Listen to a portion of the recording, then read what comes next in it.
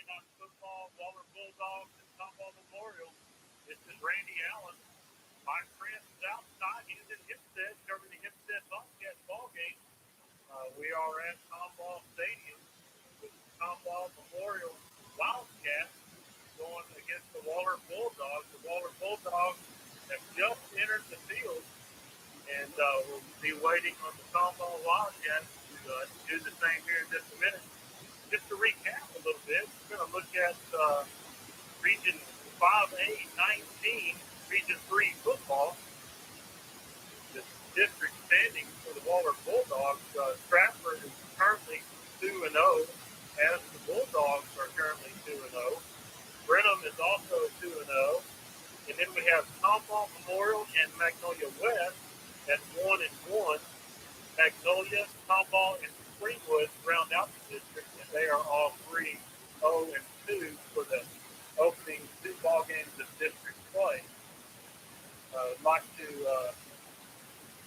give a good shout out here to Mike. As I said, you're going to be listening to me all night long here on the radio, and Mike will be covering the Hempstead Bobcats tonight as they get ready to play. And in the Hempstead district, that is District 14 and 3A, Region 4 as well.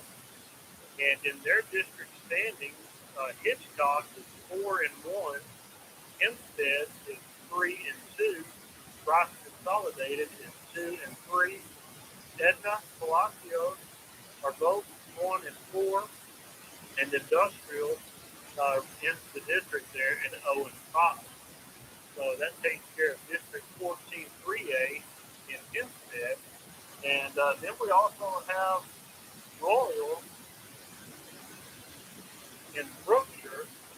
They're in District 12 4A in the second division in Region 3. And Belleville is currently 5-1. Sweeney is 4-2. Horton is 4-2. Columbus is 2-4, and Royal is bringing up at 0-6. So there's currently the standings for all three of the Waller County schools. We're going to pause here just for a second to bring the national anthem. It will be quiet. I don't have the house here tonight. So we're going to pause for the national anthem. Welcome back to the national anthem. This is completed a huge choir. Tomball Memorial out in the middle of the field, been singing songs at the ROTC of some sort. Looks like maybe a Marine ROTC for Tomball Memorial. The flag colors out. The beautiful evening, the sun is set. Lights are on. Got just a slight breeze coming probably from out of the south. Tonight, Waller Bulldogs are dressed in their all white. Looks very good. There's white helmets with one stripe down the middle, white jersey, white pants. And Tomball Memorial is in their navy jerseys with silver pants, and then they have their navy helmets on. So we have a good assortment of colors there. So that's good. We're getting ready to set off the picks. They're out in the middle of the field.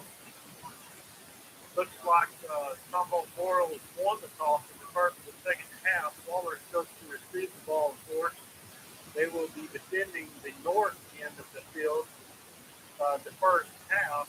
So they will be going from my right to left, and we'll try to paint as pretty as the picture as we can tonight.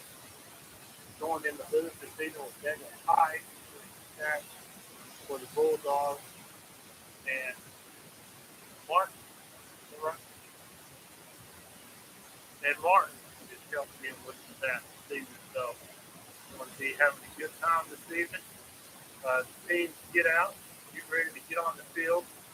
Will Wagner is number 12. He's going to be in the middle of the field, about on the 5-yard line. Derek Wright is going to be on his left. Well, he'll be on the near sideline, right on the numbers at the 10-yard line. And on the other side, wasn't able to get his number as he trotted out in the field. Really not exactly who that is on that side. Kicking off for Tomball, number 55. That is Christian Young. The high, long kick, about 3 yards deep in the end zone. Will Wagner has the ball and bringing it out. Down to the 15, to the 20. He's out past there. Looks like we may have a fumble on the play. Not real sure. People are really diving in after the ball. They're trying to get people off. It is Waller football. We're going to be right on the 23-yard line on the far hash. So a good return, about 25 yards for Will Wagner on the return. He received it about 2 yards deep into the end zone.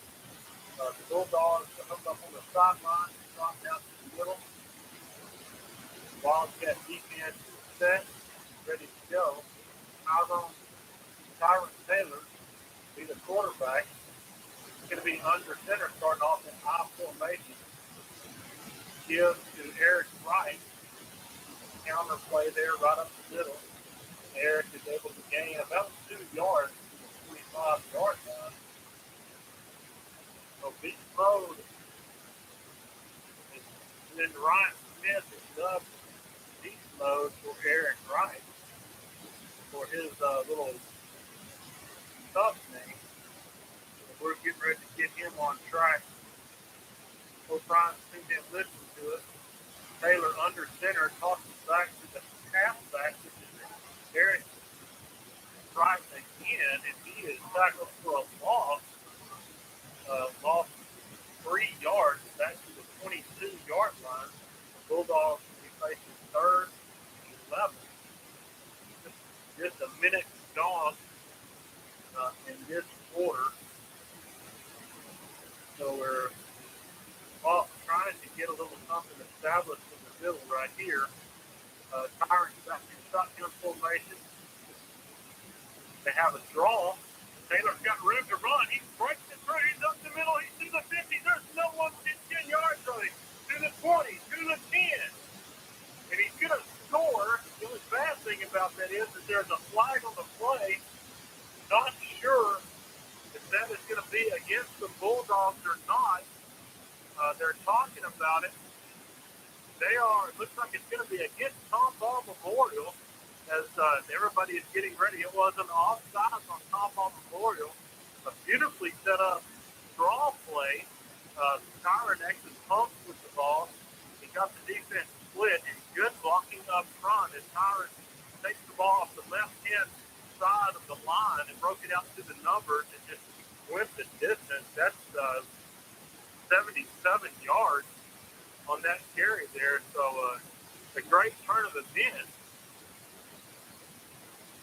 Giovanni Bazan out on the extra point, and that's the first extra point I've seen him miss. I'm sure there may have been others, but Bazan misses the extra point wide right. So with 10 minutes and 31 left in the first quarter, 3 strike play there for the Bulldogs, which really started off the kind of a wobbly possession there, but on one play, Tyron Taylor takes it to the house with 77 yards. Very nice run by Tyron. Good to see him get off to a hot start. Hopefully they'll be able to continue that, but it's going to be hard to follow. Tomball Memorial, their Wildcat defense looks pretty strong there for the first couple of plays. Obviously had a lapse there.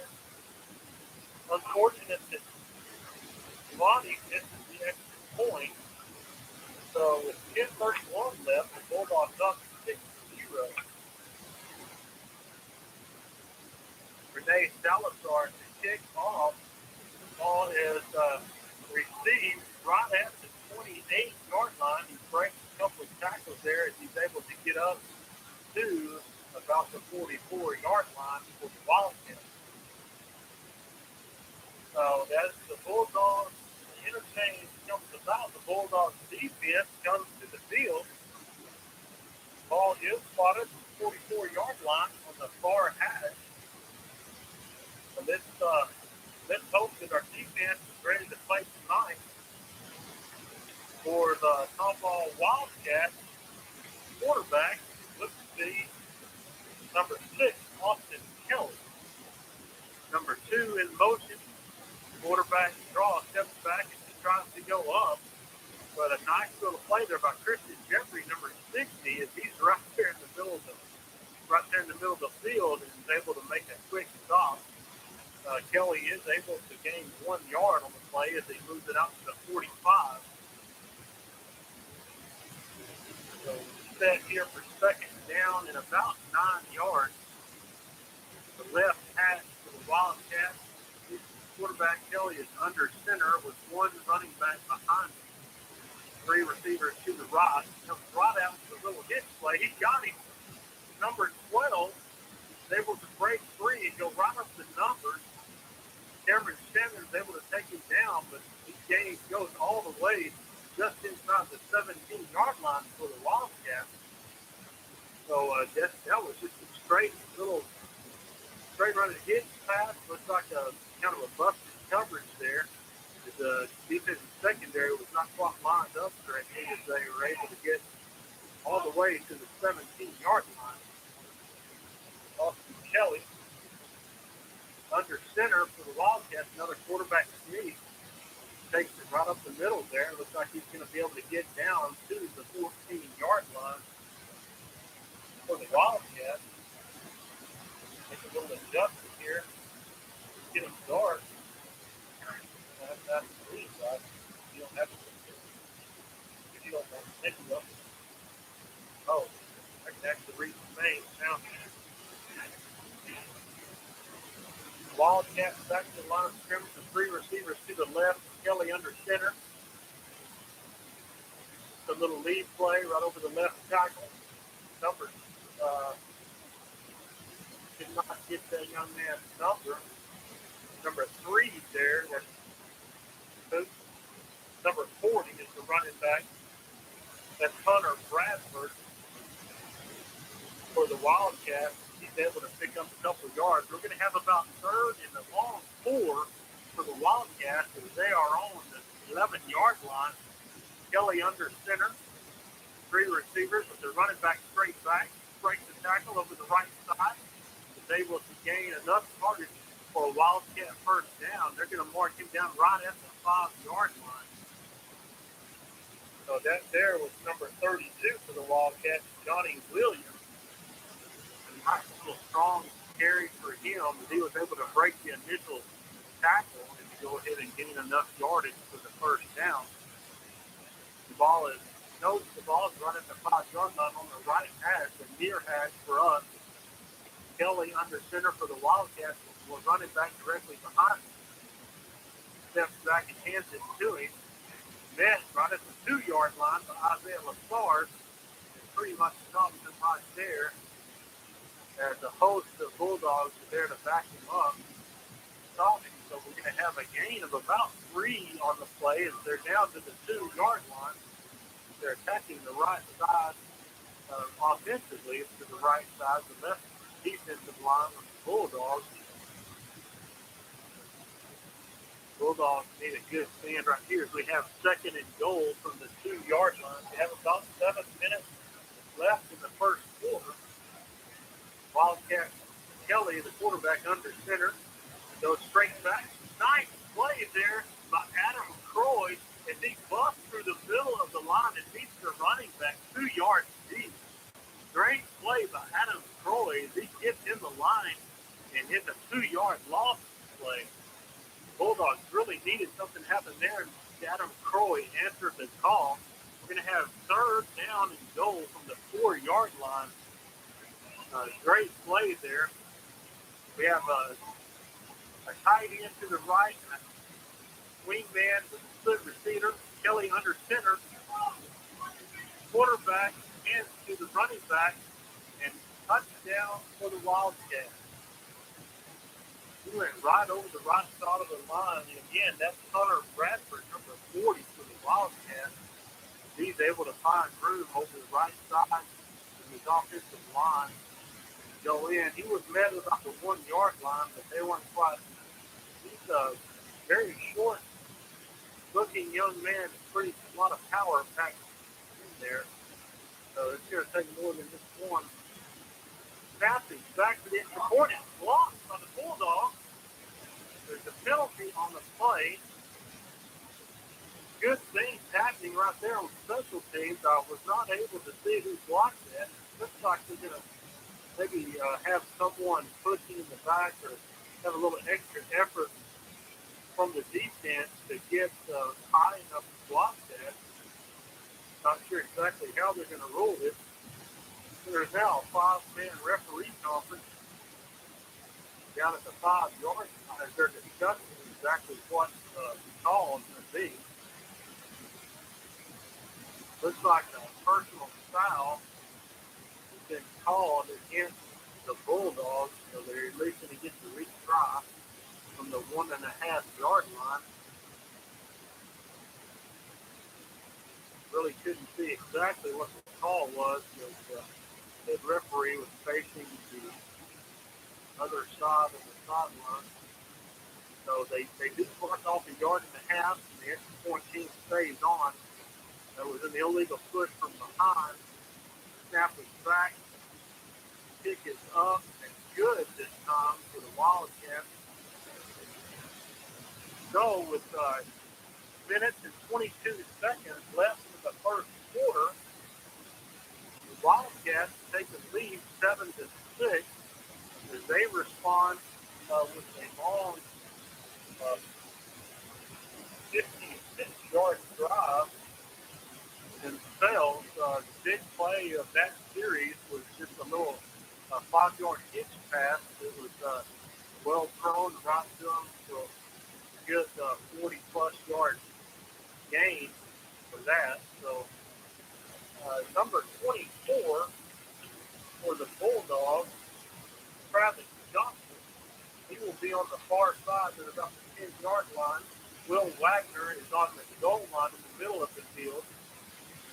Derek Wright, number 21, is on the near side here at the numbers. For 55 again for the Wildcats, Christian Judd will do the honors of kickoff. Good long kick. Going to hit in the end zone and go out of the back of the end zone, so we'll have a touchback for the Bulldogs. So they will start at the 25-yard line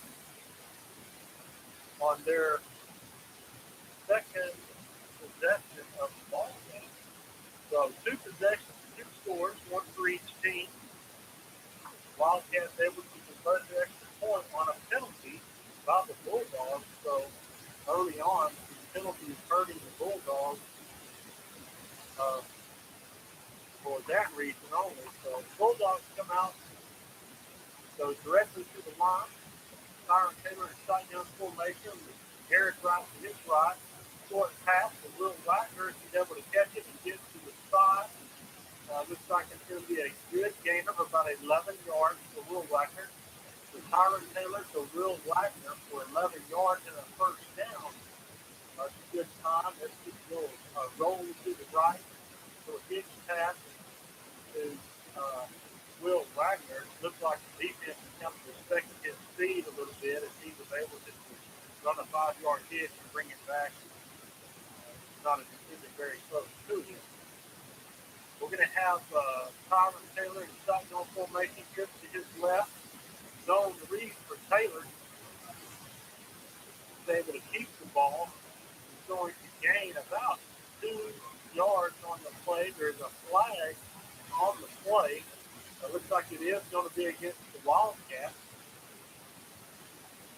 They are going to take the play, so it's going to bring up 1st and 5 for the Bulldogs. It's an offside call against the Wildcats.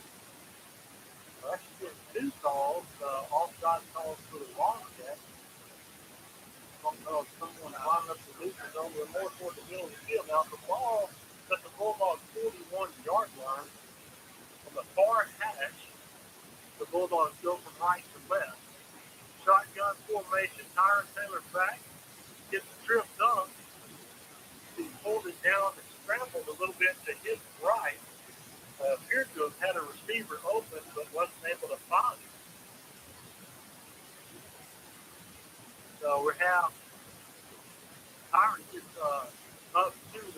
3-yard line on the far hash. So Bulldogs will have second and about 3. So a good short yardage for a second down. We'll see what the Bulldogs come up with here. Taylor in shotgun formation, 3 receivers to the left, and Eric right to the left. A handoff to Eric, and he's able to get about 6 yards. He gets up to the 45-yard line. Trying to go over the right side of the line there. It was met by one of the linebackers who came up and gave him a pretty good little pop. But as we know, Eric Wright, a pretty strong runner, very seldom does one tackler take him down. Last couple of weeks, he has really been a very productive runner. On 3rd down and 1, Tyron Taylor is under center, just takes the quarterback sneak and is able to get 2 yards up to the 47-yard line. 1 more yard that was needed for the first down. So with 4:07 left in the first quarter, the Bulldogs in the middle of the field with a first down and 10 yards to go. The Bulldogs are trailing 6-7 with just under 4 minutes to play in the first quarter. Taylor in shotgun formation. So a quick pass to the tight end. Wes Campbell's wide open. That's a nice little quick hitter right there. It's a fake to the running back, and then Tyron gets rid of the ball real quick. And Wes Campbell was wide open right up the right hash. A good gainer from the 47, gets all the way to the 34-yard line of the Wildcats. Daniel Nieto bringing the play on, calling the play in the huddle. Bulldogs approach the line. We're going to have 3 receivers to the left. Eric Wright to Tyron's left in shotgun formation. A rollout to the left. A throw to Evan Herzog as he's able to catch the ball. It's going to be a short gain of about 3 yards. The little hitch pass to the outside receiver by the near sideline. Made a good catch, but as he turned to run, kind of slipped, lost his traction there on the grass, and able to pick up about 3 yards, 3.5 yards on the play. The Bulldogs with second down and probably a long 6 maybe to the Bulldogs. Shotgun formation. Fakes the pass play and gives the ball to Eric Wright. He stiffs arm the defender, and another one comes to help. He's able to get to the 29-yard line. Good strong run.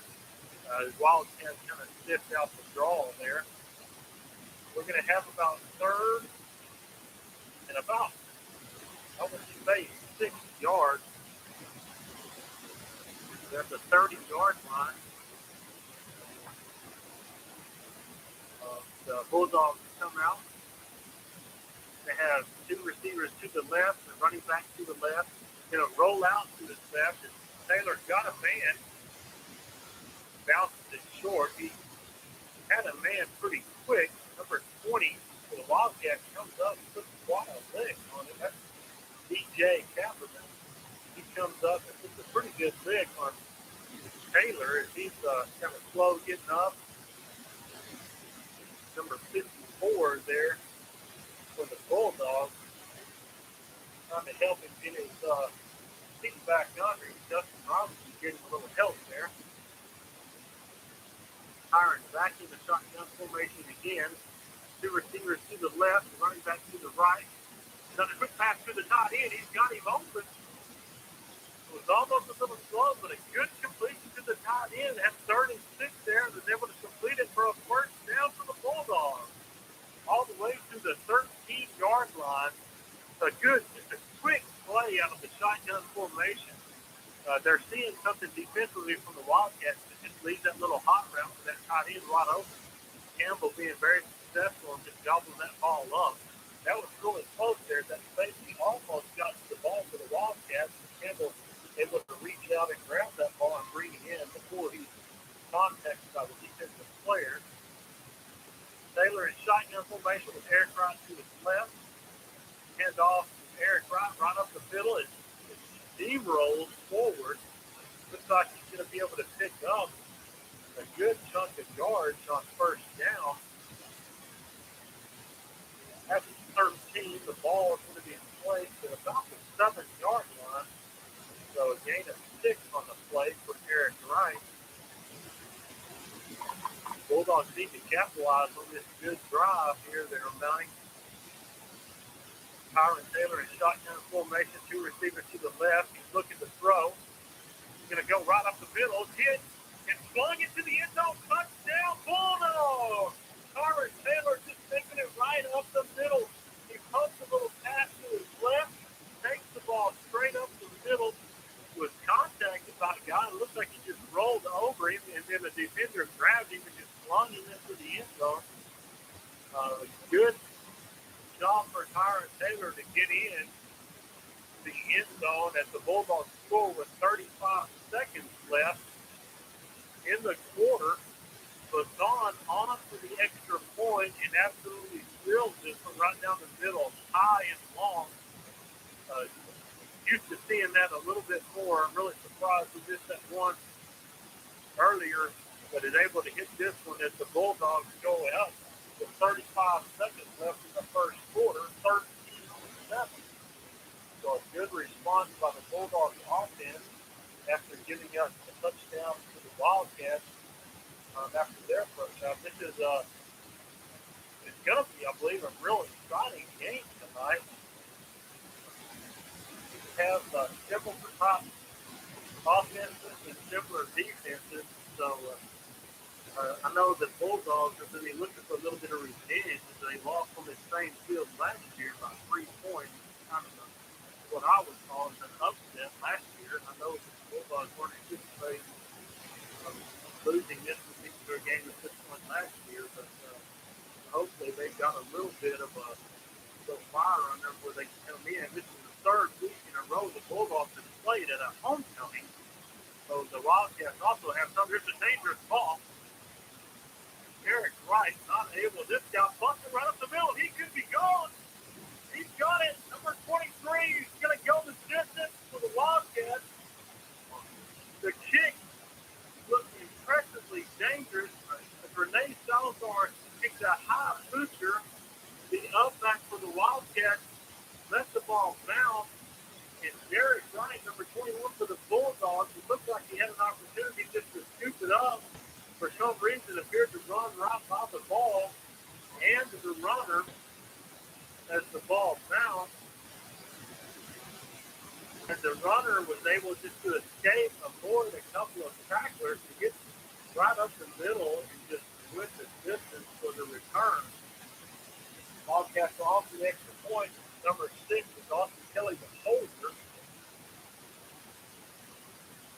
Kick is up and good.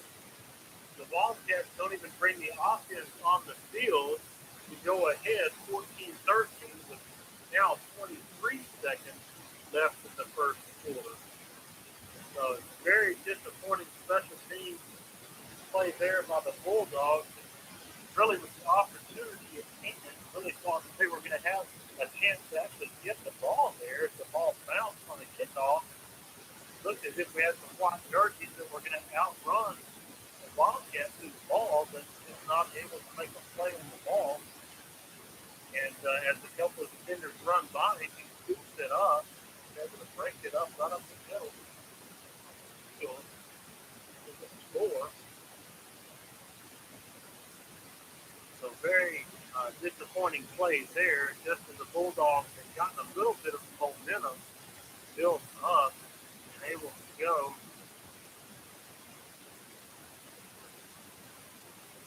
So Wildcats come out with a kickoff. Christian Doug, the kicker for the Wildcats, he added the extra point. Now has it teed up high, ready for the kickoff.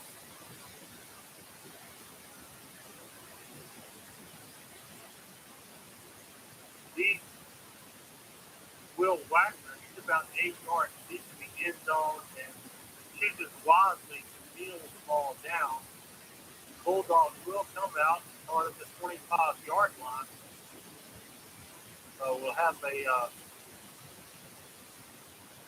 25-yard line in the middle of the field. The Bulldogs will come out offensively, and hopefully they can reestablish a little bit of momentum for the Bulldogs. That the little steam that they had gotten built up just got completely deflated there.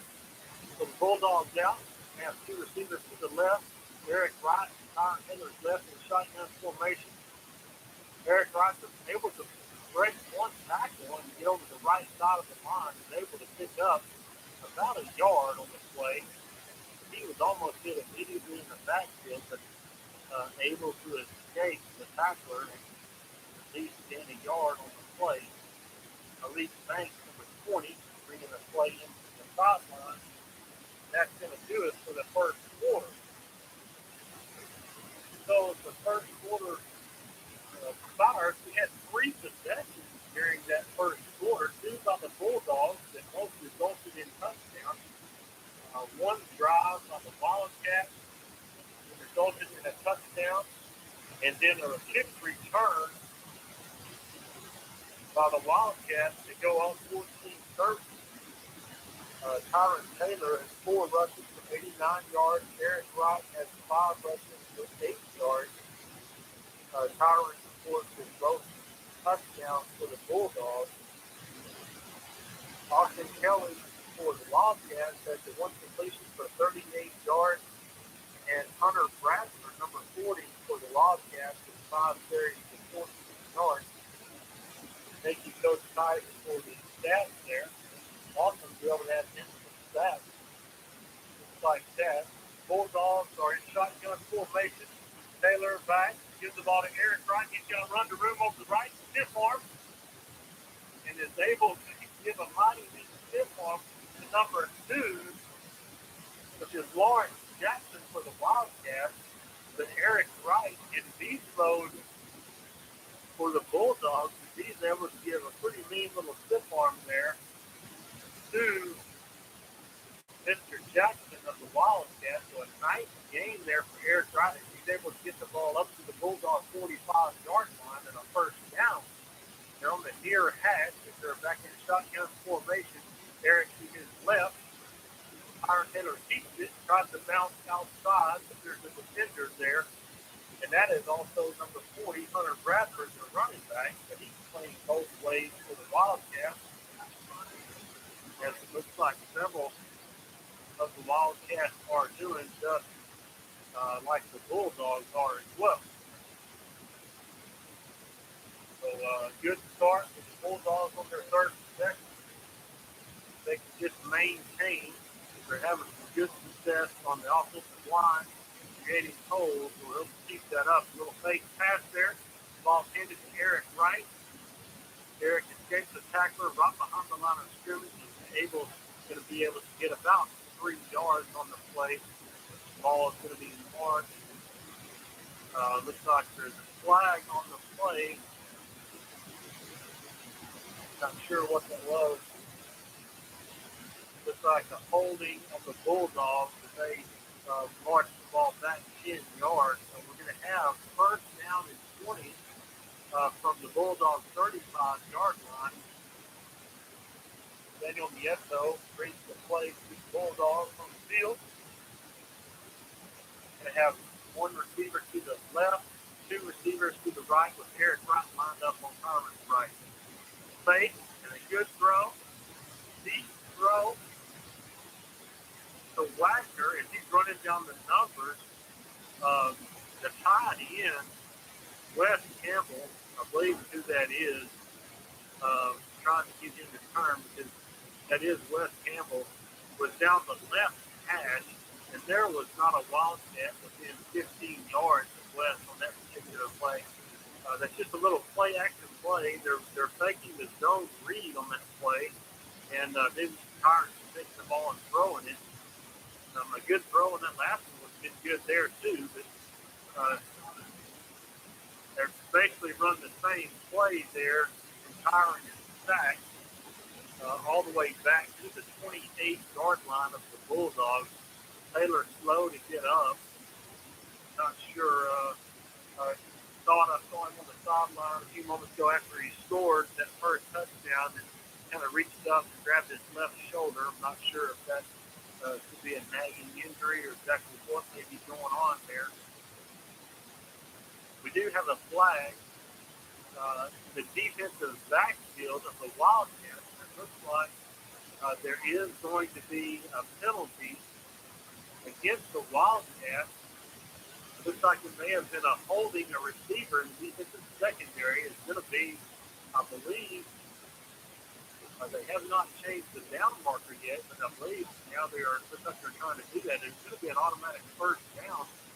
The Bulldogs, so a pleasant surprise there. The Bulldogs are able to get pass interference or a defensive holding of some kind as they get an automatic first down with that. So the ball is now back at the 45-yard line of the Bulldogs. Taylor in shotgun formation. Handoff to Eric Rice. He is tackled about a yard, maybe 2 yards lost on the play as they do mark the ball back to the 43-yard line. That offensive line, I may have given them kudos a little bit too early. So this is a drive. We have about 9:50 left in the second quarter. Score is Wildcats are up 14, Bulldogs 13. We had both scores for each team in the first quarter. Tyron Taylor going to the left side, trying to get to the outside edge as he's able to get good yardage on the left side, going to the Wildcat bench. Had a good block by Eric Rice on the outside. He was able to cut up inside off that block, but he's able to go out of bounds. Good, looks like about a 10-yard gain there as we're in Wildcat territory now, all the way down to the 47-yard line of the Wildcats. Bulldogs looks like they may be trying to eat a little clock off, run a little clock now as they're trying to slow down. The play clock is down to 10 seconds, and the play is just now getting in. So they're going to have to quickly. Play is already down to 4-3. They're going to have to call a timeout here as they do. So not sure why the play was not got me in a little bit quicker. One good thing about radio, service rights to athlete company. Staff is right next door to us. A lot of head scratching, eyebrow itching, motions going on over there as they're trying to figure things out. So let's see what we'll do. We'll cross give us some folks like friends get ready in Hempstead to do the Hempstead Bobcats ball game. Give them a little bit of good luck tonight. They can use a big win. They better themselves in their standing. Bulldogs have come out of their timeout. They have a third and about 2 yards to go on this play. Tyron is back in shotgun formation. 2 receivers to his right. Tyron's going to keep the ball. He's got room to run up the left side. He's going to be all the way inside the 35-yard line, all the way to the 34.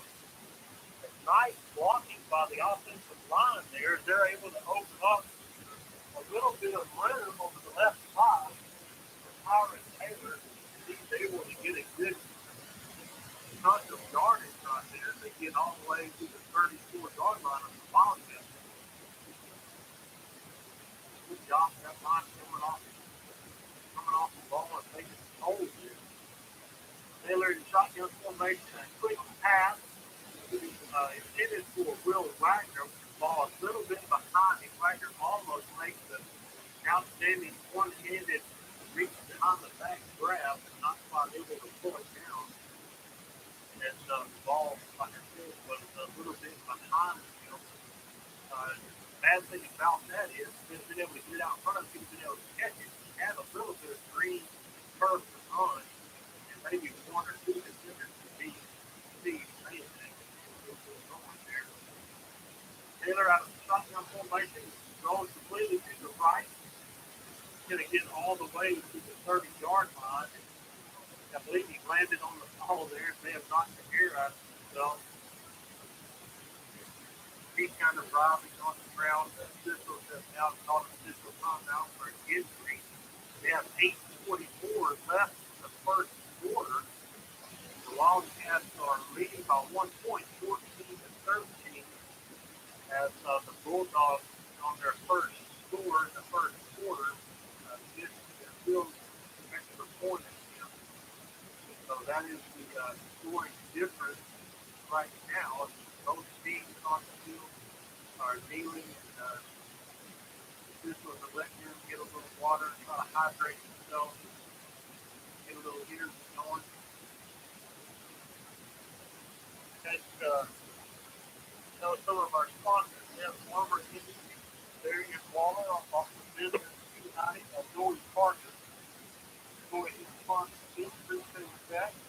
Barney Tree, Hempstead. Trying to do this off the head. Don't help me.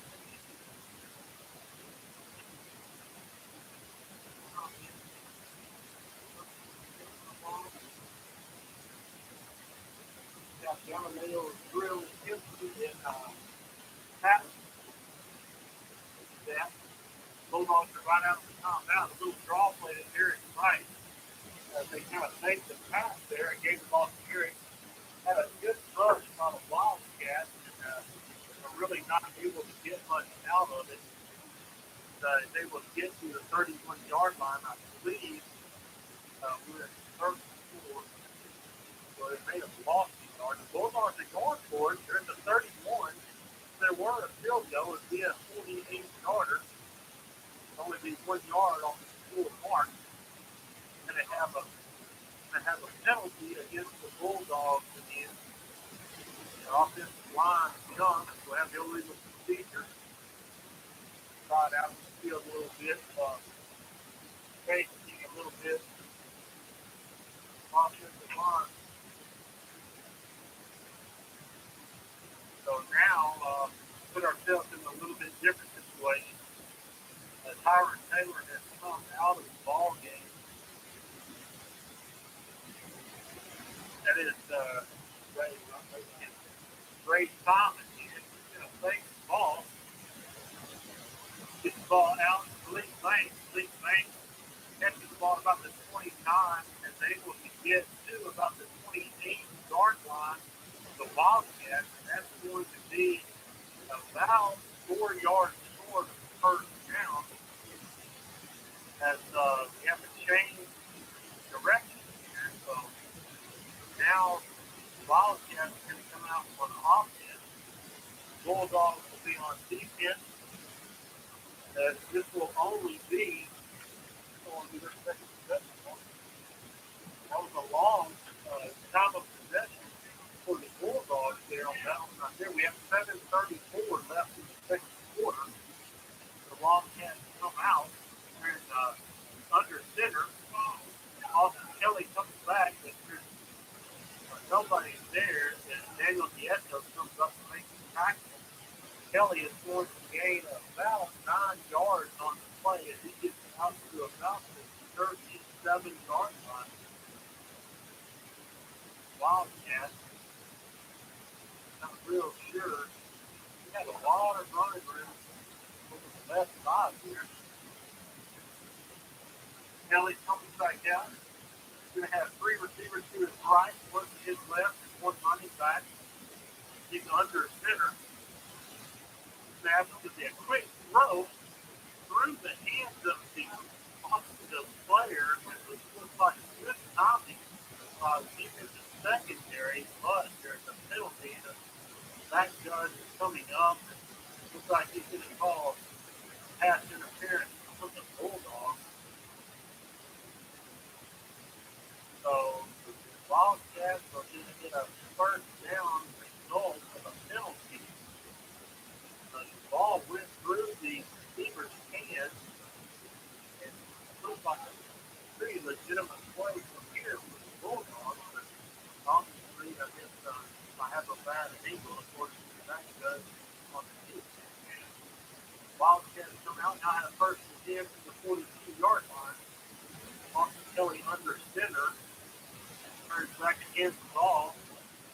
Number 40 comes right on the left side. He's got red front. He's up the sideline. He's got one man to beat. Cameron Evans is able to take him down. He gets all the way to the 19-yard line of the Bulldogs. I'm not sure exactly where the right side of the defense was there, but he got one block. Was just able to scamper right up the sideline, right in front of the Bulldogs. Get a nice gain. He gets the ball all the way to the Bulldogs' 19-yard line. Austin Kelly comes out of the huddle.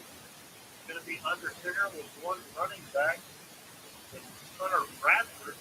He got that nice gainer. He goes back over to the right side, cuts it back up the middle.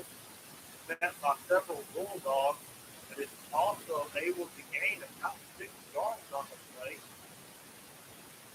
As Hunter Bradford keeps racking up the yards for the Wallace.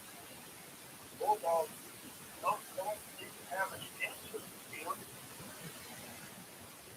They need to look on their board to see if they can put a stop. Get a timeout called on the field. Not sure exactly who called the timeout. Wait, want to say with the Bulldogs, I'm not sure about that. They want to get a plan going here. Trying to get the attention of the listeners and see if we'll be the broadcast manner tonight. Time out on the field is we have 5 minutes and 50 left in the second quarter. Wildcats are up 14-13 and threatening. They are to the 13-yard line of the Bulldogs. Wildcats come out of the timeout, middle of the field. Austin Kelly is under center.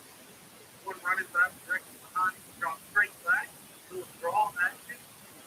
Quarterback, Zach Day in the middle of the field. Unbelievably, I don't think he knows that he made the tackle, but he kind of made the tackle there on the quarterback.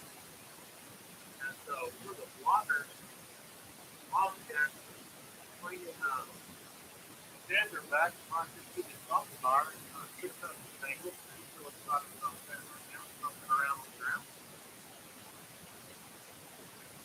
Kelly back in the center. They have third down and about 5. Quick throw. Oh!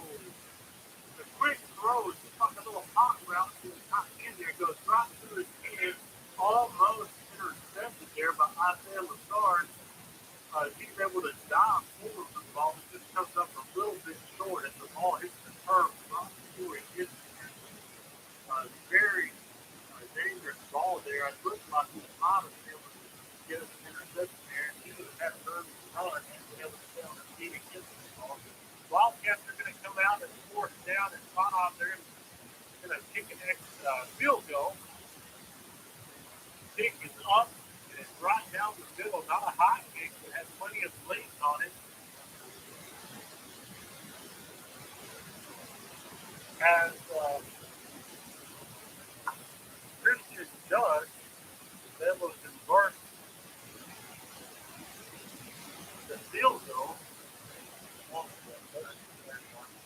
He's able to convert on a 30-yard field goal for the Wildcats as they extend the lead that they had of 17-13. So with 5 minutes and 10 seconds left in the second quarter, Wildcats add to the scoreboard as they go up 17-13. Coming out, the Bulldogs are getting ready.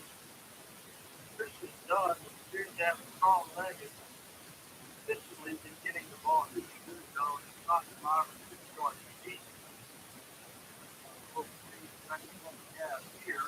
Will Wagner is about the goal line. The Bulldogs are still in the field. Far side is Derek Wright. This is the top of the cover on this side here. Ball is deep. Received at about the 6-yard line. Will Wagner tries to break the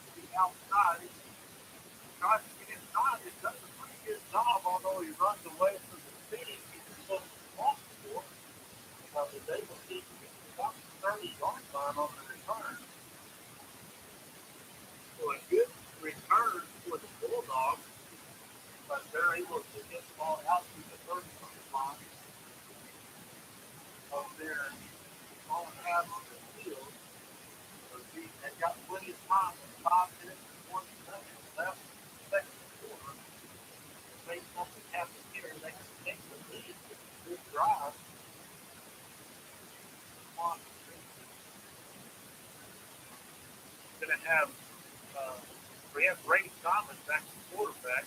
Tyron Taylor is back on the training table. Don't read they sent the ball to Jared Bryant coming across him. Thomas keeps it, and it looks like he's going to lose about a yard on the play. Had a little bit of a seam to get in there, but he would get up in there enough to get that. Bulldogs offensive line, and they're having to go a little bit more urgency right here with the Tom, knowing that Thomas back there. Thomas in shotgun formation, hands the ball, fumbles the ball, tries to pick the ball up, keeps getting hit, and they're going to lose about 4 yards on the play here. The ball is going to be marked all the way back to the 25-yard line. And in the bat set, with losing the yardage like they are, the Humboldt Wildcats have called the timeout, and they're going to try to save a little time here so they can get another possession of the ball. So with Tyron Taylor out of the ball game, first couple of ball snaps right here for the Bulldogs, they kind of dogged in the wrong direction here. Taylor on the sideline now trying to get some throws in, trying to get kind of loosened back up. Not sure exactly what may have been the problem. I wasn't checking to see exactly what was going on down there when they were checking.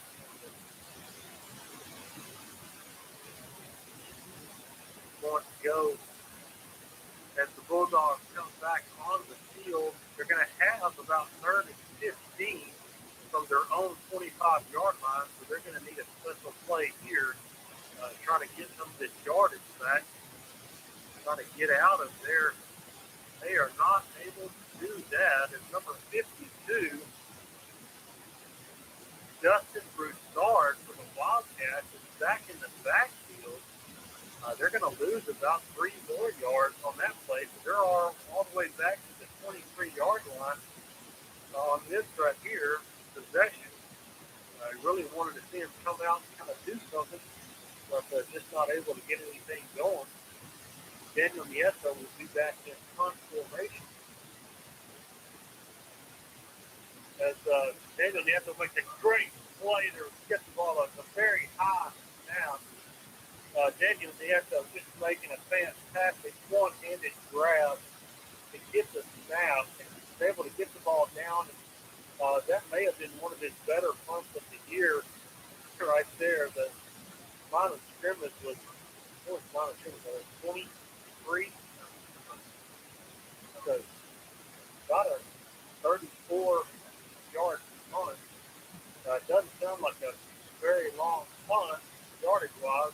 He made a great play and was really able to get that ball off. It was fair toss, so there was no return. Bulldogs defense back on the field is going to hopefully be able to stop this Wildcat offense. Kelly in shotgun formation. That's the first time they've seen that. 4 tacklers. Bulldogs missed a play right there on number 2, Lawrence Jackson. That was just a little inside quick throw, a little slant route right inside there. They hit Jackson in stride. He breaks a couple of tackles, was able to get all the way to the Bulldogs 40-yard line. So a gain of about 11 yards on that particular play. Kelly in shotgun formation for the Wildcats. He's just going to try to duck it and run and get what he can. Several Bulldogs there. It's Bradley Zeke that kind of leads the charge up the middle there. Several Dylan Schroeder there on the tackle. And also looks like number 42, I believe, is Cedric Gardner. In on that play for the Bulldogs. Now with 2 minutes and 30 seconds left in the second quarter. Wildcats are in shotgun formation, and the one running back behind receiver gives to Hunter Bradford. He's able to make a move inside. Adam McCoy able to run him down. He gets down inside the 20 all the way to about the 16-yard line from the Bulldogs.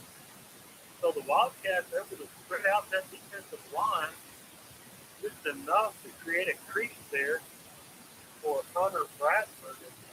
He's small in stature, but he is a powerful little runner and really hits that hole switch and gets up in there. Wildcats is shotgun formation, 3 receivers to the left, 1 to the right. Bradford behind him. Hand off to Bradford. Able to break a tackle. Looks like he's going to get to the 9-yard line of the Bulldogs.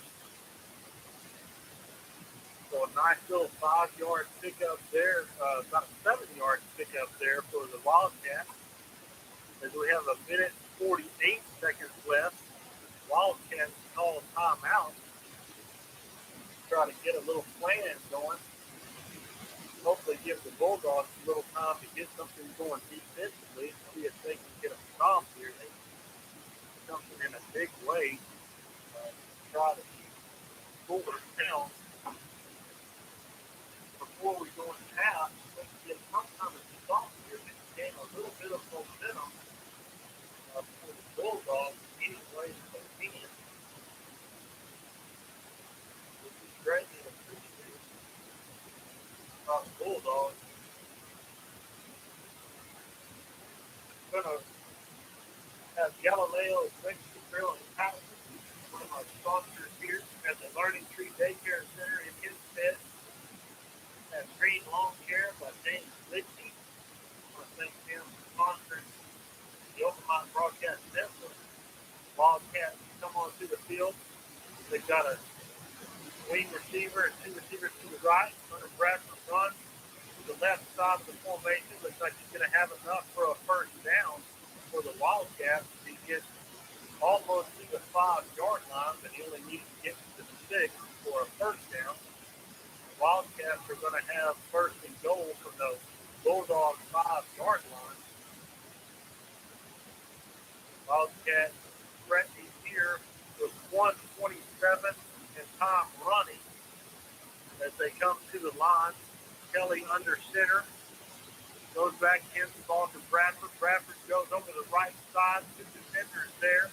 Meet him at the 4-yard line, and he goes no further. There's a flag on the play. It looks like illegal procedure against the Wildcats.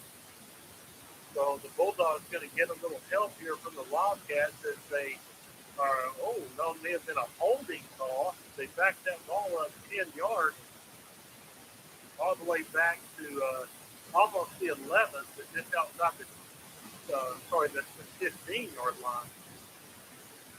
The Wildcats are going to have now a first and goal from the 15-yard line. Bulldogs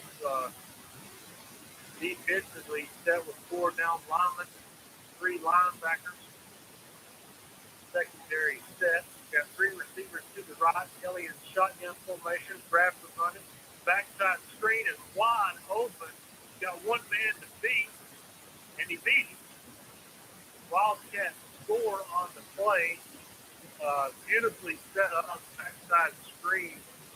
Daniel Nieto, the only defender left to defend the backside there, was able to get out there in a little bit of room, but not able to bring the running back down as he breaks the tackle and goes in for the score. So the Wildcats able to push it in with 49 seconds left in the second quarter. Makes the score 23-13 Wildcats, and the extra point comes. The ball is down. The kick is up and right through the upright.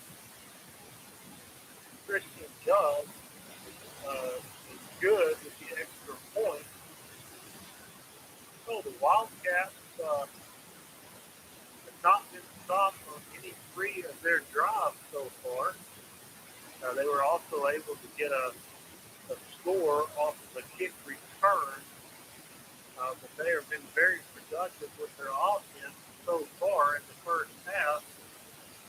Bulldogs have punted once or twice.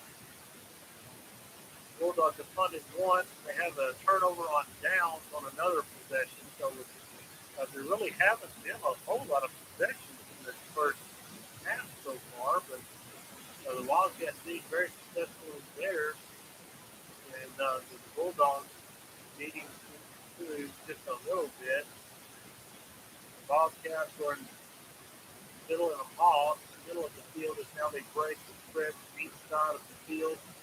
The Bulldogs break accordingly. Will Wagner deep the goal line. Christian Judd ready to set. They're kick the ball. Good long kick. Ball's retrieved at the 5-yard line by Will Wagner. He's got a crease. Let's just get up in there. A good return by Will Wagner. They're able to get to the 35-yard line. Good return. It looks like Tyron Taylor is going to be coming back in at quarterback with 42 seconds left in the second quarter. Wildcats leading 24, Bulldogs 13. As the Bulldogs enter the field of play, go straight to the line of scrimmage. Going to have Tripp to the left, 3 receivers to the left, Eric Rice and Tyron left to keep this shotgun formation. They roll to the left, throw to the short man, Will Wagner. As he tries to get out of bounds, he's not quite able to roll the clock, but they're going to stop the clock for the first down markers to change. The offense has to be ready on the ball. It's placed at the 49-yard line of the Bulldogs. The clock is now rolling. Taylor in shotgun rolling to his right. Throws another quick out to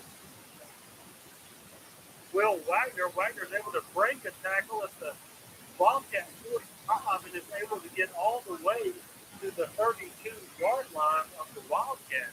23 seconds left as the clock is stopped. They were able to get out of bounds to stop the clock. 23 seconds left. Tyron Taylor in shotgun formation, 3 receivers to the left, roll to the left. They hit Malik Banks again to the outside, and he is able to get out of bounds, but they rule him down.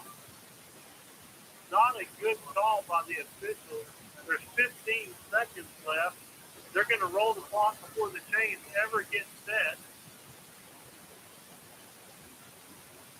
Tomball Memorial calls time out with 12 seconds left.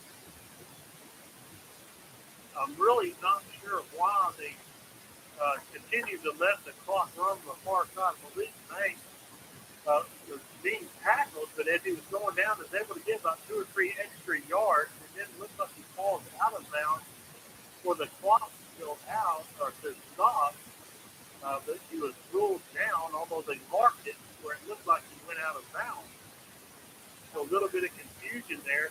The Bulldogs were able to get to the line of scrimmage, but the Wildcats were not quite ready. So they called time out.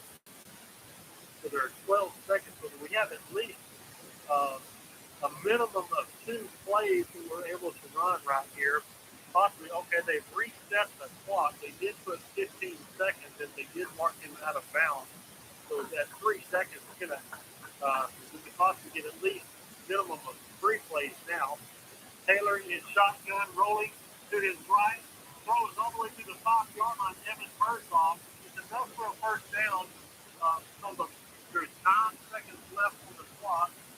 They will probably spike the ball from under center as soon as it is ruled in play. But they stop the clock. There's 1 second to run off.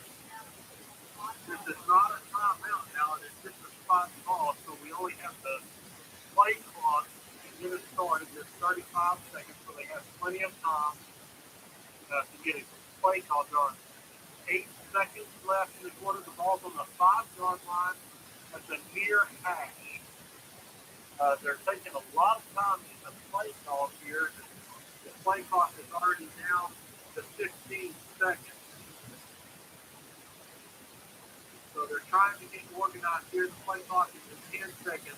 Bulldogs are in shotgun formation. 2 receivers to the right. A motion man to the left. Roll out to the left. Tyron's got a receiver. He's open. Touchdown! The Bulldogs score! The Bulldogs score! Tyron Taylor with the sprint out to his left. Got pressure from the defense and made the defender make his decision as there was no time left on the clock.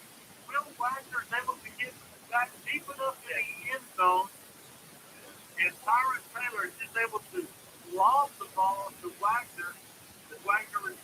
ball.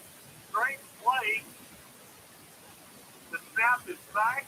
A difficult snap to receive. Anthony was able to get the ball onto the team. And Giovanni Bazan was able to drill the extra point right through the upright. So the Bulldogs were able to mount the drive with 46 seconds remaining in the second quarter.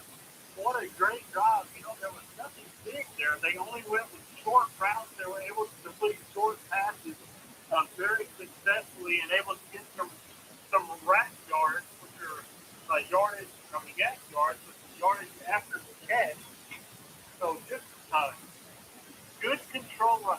We managed to the clock 12, and with 5 or 6 seconds left in the half, able to get the score. So we're going to go into the halftime with the Bulldogs 19, the Wildcats 24, and we're going to take a break here. We're going to some promo coming to you right here. Thank you for joining the OpenMic broadcast. Please stay with us as we go to a halftime break, and we will be listening to our promos here as we get going. The Wildcats, so they will start their possession on the 35-yard line as they come out and start the second half. Bulldogs need a good defensive stand here to try to get things off on the right foot. Wildcats are under center. Austin Kelly, the quarterback, hands the ball right up the middle to Hunter Bradford, number 40, running back, and the Bulldogs are there to stop for a minimum gain, about 1 yard. So a good stand there. So hopefully we'll see some more of that. Bradley Zika, the middle linebacker and the defensive quarterback, if you will, for the Bulldogs, trying to get everybody fired up, ready to play some ball. Wildcats come out with Kelly under center. 3 running backs behind him. Kind of an offset eye formation. Bulldogs doing a great job of getting straight up. Bradley Zika in there, Isaiah Lascard, Don Phillips, number 1 in there. So a good job. He's only able to gain another yard. So we're going to have 3rd and 8 from the 37-yard line. We have just over 11 minutes left in the third quarter as we get the second half underway. So far, good defensive play by the Bulldogs. Now we have the offset I formation to the right side, wide side. Austin Kelly's going to look like he's throwing. We've got a little pressure trying to scramble outside. He is surrounded by Bradley Deacon and looks like Adam Coley on the outside, the far side of the field. They're going to have him for a loss of 1 yard, and we're going to have 4th and 9. So a good defensive start for the Bulldogs as they come out in the second half, playing some good, tough defense in this first possession. This will be the first punt for the Wildcats. Looks like the punter is possibly number 12, which is Isaiah Bass. A good kick. Ball is received by Colin Sims Davenport. He's hit immediately after he catches the ball and hangs on to the ball. He's able to gain about 2 yards on the return. A good job of just catching the ball and maintaining possession. And the defender was right there as he caught the ball. Bulldogs will start off in good field position. Going to be at their own 37-yard line. They begin their first possession of play in the second half. Bulldogs trail 20-24. Tyron Taylor is shotgun formation, 3 receivers to his left, and Eric Wright is to his left. Cuts it right up the middle. Taylor has room to run. A good pickup on first down for the Bulldogs as Tyron Taylor is able to go over the left side of the line. The Bulldogs going to a hurry-up offense. And Taylor is able to get enough yardage for a first down. They go right in to a quick route for Will Wagner. Wagner from the outside edge. We have a horse collar tackle, so we're going to add on at least 15 more to this play. Will Wagner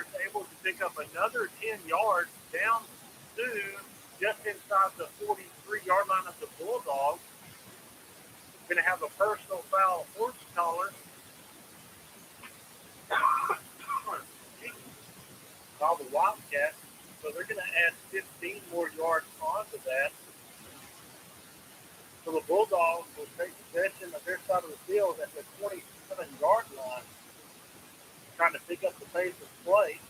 Derek Wright with the ball, breaks it outside. He's got a little room to run.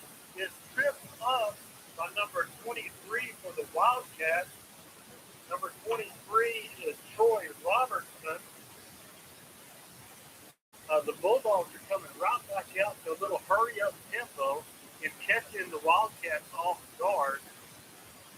Taylor in shotgun formation, sprint out to the right. He's got a receiver, immediately hits as the catch is made. That's Malik Banks on the catch, and he's all the way down to the 12-yard line. Another Bulldog first down. Bulldogs at the 12-yard line, moving impressively down the field. Byron in shotgun formation, keeps the ball on the zone read, and is going to be able to make him pick up 1 yard as he's down to the 11-yard line. Bulldogs right back to the line of scrimmage. Plays are being signaled in. Bulldogs are trying to work at a little bit quicker tempo in shotgun formation. Sprint left, throw left, wide open. Malik Banks through the 1-yard line. The catch is made again. But grabs a touchdown! They give it a touchdown! Malik Banks stretched out, diving to his left. A great catch by Malik Banks. Cyrus Heather was sprinting out to his left, and Malik Banks was just on a little 10-yard out pattern and dove to catch the ball. They actually didn't look as if they were going to count it as a touchdown, and then they did count it as a touchdown. But on to the extra point. The kick is up very high and deep, and the kick is good. So an impressive beginning in the second half for the Bulldogs as they come out defensively, and they get a 3-play and out defensively. They get a good field position for the offense to start their drive, and they go 64 yards. 64 yards on the drive. A pass from Tyron Taylor to Malik Banks on the score was on with the extra point, and the Bulldogs take the lead 27-24. There's 8:22 left in the third quarter. So yes, it is early, but good signs for the Bulldogs as for the last 2 or 3 years, they have become quite a second half team, and we hope that continues tonight. Renee Salazar out trying to stretch.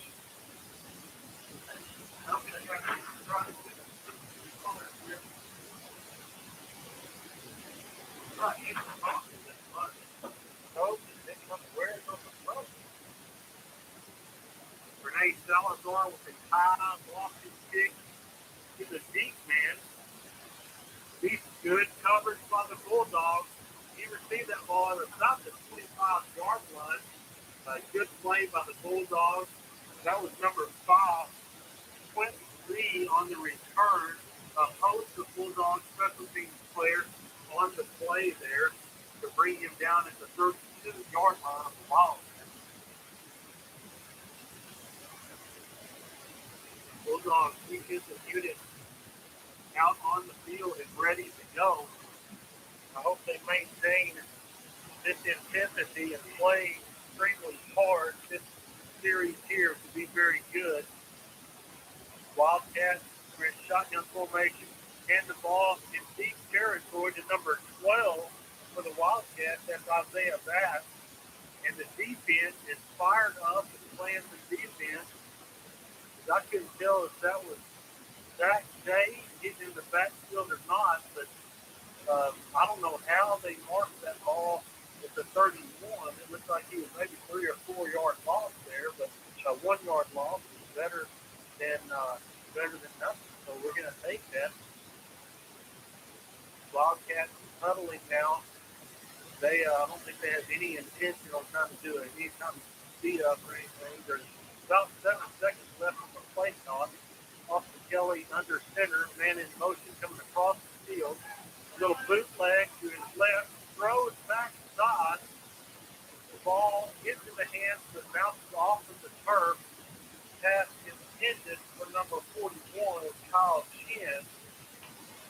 Wildcats, but pass just a little bit short as the ball is incomplete.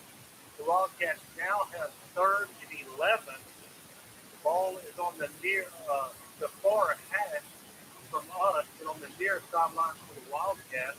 If they come to the line of scrimmage, Kelly will be in shotgun formation with the running back behind him. A low snap. Tim Cone on the direct blitz. Kelly trying to get yarded. He's chased down by Christian Jeffries. As Tim Cone had a free shot at the quarterback, just missing, but making Kelly scramble to his right, which is the far sideline from us, which is his team's sideline, the Wildcat sideline. He's able to pick up about 6 yards. He's able to get to the 37, but that's 4th and a long 4, almost 5 yards. So they are in punt formation. Good job by the Bulldogs defense. A short kick. It's going to get a good Wildcat roll as he goes inside the 30 of the Bulldogs. So the Bulldogs are going to have the offensive line. Offense will take over at the 29-yard line for the Bulldogs, and they're going to come out with 7 minutes and 4 seconds left in the 3rd quarter. Bulldogs offense coming onto the field as the Wildcat defense gets ready. They are running kind of a 3-4 defense coming from everywhere. Eric Ross is able to break the tackle. Cole Gogley's helmet coming off, so he's going to have to come off of the field for at least a play. Zach Day, number 64, is coming on to take this play for him. Eric's able to pick up about a yard on the carry as he gets the ball up to the 30-yard line. Offensive play has been called. Dogs up to the line of scrimmage, tight end right, 2 receivers to the right. Going to roll to the right, throws to Will Wagner. Will Wagner breaks the tackle. He's up the sideline. Oh, and he's just tripped up at the 49-yard line. He broke his tackle and was able to get away and almost sprinted up the sideline. He's pushed out the 49-yard line of the Bulldogs. They're quickly to the line of scrimmage. An offensive player jump. We're going to have illegal procedure against the Bulldogs as we're going to back up 5 yards to take the ball to the 44-yard line. We have 6:16 left in the 3rd quarter. The Bulldogs are up 27-24. They came out in the second half changing the tempo offensively and have gone straight to the ball with signaling plays in, and I believe it really caught the Wildcats off guard a little bit here. They're trying to regain themselves as Tyron Taylor in shotgun formation. We're sprinting out to the left. Good block by Eric Wright. Taylor trying to get to the corner and throws it away as he's being hit by number 4. Looks like Albie Zaragoza of the Wildcats. Yes. Tyron was able to get to the far side just before he got to the line of scrimmage, got rid of the ball for kill the clock. There's 6:07 left. We have 2nd down and 15 after the previous penalty. We have 3 receivers to the left. Tyron in shotgun formation. Hand off to Eric Wright on the left side of the line. Good hard-nosed run in there. As Eric is able to pick up about 6 yards.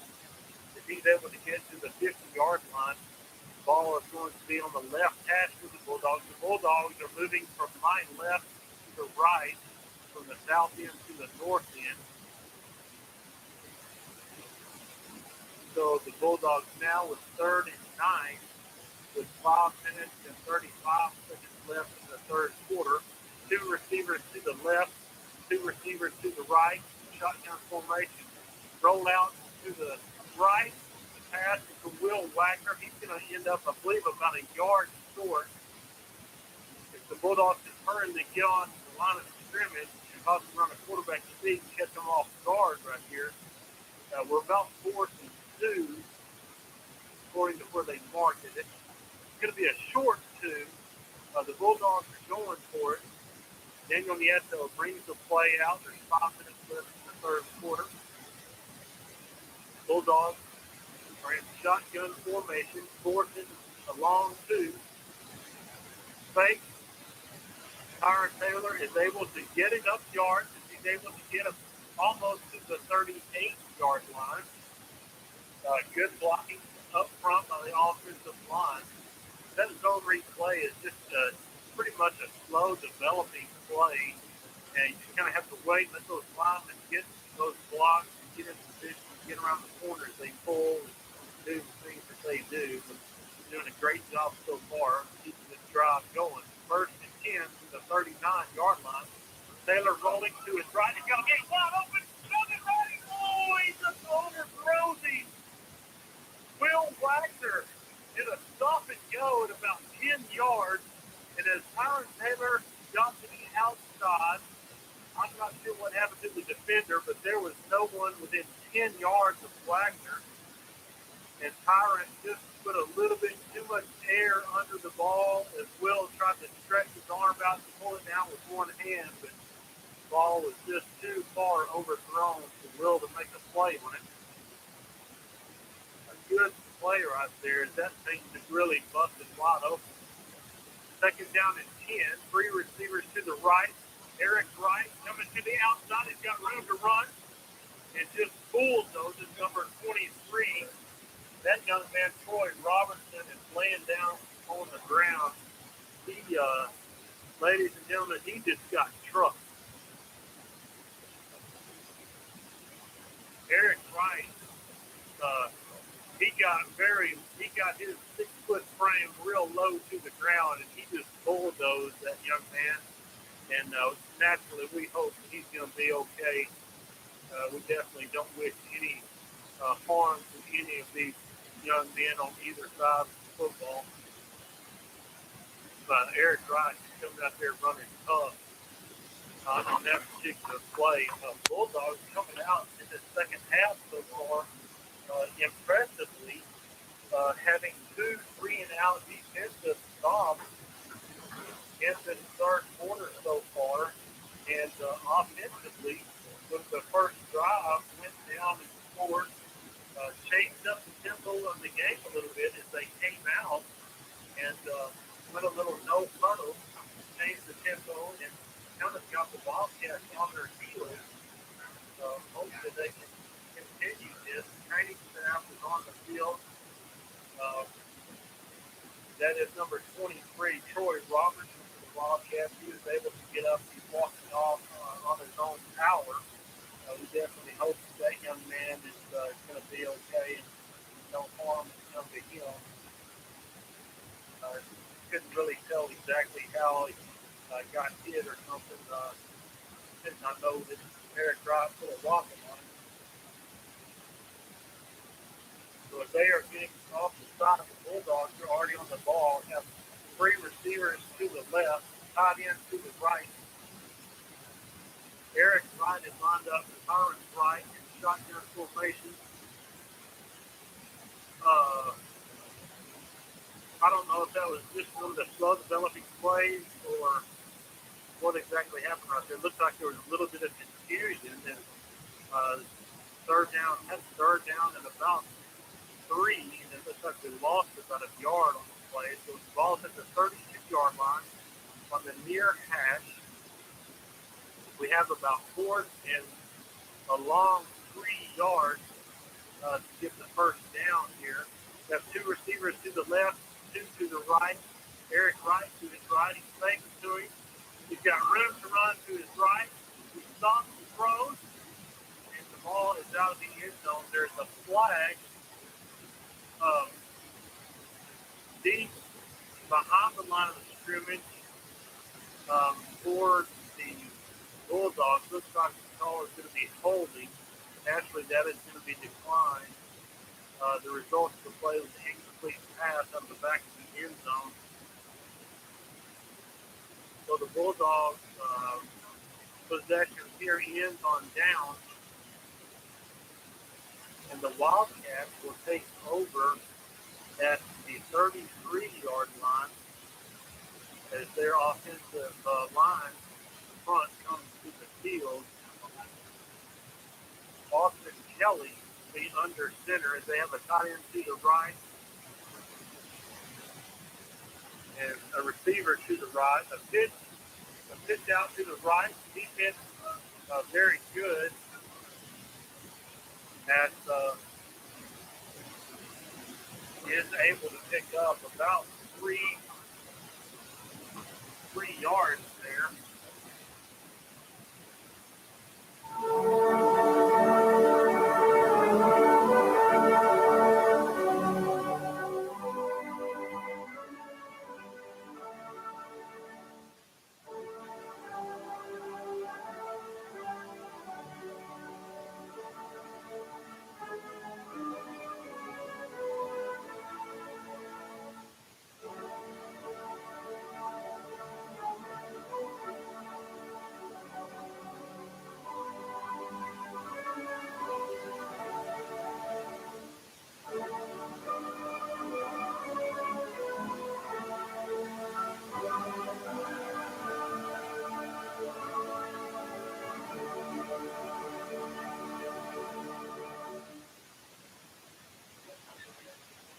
Well, good afternoon, ladies and gentlemen, or should I say good evening, and welcome to another live broadcast here on the OpenMic Broadcast Network. Mike Prince and Mr. Randy Quiet Storm Allen. We are here at what's this man's name again? I got him messed up, the stadium here. G Trailer. Yeah, Guy Trailer Stadium here in Lamar ISD in Rosenberg, Texas, where we will have tonight the Mustangs, the home team, taking on the visiting Bulldogs. Mike Prince and Mr. Allen here as we get ready to break down tonight's contest. How you doing, young man? Doing real well this evening, Mike. A little anxious for this one to get going. Had a good outing last week, good execution.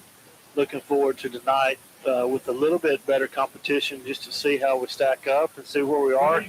We'll find out tonight, I think, what we're going to have to work on to improve on to get better, to continue on in our last preseason game and then as we get ready to prepare for district. So looking forward, Lamar Consolidated played Houston Westside last week. Lamar Consolidated beat them 23-8. I don't know how much of a tell sign that might be, just like Waller beating Wall Trip 37-0. So, we really don't have a whole lot to go with if you're going to compare scores to scores, but looking forward to see what's going to happen here. Well, both teams are coming in undefeated. The last man standing after the night will experience their first loss of the season. Some of the Bulldog faithful are traveling. There's some decent crowd turning up for Lamar Consolidated. Look like it's Pee Wee football night as we see some young men with their Lamar jerseys on in their royal blue, dressed up, ready to go on tonight. Bulldogs, as we mentioned, are the visitors. They're led by head football coach Brad Wright. Brad Wright has stripped away the W's and all the name vainglory, and it's just plain uniforms as they come in looking like the Nittany Lions. The only difference is their colors are maroon and white. Nittany Lions are navy blue and white. So the Bulldogs will be in all white as they get ready to take on. They're walking out of the tunnel right now, and it appears that the Mustangs are coming out. They have their silver helmets on with the navy blue tops and bottoms, gray numberings across their uniforms, and it should be a pretty good contest on tonight once the dust settles. Yeah, I agree with you. I do like the plain white uniforms. I like seeing those helmets all white like they are. They're a little bit more attractive to me. We're here, like you said, at Trailer Stadium. It's a little bit different because this field is set up in an east to west format, which you typically see a north to south stadium set up. And so whoever is going to be looking back to the west is going to be looking right into the sun tonight. As we looks like we're going to have a beautiful sunset this evening. You got your camera out? Quite a bit of clouds. You got your camera out? You got to do your weather report so we can get that for Benny. We got to make sure Benny's got a weather report. So we did have some blue skies some places with a little overcast and some clouds. Doesn't look like there's a chance of rain. We have a little bit of wind blowing, but not much, to the west.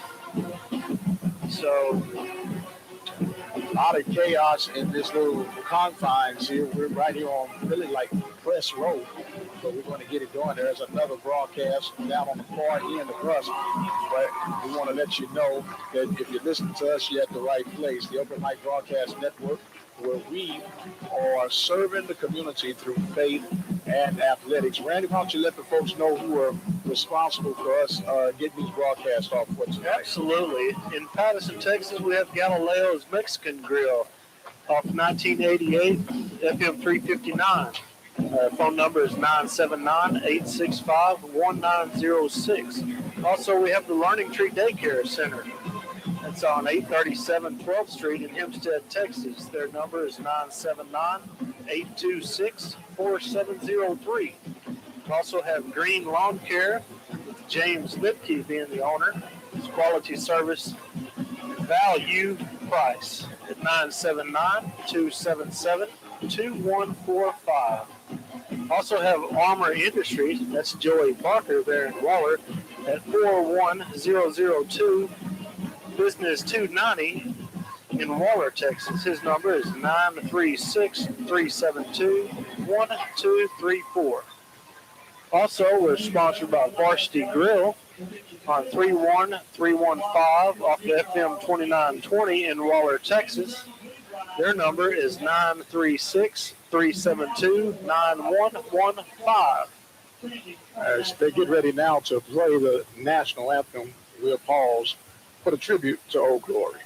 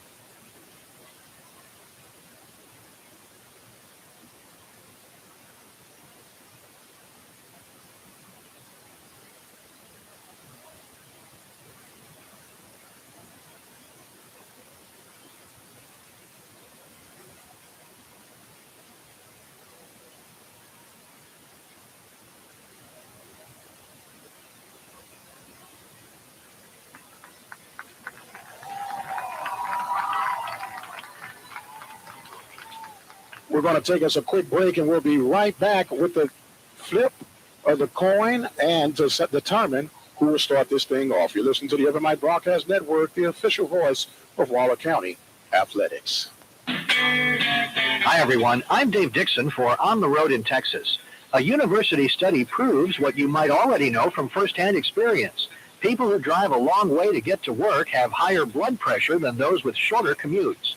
Trooper Sparky Dean has more on aggressive driving. The more congested our streets and highways get, the more aggressive driving we troopers see on the road. Tailgating, passing on the right, changing lanes without signaling. These things frustrate fellow drivers and are dangerous besides. If you encounter someone who's obviously having a bad traffic day and who's not handling it well, give them plenty of space. Don't make eye contact or rude hand gestures, and don't honk your horn. Trooper Dean reminds us that while we can't control what other people do behind the wheel, we can control our own actions. Don't let aggressive driving rub off on you. For the Texas Department of Transportation and the Texas Department of Public Safety, I'm Dave Dixon reminding you to save a life.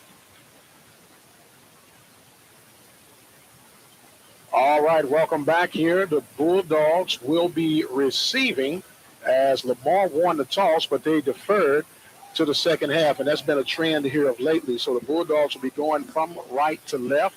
As we mentioned, they're in their all-white uniforms, led by Coach Brad Wright, and you have the Lamar Mustangs being led by head football coach Ronald Pat. So we're ready to get things on the way.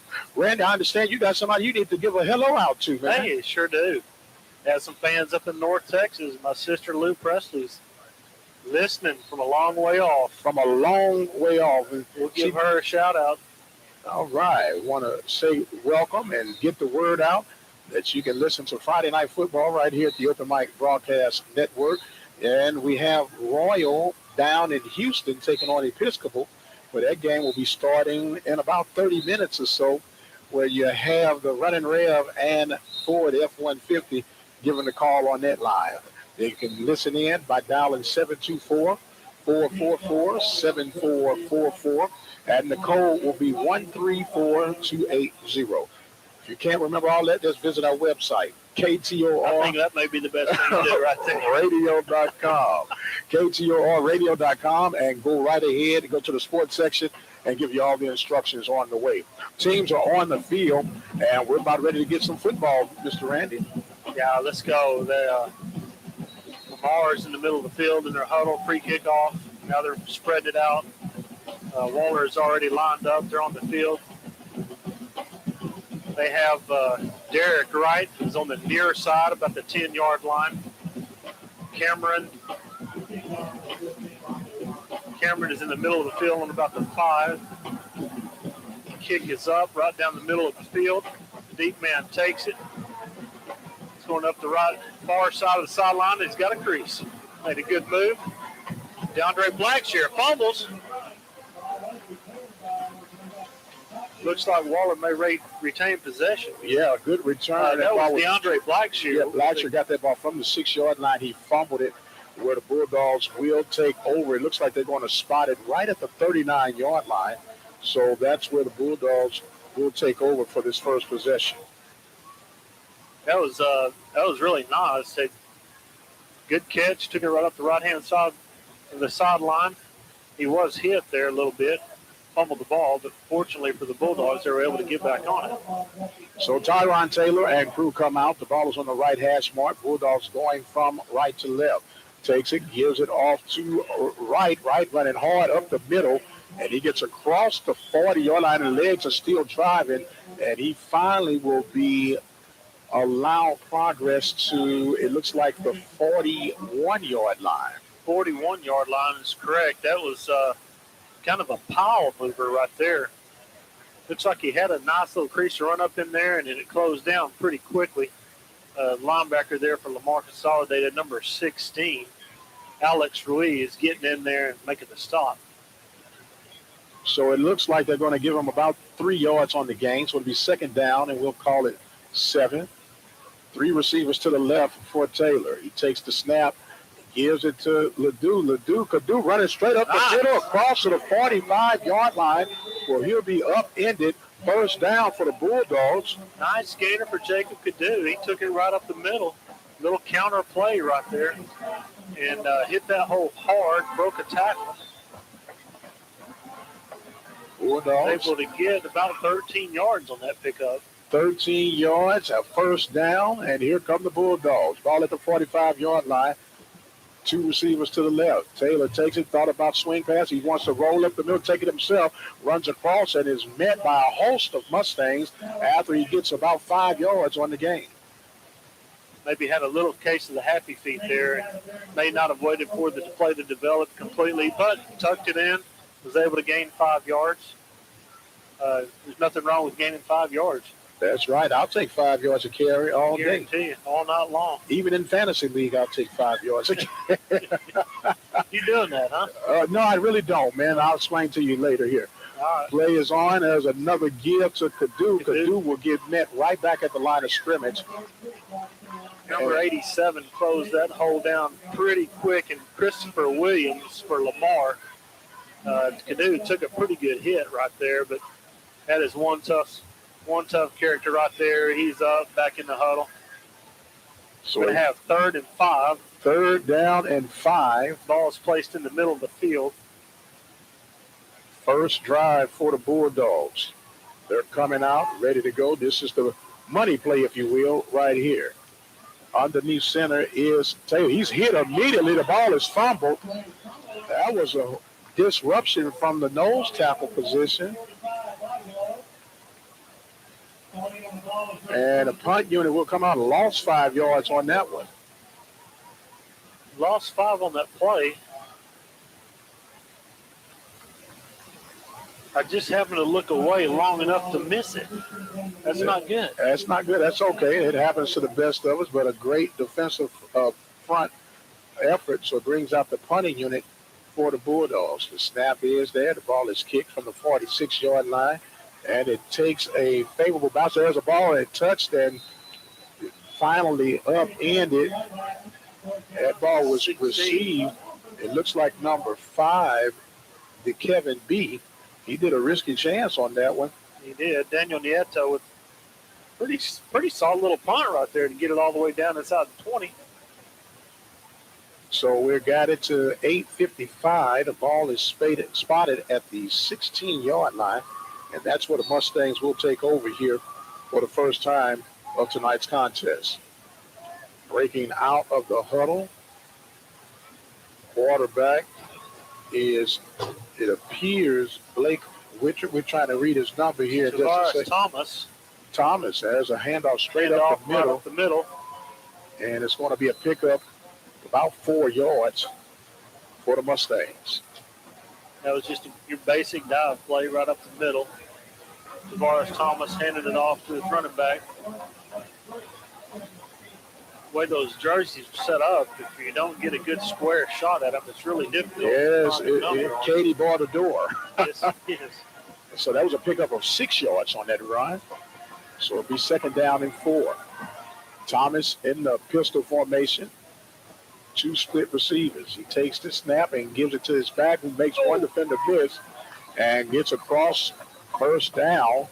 And it will be a first down for the Mustangs on a nifty run. Yeah, nifty run. Dietrich Gardner coming off the left end on the defense just missed him for about a 4-yard loss. The running back was able to dodge him, get up the field for a 1st down. Officials are having a hard time resetting the game clock, the play clock, to have it done now. So now it's a double pistol formation for the quarterback, Tavares Thomas. He gets the snap, feeds it to his back, sweeping to the left side, and he's going to be up in it. The back was Walter Jonas. Walter on just a little hand sweep around the left edge there. Picked up about 3 yards for him. So it's going to be 2nd down and 7 for the Mustangs. The first possession, this possession started at their 16-yard line at 8:55. It's now 7:30 remaining here in the first period of play. Mustangs in their navy blue uniforms, silver helmets, going from left to right on the screen.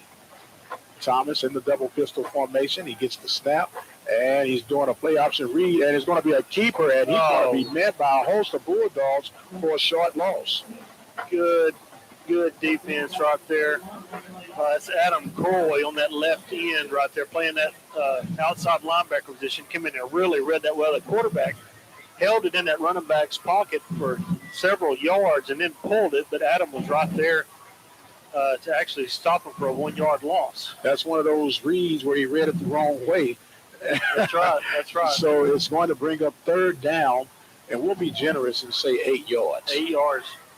So now it's a pistol formation for Thomas. 2 receivers to his right side. Ball is at the right hash mark. Takes the snap. He wants to throw. He looks to his right. Then there's going to be a whistle on the play. Actually, a timeout taken on the floor. Not the floor, but on the field. Their first timeout.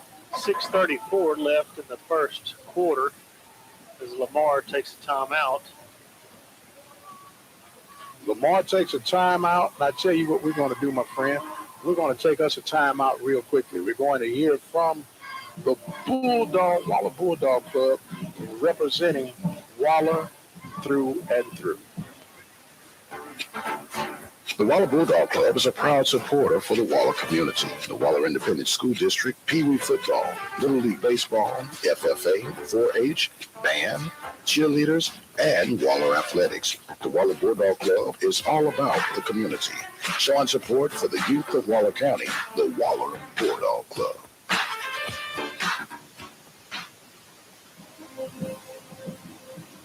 All right, welcome back. Timeout taken by Lamar Consolidated. It's going to be 3rd down and 8. Mike Prince and Randy Allen here with you on the call tonight from Guy Trailer Stadium. Mustangs out and ready to get things resuming in action. Thomas is in the shotgun position. Slot receivers to his left. He gets the snap. He wants to throw. He's being rushed out of the pocket. He's giving chase, and he's going to get the corner, and he's got the first down. Good athleticism to avoid the sack. It's great athleticism. Quarterback's on the outside edge. Looked like Waller may have had him contained, but he made a move to the inside, and both of those defenders were left on the ground as he was able to get around and get out of bounds for the first down. So those are the kind that will make Coach Wright pull his hair out, man. Can't say as I blame him for that. But they really had him pinned in and just were not able to stop him there. John Phillips, who had pursuit going, but he just outran Phillips just by shade. First down and 10 from the 40-yard line. Thomas takes it, and he gives it to his back, sweeping across the right side. He's got a lane. There's a flag on the play. Still running, outrunning defenders, but it's going to be all for naught as Blake Wilchert was down the sideline, was going to negate about a 40-yard run as the flag was thrown right in front of us. Yeah, Waller really got fortunate right there. Receiver, I believe, had a couple of handfuls of white jersey. You're being generous. A couple of handfuls? Well, yeah, if he had 3, there was 3 on there. He wasn't going to get away from him anyway. Looked like he was trying that shirt on. But he cut it. That was a nice run by Larry Blackman from Lamar Consolidated. Once he got around the corner, he was up the sideline. And that could have been really dangerous for Waller. I do apologize about that. I said Blake, but it was Larry, number 9, and not number 8. These uniforms are a bit tricky to pick up the number in a little bit, but we'll do the best we can about that. So that penalty is going to push the Mustangs back to their own 34-yard line, so it'll be first down at 15. They call it a spot foul because it was exactly where it was, so that foul had to happen around the 45-yard line as he was making his break. Yep. So now they're coming back to action. Pistol formation, slot receiver to the right for Thomas. He takes it, he sweeps it to his running back, and it's a great behind Adam Croy on another good play. Yes. He read that real nice, was able to chase him down. That was number 24 on the carry. That's Caleb Best for Lamar Consolidated. But Adam Croy playing the outside linebacker on that play there, read that real nice, chased him down. Adam's got pretty good speed as well. For a loss there, lost 3 yards on that play. So it's going to make it now second down and about 19, Coach, for first down. Ball is at the left hash mark now. Lamar Consolidated going left to right on your screen. There's a quarterback keeper and running straight up the middle was Thomas, and he was met right at the 35-yard line. Cameron Ray filling the hole right in the middle right there. It looked like just a little simple quarterback draw on that, but Cameron Ray came in pretty hard and knocked him down to the ground. Got back to the previous line of scrimmage, which would be the 34-yard line. We're going to have about 3rd and 16. So we're in the first quarter of play. Those who have just joined us, 5 minutes exactly remaining before the first period is officially done and over with. My friends and Mr. Terry, Randy Allen. As we get the snap going, rolling to the right, looking to throw his thumb. He's being flushed out of the pocket, he's spinning. Got a lane, and my God, he is going to try to make something out of nothing. Still running, and he gets across to the 46-yard line. He scrambled for 20 and picked up 13. Picked up 13. I think maybe 60 yards may be more appropriate of that as he scrambled out to the near sideline, which is toward us. Made a cut all the way back across the field, and like you said, was able to pick up about 12 or 13 yards, give us about 4th and 4. He was run down there by DeAndre Blackshear, made a hustling play to catch him and tackle him. Punt unit will now come out standing at the 35-yard line awaiting the snap. And tell you what, it's going to be a keeper. Fake. And it was a keeper by the quarterback, and he's going to be tackled for a short loss. Great heads-up play by the Bulldogs defenseman, number 25. DeAndre Blackshear, Yeah, another Blackshear. great read right there. Just staying at home, doing his responsibility on that punt return. And that was, I'm not real sure if that was designed or if the quarterback just did that. It looked like it was a design from the way they were doing it, and Thomas was just waiting on his lane to try and throw. Right. And good thing that Blackshear stayed at home. So turnover of down, the ball will be at the 46-yard line where the Bulldogs will take over. 2 wide to the left, 1 in the backfield. Tyron Taylor keeps it up the middle. Taylor keeps that one, and It's like a pickup of about 1 yard. maybe 1 yard. I was saying maybe 1 yard, Coach. One tough yard. At that, They're all tough these days. yes, they are. The game has changed, as they say. It has, Especially with the evolved. size of these kids today. Yes, sir. Yes, sir. No doubt. And the Bulldogs Bulldogs coming back now. Tyron Taylor in the pistol. 2 receivers to his left. Takes it. Wants to throw. Quickly gets the pass complete. Will Wagner. And Wagner gets the ball, and he will be wrestled down after he picks up a couple of yards. Looks like maybe 2 or 3 to spin it on the spot. That nice little semi-rollout to the near sideline right there. Will Wagner was split out on our sideline right here close to us. Just a little 5-yard hitch pattern. Hooked it up. Only gained about 2 yards there. But So it's going to be 3rd down, and we'll say 7 yards for the Bulldogs. Bulldogs have 1 first down on the night. The Mustangs have 2. Pistol formation, 3 receivers to the right. Taylor rolling out to his right. Throws it wide open. Receiver, and that ball is caught. Cameron Ray, great reception. With a big reception and a first down for the Bulldogs. Great play right there. Tyron had a little pressure, eased out to the far sideline. Cameron Ray was just on a little hookup pattern about 10 yards deep. Pass was right on target right there. That was a beautiful job by the offensive line. He really only had 1 pressure right there, but was able to get rid of it. Got trips left.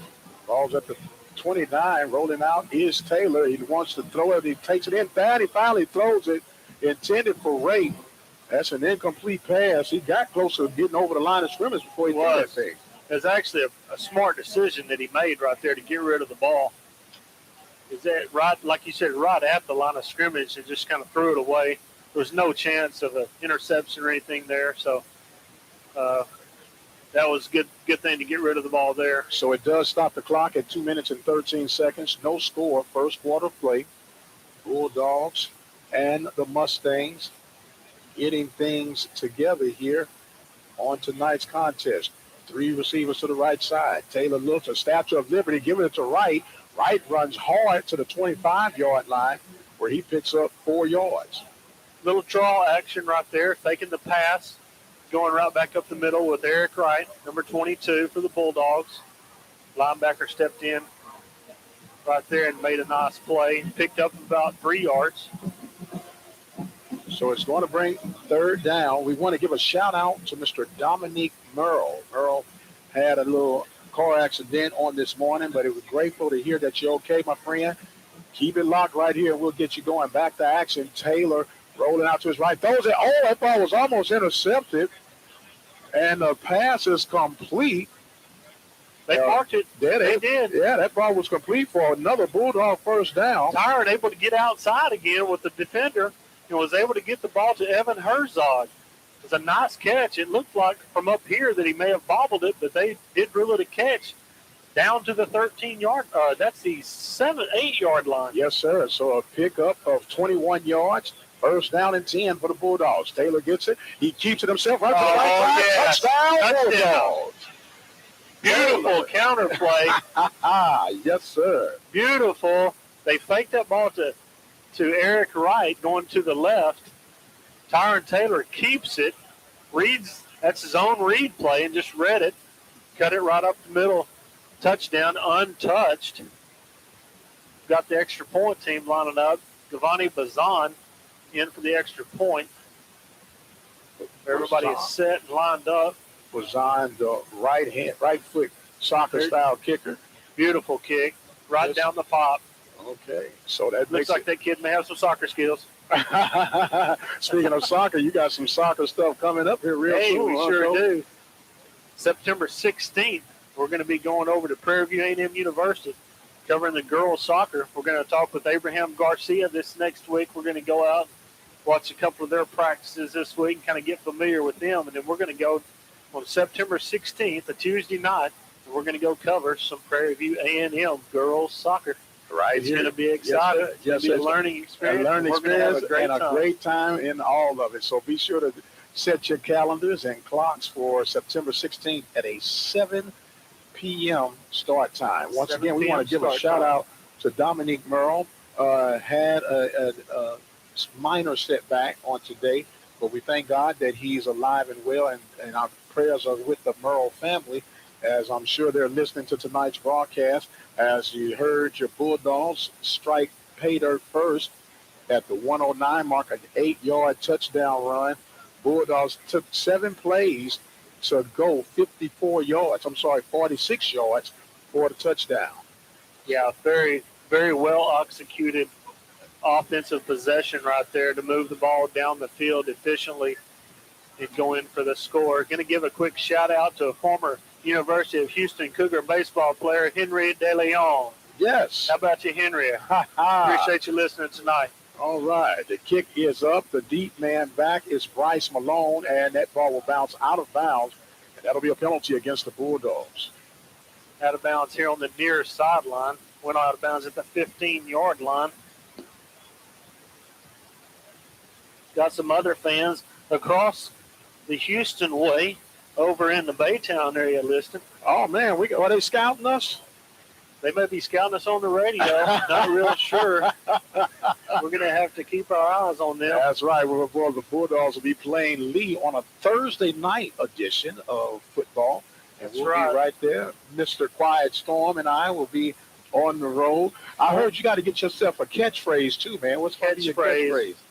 I don't think Holy Cow is going to be the one. Well, I think that one's patented already by the great Harry Carey. Thank you, Ryan, for throwing that out there, but maybe we'll come up with something. I don't think it's going to be a Holy Cow.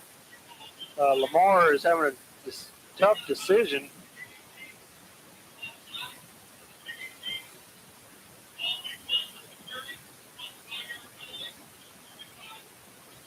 So a double whammy for the Bulldogs, 2 penalties, and I'm pretty sure Coach Wright has that in his data bank to say, what's going on, guys? So at 1:04, the Mustangs will take over at the 35-yard line, trailing by the score of 7-0. I do like the simplicity of this field because this is a multi-purpose field, and it's just green turf, and as you can see, it's got the soccer dimensions on here and everything. Yes, sir. And just a good beautiful. use. Yes, sir, just a good use. Hey, got to get a shout out to North Texas in Atlanta, Texas. My mom just gave a little text. Uh-oh. Said she's listening in Atlanta, Texas. We'll give you a shout out. She's proud of her son. Thank you for bringing your ears here. All right. We're ready to go back to action now. Thomas in a double pistol formation, split receivers.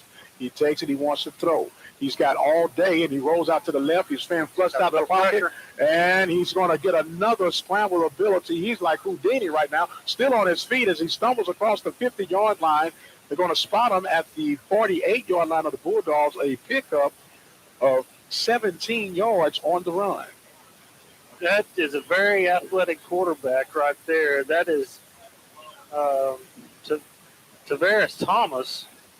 And he avoided several tacklers again, scrambled another 15 or 20 yards more than what he actually picked up again. Had defenders in the backfield.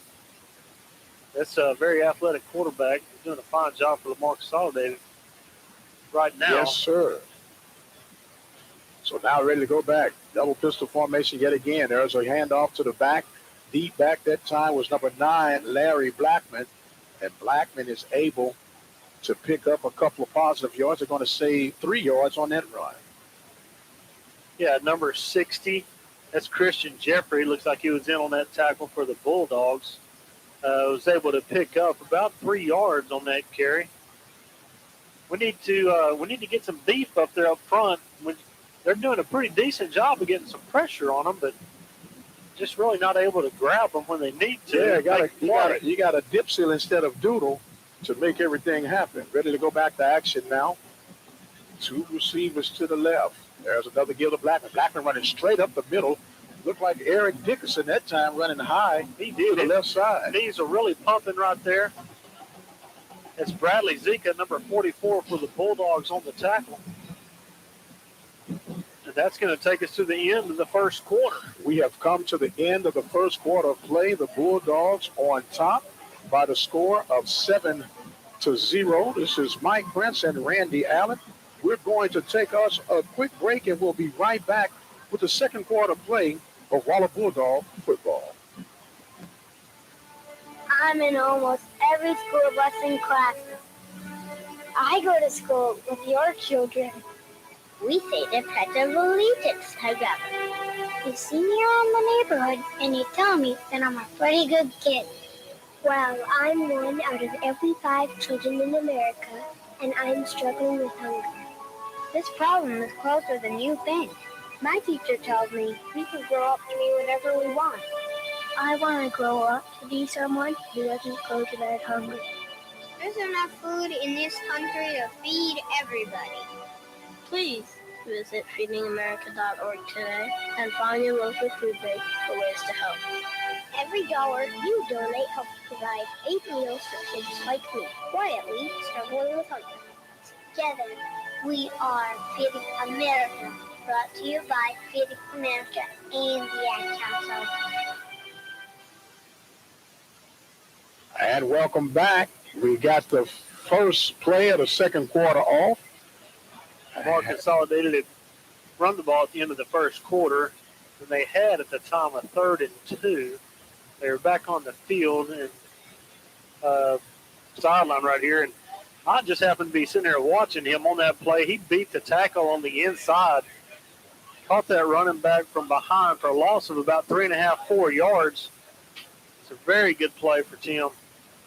So it's going to be second down and a long 13 or a short 14, depending on how you want to look at it. Right? I'll consider it a long 14. Let's call it that. Mustangs going from right to left on your screen. Underneath center now is Thomas. 3 receivers to his left side. He rolls to his left. He looks. He wants to throw. Throw in the flat. That ball is almost intercepted. Defender for the Bulldogs lost his footing and was not able to bring that one in. Yeah, DeAndre Blackshear almost kind of slipped as he was going for the ball. It looks like a little miscommunication between the receiver and Mr. Thomas for Lamar as the receiver kept running down the field, but the quarterback threw looks like maybe a 10-yard out. And DeAndre almost got himself his first interception of the year. So far, DeAndre's been at the right place at the right time for this evening. Play clock is down to 8 seconds. 3rd down and 14, as Mr. Allen would like to call it. 10:49 or 10:50 before halftime. The high snap to Thomas. He's flushed out of the pocket again. He wants to square and throw, and he's going to be forced out of bounds. Great defensive effort by the Bulldogs. Leading that charge was number 60, Christian Jeffrey. Yes, sir. He was hustling on that. He made a great move to the inside right there to get underneath the tackle and made a good chase from behind to keep pressure on the quarterback. Now, technically, that would be considered a sack because he lost yards on the pass play trying to scramble out. So we'll credit Jeffrey with the sack, even though I'm not the official scorekeeper. No, but you are for us. So the punting unit is out, and who we have back deep? It's Derek Wright back deep. He's on the near hash, about the 15-yard line. Oh, what was that? That looked like a rugby play. He's trying to get into a roughing the kicker play, but he's also trying to attempt to run the ball and then kick it. He's looking for some sympathy for the head official right there, but he's not getting it. Thank goodness he knows his little games there. 10 minutes and 20, or they got the clock running right now. I don't know why the clock is running. It should have been 10:23 when it stopped. still running. Don't understand that. When the ball is meanwhile going to be placed at the 18-yard line, the clock should have been stopped at 10:23, and it is down under 10 minutes right now. We got to try to find out what's going on with that. It has not been. They just stopped it at. They just stopped it at 9:58. So man, that was a whole 25 seconds gone. Back to action. The handoff to Eric Wright. Wright lost the ball. Tyron kept that ball, Coach. They did fool me.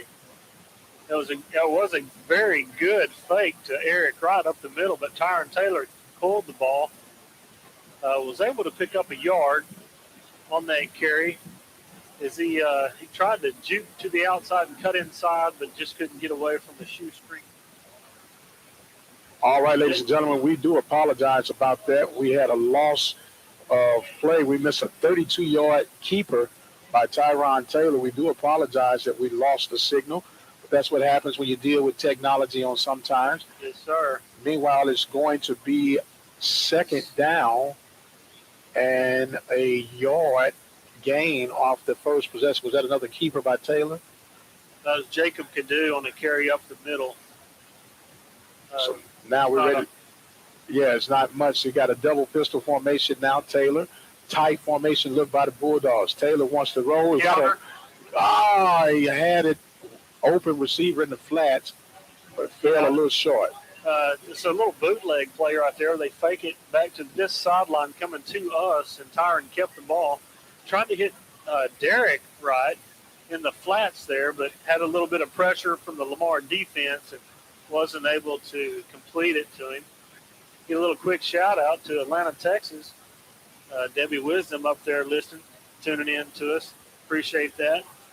We'll take all the customers we can. That's right. That's right.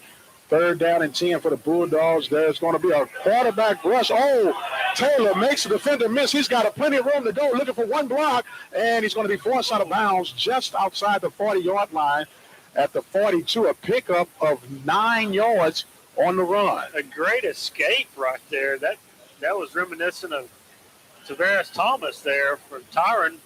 The defender coming from his backside. And Tyron at the last second sensed him coming and was able to kind of duck and roll back out of it. Was able to pick up about 7 yards. We're going to be about 2 yards short of the first down. The ball is going to be marked on the left or the far hash, which is the left hash for the Bulldogs. Daniel Nieto in punt formation. So now they're ready to go. Bulldogs take it, a drop punt. End over end, bounces at the 10 and hits into the defender's hand or the receiver's hand at the 4. Running to the right, a good open field tackle. Great tackle. Has a one-on-one tackle on Bryce Malone. And Lamar will now take over. Another good punt by Daniel Nieto there to get the ball down, and really good coverage by the Bulldogs. I keep waiting for a player to turn around so I can see his number, and I believe that's Josh Van Zant that hustled down the field to make that play, was able to catch him by the ankle and trip him up at the 5-yard line. So it's going to be spotted on the far hash for Lamar as Thomas and the offense comes out for Lamar consolidated. And we do want to welcome those back who may have been bumped off. We had some early technical difficulties. That's one of the disadvantages of broadcasting from the rural. But that's right. That's what happens. Back to action. Thomas with 3 receivers to his left, pinned back deep at his 5-yard line. Takes it, gives a play action route, and there's a run straight up the middle. Oh, no. Making defenders miss across to the 25, close to the 25-yard line. A run of strong 22 yards. 21. Yeah, that's Jalen Jones for Lamar consolidated. And that was just a little play right up the middle. Avoided a couple of tackles right there. And the 5 gained all the way up to the 23-yard line. So that's a pickup of 18 yards. Ball is going to be spotted again on the far hash as they come back to the line with 3 receivers to the left, or on the near sideline right there. And they lost about 2 yards, so they're going to mark the ball at the 29-yard line again on the far hash It's, So we do apologize that we having some challenges. We just got word that part of our broadcast team had a minor accident on their way to their broadcast tonight in Royal against Episcopal. They did just get there. We prayed it all is well with Ford and Jones. Back to action. The screen being set up beautifully and plenty of running room. Baker defenders miss. He collides with his own defender, or I should say teammate instead of defender. Teammate, and as they given good chase, Bradley Zika was almost on this side of the hash mark on that screen play and was able to chase it down all the way on the far side of the field. So the no-huddle offense now 4th down and inches. It looks like Thomas might try to draw the Bulldogs off. The clock is at 5:30. Bulldogs were fortunately able to get back and get in position real quick on that. They were paying attention very good on that. Fortunately. That's a good defensive stance by the Bulldogs. Bulldogs may have stood them up right there, Mike. Wow, the Bulldogs defense standing up to the calls to make the deep penetration. Where they have the ball marked, that is not going to be a first down. All right, well, looks like we're going to have another turnover of downs. I believe the Bulldogs have stopped them again right here. We're going to have a turnover on down. Great position, too, on the field. Ball is just past the 32-yard line. What are they measuring for? I don't know. From looking at the spot and from where that is, that should have been short. And it is. They stopped them. Wow. Bulldogs with a turnover of downs. 6 inches short there. I do have x-ray vision eyes. I can see that. That's right. Hey, your glasses look great, by the way. Thank you. It's getting to that point where you have to have something to magnify something up close. But I can see at a distance really well. So the Bulldogs will get the ball at the 33-yard line. Wow, that's some desperate stuff to be going for it. Hey, that's some good defense by the Bulldogs right now as the offense is on the field. Tyrod Taylor with the counter move, gives it to Wright. Wright running up the middle, still shedding off defenders down to the 26-yard line. Tough run by Wright for another positive gain. Very tough physical run by Eric Wright. Lyman is opening up some really good holes. They're just almost as if the running back is getting there, and those holes are closing down a little bit too fast for him. But Eric was able to pick up 6.5, 7 yards on that carry there as the ball spotted on the 26-yard line. The ball is on the far hash from us. Second down now. Another give. This time Tyron Taylor is going to keep it, and he's going to be met back at the 30-yard line. Big defensive play by the Mustangs. Yeah, a little zone read play right there. Actually faked me out on that one. I thought Eric had the ball. So we're 1 for 1 then. We are. Tyron did keep the ball, and looks like we lost it back to the 30-yard line, which is supposed to have lost him about 4 yards. So it's going to be 3rd down, and we'll call it 6. 3rd and 6. Bulldogs coming up. 3 receivers to the right side. Ball is on the left hash mark. Taylor gets it, rolls to his right, throws in a slot. That ball is caught quickly and brought down. Helmet came off the receiver. Ball caught in the flats by Cameron Shannon on the play. That was just a little quick route. Had a little pressure from the defense. Don't think it was able quite to develop like they wanted it to get out in defense for Lamar. Made a good play, though. So it looks like Coach Patton's gamble may have paid off here. So far. In the second quarter. 4th down and about 6 yards right here. 3 minutes and 29 seconds before the half. Mike Prince and Randy Quiet Storm Allen here in Rosenberg. Bulldogs look like they're going for it now, and there's early movement by one of the big boys. That wasn't who I think it was it? That was Zachary Day. Oh, they called timeout. Wow, we dodged a bullet right there. I'll tell you what, if they did get that timeout in before the penalty, they were very fortunate. Even though it's not close to Resurrection Sunday, that was a Good Friday call. Yes, it was. Yes, it was. So we'll take that for a minute. We're going to get a word in. We got the Waller Bulldog Club That's a group of individuals from the Waller Independent School District that are booster supporters. We give a shout out to them. We're also looking at Larry's Automotive at 30540 on FM 362 in Waller, Texas, serving the Field Store area and the local Waller community. We'll give another shout out to Varsity Grill there in Waller at 31315 off of 2920 right there in Waller. Their number is 936-372-9115.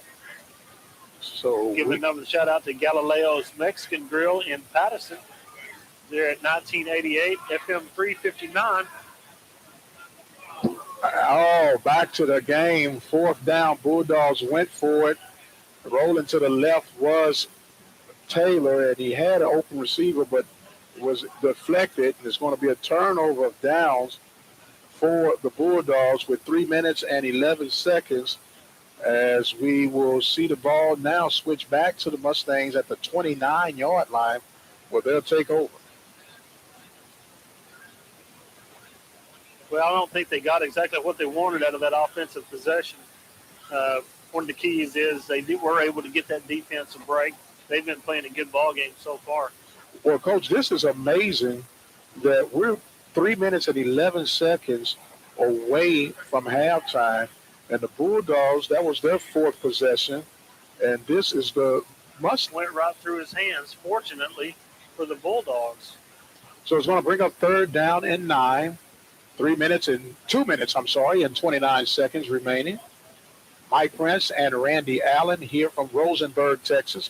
Another Friday night football extravaganza. Pretty good turnout for Lamar Consolidated here on tonight as well. Yes, it is. 3 receivers to the left side now. Taken, looks to set, throws a slant. That ball almost intercepted. Guess who? DeAndre Blackshear again with another interception. That almost went through the hands of Cameron Rape as well. I'm a little curious as to why Tavares Thomas is not in there, because that's twice to throw a flag. There's a word for that, and it's called cheesy. That is pretty cheesy. Since we are homers, we can say that. Yes, sir. Yes, sir. This is our network. Back to live action. Ball on the left-hand spot. There is a keeper this time by Taylor, and he may lose a yard as he tried to run to the right side. And they were lucky enough that they're actually going to get us back to the line of scrimmage. They were generous with that spot, weren't they? I believe they were. Someone needs to explain 25 seconds that was lost anyway, so maybe we need to reserve that. I don't know if we should complain or be happy. Yeah, getting out of here. Yeah. I would be happier if we could get in with this 146 that remains. How does that sound? Absolutely. All right, Taylor now in a tight formation. Pistol is the look. He gives it to right. Right hops and skips to his left side, and he's finally wrapped up for a very minimal gain. Yeah, Lamar Consolidated appears to be getting a lot more pressure up front now than they were earlier in the game. And I don't know. It looks like they may have gone to a little bit smaller and quicker lineup than what they had previously. I could be wrong about that, but looks like the clock has stopped. They said 1:38. Not real sure why. Now the clock has just started back. Yeah, now the officials are trying to get it to run. Now they're stopping it again. It should have been stopped. There's been a couple of mystery moments thus far. It really has. We lost 25 seconds earlier. Now the officiating crew is meeting together to discuss the matter. Meanwhile, we want to give a shout-out and a speedy recovery to Dominique Merle. He's in Tomball Regional Hospital recovering. And we wish you well, my friend, and to the Merle family, Dr. Merle. I know it's a stress time right now, my friend, but you are in God's hand. And thank you all for listening to our broadcast on tonight. Hope we're serving you justice and well as we provide this Bulldog coverage, as we provide Waller County coverage. We cover the Bulldogs, the Bobcats, and the Hempstead Bobcats. The Bobcats are actually in Houston on tonight as they're playing against Reagan at Dunbar Stadium. The Falcons are away at Episcopal in Bel Air area. So they are adjusting the clock down to 1:15. And that seems fair. That seems fair. That's fair. They never did say anything about the previous 20 25 or so seconds. seconds Yes, that we sir. lost before. So, and I think really Waller doesn't mind at all if that clock runs. I could imagine Brad Wright is not really concerned about that right I'm now. thinking he wants that clock to run just as fast as it can right now. It'd be good to get into the half with a lead. Two receivers to the left, another fade route. Oh, threw that ball behind the intended receiver, wide open. Timing was just a bit off. Yeah, I think there was a miscommunication on the route he was supposed to run. Like you say, he was wide open. And brings us 4th and 9 from about the 33-yard line of Lamar Consolidated. So we're going to have a punt situation here for the Bulldogs. And I think that this kind of right here is what we didn't want to happen. We wanted that clock to run and possess the ball throughout the rest of that time. There's a snap and the 3-step punt with time. That ball will take a Mustang bounce and will be touched at the 32-yard line where the Mustangs will take over. About a 36, 37-yard punt from Daniel Nieto, which is not bad. There was no return. The ball did bounce. It got maybe a yard or so on the bounce in Lamar's favor. But it was a good punt from Daniel Nieto with no return. They did have some pretty good coverage there, which is good. And so we've got about 55 seconds left in the half as Lamar Consolidated comes back on the field. And we'll see if they're still with the quarterback change. And well, now here's a spotting. There's a Thomas spotting right now. Coming back on. He's a dangerous quarterback. Yes, sir. Very agile. They drop back a quarter and to throw the ball. I was going to say a while ago that they may bring number 8 on just for throwing purposes, but he doesn't appear to be as much of a threat as Thomas. It's too wide to the left. He goes back under center. Oh, no.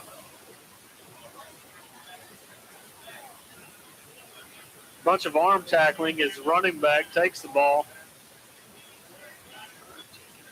About 25-yard pickup on the far sideline. Is that right there? I believe was Larry Blackman on the Yes, carry. sir. That was Mr. Larry Blackman. And a big, Lamar Consolidated strong run. As they moved the chains, they stopped the clock at 47 seconds. Ball is at the 43-yard line. Bulldogs defense got to buckle down right now. 2 receivers to the right side. Taylor underneath center. He takes it, gets the snap. There's another counter move given straight back to Blackman, who's running straight up the middle and deep into the secondary of the Bulldogs down to the 29-yard line. 2 runs, 2 first downs, and Consolidated's moving right along. And I think this is what you didn't want to happen with that clock as Lamar Consolidated calls another timeout with 40 seconds left in the half. And like I say, I think that's why when that clock had stopped, it really ended up hurting the Bulldogs as they definitely wanted that clock to run, try to eat up as much of that time as possible. Or just 2 plays now. What have they gained here? Yes, so this drive started at the 32-yard line. So almost 41 yards, 39 yards on 2 plays. Yes, sir. Yes, sir. So your math is pretty good, my friend. I can guess real fast. Oh, my. Timeout taken by Lamar Consolidated. 40 seconds remaining in this first half of play. Bulldogs on top by the score of 7-0. Mike Prince and Randy Allen here from Rosenberg, Texas. The night has almost crept upon us with these earlier starts, man. We get to see the sun set and rise. This is actually a pretty nice-looking vineyard about makes Rosenberg look attractive at night. Yeah, this is really nice here. They have a nice setup. Just got a new field here. I guess it was about 3 years ago. I believe they got a new field. So Thomas for Lamar Consolidated under center again as we start. There's another give to Blackman, and Blackman is just picking his lanes and having his way. Pick up 9 yards again. That's going to probably be enough for a first down, Coach. Yeah, I believe that right there is that is number 9. That's Larry Blackman again. 20 seconds. Now, there's a fumble on the snap. And there's a flag on the play. Kind of a little miscombobulation there of the snap and the penalty and the whistle. And I don't believe we really have a false start on Lamar Consolidated is the call. That's going to move them back to about the 24-yard line, which will give them second and about 5 yards. Well, 6 yards. They moved it outside the 25 on the far hash. 15 seconds, the clock has started back running. Taylor Thomas looks to throw, throwing across the middle, and that ball was almost intercepted over the intended receiver for the Mustangs. That looked like that was number 88, if I'm not mistaken. Chris Williams, number 87. 87. Consolidated. Ball was overthrown about 4 or 5 yards there. So kind of a straight drop back. A straight drop back and a heart attack waiting to happen. As 8 seconds left before the half. Thomas for Lamar Consolidated coming back to the huddle, has the play from the sideline. Ball is on the far hash as the defense is set up for Waller. Man, this could be a big break for the Bulldogs. They find a way not to allow anything to come. 3rd and 6. They're in shotgun formation. Throwing the fade route and a jump on it. Oh, that's a touchdown. Touchdown, Lamar Consolidated. Number 18 is Steven Statton. The ball thrown by Tavares Thomas. Looks like their safety just wasn't able to react in time to get over there. It looked like he had a break on it, but was, for some reason, just couldn't make the connection. And the sad part about that, Coach, it is 0.2 seconds remaining. Unbelievable. Number 14 for the extra punt is Devontae Levine. He is successful on the point after touchdown. That ties the score 7-7. Now, you explain this when there's 0.2 seconds left and they just let the clock run on an extra point. So now they're going into halftime? Yes, sir. Okay.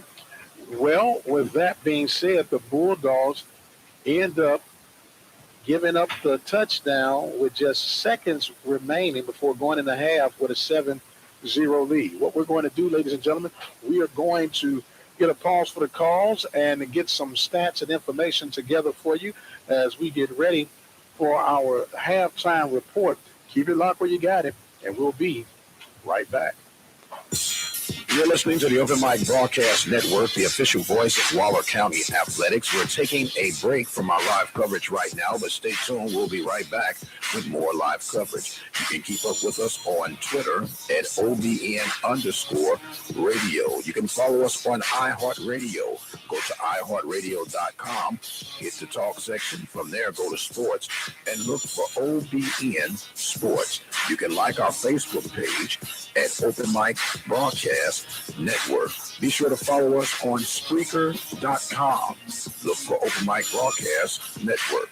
You can also send us an email at ombnetwork@gmail.com. And don't forget, you can always follow us at our website at ktorradio.com. The station designed with you in mind. The Open Mic Broadcast Network.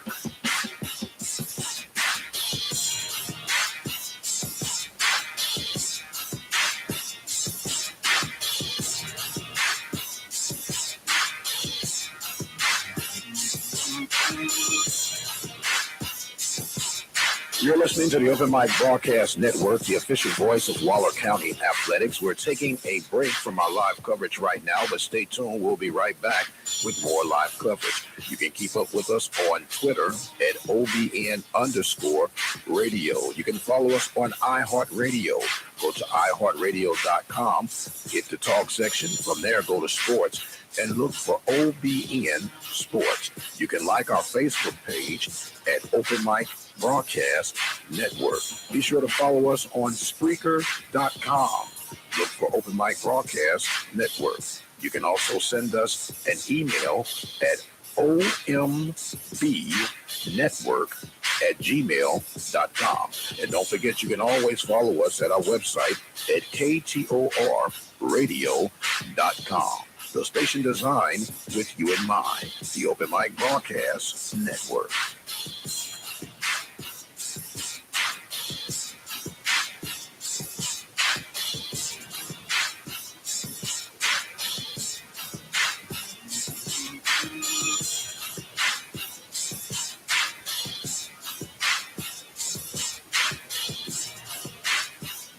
You're listening to the Open Mic Broadcast Network, the official voice of Waller County Athletics. We're taking a break from our live coverage right now, but stay tuned. We'll be right back with more live coverage. You can keep up with us on Twitter at OBN_radio. You can follow us on iHeartRadio. Go to iHeartRadio.com, hit the talk section. From there, go to sports and look for OBN Sports. You can like our Facebook page at Open Mic Broadcast Network. Be sure to follow us on Spreaker.com.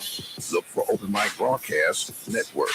You can also send us an email at ombnetwork@gmail.com. And don't forget, you can always follow us at our website at ktorradio.com. The station designed with you in mind, the Open Mic Broadcast Network.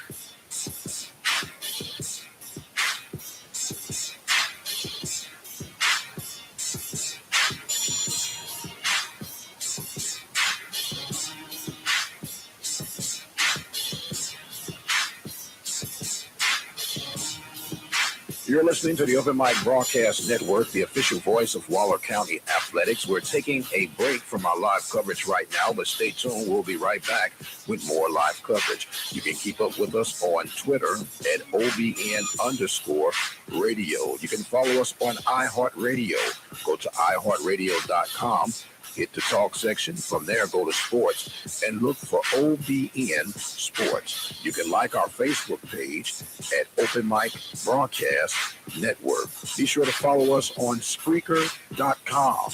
Look for Open Mic Broadcast Network. You can also send us an email at ombnetwork@gmail.com. And don't forget, you can always follow us at our website at ktorradio.com. The station designed with you in mind, the Open Mic Broadcast Network.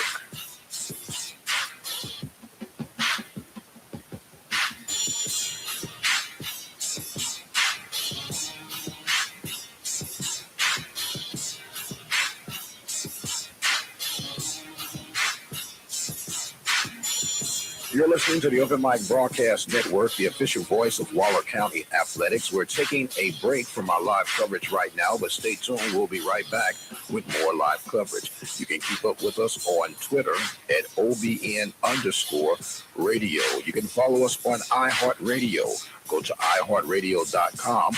Hit the talk section. From there, go to sports and look for OBN Sports. You can like our Facebook page at Open Mic Broadcast Network.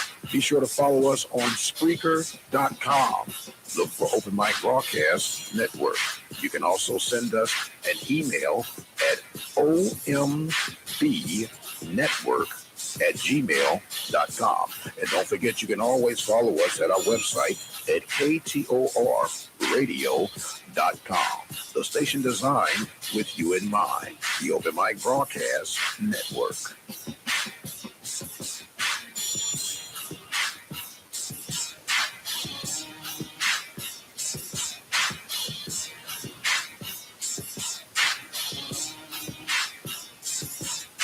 You're listening to the Open Mic Broadcast Network, the official voice of Waller County Athletics. We're taking a break from our live coverage right now, but stay tuned. We'll be right back with more live coverage. You can keep up with us on Twitter at OBN_radio. You can follow us on iHeartRadio.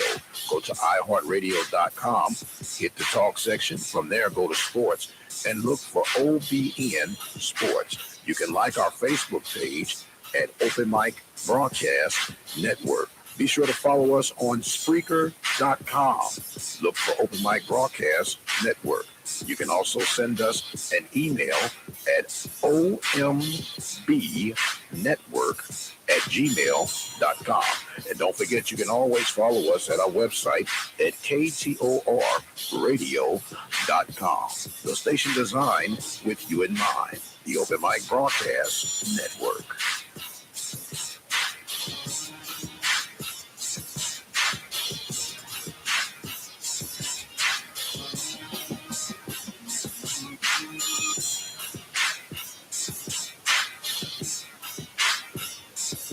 You're listening to the Open Mic Broadcast Network, the official voice of Waller County Athletics. We're taking a break from our live coverage right now, but stay tuned. We'll be right back with more live coverage. You can keep up with us on Twitter at OBN_radio. You can follow us on iHeartRadio. Go to iHeartRadio.com, hit the talk section. From there, go to sports and look for OBN Sports. You can like our Facebook page at Open Mic Broadcast Network. Be sure to follow us on Spreaker.com. Look for Open Mic Broadcast Network. You can also send us an email at ombnetwork@gmail.com. And don't forget, you can always follow us at our website at ktorradio.com. The station designed with you in mind. The Open Mic Broadcast Network.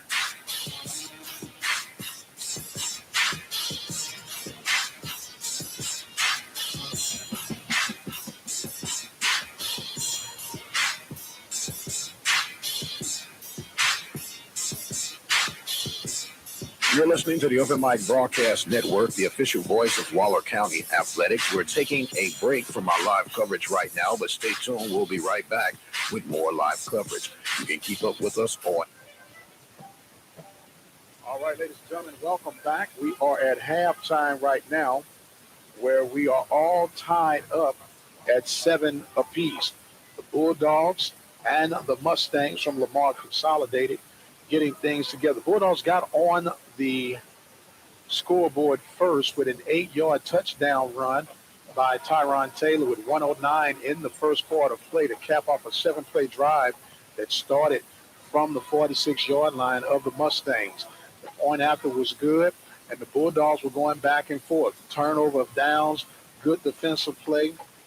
Had a defensive collapse toward the end as the end of the first half, as there was a touchdown completion of 29 yards from the quarterback Thomas to his receiver Stephen Strand.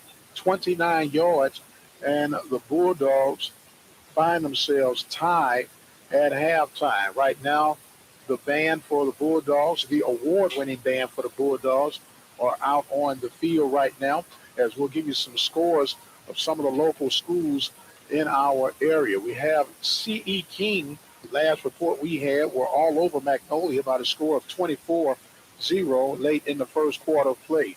Tomball Memorial up on Galena Park at halftime by the score of 7-0.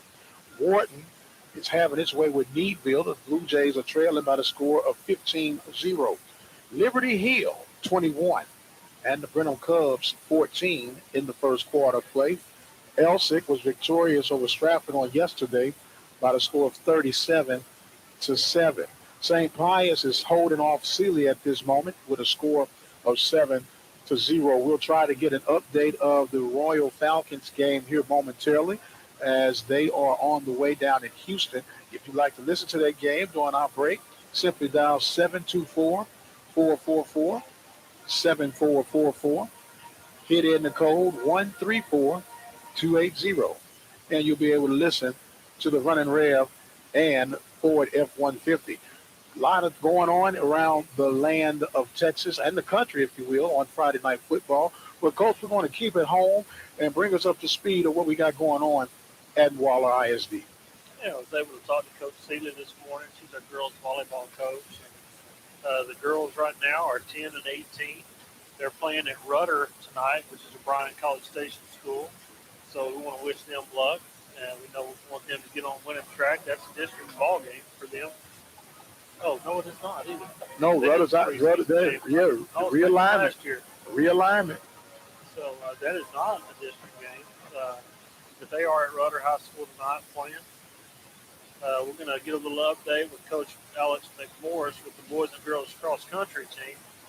They ran in the Moonlight Madness in Montgomery last night, and will participate next week in the Navasota cross country meet.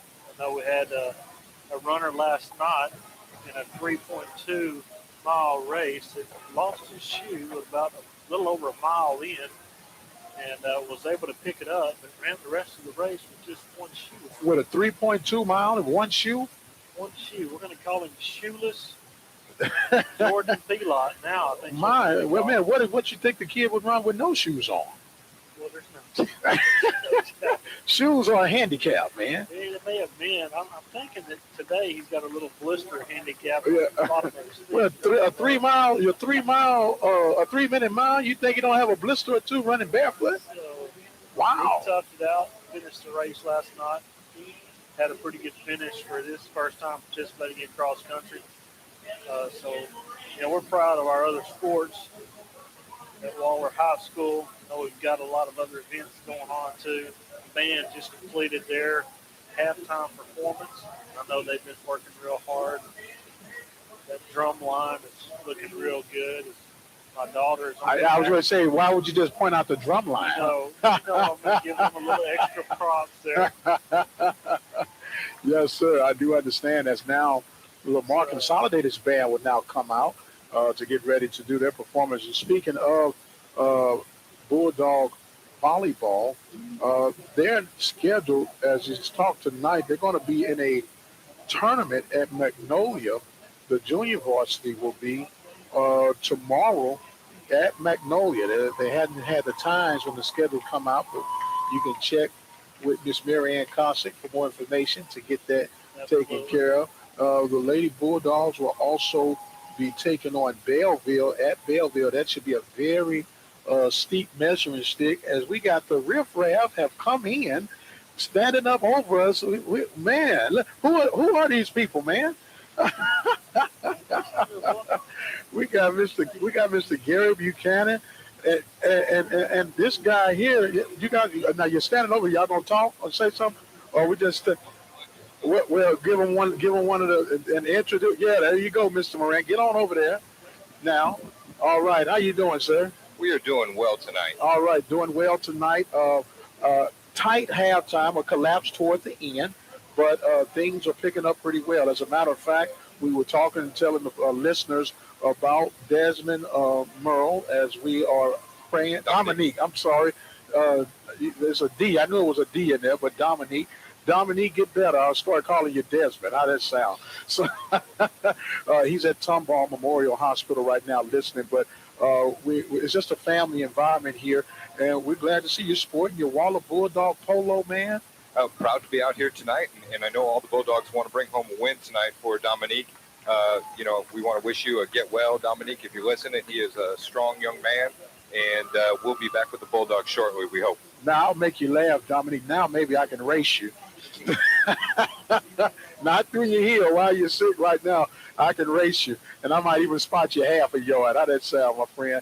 Well, look, Coach, I call you Coach, but you're Coach anyway. I've done that for a few years myself. We're going to get your analysis of this first half of play. Well, right now it's pretty optimistic. You started seeing the Bulldogs opening up on the passing game a little bit, pulling those linebackers back, which keeps our running game going. We're pretty happy about that. But also, you're looking at Lamar Consolidated's got a heck of a set of running backs out there that are and their quarterback doing some damage. But if you look at our boys, they're in the position to make tackles, and I think in the second half that's going to really help them out, and they're going to start wrapping up that quarterback pretty quickly. Yes, sir. Now, Lamar Consolidated did defer, and they'll be getting the ball at the second half, so that's going to always be a big major factor as we get ready for the second half of play. Well, Mr. Moran, we do thank you, man, for that on-point analysis, if you will. But now we got to put this other guy to rest and see if he can go. Now we're gonna make it easy for you, Mr. Buchanan. All right. But, we're gonna make it. First of all, how you doing, sir? I'm good, Michael. All right, How are you good. doing? Well, we're doing great. Would have been doing better with a 7-point lead instead of going to a tie. It's Yeah, like that was painful. yeah, it was a little pain. It looked like with the cover 2 formation that the DB was going to be able to make a break on it. He jumped on, but just couldn't get there in time. But we get a. I know you have an interest at heart, and go ahead and tell us about it, man. The band. Oh, well, okay. We were talking football first. Oh, well, we can talk football. We can talk band. We're good. Because you know what the band says. The band says there is no football without the band. Yeah, it's the band performance separated by 2 halves of some ball sport. But we're really excited about this year's band. It's getting bigger. It's getting louder. They're performing well, way ahead of schedule where we think we're going to be, or where we think we should be. So it's pretty exciting. So did you travel alone tonight, sir? No, I brought my lovely bride and about 130 band kids. Well, with us, have they been fed yet? We did. We always take care of the band. Now you know that. Well, I'm saying if there's 100 plus hungry children, then you really have a problem on your hands. Yeah. No. We got them focused with their weapons out there on the field, and they played nice and loud now, and we're pretty excited about it.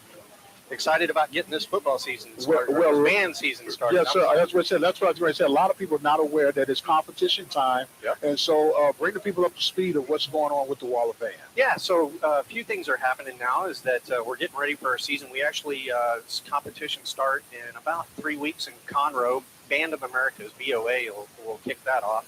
We'll perform in Conroe, and then we head down to South Houston. Then we're back up. We actually have a weekend off this year, and Waller ISD is hosting a regional contest. We have 16 bands signed up to perform in our stadium on an all-day tournament on a Saturday, and so we're very excited about that. And go on the website, check out all the dates, and it's pretty amazing. And then we hit the big time and play in the Alamo Dome. That's always a big, a fun event for the kids. It's so fun to watch those kids' eyes when they're in the tunnel and about to walk out on that field, and they hear that crowd. And, they got the butterflies going, because I know I do standing next to them. So. But yeah, we're real excited about that. Well, I was first to admit, as you know, my son was a band guy. His time at Waller. He's a band geek like the rest of us. Yeah, and I have to admit, being the old jock that I am, I never knew the intensity that came Well, it's pretty amazing. We've been hitting it for 2 months. You guys now, are wicked with those cellos and everything else. Yeah, I mean, it's intense. They're out there doing 3-a-days. The football players talk about 2-a-days. These guys are tugging equipment, marching rhythmically and everything. And they're doing it, and they want to be out there. Yeah, it's so much fun. And I tell you, we've got a big mass of freshmen this year, and it's great to see the program growing so much at the junior high levels, and then those kids, getting to participate at junior high and then come up to the big leagues, so to speak, at the high school, and we're very excited about that and that bunch. And they're dragging along a bunch of volunteer happy parents, and we're liking that too as well. So. Yes, sir. Now I do have a request. Yes. Will you guys learn the song "Happy"?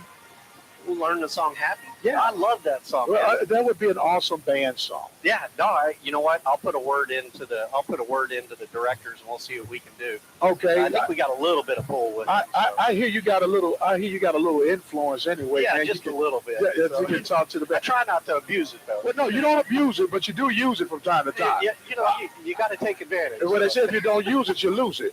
Just don't abuse it. Yeah. Now, well, since we're talking to the home crowd, talking about volunteering, I also want to talk about our concessions real quick. Okay. If you ever want to volunteer, the door's always open. We have the best nachos, chili and cheese, hot dogs, sausage on a stick, barbecue, all that kind of stuff down there in you're making me hungry. Our own stadium. And we're taking credit cards this year, so you don't have to worry about bringing that cash. That's huge. As Randy Allen over here does the fist pump, so you were thinking about me. Wow. Credit card. A family gets out there in today's society. We just none of us carry around cash anymore. No. So we're making it Or easy none for of us you to, have cash. yeah, well, yeah, there's that too. But yeah, we're trying to make it easy for everybody out there, and remember that's supporting the fine arts program, band program at Waller Askew. We also on the very top of the stadium, we have the tiki bar up there now. All righty, So all we're right. serving sodas and slushies. I was going to say, you make sure that stuff. you clarify when you say tiki bar. Yeah, I know. I tried for that liquor license thing, and I couldn't get that. By It's just Mr. T. something about being on a public school, alcohol, something about that just that jive. Right? Yeah. So no, we're focused, and again, that's another fundraiser for us as well, and it's kind of nice. So you can come to the top of the bleachers, and Miss Pilot will make sure that we take good care of you there at the tiki bar, and if you got some decorations, bring those up. We'd love to paste those on. It's part of the community. Man. So I think you just opened up a can of worms right there, my friend. It takes a village, right? It takes a village, yes, sir. And that's just what I'm afraid of. You have one end of the village to the other, and I'll tell you what it doesn't look like. Yeah. But we want to thank our halftime guests right now, Mr. Gary Buchanan and Kevin Moran. I got you, man. I called him the Big M over the PA The Big system. M. Well, all depends on how you interpret that Big M. This is family programming. You understand that, right? Yeah. Okay. Oh, man, we did not know this young man was a comedian, ladies and gentlemen. We got him. We might have to say that for a rainy day, my friend. I tell you what, we are going to take us a quick break, if you will, hear from some of the people who are making tonight's game possible. Want to thank you guys so much for being a part of it. Don't cut just yet, because you'll interfere with my production. When I do this here, you be good to go, okay? I was opening the mic for Kevin here. It is halftime. The Bulldogs and the Mustangs all tied at 7. We'll take a break, and we'll be back with our second half of Waller Bulldog football. You're listening to the OpenMic Broadcast Network. Another proud supporter for Waller County Athletics is the Varsity Grill, located at 31315 FM 2920 in Waller, Texas. The Varsity Grill has a variety of foods to choose from: Italian cuisine, Texas traditional, poor boys, burgers, seafood, and fried plate platters. For more information, why don't you give Diana and Teresa a call at 936-372-9115. The Varsity Grill, serving Waller County. Has your vehicle been giving you the blues? Contact our good friends at Larry's Automotive at 30540 FM 1488 in the Field Store area. Now 936-931-5566. Showing support for Waller County student athletes and helping educate today's children, the Learning Tree Child Care Center, located at 837 12th Street, Hempstead, Texas. Contact the owner, Caller Perry, at 979-826-4703. Another proud supporter for the Waller Bulldogs is Green Lawn Care Service, providing commercial and residential lawn maintenance for quality, service, and value. Contact Green Lawn Care Service at 979-277-2145.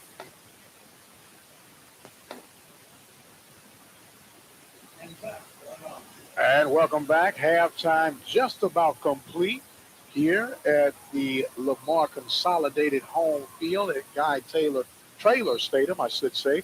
The Bulldogs and the Mustangs all tied at 7. And Mr. Alley, give us your analysis of how things have unfolded for you thus far.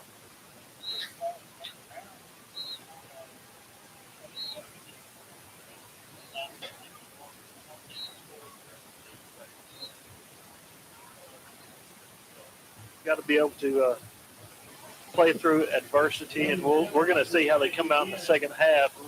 Like you stated earlier, they are going to come. Lamar Consolidated will come out and receive the ball, and so in the last few years, Waller has been a pretty solid defensive second half team, and so hopefully that they'll maintain that reputation of a stronger second half defensive team and be able to control them. And, hopefully, maybe since it was right at the halftime, that they won't be able to hold on to that. Well, we're hoping that they won't even let that be any more of a factor as they get ready for the second half of play. And I'm pretty sure Coach Wright we'll have the guys refocus and say, hey, that's spilled milk. There's nothing we can do about it. Let's regroup, refocus, and let's keep moving forward. Absolutely. Bulldogs will be on the defensive side as the Mustangs won the toss, but they deferred it to the second half, and we're all tied at 7. So we're now going to want to thank some people for tonight's broadcast being made possible. And Mr. Allen, you're on. Well, we want to say thanks to Galileo's Mexican Grill down in Patterson off of 1988 FM 359. Their phone number is 979-865-1906. The Learning Tree Daycare Center in Hempstead is on 837 12th Street. Their number is 979-826-4703. We're also supported by Green Lawn Care, James Lidke, having quality service at a value price. His number is 979-277-2145.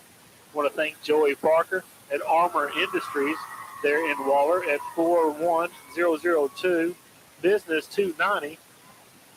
His number is 936-372-1234.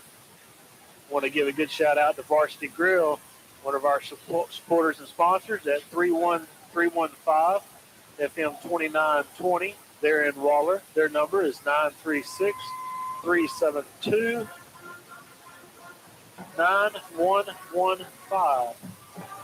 Also sponsored by Larry's Automotive at 3050 FM 1488 in Waller, Texas. There, his number is 936-372.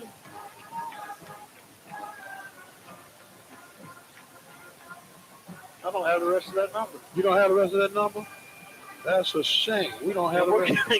We're going to give the Waller Bulldogs Club, our Waller ISD. Can everybody say typo? And thank them for sponsoring our program here at the OpenMic Broadcast Network. We want to thank Michael Prince in years past for his diligent work in making this program and supporting Waller athletics for the whole county the way he does. So we thank you, Mike, for all that you do. Thank you, sir, very, very much. We got a text, wanted to know the Magnolia West score. We were not able to get that score. It was not reported when we checked at our halftime report, but we will try to give you that update along with other scores in the district and beyond as we get ready for this second half of play where the Bulldogs will be kicking off. The Bulldogs in all white uniforms. I call it Snow White in their look. They'll be going from right to left on your screen. Back deep for the Mustangs is number 4, Bryce Malone, okay, and the kick is up. Pooch kick. He's got a chance. Oh, what a big hammer hit, but a flag will be down. Boy, you talking about taking one for the team. Wow. I was taking one right there. Holy cow. They had the ball on the tee at the closest, at the near hash mark, and it was a real high kick. It only went about 20 yards, and Waller was able to get down and clean shop on a couple of defenders for Lamar Consolidated. Prairie was called for a penalty on that, and they're going to give an unnecessary roughness to Waller for that. Personal foul penalty. So that bring that ball to the 48-yard line. And excellent field position for Lamar Consolidated as we start off this third quarter play. The ball will be on the left hash mark as Mr. Thomas and crew will come out to see how they bid for their first possession here. Underneath center, power I formation. 2 receivers to the right side for Thomas. He takes the snap and he gives it straight back to the running back who falls across midfield. Looked like Blake Wichard on the carry. That was just a little lead play right up the gut.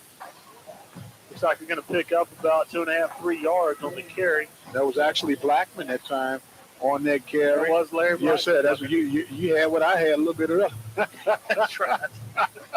It's a big up of about 3 yards. It'll be 2nd down and 7, just on the way here in the second half. All tied at 7. Lamar Consolidated scored just as the half was ending with 0.2 seconds and a 19-yard touchdown, 29-yard touchdown pass for the Mustangs. Rolling back, the pass now is Thomas. He takes it, and the ball is hit.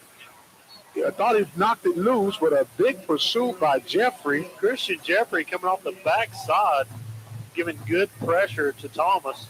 Thomas had actually quite a few seconds there to set up and had a receiver open toward his near sideline, but obviously he wasn't able to see him, and Christian Jeffrey was able to get loose from his block and made a really good play right there. Almost knocked the ball loose. Yes, sir. That's what I thought when he went underneath to punch it out, but Thomas had the awareness to tuck it in. That's the second sack for Jeffrey on tonight, as it knocked him back to close to the original line of scrimmage. It's going to be 3rd down and 9.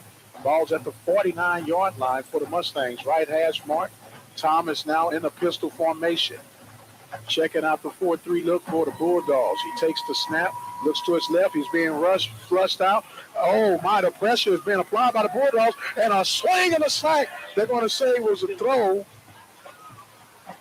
Boy, you talking about pressure. That was Derek Wright along with Christian Jeffrey.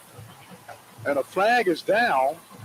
Are they going to call intentional grounding? I believe they are going to call intentional grounding on that. He was in the grasp and going down as he just kind of slung the ball toward the sideline. The ball was not even close to getting back to the line of scrimmage. And so that would be a loss of down, too. So it's a spot foul and loss of down, which is a big play because that was a loss of about 14 yards. And so they're in punt formation. So Wright sits back at his 30-yard line awaiting the punt. Snap is up. We may have got a finger on that. And that's a very feeble kick, as it will take a Bulldog bounce and be touched at the 44-yard line. And that's where the Bulldogs will take over. Yeah, I'm not so sure Bradley Zika, or maybe that was Adam Croy, I believe, in the backfield. They may have gotten a finger on that ball to deflect that down a little bit. It didn't even really get it back to where Consolidated had to get a first down on their possession. Waller's going to have the ball on the far hash. They're moving from our right to left. Ball is going to be placed at the 44-yard line. Power I look for the Bulldogs as we give to the up back, and that's going to be a very minimal gain for the Bulldogs as they took over with 10 minutes in this third quarter play. David Cadu there on a quick hitter by the fullback. May have actually lost about a half a yard on that play. It's going to be very important for the offensive line and the Bulldogs to come out in this possession and exude some authority here.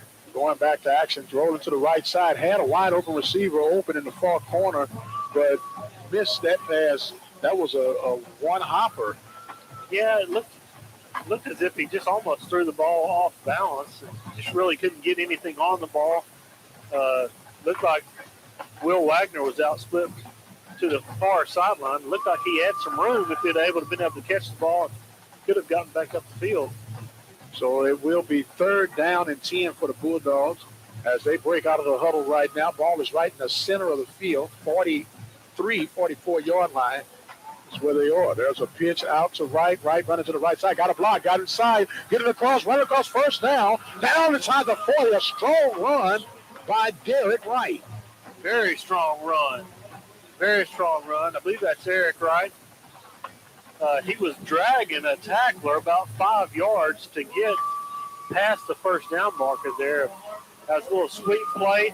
The lineman had his man pinned to the outside, and Derek cut up underneath that block, just the way you want a running back to read that block, and made a great run to get a first down, as that was 3rd and 10. 5th first down for the Bulldogs. Underneath center, power I look. There's a give this time to Wright, who's picking and choosing, running up and running hard, gains another 8 yards on that carry. Eric is really running hard right now. He got in there and made a move, but he got hit 2 or 3 times and still just bounced off of him and kept running.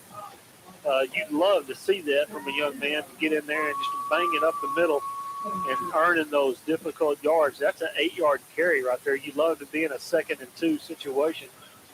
8 minutes and 30 seconds in the third quarter. 2 receivers to the left. Tyron Taylor keeps it up the middle, running, and gets across to the first down to the 26-yard line. Picks up another 4 yards and another Bulldog first down. Yeah, let's just move the chains on there right there, Mike. Tyron, just a little quarterback sneak, hiding, getting real low behind the center as they were actually blowing that defensive line back off the ball right there. Man, that's what you want this guy's on this possession to do. Yes, sir. So now the Bulldogs breaking out, threatening the score here. Still a tight power look. There's another pitch to right, going to the right side this time, waiting for the block to develop, cutting through inside the 10, 15-yard line, down inside to the 14. Another first down. Strong running. It looks like Coach Wright is sending out a message right now that he's just going to go man on man, put a helmet on a helmet, and let's get it done. Bring it on. Bring it on. That's right. And you know what? That's what they need to do. That's called football, my friend. There it is. 5 yards in the cloud of dust. Yes, sir. 5 yards in the cloud of dust. Well, I guess we're going 10 yards. In a cloud of synthetic dust now that we're playing on this turf. Synthetic rubber. First down again for the Bulldogs. This time is a give to Kadu. Up, back, and Kadu will get a very minimal gain. But more importantly, he keeps the clock running. Yeah, keep that clock running. Looks like Jacob there kind of lost his footing.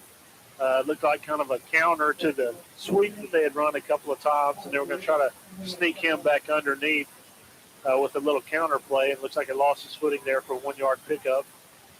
So the Bulldogs still looking in this power look. Ball on the right hash mark. Underneath center, there's a give to Wright. Wright running hard to the left side, and he may have gotten a yard off of that as it will bring up third down. Now, we got to realize, it's 7-10 remaining in the third quarter play. This is the Bulldogs' first possession of the second half. What greater way to take back control of this game than getting a touchdown right here. That's right. That's right.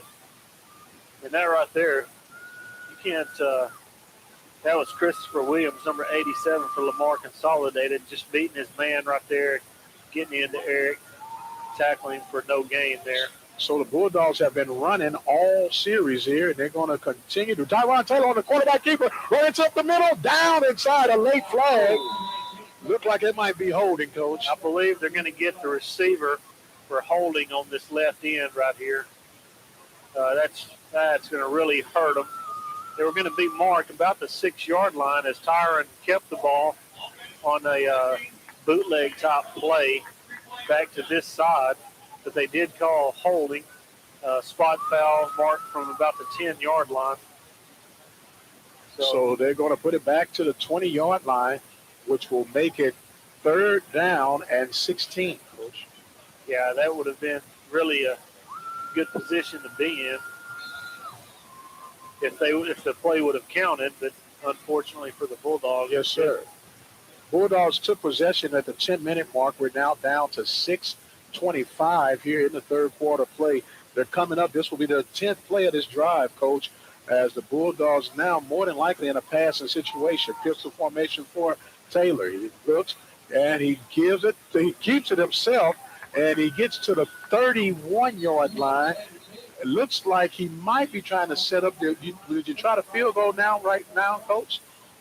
You know what? It's early in the year, and I think it's a great opportunity to try one, but I'm not. Doesn't look like personnel. I'm not in a position to make that call. No, neither one of us. Well, we can. That's why we're sitting up here with the headsets. That's right.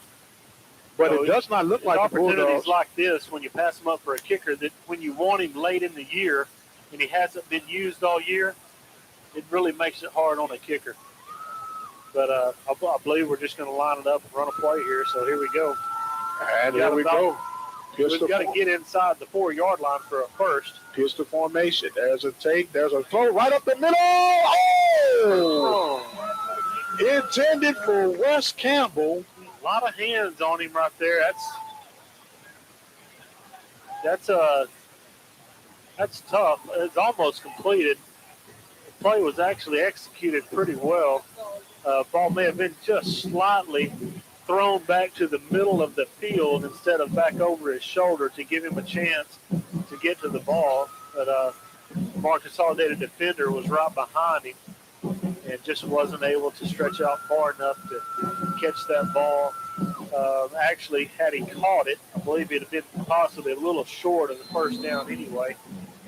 So Lamar Consolidated will take over now at their own 21-yard line, sustain an 11-play drive from the Bulldogs with no points to show for it. Underneath center is Thomas. He takes it and runs straight up the middle on a keeper just to get a little breathing room for the Mustangs. Number 42, Dietrich Gardner, closing down the middle, making that tackle. Picked up about 4 yards, just right up the middle there. Lamar Consolidated are definitely not disappointed with that outcome.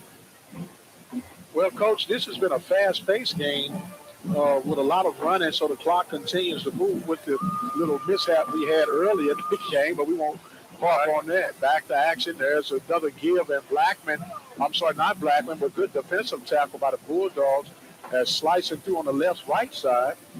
Picked up a couple of yards. That's Walter Junius on that carry for Lamar Consolidated. And number 4 for the Bulldogs is Colin Sims Davenport on that tackle. To keep that run to a minimal. Also did pick up about 2 yards. So that looking at third and 4 yards on the near hash, Lamar Consolidated moving left to right. There's a give to the back. Blackman is cutting through, making defenders miss. Nifty running for a first down. And it will move the sticks with another pickup of about 5-6 yards. Yeah, he was able to carry the tacklers a lot further than he should have on that. Bulldogs need to get tougher in there. They need to hit somebody and hold their line. Coming right back now with the power eye look, 2 receivers to the right side for Thomas. He takes it, gives it to Blackman again, who spins to the right side, and he is met by Ray for another tackle, but with loss. Good play by Derek Wright. And I believe that was either Adam Croy or Cameron Rape right behind him on that play for a no gain on the play. That was, I believe, Derek Wright shooting the gap on that, just guessing right, getting in there and just start disrupting that play for no gain. They would actually give him about a yard loss, so we say second and, since we're for the Bulldogs, 2nd and 11. 2nd and 11. Thomas coming up underneath center. Right there's there. movement. They're not calling it. Big boy to the left. The left tackle for the Mustangs. Yeah, that's good right there. That'll help the Bulldogs out a little bit. Looks like the left tackle or may have been a tight end or something up there jumping a little bit too soon. One thing I've noticed now, Coach, even on the high school level now, it used to be they would just call the penalty or the infraction. They wouldn't identify the player by number. But now they've seemed to change that mode of approach these days. I guess they want to point the finger a little bit more I now. guess. Or that's a sign of I'm getting older. Back to live action, power wide formation. Thomas takes it, a little read. He's going to keep it, and he's going to be tapping for another loss. Cameron Ray. Woo! Nice play by Cam right there. I'm really kind of curious as to why Tavares Thomas is not this whole series. I believe he's been either split out or he's just now coming back into the game. Number 8 is Blake Witchard. Has been in the last several plays at quarterback. Looks like he's got the play from the coordinator of Lamar again and is calling the play. So it's kind of interesting to see why Tavares is not playing. 3rd down and 18 for the Mustangs. There's another quick play, wide open in the slot position, and picks up some big yardage for the Mustangs to make it 4th and manageable for the Mustangs. Yeah, 4th and manageable. That gives it to 4th and 5. They had what they have there. 3rd and 18 at least on that. Yes, sir. 3rd and 18. Looks like the secondary kind of played a little real soft on that and just basically gave up an inside pass right there. But They are coming out in punt formation as Lamar Consolidated is on the field. Derek Wright is back on his 30-yard line. We'll wait for the punt. The snap is back. The punt is off. And bounces. Right left the ball roll. Whoa, boy, that ball almost snuck up on him. Sure did. It almost hit him in the foot as he's backing up. That ball was a major punt and a change of possession, as that ball will be punted all the way down to the Bulldogs' 14-yard line. That's where the Bulldogs will take over now. Yeah. With 1:35 left in this third quarter. You'd really like to see your return man get up and try to catch that ball in the air. I believe he may have been heading position a little bit too deep to receive that ball, but nonetheless, the Bulldogs have the ball. They're coming out onto the field. Tyron Taylor, quarterback in a shotgun formation in a one-back set to his right. Takes it, looks. He wants to throw, looking up top, and that ball is almost intercepted. Yes, it was. He missed his receiver who was open on the inside. Looks like Larry Blackman for Lamar Consolidated almost as he dove for the ball toward the middle of the field. Ball just came up short. Was that Guillory that looked like the intended receiver? Joshua Guillory? I couldn't tell if it was Josh Guillory or if it was Dylan Schroeder. Bulldogs are back in the huddle as the play has just been run back onto the field. The ball is left center of the hash. 3 receivers to the right side. There's a keeper by Taylor. Taylor running up the middle. He's got one man to beat on the defender. He's crossed over 40-yard line, crossed the 50, and a big run. Looking to see if there are any flags. And there are no flags. A big run of 35 yards. Tyron excited off that play. It was a beautiful zone read play. Tyron kept the ball, cut up the middle, and took the ball to the near sideline. Once he got through the line, was able to outrun 2 or 3 defenders, and finally run down by, I believe that was number 8, Blake Witchard. So the ball is at the 49-yard line. 1:21 remaining in the third quarter. Play 3 receivers to the right side. Ball is on the left hash mark. Taylor in the pistol formation. There's an official timeout. I believe we have an injured player on our near sideline for Lamar Consolidated. I believe that's why we're stopping. I believe that was the young man that made the tackle. Probably got the wind knocked out. Oh, we hope it's something just as minor as that.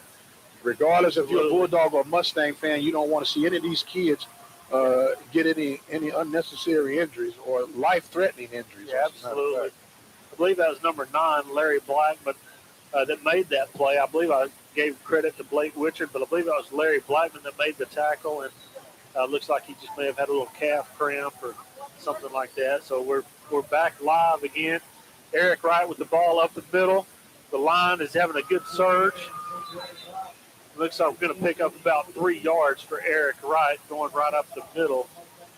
So Wright, I believe it opens things up a little bit more when Tyron is able to slip in those big gainers like he just did there. That is such a huge boost to the offense when he's able to do that. Speaking of a huge boost, the Bulldogs are battling in this contest. A lot of people not giving the Bulldogs credit of thinking this was going to be a blowout. The Bulldogs are right there in it with 40 seconds remaining in the third quarter. 3 receivers to the right side, pistol formation. Tyron Taylor gets the snap. He gives it to Wright. Wright running hard, still on his feet, close to a Bulldog first down. Wow. What a great run. What a great effort from young Eric Wright right there. He actually was on somebody's back, and they marked the ball. Looks like a little short of where he actually hit the ground, but that's going to be about a half a yard or a yard short. Third down, Coach. Yeah, they're only about a foot short of a first down right here. So looks like Waller's going to call timeout.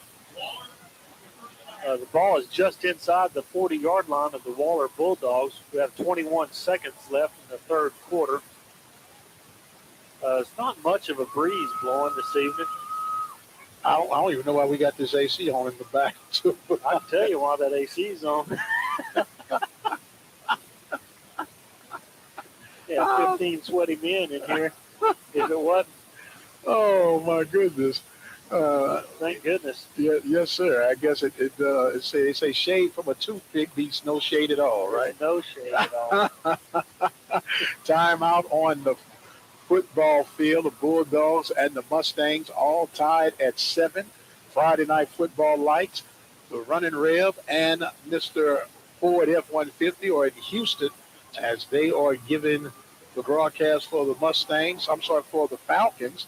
And the Bobcats are in Houston as well as they're taking on Reagan. We're back to action right now. 3rd down and short and a 1st down on the quarterback keeper. And the Bulldogs keep the sticks moving. And that's more than likely is going to take us to the end of the 3rd period of play where the Bulldogs and the Mustangs are tied at 7. Strong surge by the offensive line right there. Tyron just tucked the ball right up behind the center. He moved that pile 5 yards. We've reached to the end of the 3rd quarter. We're going to take us a break, and we'll be right back. You're listening to Waller Bulldog Football on the OpenMic Broadcast Network. As you spend your money on holiday gifts, don't forget to set aside some cash for retirement as a gift to yourself. Saving a little of your monthly income for retirement can be as affordable as the average holiday gift. If retirement is near, you'll want to hop on a fast sled and start saving right away. If you're younger, begin saving now, and compound interest will help your retirement funds snowball. A great way to start figuring out how much you'll need to save for retirement is to learn how much you could expect from Social Security. You can do that in minutes with Social Security's online retirement estimator at www.socialsecurity.gov/estimator. Happy holidays from Social Security.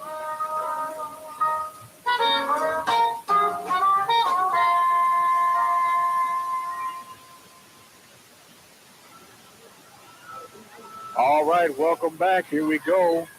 The start of the 4th quarter, and it's going to be a loss of yards for the Bulldogs.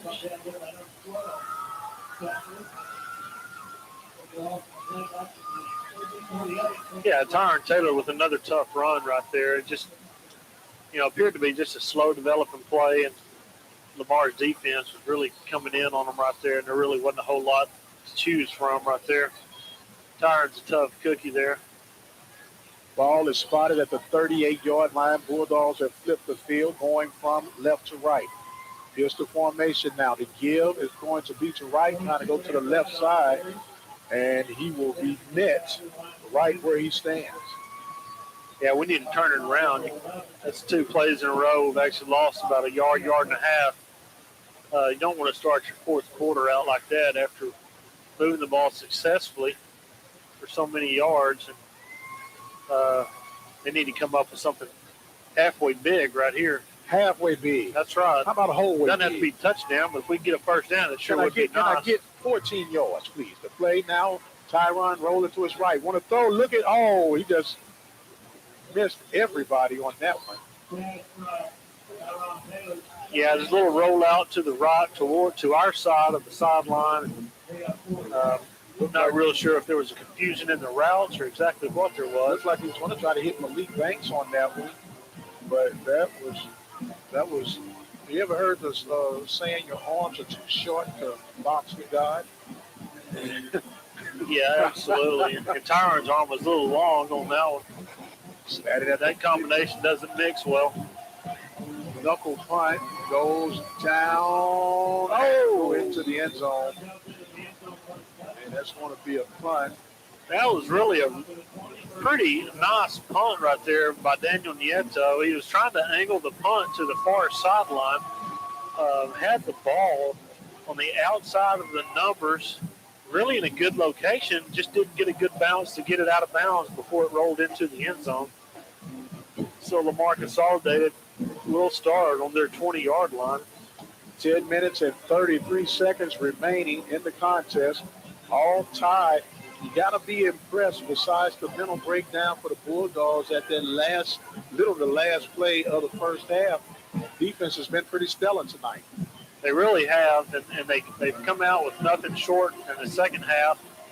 Looks like Tavares Thomas, the quarterback, which is, Did he want to be out there? It seemed like he wanted to come out just then. As they have the he's actually quarterback, lined up in a fullback position. and they give it. There's a late flag thrown. That was all confusing. That play there, that series started off. Really was. It really don't know what's going on with Lamar Consolidated on this right here. Tavares Thomas walking to the sideline with his hands up, not really understanding what's going on. Bradley Zika on the play. There was a flag on the play, but Bradley Zika came up on that particular play right there and really stuck that running back. Call is illegal motion on Lamar Consolidated. The penalty is declined by Waller. So they'll take the play and there was no gain as Bradley Zika stopped the running back at the line of scrimmage. So we'll have 2nd and 10. I like the move of Coach Wright on that. Don't give him any extra plays. He got good penetration. That's showing confidence in his defense. Absolutely. As well, too. I think it's a great play. I mean, your kid stepped up and made a good play. Let's give him a little credit for it. So the Mustangs are coming out in the pistol formation. There's a quick throw. That ball is overthrown. Oh! Incomplete. They called it incomplete. What a big hit on the receiver going out for the stretch. It's Ray Simon on the hit. It's a little drop back pass right there, and the slot receiver ran a little 10-yard flag route. The ball was actually pretty well thrown. Receiver couldn't hang on to it, and Ray Simon, number 9 for the Bulldogs, really made a good hit on the receiver to jar the ball loose. So going back to action now, all the Mustangs. There's another throw. That ball is caught on the far side. Good open field tackle for the immediate stop after the reception. Yeah, that was a great open field tackle right there. I'm not real sure who that was. It was the cornerback, I believe, on the far side, which I believe is Colin Sims Davenport. Brings us to 4th down at about 4 yards. Got to be careful. Now the clock is running down to 9:30 remaining in the contest, all tied at 7. Back deep is Wright. He stands at the 47-yard line of the Bulldog. Man goes in motion. The snap is on. And there's another kick away from Wright. He bobbles the ball, and he finally recovers a suicide attempt. That appeared by Wright. He went, barreling down his face, but the Bulldogs were fortunate enough to hold on. To hold on is an end-over-end kick right to Derek Wright, number 21. Ball kind of went through his hands there. He was able to get back on it. And all in all, Bulldogs come out with the ball at the 36-yard line, which is not terribly bad field position to start this drive right here. This would be a great opportunity for the Bulldogs if they could really put something together and have a scoring drive right here. Bulldogs have 3 receivers to the right. Gives the ball to Eric Wright with a huge hole up the middle. Eric cuts up the left side. He goes all the way from the 36-yard line. He's down to the Waller Bulldog 40-yard line. 24-yard pickup of 24 yards. What a great start. It looked like somebody stuck a cattle rod to him, and he took off up the middle. He looked like a bolted lineman coming out of the backfield. 3 receivers to the right side now. There's another give to Wright. Wright running hard up the middle, continuing on his way to run downhill, and he picks up another 8 yards as the Bulldogs now seem to be smelling blood, Coach. Yeah, the Bulldogs are coming back and trying to pick the tempo up. They're already back on the ball, trying to keep them off balance right here. And they're just looks like they're going to give them a steady dose of Eric Wright right now as he takes the ball back up the middle. They had a 2nd and 3, and Eric has picked up about 4, maybe 5 yards. The ball is down inside the 30 to the 29-yard line. Another first down for the Bulldogs. Clock is now on their side. 8 minutes and 19 seconds remaining. Bulldogs going left to right. Ball is on the far hash mark.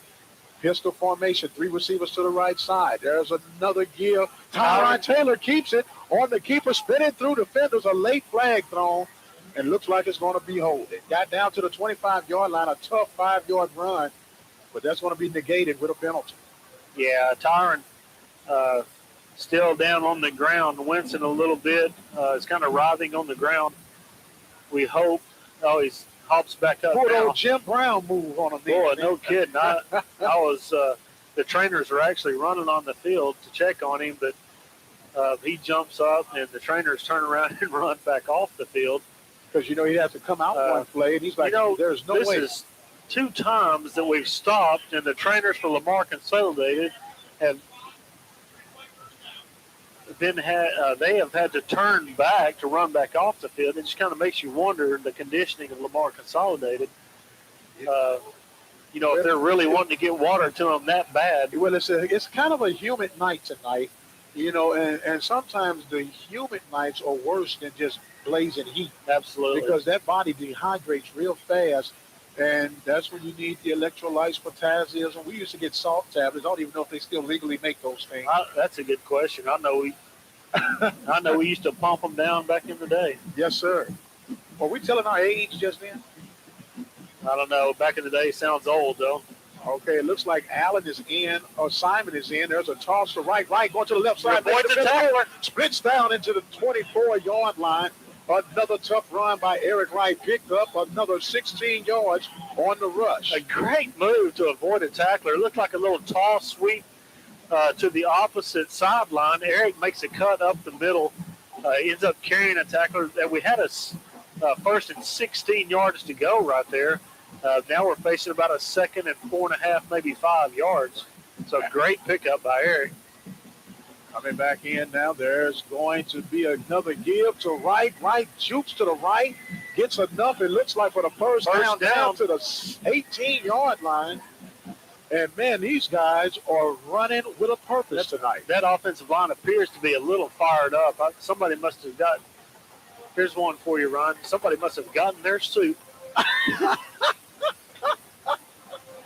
They come out this drive, and they're ready to go. Yes, sir. Tyron Taylor, Mike, has been taken to the sideline, and Ray Simon has been in for the last 2 plays. Well, you might as well keep tossing it to right. He's running hard, and they toss it to right. There it is. Left, and right cuts up. In and out, looking like a boxer, showing his footwork. Jubin in and out, gets down inside the 15-yard line. Missing all the punches and picking up yardage. Yes, sir. It's going to be a credit for 3.5 yards. Yeah, great move, Eric. I mean, that was 2 really, really good moves. But there's just a little toss sweep to the far side of the field. 6 minutes and 30 seconds remaining. Power eye look. Simon still under at quarterback. This time he tosses it to the right side to right. Wright was up in at that time and stopped back to the 20-yard line where he lost just as many as he gained just then, and it'll be 3rd down and 12. Yeah, at least 12, maybe 30. Yeah, it's 12 yards. All right, now, Coach, here we go. The ball is at the 20-yard line. If you don't get any more, it'll be about a 37-yard field goal attempt. Do you go for it at this stage of the game? Did you say no? Did you say no? I can tell you what I'd do. What would you do? I would attempt that field goal. Okay. You're going downwind. 5 minutes and 40 seconds. Double pistol formation. There's Tyron Taylor back in. Rush to the left. Trying to get to the outside. Dive forward. Close to the 10-yard line. Now I would say I believe he's gotten enough yardage where you could attempt this field goal with ease. The wind is back behind the kicker's back. The ball is going to be marked at the 14-yard line on the left hash mark. So it's going to be roughly from the spot a 30-yard field goal attempt. 5 minutes and 5 seconds remaining. Daniel Nieto, the holder, gets the ball down. Giovanni Bazan. Beautiful kick. Right down the pot. Uh-oh.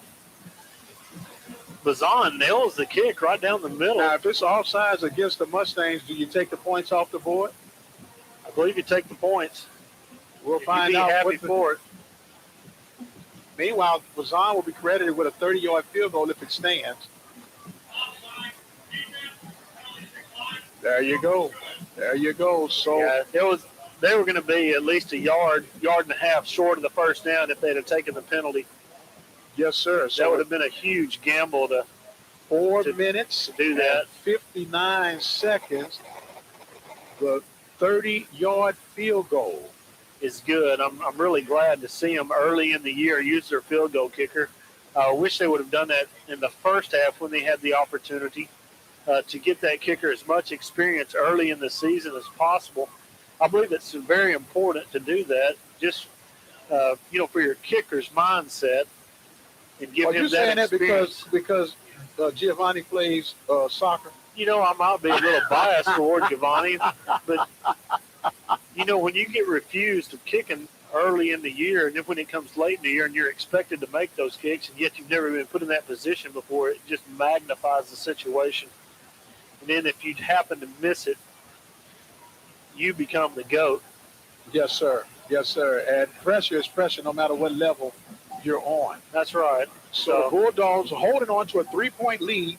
A great play by the defense thus far on tonight. Absolutely. The Bulldogs lining up. It looks like back deep for the Mustangs will be number 4, Bryce Malone.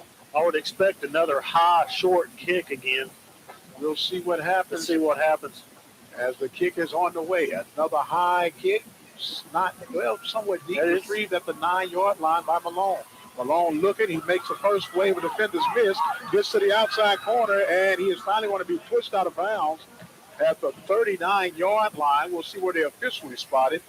But we do know that Lamar Consolidated will take over at 4:51 remaining in this final period.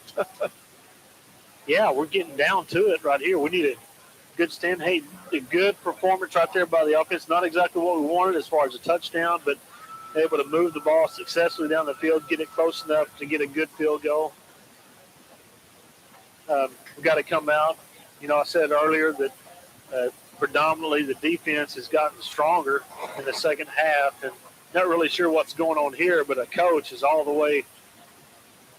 Looks like Lamar Consolidated may have a player down on the other side. And you're absolutely right. Coach, the coach for Lamar Consolidated all the way to the other side of the sideline now.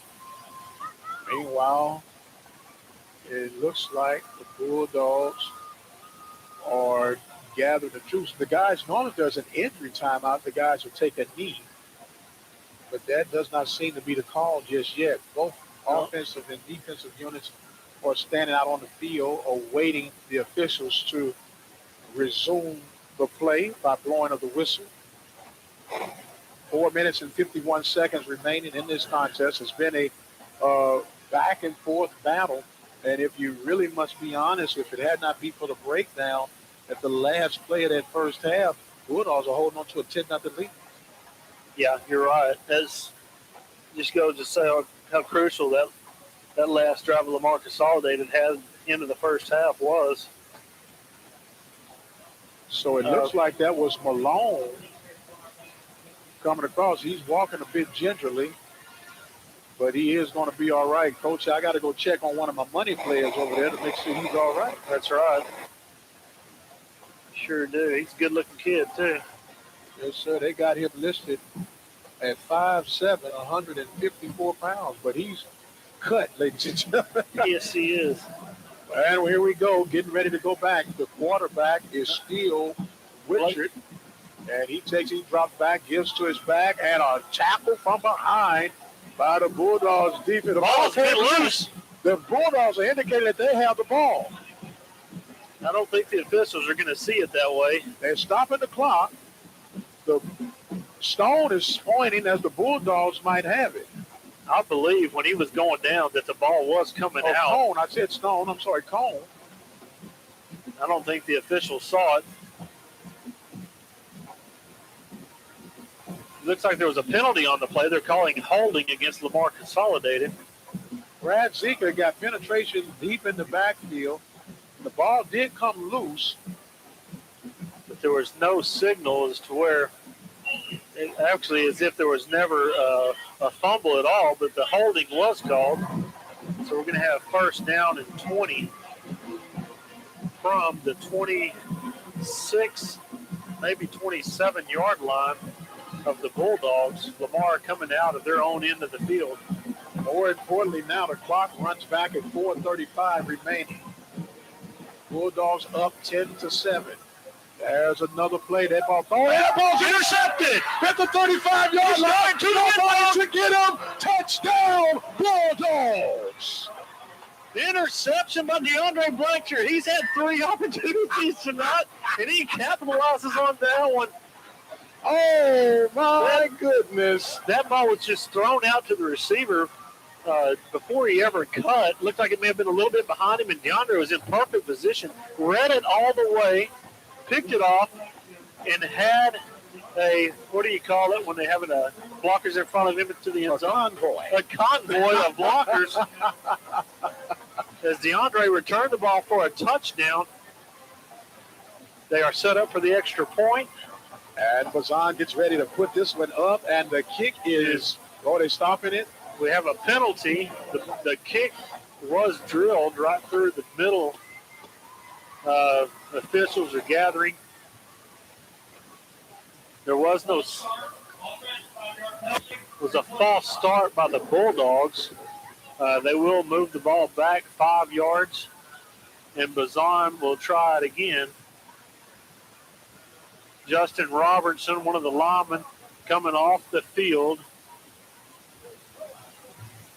as this will be more of a field goal attempt now as they'll spot it at the 15-yard line. I believe Tyler Hicks comes in to replace Justin Robinson at left tackle. Bazan ready for the kick. There's the snap, a good hold, and Bazan drills it again. The kick moved it 5 yards back. He just, like it was nothing to it, put the ball right up through the uprights. With 4:18 left in the fourth quarter, the Bulldogs go up 17-7 with the interception by DeAndre Blackshear. You know what? He was due that right there after. Well, we were calling his name. He was at the right place at the right time all night tonight. Absolutely. And what better way to end it than having a big play by Blackshear. The Bulldogs up with a stunned home crowd. Lamar consolidated 17-7, 4:18 remaining in this contest. Made enough of the scouts mad up here that they packed their stuff and left. Yeah. It's like somebody just opened up a can of onions or something. and the press box up here is emptying out a little bit by little. So that's pretty interesting. Yes, sir. We could tell who they were rooting for, huh? That's perfectly understandable. Now the clock is running. They're trying to hurry up and get this one over with, buddy. Yeah, they're running the clock is running. We hadn't even kicked the ball off. It was down to 4:21. One of the players on the sideline is actually pointing it out to the official. Now the quad cap official is meeting with another official, and they're going to try to figure it out. While we've got a little downtime, we're going to give a shout-out to some sisters up in Northeast Texas, Debbie Wisdom, Karen Terrell. Give a little shout-out to my mom, Carolyn, in Atlanta, Texas. My sister, Lou Presley's in Frisco, Texas. I believe she's got her ears on, and I've got a nephew and a hunting buddy going out to Elise out past Fredericksburg. Kyle and Robbie on the road. Thank you for listening. Kick, and it will go out of bounds. And the Bulldogs. Zahn kicks the ball out of bounds at about the 9-yard line on the far sideline. There is no other penalty on the field. So they will move the ball up to the 30-yard line. That's where Lamar Consolidated will start this drive out of their own territory with 4:14 left in the fourth quarter as the Bulldogs are up 17-7.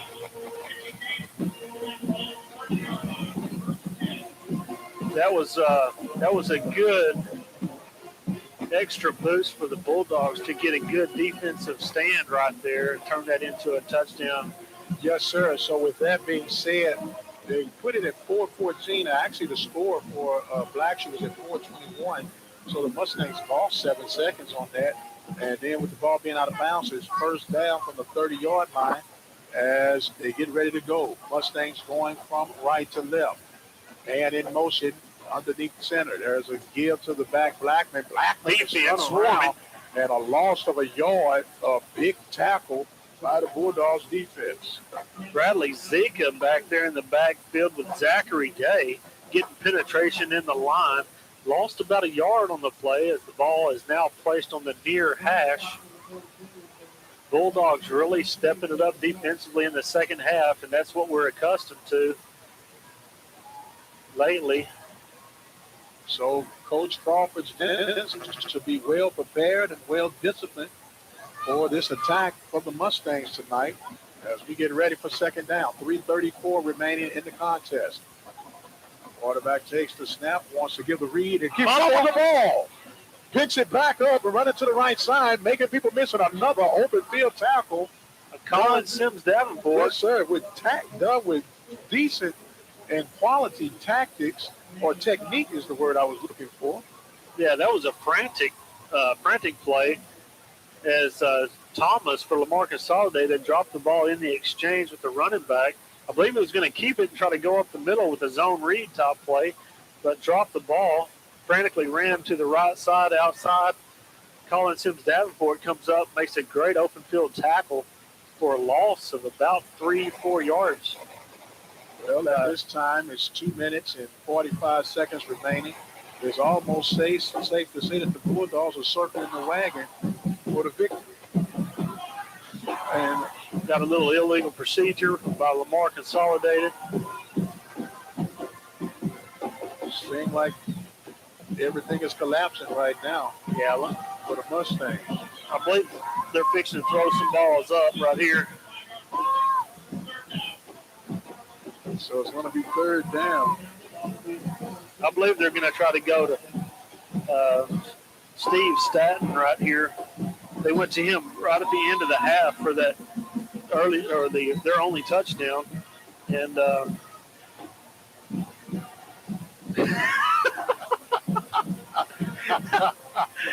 my goodness! Go back to action. Looking, got time to throw. That ball is thrown deep. Another almost intercepted. Bulldog defenders colliding on that. Ray Simon had a beat on that one deep in the secondary. Cameron Shannon came underneath, trying to stretch his arms real high to get the ball, but deflected it just enough where Simon could not catch the ball off of the deflection. So it's going to be fourth down, and we'll call it, let's say 17 yards. It's 4th and 17. They have to get to their 40 for a first down. They are in punt formation. Tavares Thomas is the punter. I really don't see him trying any fake right here with this much time left. You never can tell. You really can't. And that's another punt. That's knuckle in over end. It does take a favorable bounce for the Mustangs, and it dies at the 45-yard line. Bulldogs are going to start with another good field position, basically just looking to run the clock out with 2:10 left in the ball game. They have good field position at their own at the Lamar 45-yard line. Well, actually, they'll be at theirs. They'll be at their Yes. 45. And we have 2:10 left. 2:10 left as the Bulldogs come out. Tyron Taylor leading the charge. They're going to be in the I formation For the rest of the night, baby. That's it right there. There's a Quarterback sneak. And getting a little, just want to move the clock right now. Nothing more, nothing less. Picks up 3 yards on that one. Well, my friend, it looked like the Bulldogs that came in and shook the people here in Rosenberg tonight. You know, they definitely quieted the crowd with the field goal, and then the return, I believe that the stands started to empty kind of early on, even though there were a little over 4 minutes left. Lamar Consolidated does take a timeout with 1:53 left in the ball game. 1:53 left, and we want to go ahead and thank the good people who's made tonight's broadcast possible. Absolutely. We've got Galileo's Mexican Grill in Pattison on 1988 FM 359. Their number is 979-865-1906. The Learning Tree Daycare Center is in Hempstead, Texas at 837 12th Street. Their number is 979-826-4703. And now back to the action.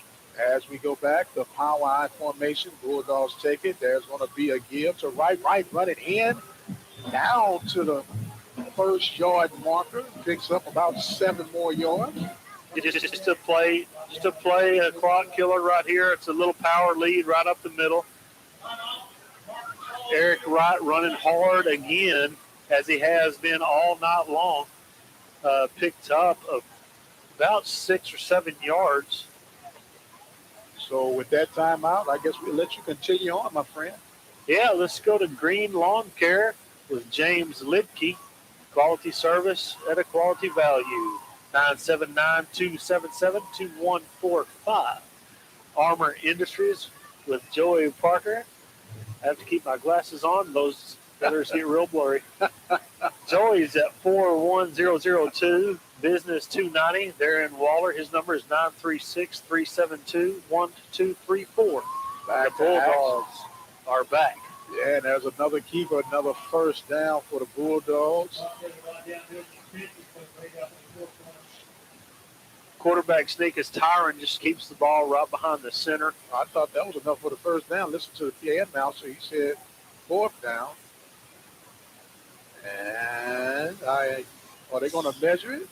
At least measure that one, man. Well, where we've got the ball placed, it should be a nose for the first down. Meanwhile, the clock is stopped at 1:28.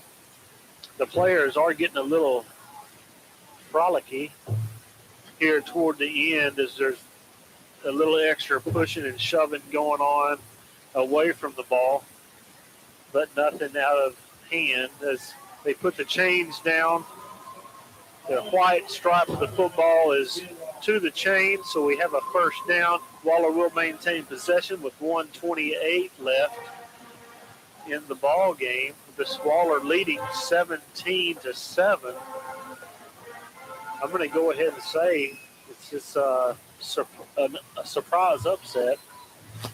No doubt about it. Maybe not for the Waller staff, but I think for unofficially, I have 15 first downs for the Bulldogs on tonight. That's a productive night. That's a nice stat to have. Yes, sir. That's a productive night. The clock is now still running at 1 minute and 10 seconds remaining. Bulldogs with the ball at the 45-yard line. Taylor takes it, gives it to Wright. Wright is met right back at the line of scrimmage. And it will be really no game. More importantly, now they just want the clock to run. Gun down close to 50 seconds, Coach. And the Bulldogs are going to walk away with a 2-0 record. When was the last time the Bulldogs started the season off 2-0? That's a good question. That's something, even after being in Waller for so long, I don't know. Which is not a surprise, right?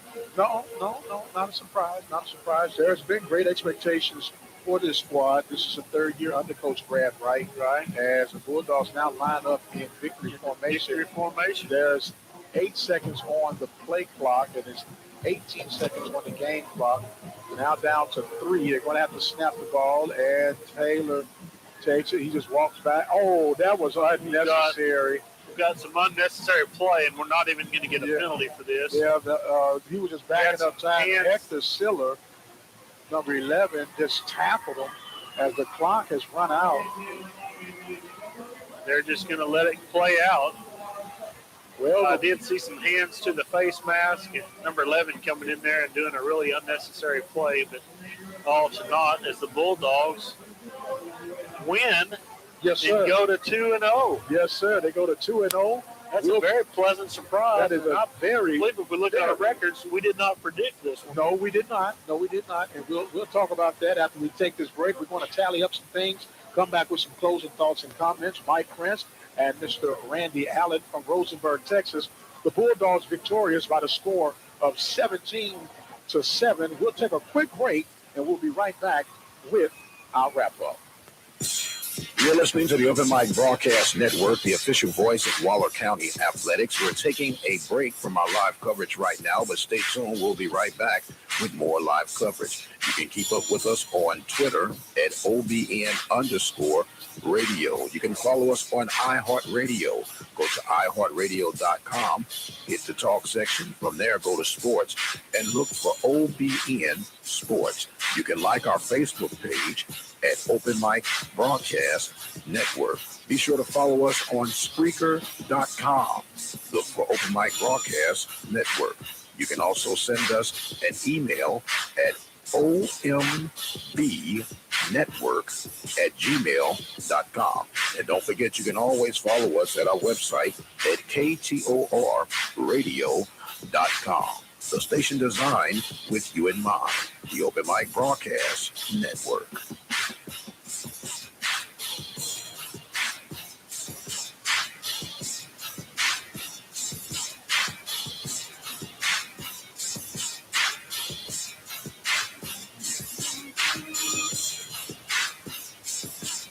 You're listening to the Open Mic Broadcast Network, the official voice of Waller County Athletics. We're taking a break from our live coverage right now, but stay tuned. We'll be right back with more live.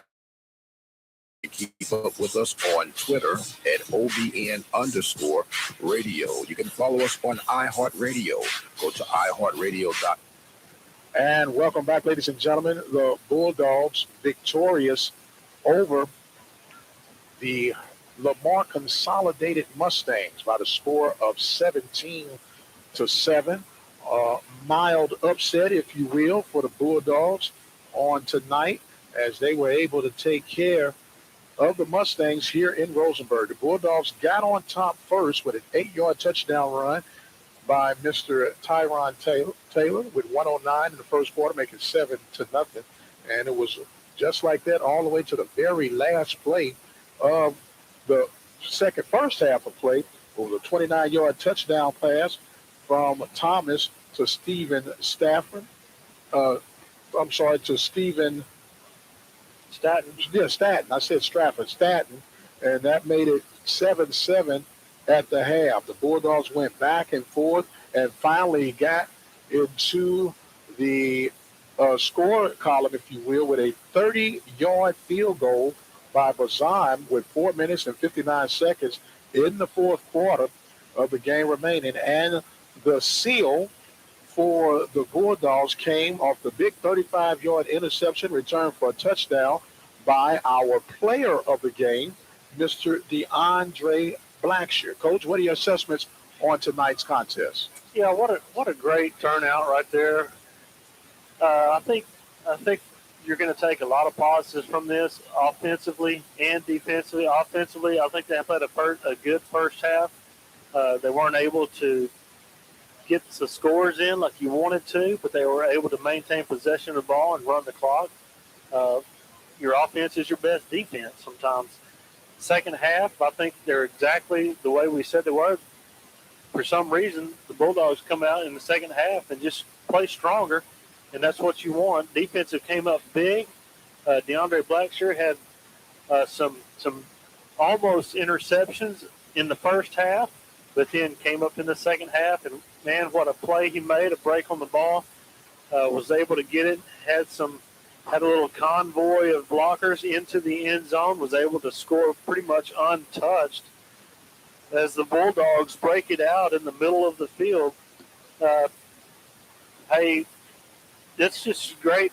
That's just some good stuff all the way around, yes, sir, offensively and defensively. I know they want to score more points, but sometimes if you're just possessing the ball and flip-flopping field position, as they did a couple of times tonight very effectively, as Lamar Consolidated was able to get the ball down into the zone and then pin us back, but we were able to reverse the field position, at least move the ball out far enough and then get good enough punts to get Lamar Consolidated, back away from their end zone. So, I think we were able to, like I say, flip the field position on them, and I think that was key tonight with the Wallers defense, which is good because in the past we've had that problem offensively of just setting up the defense and giving them poor field position, and that's real hard to defend for 4 quarters of the ball game.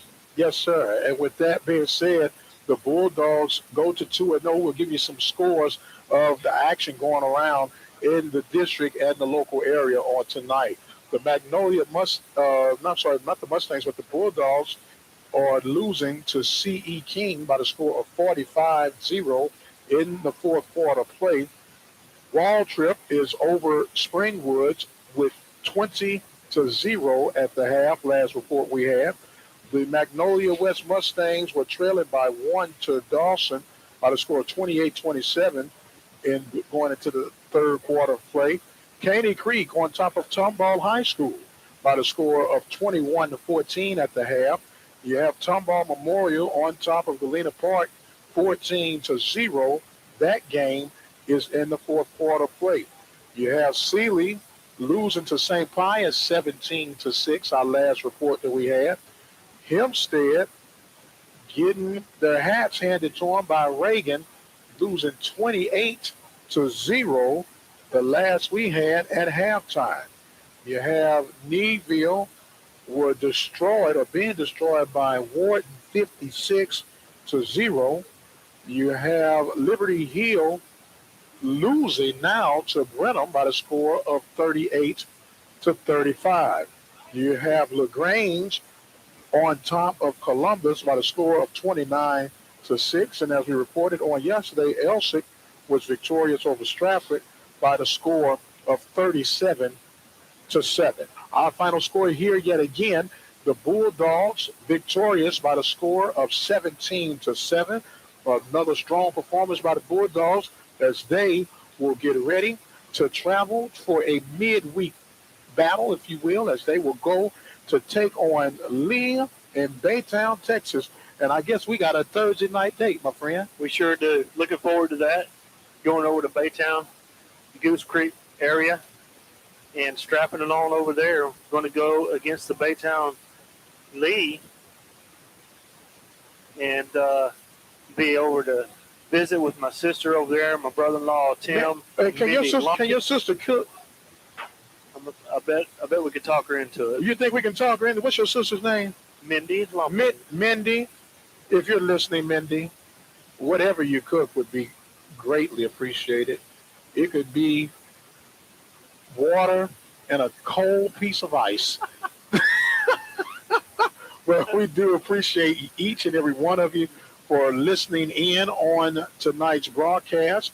Mike Prince, along with Mr. Randy Quiet Storm Allen, the Bulldogs go on the road, pull off the mild upset, winning over the Mustangs by the score of 17-7.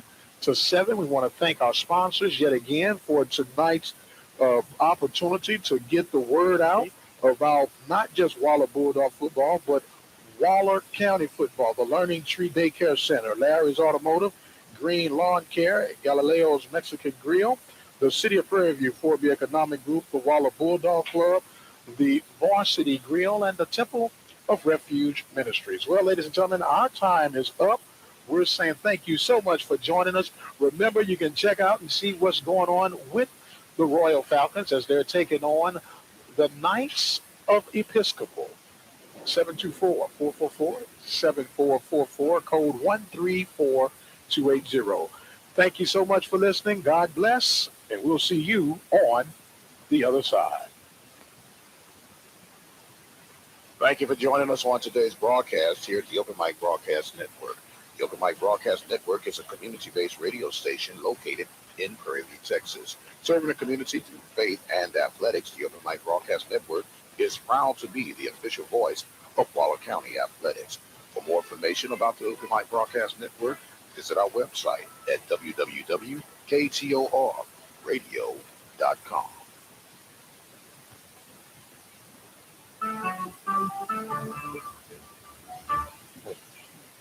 Recorded live.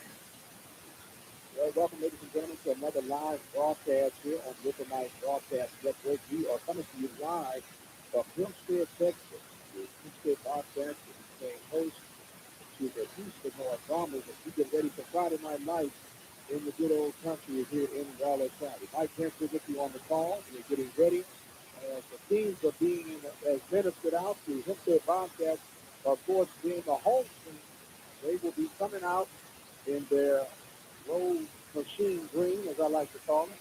These dark black and green as we get ready for tonight's contest. Got the night air here open as we are ready to take on the Brahmas. The Bobcats off of a huge win last week against Tomball Memorial, not Tomball Memorial, in Tomball against the Crusaders of Concordia Lutheran, winning that game against all sorts of adversity by the score of 42-41. Coach Ricky Sargent was featured on our talk show this morning as he was getting ready for tonight's contest. Of course, the Bobcats are being led by Mr.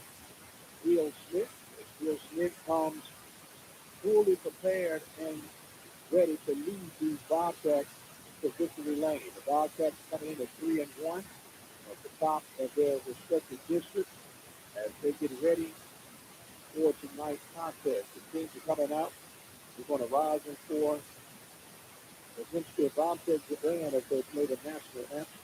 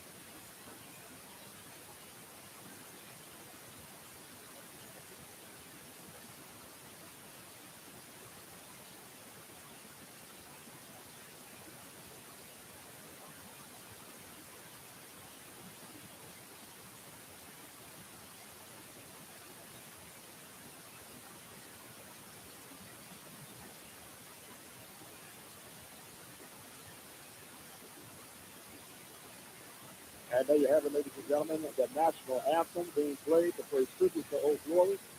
We're ready for some football on tonight live from Hempstead, Texas. Looking like Broncos Network, ready to get things on the go. Tonight, it looks like this team is going to be doing some spots here to get things set up. Remind you that tonight broadcast is very popular by quite a few good people throughout Waller County as we get sorted through to get you the important information on who exactly is involved here as we give homage to those who help us to do what we do here at the OpenMic Broadcast Network. We want to thank Galileo's Mexican Grill. Also like to thank the Learning Tree Daycare Center. We want to thank Armor Industries, Hempstead ISD, Washington Grill, Larry's Automotive, the Simpson Investment Ministries, the Hempstead Theater. Hempstead Theater located at 740 12th Street, Hempstead, Texas. Movie times are 7:30 on Friday, 6 and 8:30 on Saturday, and 2 and 4:30 on Sunday. They're featuring now the Equalizer with Denzel Washington. Call for more information at 979-826-2981. I want to also thank attorney Lee Van Richardson for his contribution for tonight's broadcast. Teams have come out with the clips. The Hempstead Bobcats will be with their black uniforms with the green helmet, the machine green, and we will be able to get some things set up here and have Antonio lock it down. All right. And he will be our spotter for tonight. He'll be letting us know how long the plays are going. It's good to have him on board. He got caught up in a little traffic. We had to get started. Got the hot top fade working. That's pretty looking good. As the Bombers, they are coming in right now. They're ready to go. Back deep, as we find out the number back deep. A light just went out here in the press box. Not sure what that was all about. They got things situated here. Getting the eyes from Mr. Keys where he can see. He's Bernard, ready to go. They'll be going from left to right. And we're moments away from getting this off the way. The pitch is a wobbler pitch picked up at about the 22-yard line, running straight up the middle. Up the middle, got a lane. Nobody could in front of it, give any type of save. And running down to the 20 and finally hauled out of bounds, or is it a touchdown? They want to say a touchdown. What an effort. That ball picked up at the 21-yard line by Charles Chapman. And Chapman took that back for 75 yards on the opening kickoff to give the East Bernard Brahmas a early 6-0 lead. Clear kick usually in defense against a potentially threatening run back. That one blew up right in the faces of the Bobcats. So with 11:46, right at the opening drive, the Brahmas scored.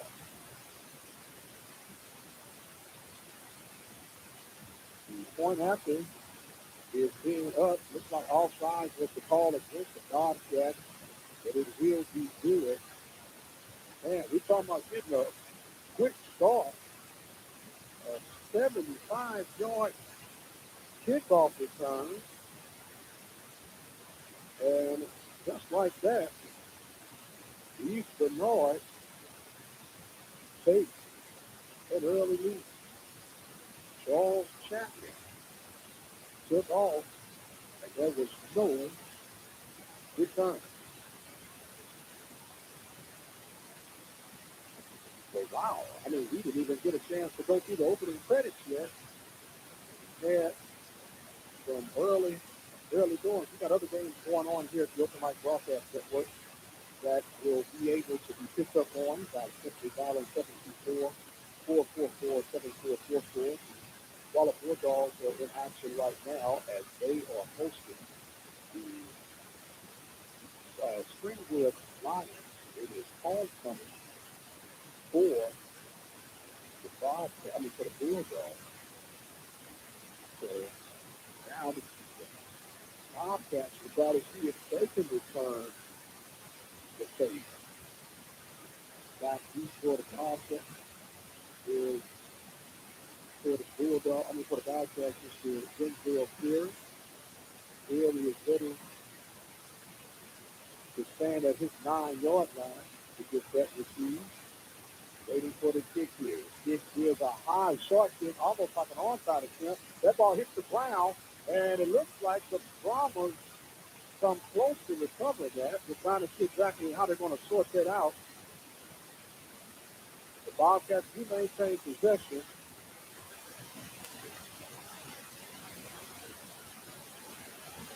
So Hempstead will take over here with 11:42.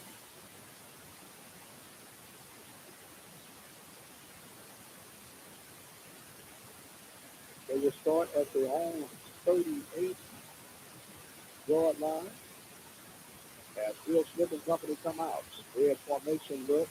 Ball on the far side on the right hash mark. Bobcats going from right to left. Will takes it. He does the quarterback lead keeper. He gets across to the 40-yard line. So he will pick up a couple of yards on his first attempt of the night. Of course, he was player of the week for week number 3. He was electrifying last week with his performance in pump ball. So they were not up. They give him credit for about 2 yards. And he's now in the spread formation. And comes in motion. And there is another deal. This time to Mays trying to get to the outside. And he is wrapped up. Oh, he's still fighting on his feet. And he will finally get back to the original line of scrimmage. And he will lose. Actually, he loses about 3 yards. So it's going to bring 3rd down, and he'll call it 12 for the Bobcats. Just getting on the way here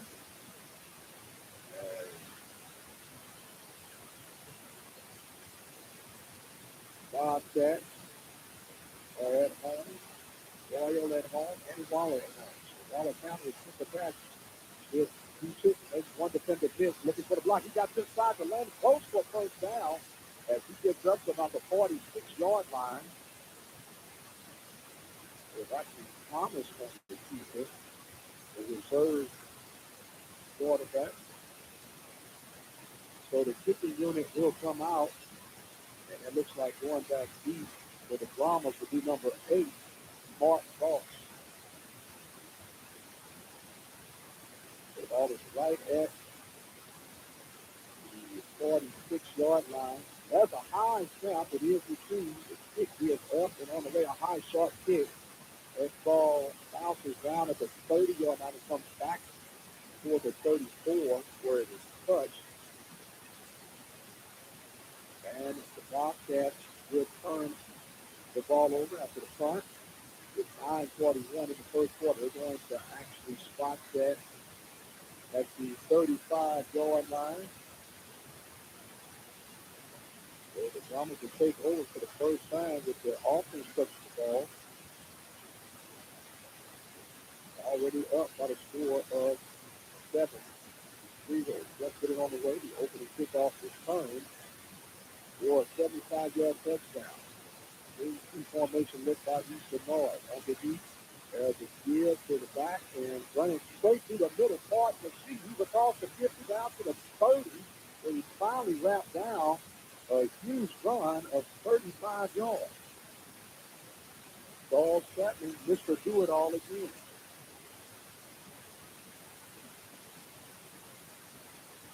Chapman doing what he does. First down for Eastern North. Eastern North coming out quickly. 9:20 on the clock. Ball on the right hand mark. One from left to right. The 28-yard line is the spot of the football. Robinson number 2 center takes it, gives it to the fullback this time, and he is finally wrapped up after pickup in back 3 yards.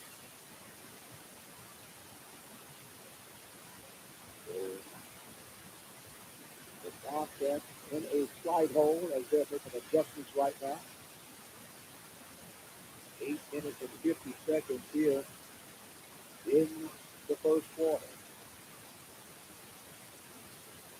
Wallace coming out with the quarterback number and name just a second for you. AC formation, tight lift. Bobcats just saw this last week. And now there's a deeper this time. Oh, it's a give. Bring it back in this direction, Ronnie. Robinson in the backfield along with the quarterback. Number 8, Mr. Mark. I like you so much, Mark. Mark Boston is the QB. So it's 8 minutes. So it's 7:59 now. We make Boston under center at the wing. Good for the Bombers.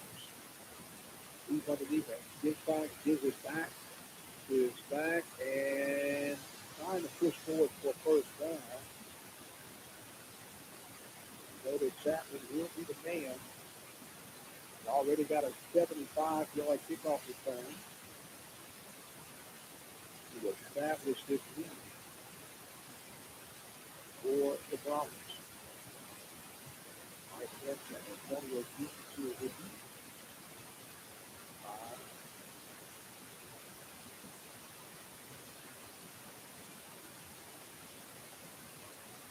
Now it will be first down. Another enough to do to stick. Boston underneath center. Takes it. This time he gives it to the fullback, number 11. Number 11 to Mr. Allen Anderson.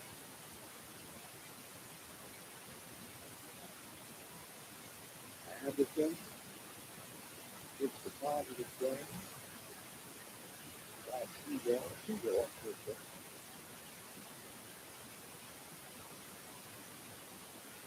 Ball is on the left hand, on the far side of the field. Bobcat. Foul down 7-0. Bobby checking out the defensive look for the Bobcats. Defense is finished. And swings out in motion. There's going to be a keeper this time by Boston. Boston's going to be wrapped up. He may have picked up a couple of yards on that run.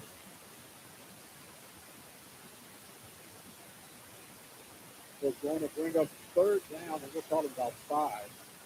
Ball is right at the 13-yard line of the Bobcats. Bobcats failing by a score of 7-0. Just getting on the way here. This is the Texas Buffy Heavenly Hempstead. So Bobby's underneath center. Bobcats trying to buckle down right now. There's going to be a deal straight up the middle for the touchdown. The misdirection run. 13-yard TD run. Beautifully executed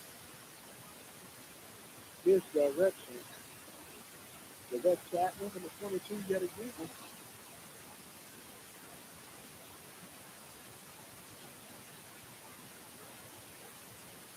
So Chapman has 2 touchdowns in 2 possessions. The extra point attempt is up, and it is good. And it's 5 minutes and 49 seconds. The Bulldogs find themselves trailing 14-0. Just like that, the Bobcats are trailing. Bobcats are known to work on it.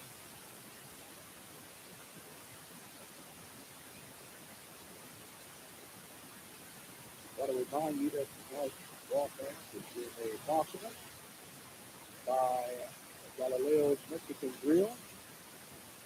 And in 1988, FM 359 is not called 979 865 1906.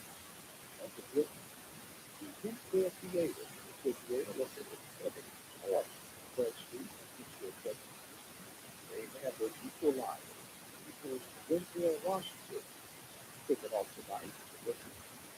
Go watch it 7:30 on Friday. And on Saturday, you can go at 6 p.m. and 8:30 p.m. On Sundays at 2 and 4:30.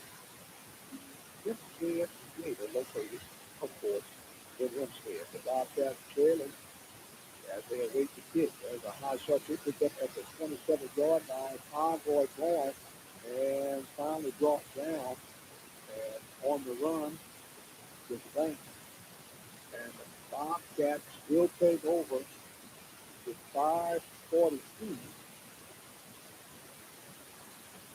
And that ball will be spotted. It looks like they're going to put it at the 32-yard line of the Bobcats.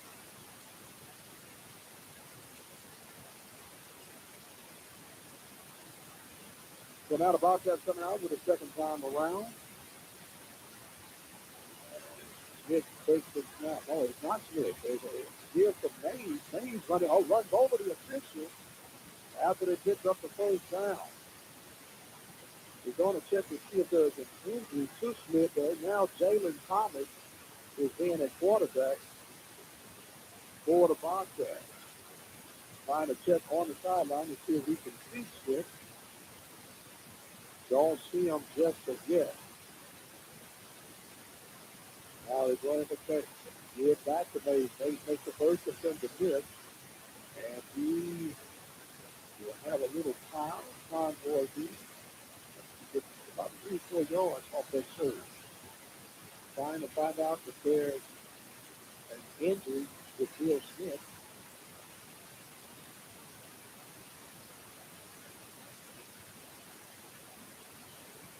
So they're going to get about 3 yards further. They're trying to find out if there's an injury with Bill Smith. The receiver to the right side. Now there's going to be a keeper by Thompson leading through the defenders to get that close to this field. It's going to be stopped. I know he had a high ankle sprain, and it looked like it may be aggravating getting in. Thomas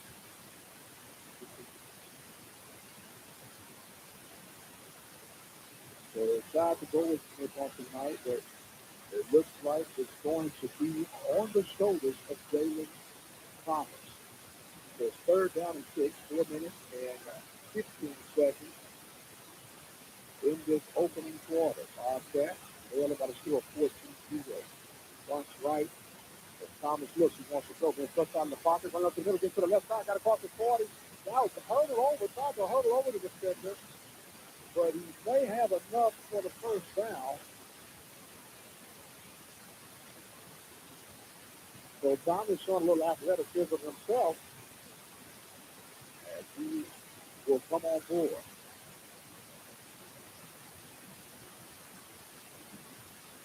First down for the Bobcats.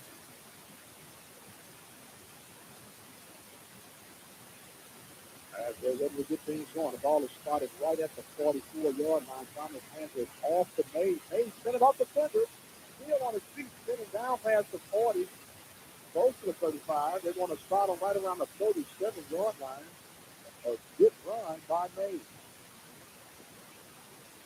Mays on the spin move. Tyson Mays, the senior running back, 5'7".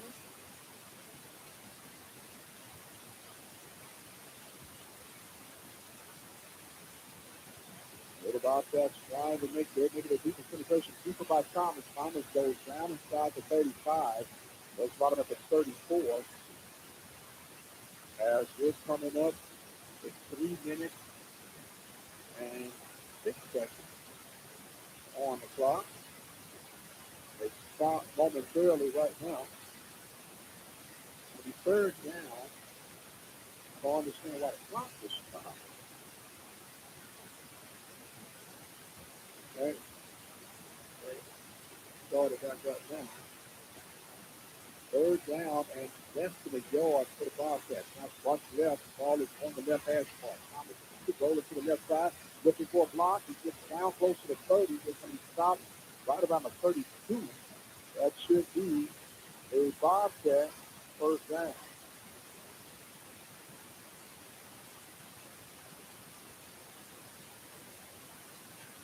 So the Bobcats, they got their third first down on this drive. They're coming up on play number 8.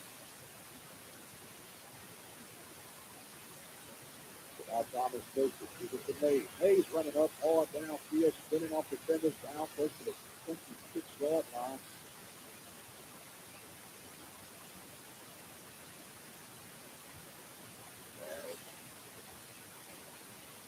Bobcats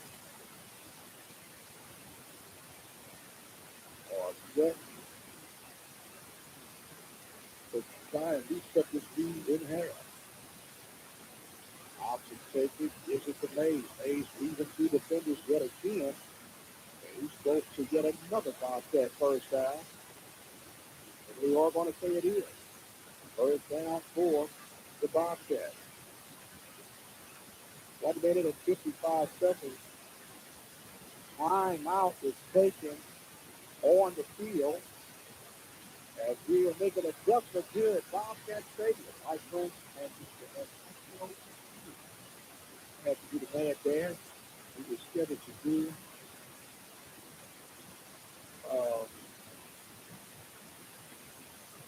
this down there.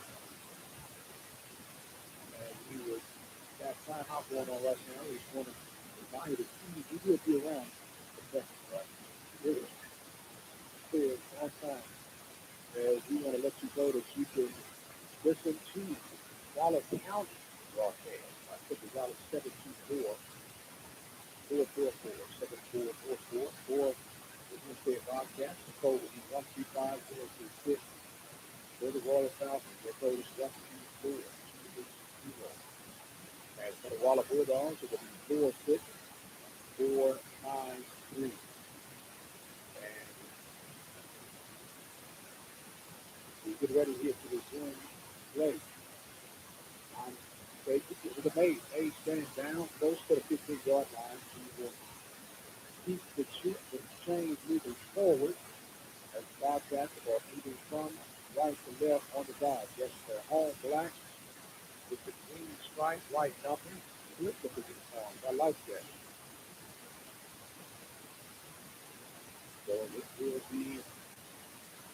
and we'll call it about 5. So the ball is placed right at the 15-yard line. Yeah, the 15-yard line is close enough. Tom mistake. Give it to Mays yet again. Mays putting down close to the 10. And that would be almost to the first down, but they're going to say just missed it by half. So it'll be third down. We'll call it 1 as we come up on 1 minute left here in this opening quarter. Bobcats down 14-0. Good score with 1 quick score. Decent drive as the give is back to Mays. Mays running down inside the 5 and gets down for first down. And Mays is running with a passer on tonight. So we'll be first and goal. The ball is placed right at the 3-yard line. Coming up with 30 seconds now before this quarter is over with. Mays in the pistol formation. Basic. He's going to keep it himself. The sweep to the left side, and Mays will get in for the touchdown. 3-yard touchdown run. At 17 seconds, unofficially call it a 4-yard TD run. And Mr. Jalen Thomas. And just like that, the Bobcats are right back in it. 17 seconds. And now the place kicker looks like Mr. Sergio Castro gets the kick. The snap is partially blocked. That has been an Achilles heel for the Bobcats. Go. We have 17-6 remaining. Bobcats down. Mike Christian with the Mike Bobcats. That's it. Antonio Hughes. He was on the spotty force. Picking up on that system pretty good. Sometimes you have to work it to your own understanding. I want to remind you that you can follow us on Facebook at OpenMic Broadcast Network. Like our page. Let us know what's going on, what's going down. As we take your suggestions, recommendations. While we're talking about suggestions and recommendations, I want to give a shout out to the Learning Free Day Care Center. Learning Free Day Care Center is located at 877 12th Street. You can call the Prairie owner at 979-826-47.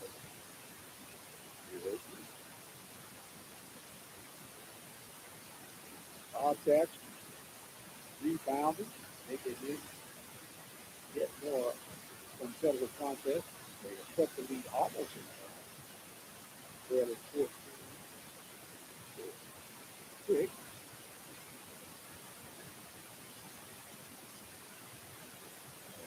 Ready to kick off.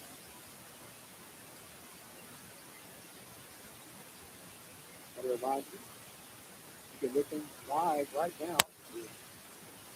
On the Bobcats, the ball is kicked, and it is going to be fair call. Now it is going to be cut back. So the ball will be at the 34-yard line of Houston North. They will get ready to come.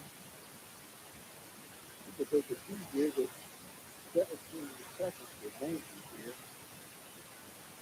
in this third quarter. Bobcats started off in a 14-0 hole. As Mark Voss comes out now, that wing T formation. Real tight. Voss wants way beneath the center. As he takes it now, he gives it to the back, running in between defenders and down to the midfield. As that was Juwan Robinson. Juwan Robinson gets a Rama first down as the Bobcats back-to-back weeks have to deal with this same wing T formation. They faced it against the Crusaders, and it took them about a half to get adjusted. We'll see what happens tonight. Each team looking a little bit different as Brahma's coming out now having somewhat of effectiveness. We have reached the end of the first quarter. The Hempstead Bobcats are trailing by a score of 14-6. This is Mike Clancy looking to the OpenMic broadcast network. Now Mr. Antonio Keys to my left of me, right previously away. Trying to figure it out. He's got this puzzled look on his face like he's thinking a chemistry class. Oh, my. Want to remind you to listen to Sports Report daily at KCORradio.com. With the Mike broadcast network. We also now have a different type show that features throughout the nation. A lot of radio stations that pick the best broadcast to plays Saturday, Alabama, Mississippi, Louisiana, and of course Texas. And that is called the Sports Report Feature. You can listen to the Sports Report daily at the Open Mic Broadcast Network. Visit the website KCORradio.com. Go to our sports section, and you will go and click on the Sports Report in the right corner, top right corner, and get all that happens not only of Waller County, but we cover the Southwest Athletic Conference as well. Back to action. We'll start this second quarter off all right at the 50-yard line. The Bombers now flip sides going from right to left. There's a tough run up to about the 45-yard line. That looks like number 11, Anderson, for the Bombers. Until this number 12, Matthew Tovar. Tovar is the running backer, linebacker. 5'11", 185-pound king.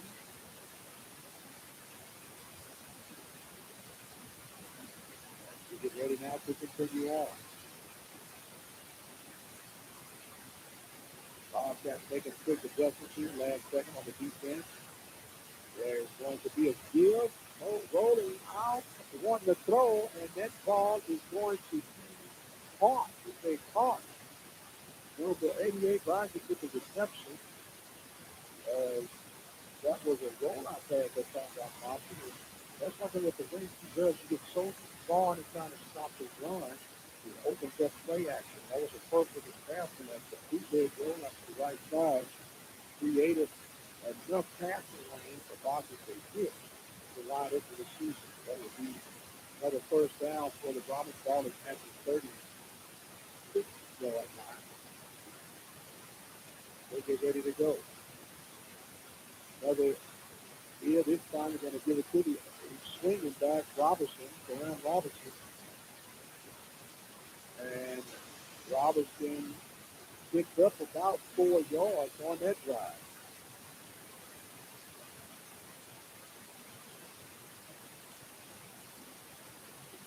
We'll try to get you some scores if we can throughout Waller County. We got multiple broadcasts going on, multiple games going on throughout the night light here in Texas, Friday night football. Robertson goes in motion. There's going to be another play after pass, the pressure and a sack by the Bobcats. Bobcats get it in there. Number 9, Fred Thompson and Cruz.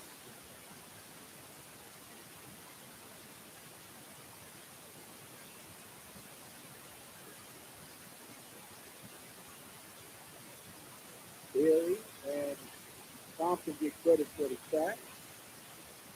A big play that was a loss of 6 yards.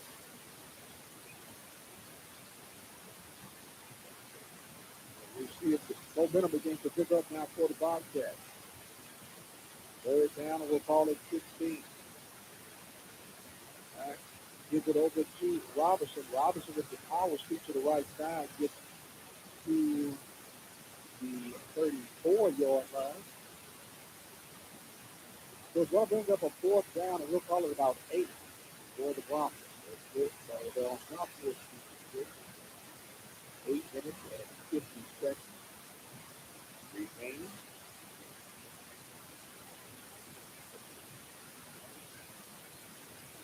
Matter of fact, I'll let Keys, who's talking at halftime here, and just introduced himself for about 10, 15 minutes.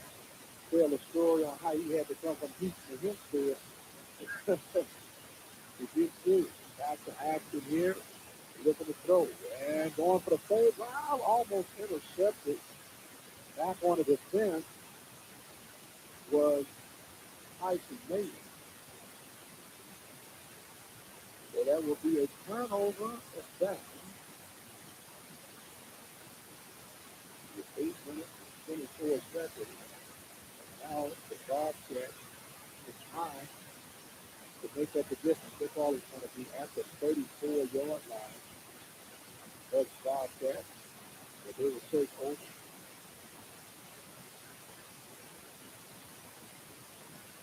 And there's a good run up the middle, going down to the 30-yard line, and finally Hawkeye at the 26.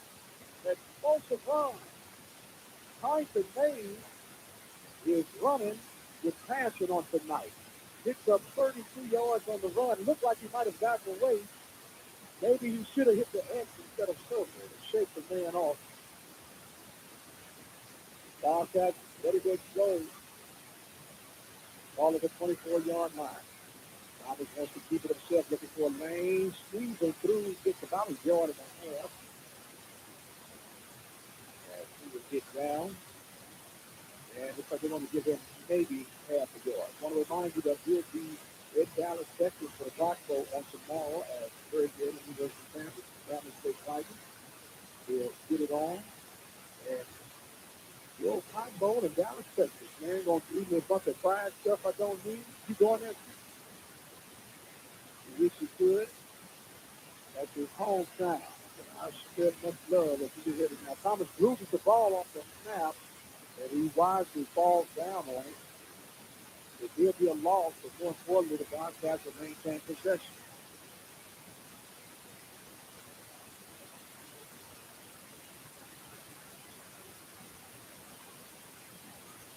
So it's going to be third down and about 15 yards.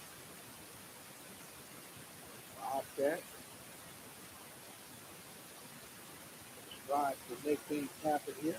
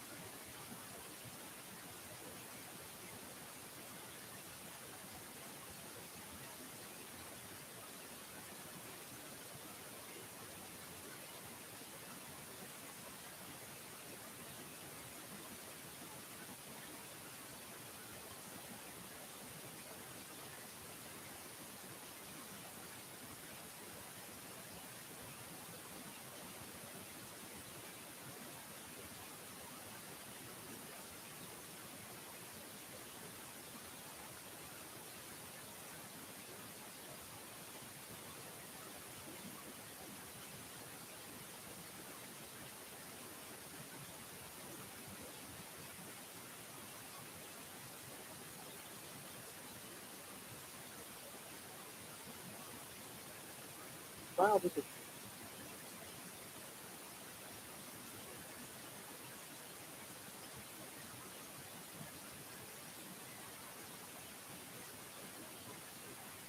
so with 5:52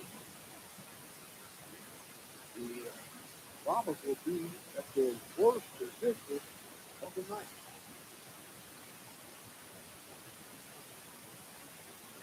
They need to come back out. Looks like they had some personnel change for the Bombers. Quarterback now is late lightly underneath him. He basically gives it back to the right side, and that was another power run for the Bombers. Corbin Robinson. Robinson picks up 7 long yards.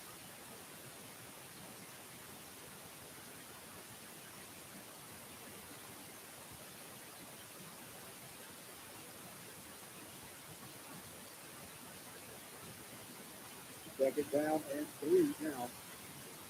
Ball is right on the right hash mark, and the Bombers go from the right hand. There's going to be another give to the upback this time. And that was number 22, Mr. Charles Chapman.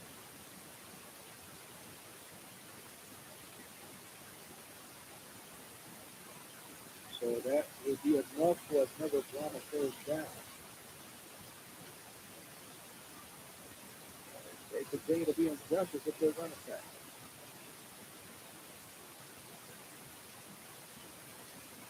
Looking at things, ready to go. Right, he takes it. This is to Robinson. Robinson trips down. Oh, he was just on work over the turf after that. Trying to shoot to the right side and just lost his footing.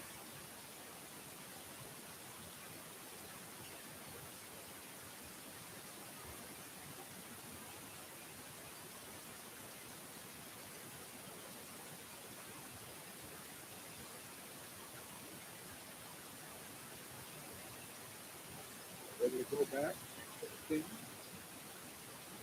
Second down and 10.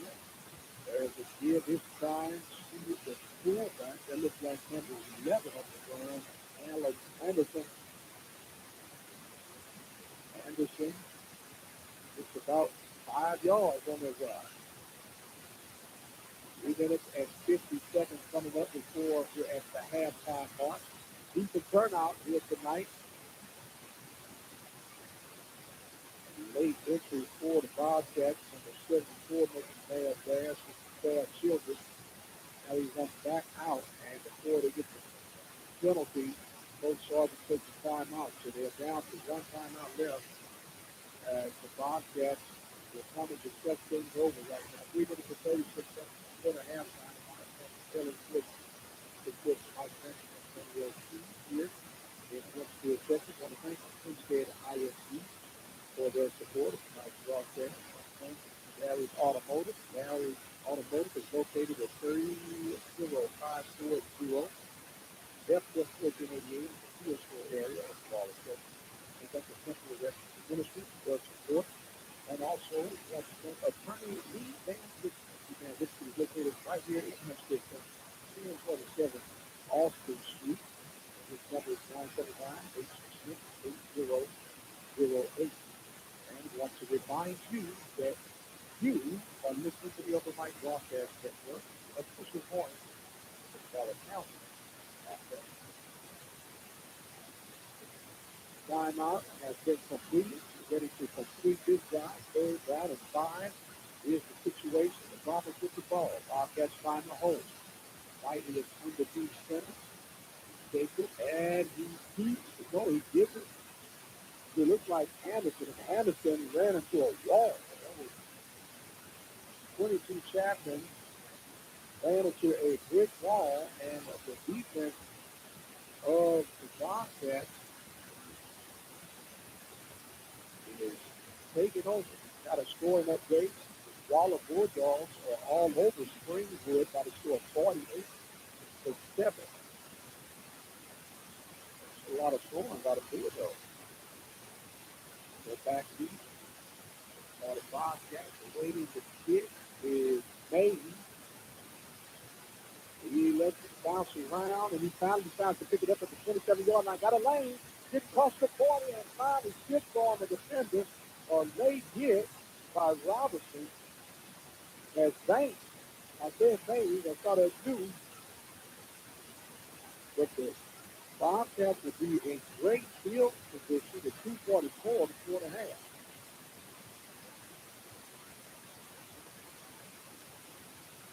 They're going to spot that ball at the 46-yard line. Now you see it looked like he was indecisive on what he was going to do. He said, do I let it go? Then he finally got a charity hop. He took it, picked it up, and got another additional 15 or 16 yards. And now Thomas, red formation in the pistol. Rocking back. He receiver to the left. Takes it. Rides it Mays. Mays runs hard to the 50-yard line. He'll get a couple of yards. So it will be second down.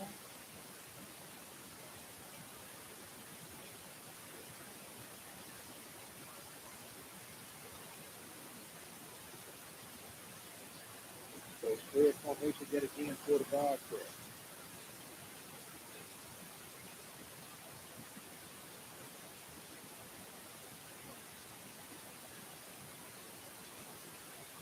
Oh, that was a big hit.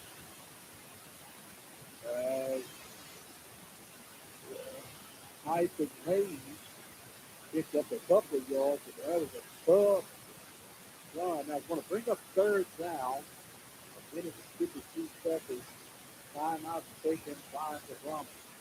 1:53 remaining. Bobcats trailing by 8, 14 to 6. Mike Lentz and Antonio Cruz live. Here is Heavenly Preschool second. We are going on. We got the Bobcats and the Brahmas for the district in Hempstead.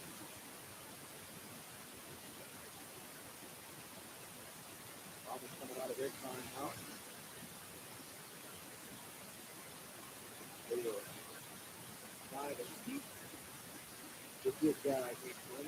Keep him to the inside. Bobcats now coming up the sideline. Ready to go back. The ball is right at the 50-yard line.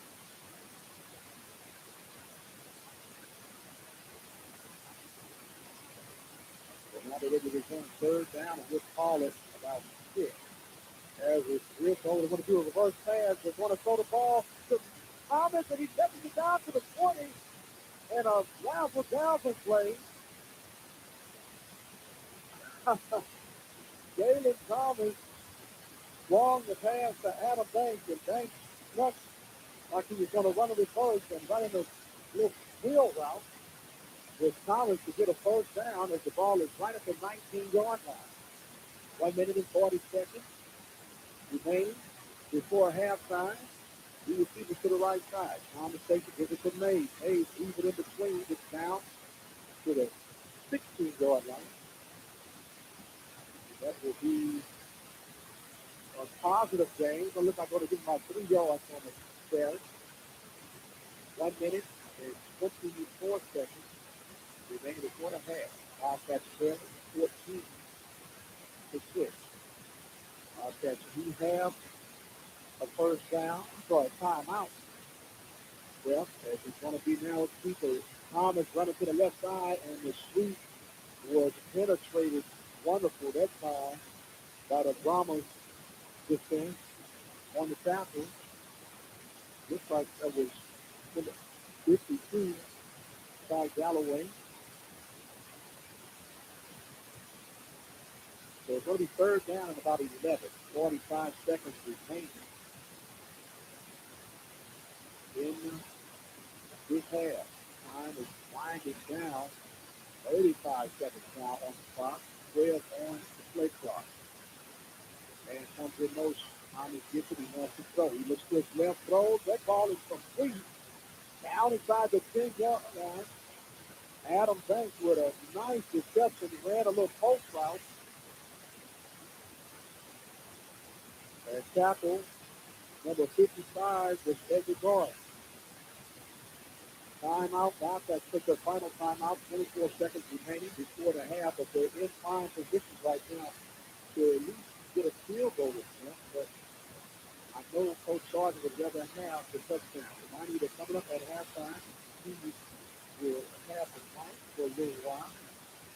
Discuss the things and matters that are going on in the Eastern Hemisphere. Got the hot top stage work. Got things set up. We have to do a last second set up here due to circumstances. But the show must go on. We say all is forgiven. It's a matter of the heat of the moment. So Coach Sargent is ready to draw things out here as he gets ready. And we got all kind of action going on throughout Waller County. All Waller County teams are home tonight. Royal is taking on Bradford and Brookshire. Waller is taking on Greenwood and Waller. And of course, we're here in Hempstead with the Bobcats and the Bombers battle. We're ready to go back. We receiver to the left now. Thomas Wilson wants to throw. Lance out. In and out the hands of the receiver.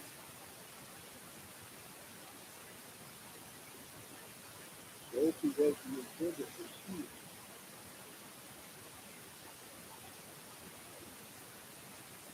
Second down. 20 seconds on the clock now. Two receivers to the right side. Ball is at the 9-yard line. We'll say the 8-yard line. Thomas gets it. He looks. Like to throw a fade right in the corner. Touchdown. Or is it a flag? There's a flag thrown. We want to see if it's an offensive defensive penalty. Adam Banks got the touchdown reception against the Bombers. If the Bombers are tapping as if Banks is going to be called with the offensive foul. Those Sargent is out around the 15-yard line, not believing that call. And that one is going to go against the Bobcats. Wow. That's very rare that you get an offensive pass interference on a jump ball in the end zone. And that's exactly what it is. That's one of those unusual calls. So now it pushes the ball back to the 24 with 13 seconds remaining. It is second down. So Thomas now gets it. He rolls out, looking to his right. He gets bucked out of the pocket. He's throwing the ball away to Mays, and Mays is going to be slammed down to the ground. There's another flag down. And meanwhile, the clock has run out.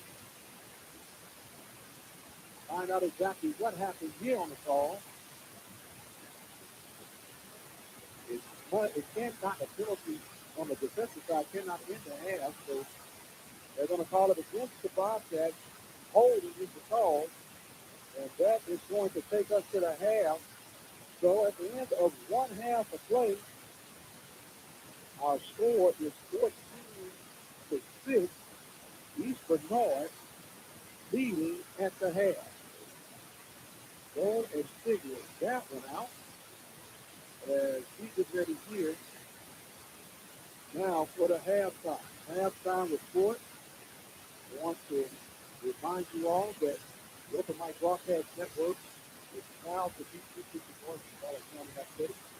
Should use your support by you becoming a sponsor or a supporter of Waller County Athletics. For information, go to the website at kporradio.com. You can even call 822-213-8824. My friends, the OpenMic Broadcast Network, we are getting things almost situated here. It's made to be coming from made as Prairie with some information. You know, I will give you the score and recap. We got to where we are at the halftime. Opening kickoff.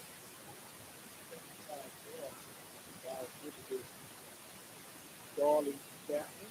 Right, 55 kickoff return at the opening kickoff drive. Then it's turned around on the first possession of Bobcat with a 13-yard touchdown run by Chapman. Got a 3-5 first time.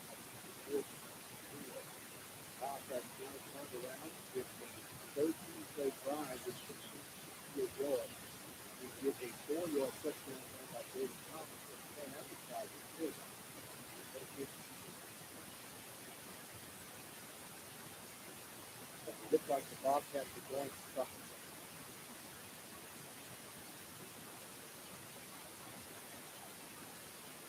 Clearance call against the Bobcats out of bank. It puts it back distantly, and it ended up with a sack and a holding penalty. We are at the half, 14-6, just the ball on top.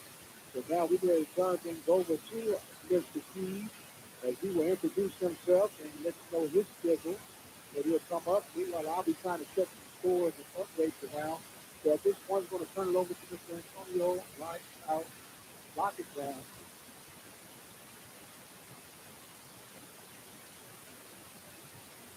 Good evening, listeners. Welcome to the broadcast. My name is Antonio Keys. Lock it down, Keys, is what I'm going to go by. Here at Hempstead, living in Hempstead against the Michael Prince mistake. It is halftime, and the score is 14-6 with the Bombers being head of the Hempstead Bobcats right now.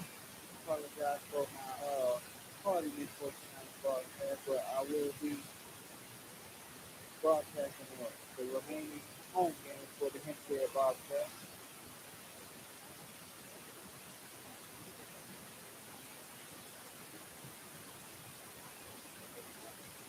I'm enjoying myself here tonight with Mr. Prince. I'm happy that he has here. I'm back. I'm back. I will be back.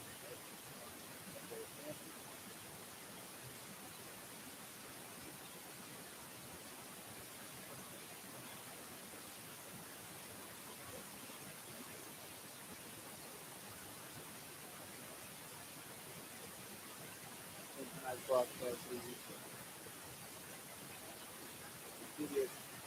broadcast by the City of Prairie for the economic group.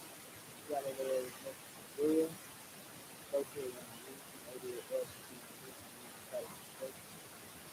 the Learning Tree Daycare Center, located in the local ISD, bringing on care.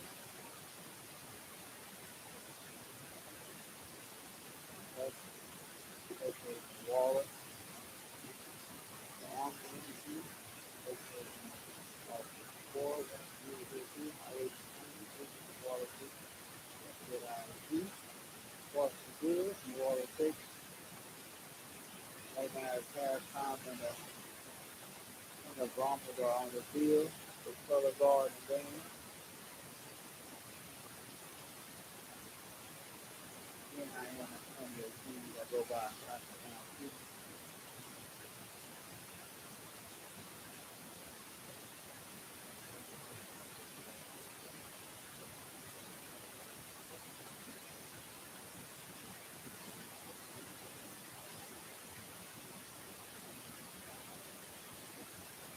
Got anything you want to ask me, Tony?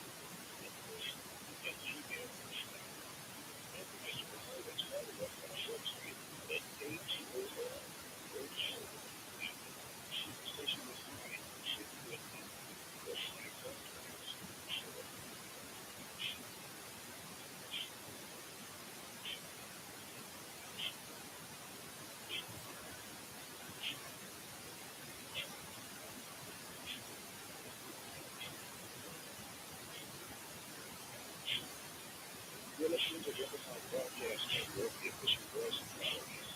minutes will take a break. Watch something right now. The states will be right back. Be sure for this point and OpenMic the school.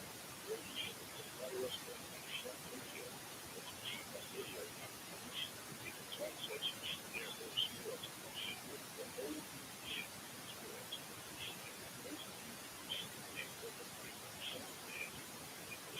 Sure, follow us on the speaker.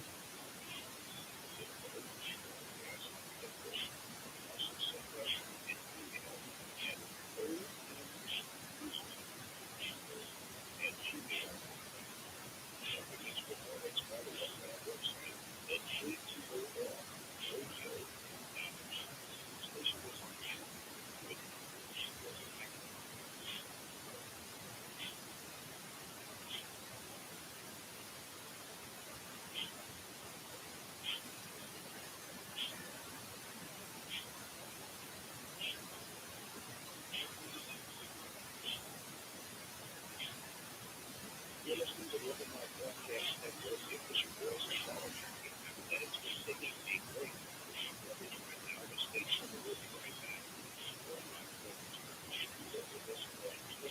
And OpenMic the school. Your show. Follow us on channel radio. Let's find our radio conference. It's a talk section. There are sports. Visit the whole sports. And OpenMic sports. Be sure to follow us on the speaker.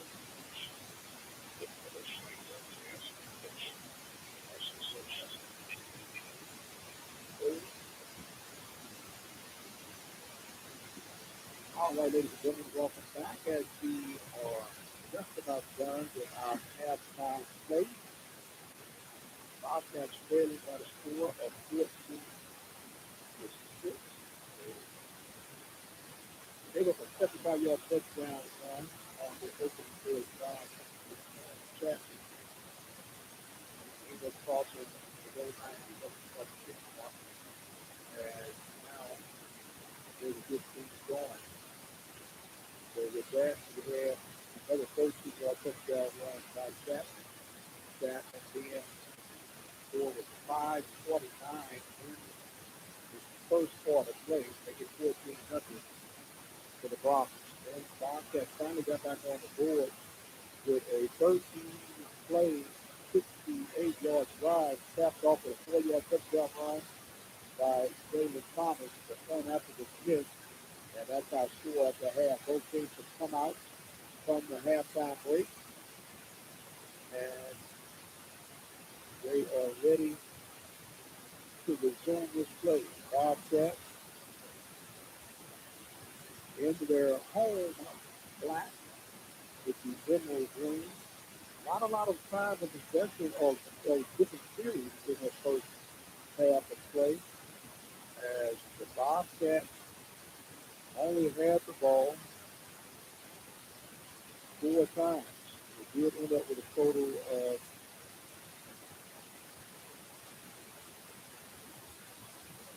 7 first downs, while the Brahmins ended up with 5 first downs. So Bobcats got some things together here late in the first half of play. As they'll continue on here with the things picked up. Quite interesting. It's always good to see how these guys make the adjustment. Yeah, to remind you that the nice broadcast here is the All right, Galileo's Mexican Grill, the Learning Tree Daycare Center, Armor Industries, Hempstead ISD, Varsity Grill, there is Automotive, Triple Rescue Ministry, and the Hempstead Theater. Bobcats ready to go. As the kick is a high short kick there caught at the 36-yard line. That's where the Bobcats will take over here in the third quarter play.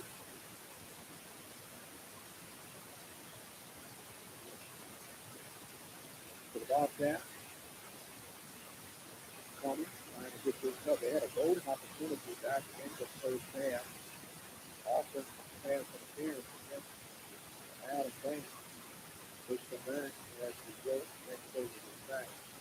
Will Smith is out with an ankle injury. He receives to the right side now for Thomas. Takes the shift to Mays. He's handled in the backfield, getting still on his feet. Tried to be elusive, but too many robbers at one time.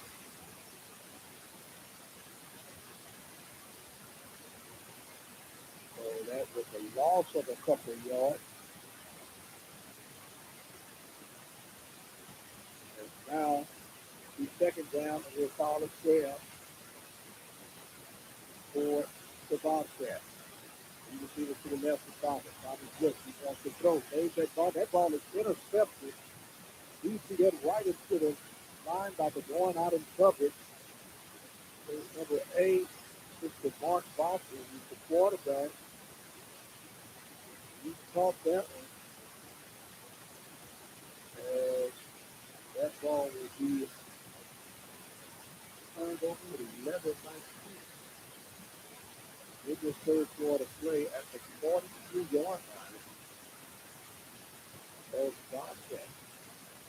So Boston jumping himself out with the INT. Ready to go now in this AT formation.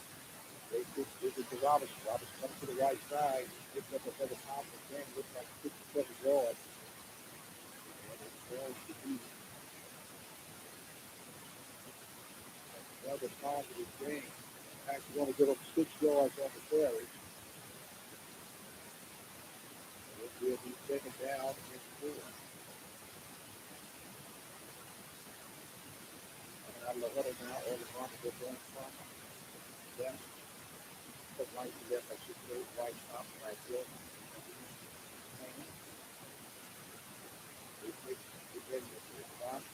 This time, keeping himself, looking for a couple of blocks, bouncing off the defenders, down inside the 25-yard line, another strong run, and a first down for the block. Actually, it's quickly on the carry. Boston started off as the quarterback. They changed up just slightly. So that was the first down. We're going to say about right at the 26-yard line. It will be the first down. 18 to the 46. Ball on the left hand front. Ramos going from right to left.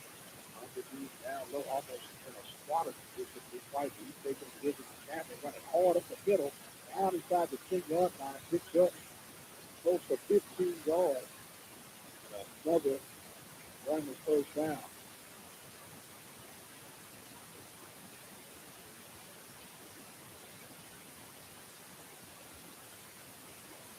So the Brandons leading the ball, taking over after the 27th sidewalk.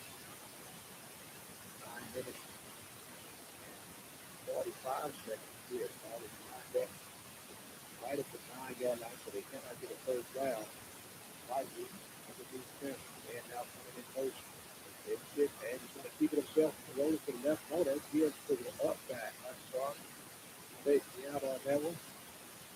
As Anderson will get that. The tackle was by number 70, Mr.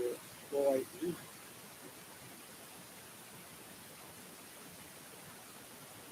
It's picked up.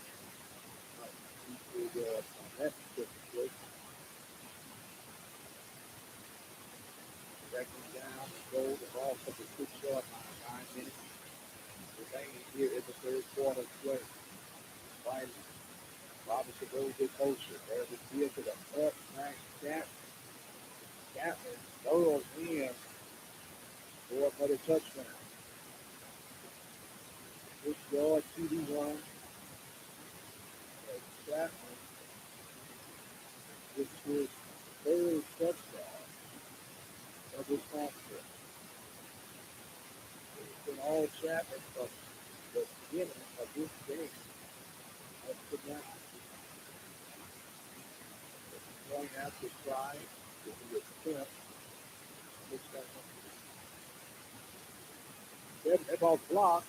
It's blocked and it's picked up out of bounds and is back down on the ground and finally picked up again. Number 78 on the kick was Kyle Solskjaer.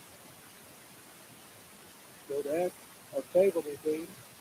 It makes it 20 to 6 with 8 minutes and 41 seconds here in this third quarter play. The Bobcats in this slight hole. Straight up the turnover.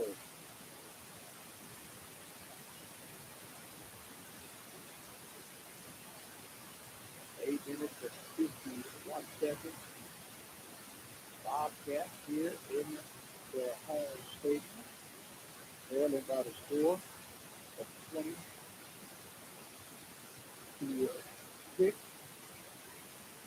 Pretty good turnout here tonight. Bobcats now coming back deep for the Bobcats. Looks like he one Denzel Perry. Denzel Perry and Adam Banks will be our DCM. In fact, Denzel now is kind of pointing to make sure he got enough guys out, doing a head check.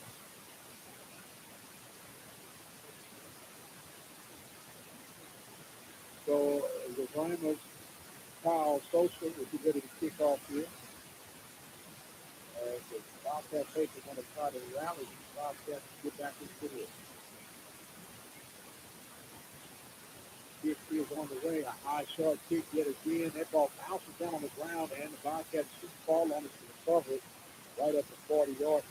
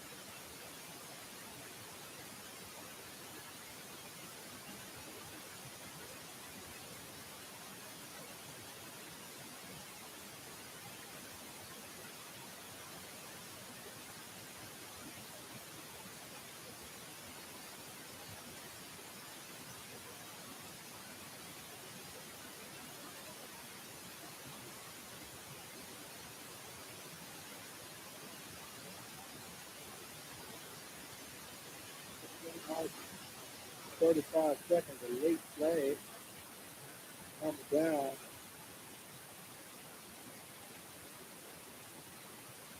Looks like you call a penalty against the Bobcats. They're going to set them back there. They're legal procedure, so the ball is now back to close to the original line of scrimmage at the 49 yard line. It's automatic presentation. These guys to the right there. Looking over the 4-3 defense, they just look at the speed. It's right. That looks like just cross down the 45 to the 43 yard line. That was Gillum. I do apologize. So it's going to bring out the kicking unit again for the Bobcats. Defense has risen to the occasion tonight for this football final.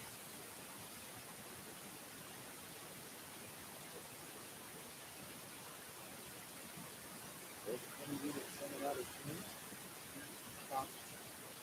Gets it. Another good kick. This one from our low line drive, and that ball was touched. Oh, they want to say it was a touchback. They want to say it was a touchback. Great effort by the Bobcats trying to get that in. 137 remaining. The ball was touched back, and Prairie will take over here with 137 in the fourth quarter. Already up on the score 27-6. As Beasley now comes in late with the straight. He's ready to get things on. Let's break them out. They're running that tight formation. They're running down the ball less than 5 times in the entire night. Right by there. There's another explosive run and running hard and tackling across to the 40-yard line. He just picked up 22 impressive yards.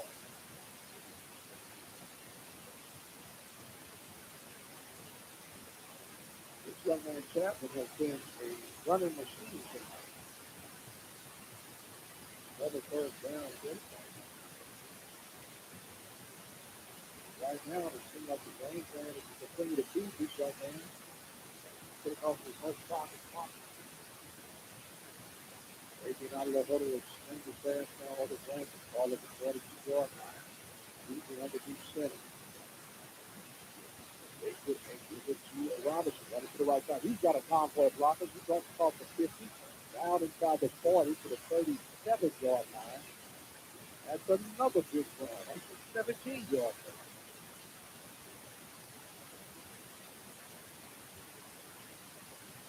That'll be another first down. Second first down of this drive.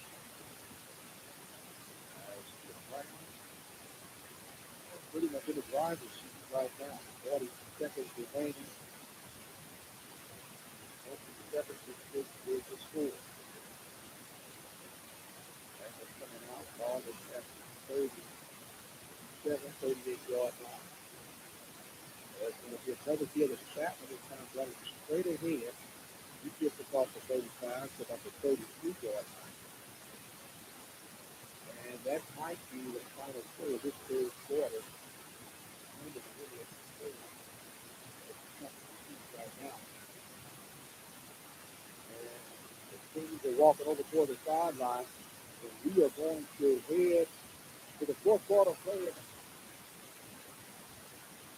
They are trailing to 7.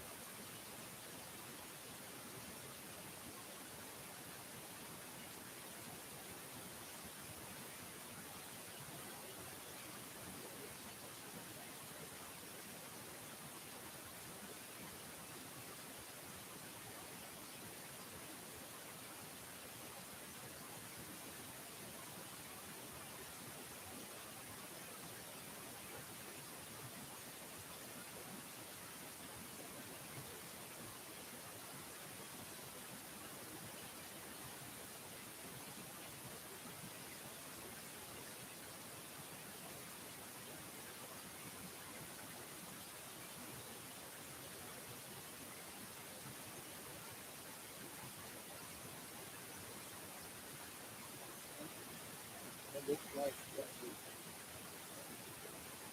over here. Gillum. Like it is before.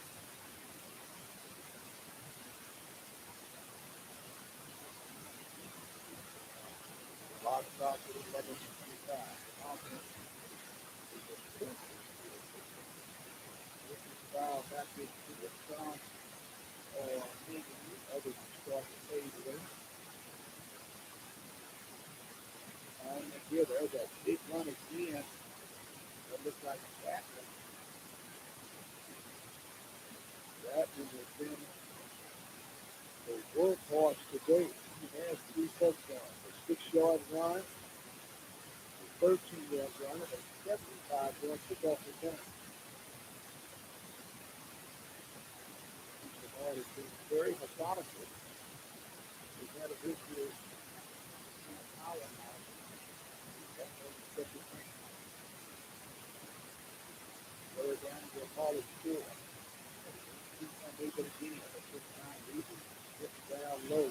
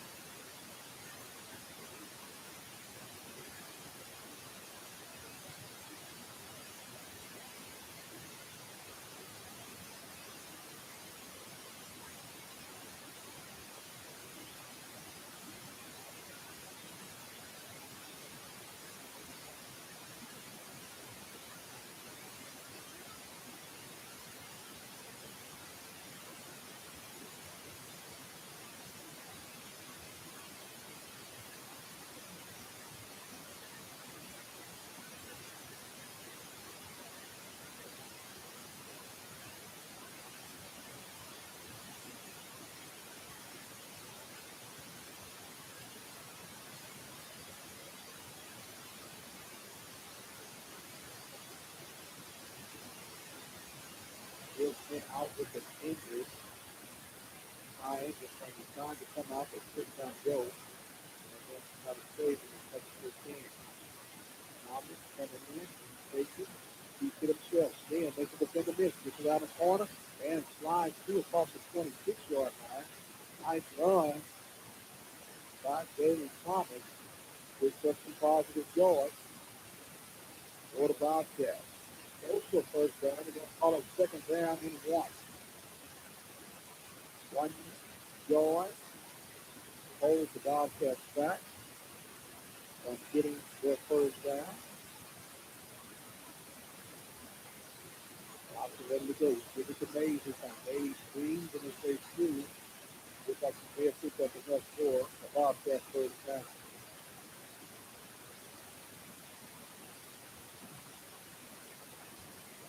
Yeah.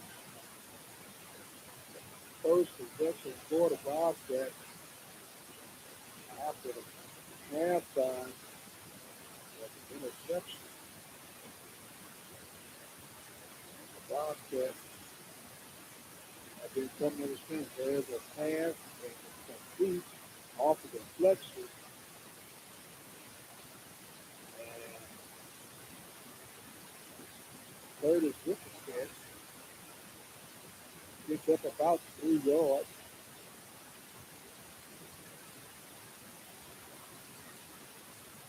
Coming up on 8 minutes in the contest.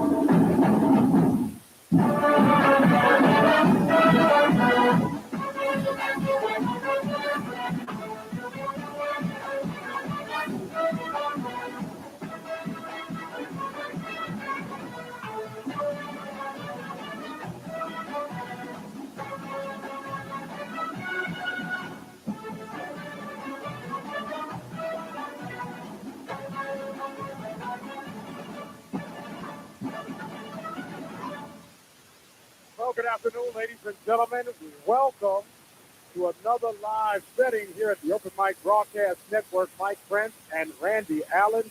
We are live from Magnolia West Mustangs, hosting the Waller Bulldogs on what should be a very competitive match on tonight.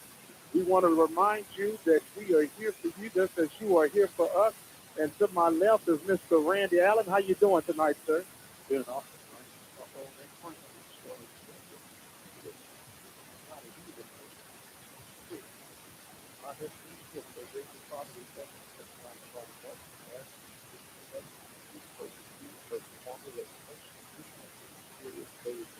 Tonight, here the competition flow, and let your will be done on earth as it is in heaven. And as we get ready for the national anthem. Andy, how you doing today? Amen. Amen. Amen. Amen. Doing great. Excited about tonight. Looking forward to this competition. Looking forward. All right. And there you have it, Randy. It is official, and it's game time. It's game time. Friday Night Live.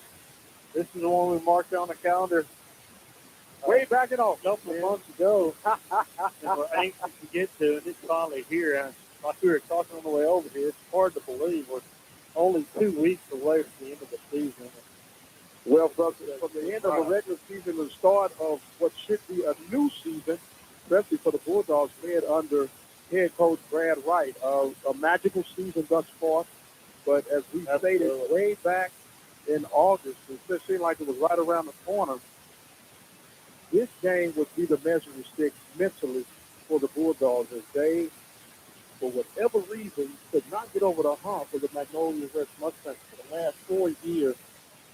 They have been a stumbling block for the Bulldogs to go to the next level. We'll see how they'll take things on. It is a lot at stake tonight. The last 3 games of the season, starting tonight, and the Bulldogs will really see if they have the mental toughness to carry on to the next level. Absolutely. There's a lot more riding on this game than what meets the eye, too. Just between, not to put it out there, but between the coaching staff. Yes, sir. sir. Talked to a couple of guys this morning and last night in the freshman game. The B team won. Well, all of the staff out here was at the game, and in that game, the B team pretty well got it handed to them. All the coaches came out, shook the coaches' hands into the B team, but that was the end of the A game. When the Bulldogs won, they said there were only 2 coaches that came out and shook everybody's hands. So, I know there's a little bit of anxiety from both sides here. A little anxiety as we get ready. The Bulldogs are on their road jerseys. They're dressed a little changed tonight, maroon bottom, white top, white helmet. They'll be going from my left to right. They won the toss. And Magnolia West has changed their look a little bit to look like the original Magnolia Bulldogs with the all maroon. Yep. And we'll see how things go as they get ready to start this off. And we'll be on the way here in just a moment. The kick is lined up. It's a low knuckler kick, retrieved at the 21-yard line. Going hitting towards the up line for the 34. And that looks like where the Bulldogs will take over first down and 10. 35-yard line. Will Wagner right there. It looks like he was a little timid trying to get up in that hole. If he'd have hit that thing pretty hard, he could have possibly busted that thing out there. That's a pretty decent block in there, but maybe some opening game jitters. Yes, sir. Well, this is a big game, and if you're ever going to have some jitters, I guess this would be the one to have the jitters. That's right. This is going to be a good game to have some jitters on. Hopefully we can get those shaken off real quick, get this thing rolling. Get it rolling indeed. As the Bulldogs will come out, they're going from left to right. Tyron Taylor in the backfield with him is Eric Wright. And this team has a lot accomplished as they came in tonight with the best record in the district, although mathematically and numerical-wise, they are in second place behind the Stratford Spartans, who are in battle tonight. And Stratford will actually be hosting Tomball Memorial. So it should be discussing things already as we have yet to even get a playoff, and they're already having some discussions. This game historically has had a lot of emotional roller coasters, if you allow me to say it that way. Yeah, this is going to be interesting. I'm real curious to see what they're talking about out there as they bring both head coaches out to the almost the middle of the field. Coach Rod is almost to the numbers on the near sideline here, which is the opposing team. And doesn't appear to be a heated discussion, but I think it's more of a control factor to let guys know they're going to have zero tolerance tonight, because let's be honest, people are not naive, and they know the history, they know the impact of tonight's game, and they know that it's going to be a lot at stake and a lot of emotions on the line. So I can only imagine that they're telling them, look, guys, we don't mind you playing fair and hard fight, but just play clean, cheap shot, because let's be honest, there's a lot of pride at stake tonight. That's right. There's a lot of pride, a lot of emotions flying. Must be some type of clock issue or something that they're trying to. The play clock is reset. I don't know really why they're trying. Well, it was at 11:55. That sounds about right with the time that went off.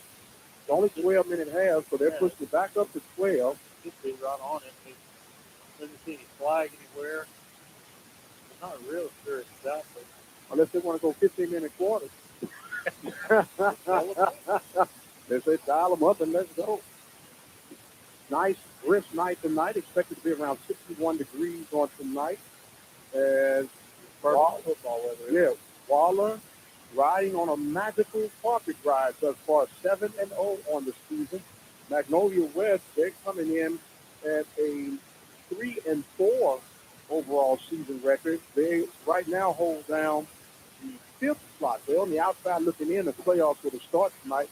So this is a must-win game for the Mustangs. So this is going to be a lot at stake tonight. If they're still adjusting the clock, it's at 12 minutes right now. We had 11:55 to start. Meanwhile, the Magnolia West Mustangs, let me get that out, right? They get ready. And now they're going back. Are they going to re-kick it? Are they saying it's never happened? I'm really confused. Yeah, I'm not real sure exactly what's going on. But so we don't have the luxury of getting an explanation with a microphone from the referee. The ball is still spotted at the 35-yard line. And Coach Wright is walking off the field, but not in an enthusiastic way. It's rather lethargic, I might add. I mean, he's still at midway point. Looks like there's going to be a sideline official. It's going to come all the way up to the press box. Or maybe talk to some official sideline. Well, he's making his way through the gate. We'll see what happens. This is bizarre. Maybe this is of what's to come tonight, huh? Rather awkward. Well, meanwhile, we got some other games going on. The Hempstead Bobcats have their homecoming event going on tonight. They're hosting the Pulaski Sharks at Bobcat Stadium.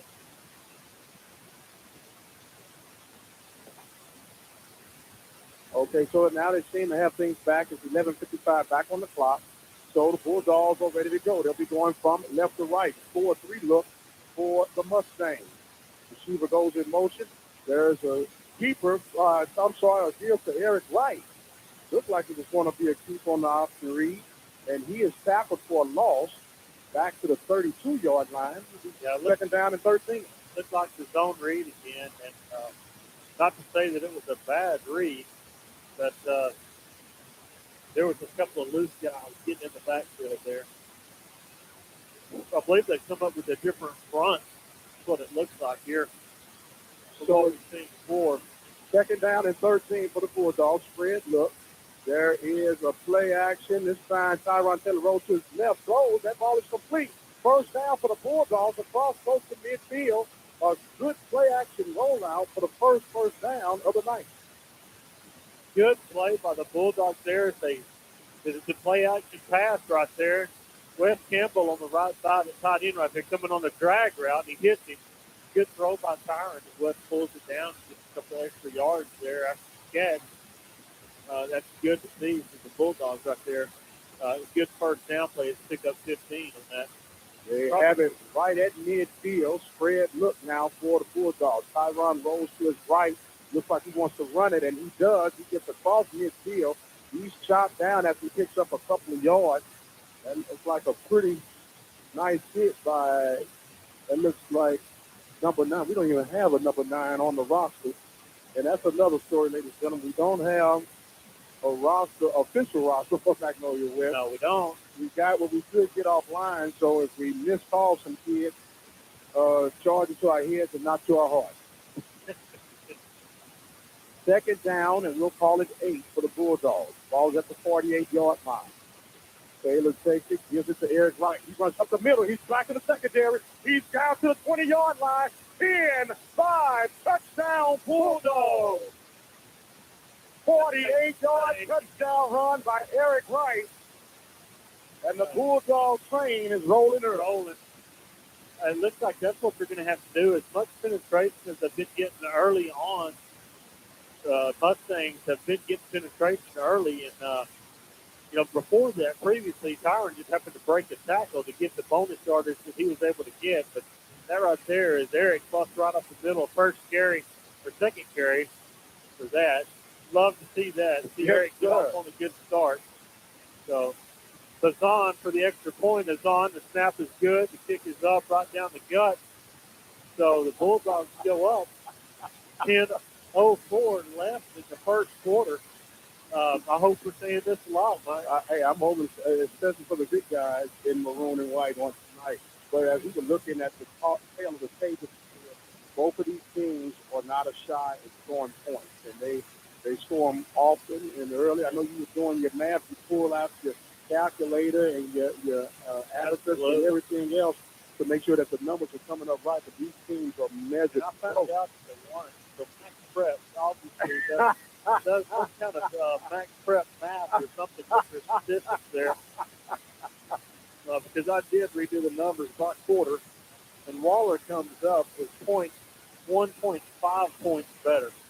1.5 points better. Yeah, and Max Prep has the Bulldogs down by around 2 points, something like that. But, oh, my. Well, whatever it is, we know that it's going to be hot and heavy on tonight. It's going to be hot and heavy. It's going to be more of an offensive ball game than it is a defensive No doubt about it. No doubt about it. And hopefully that exploitation right there is going to be a good sign. The kick is on the way. It's a high, short kick. It's free to fall. He's down on his knees. And it's going to be down at the 21-yard line. Sorry, Coach. I got a little excited there. Hey, no problem. Got his knee down. Look, we don't want you here if you're not excited, man. The ball and the kick, a good high boosting kick all the way down to the 20-yard line as it goes through the hands of that looked like number 20 for Max West, which is Chris Nicholson. Looks like he just dropped it and went down to a knee to pick it up, and he was down right there. So the ball is at the 21-yard line. Double pistol look right now for Max West. They've changed to the spread as 3 receivers to the right side. The snap comes. The quarterback, the left-handed quarterback, throws it to the receiver in the slot, and it's going to be a first down up to the 36-yard line. First pass is completed. This is about a 15-yard pickup. He just throws a little hitch. It's about a 5-yard hitch route right there, and he was wide open, Mike. No huddle offense now. There is a give to the back, run straight up the middle, met by a host of Bulldogs after picking up a couple of yards, and it will be second down, and we'll call it 8 for the call. Adrian Thomas, on the call. On the carry as he goes right up the middle. But stopped pretty quick by the defense. Second play now. There's a play-action pass, and that ball is caught for a first down at the 44-yard line. That looks like number 85, Andrew McCaffrey. DeAndre Blackshear coming off of his receiver to make the play. Not sure if they're running some type of man or if that's the zone there, but another receiver pretty wide open. 43-yard line now, other Bulldogs. There's a stutter step from the back. Gets across to the 40-yard line. And Adrian Thomas seems to be the man on the mission tonight. He wears number 22 according to our information that we have here. We want to give you fair warning that the roster might be slightly off, but we're working what we have. There's a double pistol look now. Counter run, give to the back. Gets across to the 38-yard line as Thomas picks up 1 yard, so it's going to be now third down. We'll call it 5 yards. Yeah, I think this is going to be a big test for the defensive line tonight. See Yes, how sir. they're going to stack up. Considering the way they played last week, talking to different people, knowing that defensive front was not that strong last week. Not to take anything away from Tomball, but this is going to be a huge test for that front four tonight. All right, third down and 5 now. There is a miss. No. Nice give to the back. He stripped up as that was number 22, Adrian Thomas again. He settles enough for a first down to the 28-yard line. Almost a big play for the Bulldogs as the quarterback bobbled the ball, but was able to get it to Thomas. Magnolia West running this no-huddle offense as they go now. Play action. Another wide-open receiver caught down inside the 20. Still on his feet to about the 17-yard line now. I'm not sure exactly what's going on there, Mike. They're just lining up in trips right over there. They're shifting to it, but still they should have somebody going out, and nobody's going out in the short flat. So the no-huddle look again. Power eye look now this time. Now they spread it out to a single backfield. Receiver comes in motion. There's a reverse, give to the back. A receiver coming and tripped up to the 10-yard line. Here's the Thomas twins. That looks like Aaron Thomas. Good play. Good play there by Colin Davenport, coming all the way across the field on that. He came a long way to make that tackle, but may have saved the touchdown. Ball's at the 10-yard line. Magnolia West moving the ball with you. There's another give this time to Adrian Thomas running to the right side. Looks like he might have enough for another Magnolia West first down. It's going to be real close as they run over the right side. They're going to get right back on the ball. So the no huddle and the quarterback keeper, and they will penetrate to the 5-yard line. As that is Tyler Prairie, number 11, the junior 6'3" quarterback leading the charge for the Mustangs for a Mustang first down. First down goal to goal from the 5-yard line. A full house look. There is a give to Thomas running to the left side. Wiggles his way down close to the goal line. He's going to say shot at the 1-yard line. He's dragging defenders as he goes. They're quick to be right back on the ball. Another no-huddle set. The wishbone look. That's going to be a keeper for Prairie, and he will get in for the Magnolia West touchdown. I'm afraid this announcer is going to have a lot of that tonight. Yes, sir. Magnolia comes right back with I'm not, haven't seen them enough yet this year, but if they saw anything of that Tomball game last week and watched the no huddle against the Bulldogs, they know its effect. Not real sure if they took a page from that last week or if that's just their normal system there. But as the field goal team comes on, the field goal extra point is good. PAT is good, and at 6:25, we are all tied up. We'll give you some scores throughout the Waller County area. Let's see what we've got coming up here. Right now, Navasota is on top of Fur, 9-0. Springwood is on top of Magnolia, 7-0. Brenham on top of Tomball by the score of 7-0. And we have the score we have for right now. Want to give a shout out to Benny Mays. He shot us out a text. Well, we got an update now. Navasota has 16-0. Just like that, they're scoring yet again. Navasota is pretty good at that scoring, too. Yes, sir. Oh, and how? Yeah. And how that goes without saying, my friend. Kick return. DeAndre Blackshear deep to 5-yard line, pretty much in the middle of the field. Will Wagner about the 19-yard line on the near side. And I believe that is Derek Wright on the far side. Kicker approaches the ball. Oh, there's an onside kick. And it's bobbled off the Bulldogs, recovered by Magnolia West. And they've been known for doing that ever since we've been playing. Yeah, smart play right there. Totally caught him off guard, although it hit a Waller player right in the hands, but unable to come down with it. Ultimately disappointing for the Bulldogs. Not to say that that's a gutsy call. That may be just good coaching right there as they come out and, instead of expecting a deep kick that short one right there. So Magnolia West will take over right at the 50-yard line with 6:25, and the offense that has already shown they can move the ball is back on. There's a deal of Thomas running straight up the middle. He's into the secondary down to the 35-yard line, and here we go. Good gainer for the Mag Mustangs as they able to pick up about 12 yards, get to the 35-yard line, and they're quick to get right back on the ball again.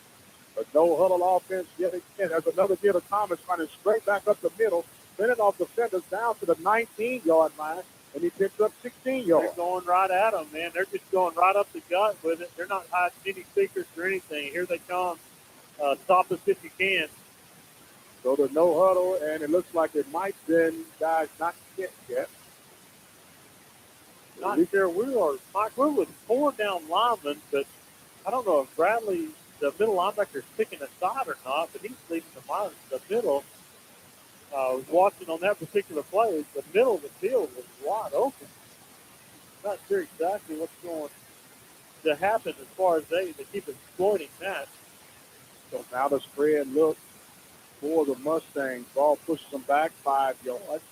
So it's first down and 15. They're doing the Oregon look routine here on Magnolia West sideline with all these signs and things put in place. There is a deal for Thomas. He tries to get back, and he is caught by Brad Seeker. Yeah, much better job there. That's number 24 for the Bulldogs. That sophomore. What's that young man's name? Johnson, it is. Johnson on the play right there, coming in at defensive end as a defensive replacement. Maybe just to give a blow right here, but he made a good play of getting rid of that lineman and getting on that play. Going back to action now, rolling out is the quarterback. Got the receiver wide open on just a simple drag route, and that looks like Isaiah Lazard on the tackle, well down. So first down. Very effective on their passing game. Yes, sir. Coming up now, power eye. There's the quarterback keeper, and Prairie will get down to the 7-yard line.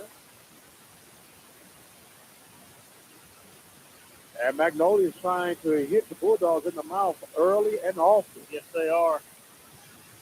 All right, now the double pistol look. The receiver goes in motion. There's a deal to Thomas keeping to the right side, trying to get to the corner and get through.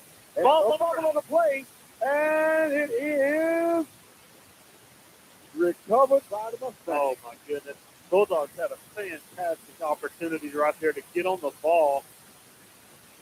Not sure how they did get on it, but they did as maybe second down to Mag West. Looks like there's going to be some assistance needed for a player down on the field. Our vantage point, Randy, I might have to pull out the old binoculars, man, to get a chance to see who's what over there on the side. Yeah, for some reason, they look like 3 miles away from here. I don't even know if binoculars will help. No, I'll see because I think my binoculars only get a mile. So, that was just a little hand squeeze by the Mustangs there. They came across. Wasn't sure who made that tackle, but they made a good touchdown-saving tackle. They were able to get the ball free. Looks like number 34 from Mag West is the injured player, Tyler Ray. It kind of looked like he was the one that was carrying the ball. I'm not sure. They start the clock as they get back. So they get ready to go now. Second down, goal to go from the 6-yard line. Bunches to the left, rolling to the left, looking to throw, being spread out, tucks back in, and dives forward. He lost the ball again, but he got across the plane. Touchdown keeper by Tyler Prairie.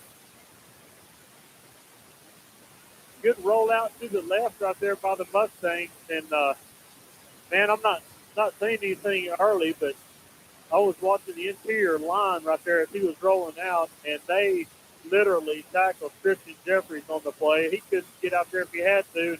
That created a huge hole for him to cut back up into. Extra point team is on the field, and the kick is up and good. Mustang point after touchdown is good. To go up 14-7.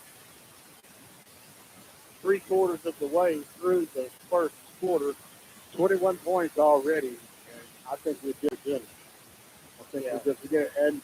And if you allow me to say it in this map, when you have the lights of the Mustangs doing an onside kick so early, maybe that's a little fear that they might not have enough in the engine, and so to take every advantage they can early and often. I know, right. And I'm not saying that it is. I'm not saying that it is, but it's almost to where you're stupid to all a low trick to do what you can to get in that Get bag. it win. That's right. That's right. And you know what wouldn't surprise me at all right here, Mike, is if they tried to. I know. Just when you don't expect it, that's when you could expect it. And you think they're going to probably kick it deep right here, but it would not surprise me at all if they came right back to it. Well, they did. I think they have a hands team in for the Bulldogs. The kick is on the way, and this was a long, deep kick, and it will be retrieved at the 8-yard line by the Bulldogs. Oh, great block. Oh, what a big hit. What a big hit. And that was by number 25, Aaron Thomas. Blackshirt looked like he was about to accelerate to the next tier. Next level, and he got leveled, all right. Yes, sir. But good return by the Bulldogs. Now all of a sudden we have a flag on the penalty. So they're going to – there was a great block to set up that pole. I couldn't see who that was, but literally leveled a MagWest Mustang to create the hole for DeAndre as he got up in there and was able to get another 20 yards plus. But penalty against the Bulldogs at about the 35, so it moves the ball all the way back to the 25 as they start this drive. Well, the Bulldogs coming out now. The spread look for Taylor and company. He goes to his left, looking, wants to go. He kicks outside, got a good block, still on his feet, and he gets about 6 yards on that run. Good job of Tyron there. Just this little sprint out pass to the left. And he really set up a good block right there by his lineman as the lineman was staying with his block. Really did a good job of setting that block up to cut back inside. Run 40 to pick up 5 on that. Yeah, he ran 40 to pick up 5, but at least he got some positive yards. You're right. Spread look now for the Bulldogs. A snap, a little high. The give is to right running to the left side, spinning, running forward, and gets close to the yard marker. Yeah, good hard run by Eric. Eric right on that play. That's number 22 for the Bulldogs. A good hard run is. I don't think it would have mattered what Tyron did on that. They pretty much had both of those run patterns covered on his own read. So it's going to be third down and about 3, a short 4 for the Bulldogs. Spread look. Taylor gets the snap. He gives it to right. Right runner clean up the middle. He could go all the way on. Nobody's going to touch him. Touchdown, Bulldogs. What a run by Eric Wright to run 67 yards untouched. Another one. That's unbelievable, Mike. I can't believe it, man. That's just, just like you said. I mean, he was untouched. That was his own read. They did take Tyron on the read, and Tyron did another great job of handing the ball up. And the line just created a Big Mac truck hole right up the middle. Not real sure what Eric was trying to do there at the end as he Cadillac'd the last yard or so. Defender was right behind him, but was on for the extra point. kick is up and good for the Bulldogs as they tie the score. That was pretty much, you could say, a quick strike. I was really concerned on that third and short play, but obviously it did not make any difference. Now, if you want to hear some phenomenal numbers, check this out. Magnolia West gets the ball off the onside kick at 6:25, and they score with 6:25. They score in 4:14. They travel 50 yards in 7 plays. Bulldogs come right back. They travel 75 yards in 3 plays and have the ball under a minute. Yeah. So you best believe that every chance they get, I anticipate onside all night for the rest of the night if I'm Brad Wright. Wow. Man, we are in for a rumble. We're in for a rumble. The Bulldogs with a long huddle on the sideline over there. Think they're going to try one themselves? No, as much as I'd like to see it, I don't think they're going to. I would like to see them line it up right where it is and then kick it right over here to the left side. Well, they're actually on the far side. They're on the far side of the hash right now. And we'll see how Coach Wright wants to approach this. Is it a gander for a gander, a goose for a goose? And there's a high short kick. It is going to be retrieved at the 6-inch fumble. And they're scrambling for it. It looks like Mag West may have recovered. This is going to be very interesting, Mike. This is going to be a rumble at the bottom. Oh, they are wrestling and tussling. I believe by the way he's coming out, we did not get it. Ag West will maintain possession.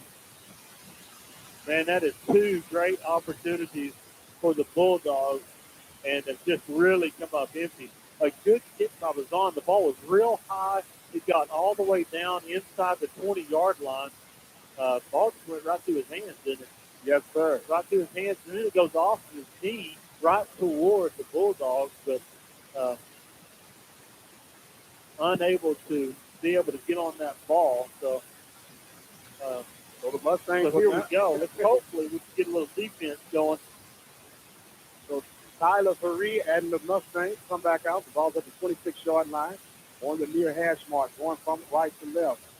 Taylor goes in motion to give to Andre Taylor, and Adrian Taylor, I should say, and he will get maybe a yard or 2 after that. A little bit better job up front for just keeping a stabilized front line. Just not getting pushed back, but not getting much push themselves. And they're back with this no huddle, and there's offsides by There's an opportunity to go deep. And they went deep. Besides the next, they had a free play. That looks like that was Cody Beaver, and he was not able to connect on the free play.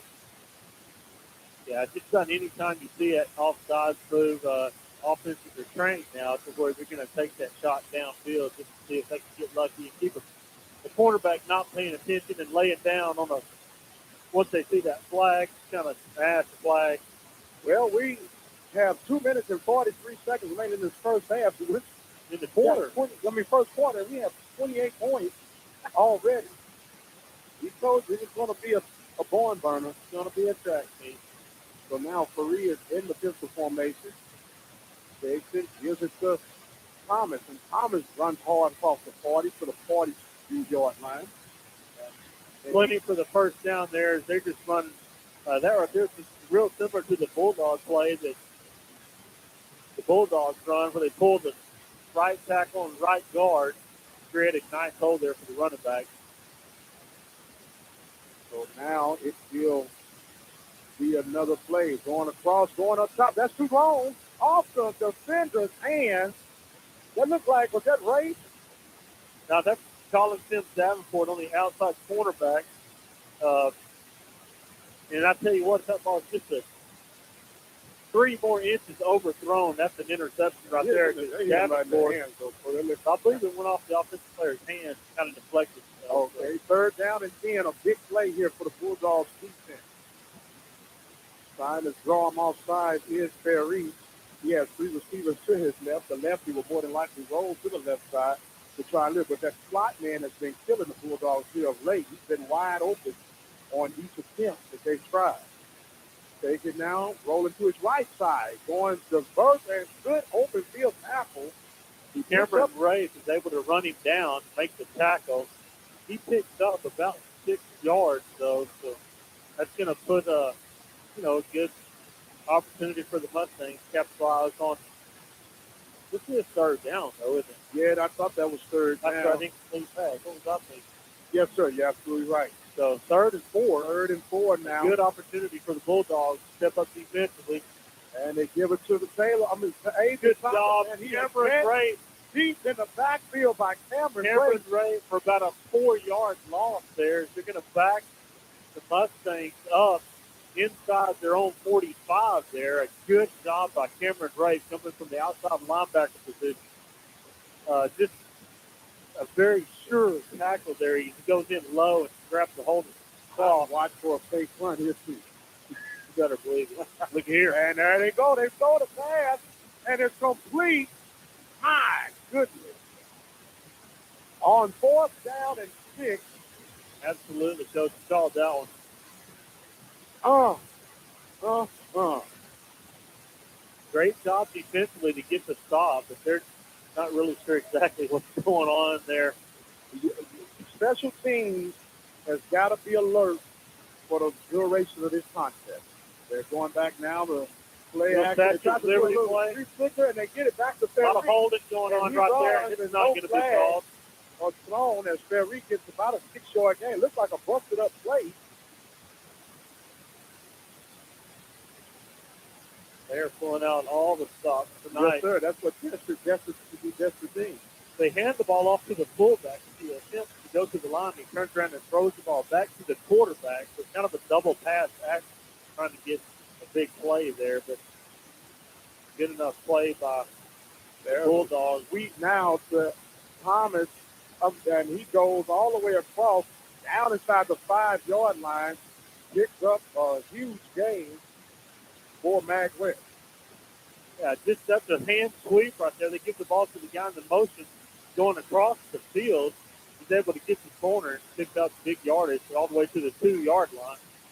So the no huddle, and there's another touchdown for the Mustangs.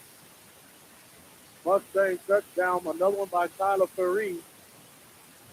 And they're becoming a pattern now. So it's really going to come down, Mike. This may, as we've seen, 3 or 4 games this year, that last man standing with the football, yes, sir, may be the victor. The extra point is up and good by the Mustangs. So with 5 seconds left in the first quarter, the Mustangs go up 21-14. Although the Bulldogs have stopped, well, actually they haven't stopped. It's been trickery and deception is how they get it. Now, it's good, and it's working, but it can only work so long. Yeah, it can only work so long. At some point, you're going to have to put your chin strap on tight and play some ball. Wow.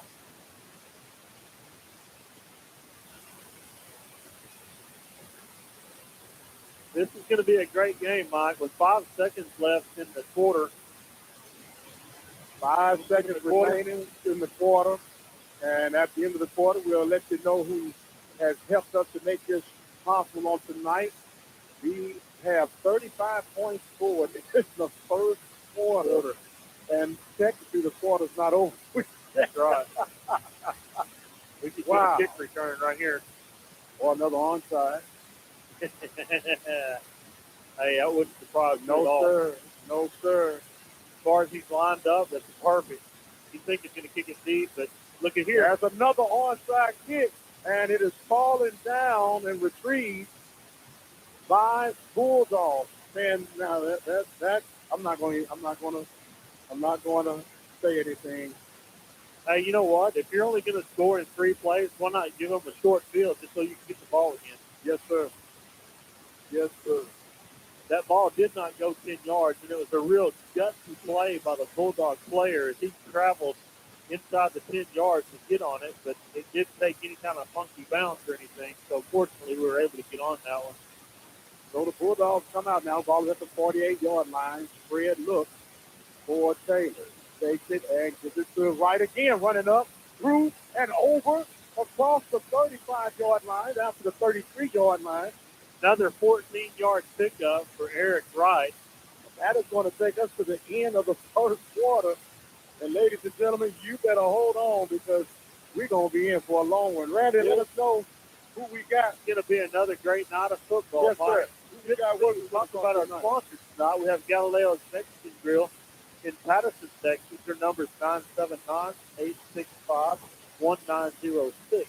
The Learning Tree Daycare Center in Hempstead, Texas. And their number is 979-826-4703. We have Green Lawn Care with James Litchie. His number is 979-277-2145. We're also sponsored by Armor Industries off of Business 290 and FM 362 in Waller, 936-372-1234. Also sponsored by the Varsity Grill. They're in Waller off of FM 2920. The number is 936-372-9115. Also, Larry's Automotive off of FM 362 in the Field Store area. The Temple Refuge Ministries in Prairie View, and the Waller Bulldogs Club, sponsored by the Waller Independent School District School Supporter. And we must remember our friend, Mr. Lee Van Richardson, attorney at law in Hempstead, Texas. Back second half of play, second quarter play. Eric Wright gets the ball on the outside, runs down close to the 20-yard line, picks up another Bulldog first down. Another 12-yard pickup there on that zone read play. Mike, they're baiting them. That they're not going to be able to stop it because either way, if they're going to take Eric on that, Tyron's going to keep it. He's going to bust it. And he'll go to deception and trickery to try to keep a bait. That's right. And I'll tell you what, it's going to be a good test for the Bulldogs right now. Yes, sir. A good test of mental capacity. As we stated back August 1st when we had the preseason selection, there is a penalty. Delay a game. So, illegal procedure by the Bulldogs. Since it was on that side, I'm thinking it was the receiver on that side, but I've seen a lot of early movement in the backfield by the Mustangs so far, but yet I've seen a flag come out. I've seen 2 or 3 holding calls on the end of the line. Now, Randy, behave. Behave, Randy. We're homies, Mike. We can do this. Oh, you're right. Homie don't play that. That's right. Homie don't play that. Your dude's coming. First down and 15. Bulldogs going from right to left. Tyron Taylor on the keeper. Gets across the 25 and down to about the 22. A little extra pushing and shoving going on. Yeah, it's going to be very interesting. A good job by Tyron there on the zone read. If he keeps it, goes up the middle, able to pick up the 5 yards, then we lost on the penalty. But as I was saying earlier, Mike, it's just going to be a thing right here to where you've got to be patient. You've got to be patient, weather the storm, like you're talking about. The trickery is only going to last so long. That's right. Bulldogs come out on the left hash mark, near side to us. Wagner goes in motion. There he is. And Wagner with the reception. Caught the ball, close to the first down marker. Good. Hey. Wow. A good rollout play. Will Wagner just on a speed out right there, and Tyron threw that ball perfect. If he'd have thrown that ball just a hair behind him, that could have been bad news. But a good throw by Tyron. Wagner looked like he fell on the down marker, but they marked him 2 yards short of the first down. So it's third down and 2 now. Tyron Taylor takes it. He keeps it himself, running to the left side. Got a convoy in front of him down to the 5-yard line. Another first down for the Bulldogs. Good job by Tyron on the counter play right there. Nice looking pulling tackle right there, getting up in that hole. It looks like Cole Gogley pulling and getting that lead blocker. Tyron with his hand on his back, just saying, lead me to the promised land, brother. Now, what I like about this drive right here, the Bulldogs are saying, you can try your deception, trickery. We just going to beat you the old-fashioned way. Absolutely. Line up in front of you and go man on man. That's right. First down, goal to goal. Tyron Taylor takes it himself. He did a free move, but he slipped out and fell. Oh, my God. He would have got in for sure, Randy. I'm sorry. If he would have kept his balance, man, that would have made that guy look silly. I've seen him move like that. Last time I saw it, it was on the dance floor. I know that's right. He stepped to the left, went back to the right, and that's just where they wet the field before the game where he stood down. Yeah. Those who wasn't here, the sprinkler systems magically came on while the teams were in the pregame drill. Well, about maybe a minute or two, but enough to get it soaked on a cool night. Go figure that out. Here we go, square now. It is third down, and there's a Gill and Eric Wright. Oh, they call a flag. Eric Wright looked like he broke the penetration. They might call this one back for holding. Oh, yeah, they're not going to let the Bulldogs get it that easy. I'm going to stay on them, Mike. Well, you just said we're homies, right? We are homies. We're going to call it like we see it, right? That's right. 9:14 is what I see on the clock. Eric Wright was able to get the ball into the end zone as the ball was marked at the 3-yard line. They are going to call a holding against the Bulldogs. There's not been any holding against the Mustangs so far. So, but holding against the Bulldogs, if we move the ball back 10 yards. You, man. You all right with me, Randy? I don't care what they say about you. You my buddy. Man, I tell you what, I just hate getting the hose. Yeah, especially on a fall kids night. Get out here and work their tails off, and you're going to let somebody decide a game. Let the kids play. And it's being done on both sides of the ball, but you're only calling it one way. Yes, I've got a problem with it. So the ball's at the 14-yard line. It will be third down for the Bulldogs. Second down for the Bulldogs. Tyron takes his rolls to his left. Got plenty of blocking. He's finally wrapped up. He gets to about the 11-yard line. Good tackle. That time it looks like, yeah, just a little quarterback sweep on that right there. As Tyron's trying to get to the edge. That was Tyler Ray, number 34, on the tackle. So the Bulldogs will have third down. Third and goal, just outside the 10-yard line. Now, for all intents and purposes, we're well within Bazan's range, so you don't have to do anything super crazy. I do want a touchdown, but I want to get some points here. Absolutely. So I wonder if they'll work back towards the far side. There's a pass in the corner. A quick slant there to Will Wagner. The inside receiver spread wide right. Looks like a pretty good throw from here. As Will Wagner just tries to reach up with one hand to pull it down. It looks like he might have been able to stretch. He'd have been really jumping and stretching out with both hands to snag that, but it wasn't the case here. They do bring out the field goal unit. Ronnie Bazan. This will be an 28-yard field goal attempt. Snap is back. Ball is down. Bazan drills it right through the upright. There was no question at all about that. No, as they say, a no doubter. So with a little help from the officials, the Bulldogs are held to a field goal. And it looks as if we come out in this possession. And you know, Mike, I'm really okay with this because I know what's going to happen in the second half. Well, we've been a second half team adjusting going in. Now the Bulldogs will be kicking off. Don't be surprised, regardless of what the score is, if they don't come out with an onside on their own. They're going to try to pull a rabbit out of the hat, I think. No doubt. No doubt. Absolutely. One thing I learned about Coach Wright, he's a fierce competitor. He doesn't let a lot of things rattle his chains, but he has a deep, long memory like an elephant. Oh, yeah. Yeah, you're right. You're all right about that. Mike Prince and Randy Allen live here from Magnolia West High School. The Bulldogs trying to go 8-0 tonight, trailing right now by the score 21-17. The kick by Bazan is another high start kick, and it's going to go out of bounds. And that is not exactly how they wrote that one up in the book, Coach. But no, I'm not quite sure. Bazan got a little bit too much foot into that one. And you know what's surprising me? I'm not real sure what happens, but Renee Salazar is usually the kickoff guy for the Bulldogs. So with Bazan, he's had all of the kicks so far tonight. Forgot to mention that earlier, but so we'll see exactly what's going up with that. So the Mustangs will now take over on their 30-yard line. We've got two receivers out on this side, and okay, now we're getting some help. Red look now as Prairie looks, throws back to the tight end, and that was not the tight end, but a wide receiver slot.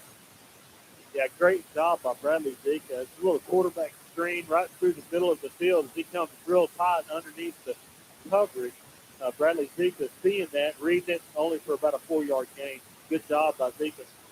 Marion Mitchell was either on that particular pass, so now the Mustangs have three receivers to the right side. The clock is running at 7:55.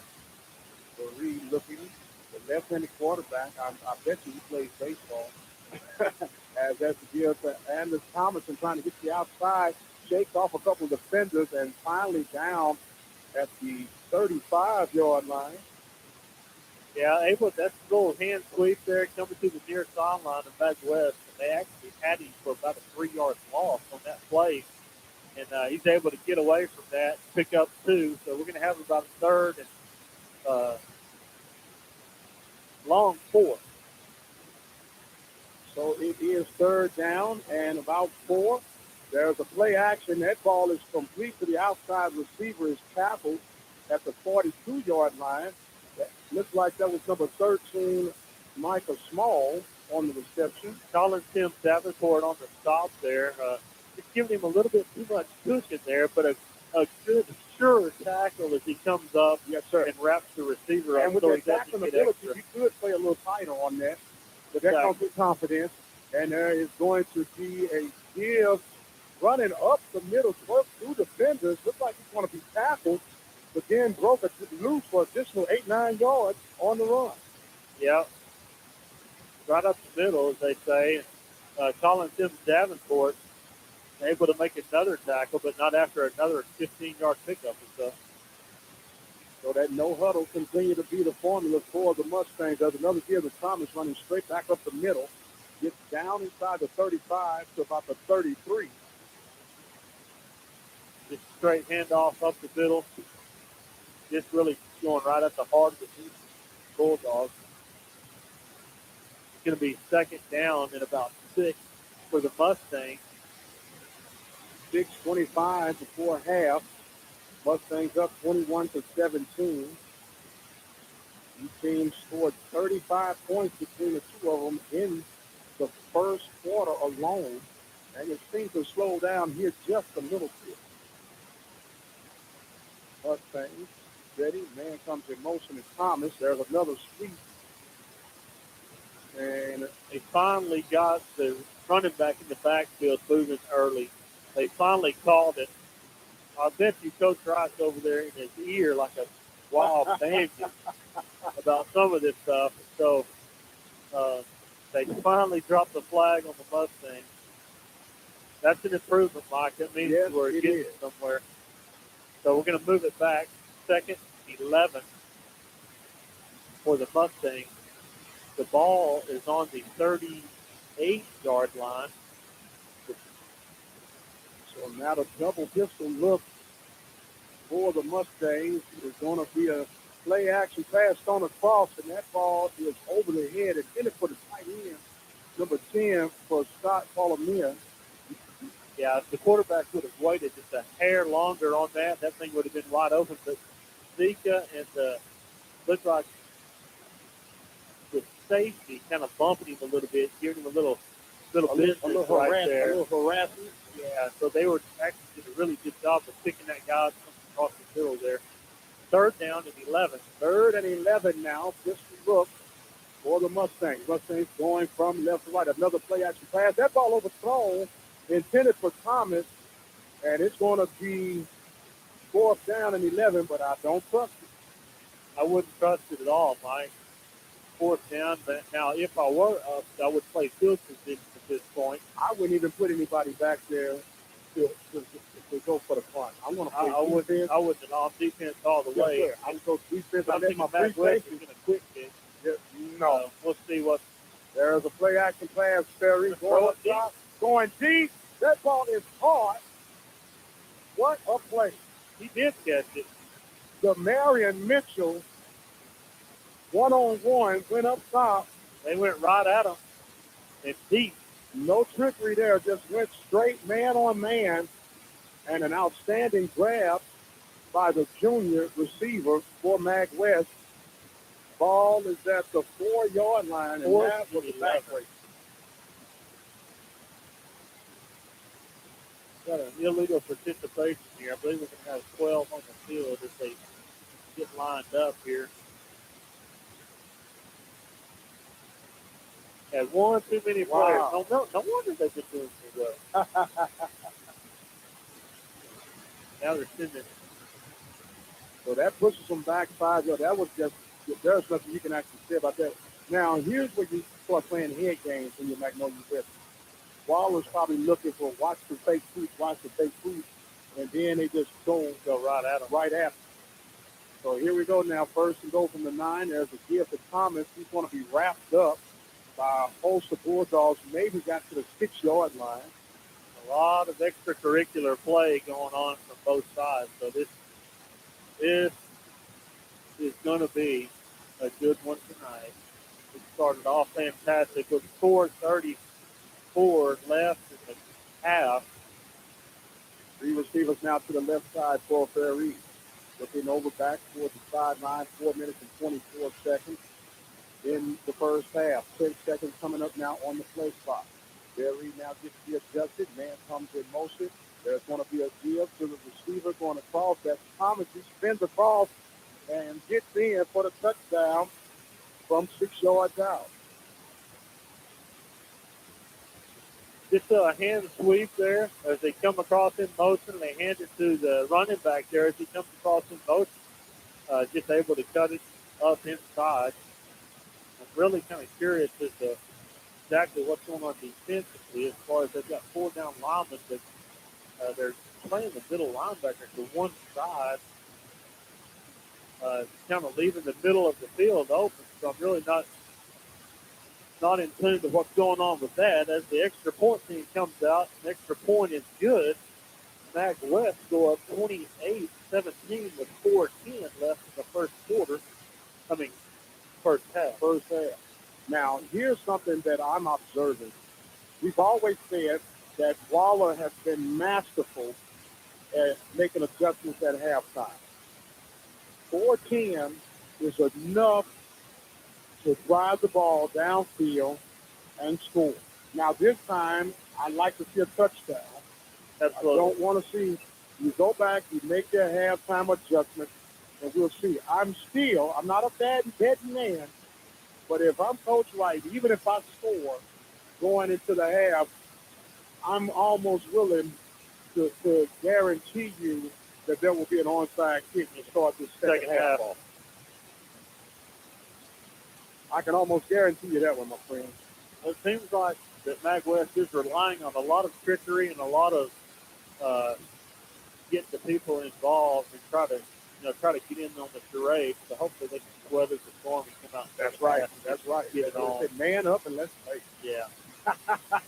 Exactly right. There's a kick. Another onside kick. That bounces off and is kept captured by the Bulldogs. When does the madness stop?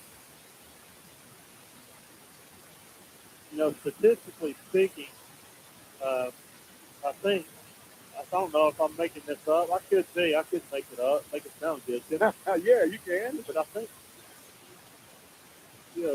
get about 50% onside kick. So if you kick 4 of them, you're probably going to get 2 of them. So they've kicked 4 so far and gotten 1. We're going to see more in the second half. So I think they're just playing the odds here. Waller's going to score anyway, right? Yeah, 50-yard line. They can't stop them from the back of their own 20. So actually, they're getting up to the 45-yard line. Like I said a while ago, if you're just give them a short field and let them score so I can have the ball back. I've got a lead now. 3 receivers to the right side now for the Bulldogs. Going from right to left. There's going to be a give to Aaron Wright, and he's going to be met back to the 50-yard line. That was just a good heads-up play by the defenseman Tyler Ray, number 34. Yeah, that may be the first time I've seen Tyron misread the zone read on that play. Is Eric is met about 3 yards behind the line of scrimmage. Really doesn't really matter because they can slow it down, but the inevitable is coming. I can just stick with what got you here. Man, now Wagner in motion. There is going to be another keeper by Taylor, and man, they got Tyler Ray just going on a full-out blitz. And these receivers for the Bulldogs are blocking downfield. They are and things are getting chippy right now. Yes, they are. Mag West is bringing the house. What's going on so far defensively? Because I know one thing, the line is a lot better than that. Yes, sir. For them to be doing that, we got about 3rd and 13 here. 3rd down and 13, 2 minutes and 55 seconds before the half. Bulldogs trailing 28-17. Tyron Taylor, 3 receivers to his right. There's another play action going up top. The receiver is too strong, intended for William Wagner, and it's waved off. No flags thrown, and going to be 4th down. And logic would say that you have to bring out the kicking unit. Logic would say that, and by the looks of it, I believe that's what they're going to do. Because you don't want to get caught into a ego contest. I almost called it something else, but it is family programming, and start trying to keep up tit for tat. Play the basics. Don't let the trickery rattle you. Just go out and play some fundamental ball. Exactly right. The clock is stopped at 2:44. Give a shout out to my wife, Stephanie. She's back in Palestine, Texas. She's listening. She and the family. Thank you, honey, and enjoy your, your 10-year reunion of high school graduation. At least that makes us feel better. It's almost halftime time out on the field. Randy, quickly tell us who we got helping us out tonight with this sponsorship. Well, we got several people that are helping us out. Having old to it.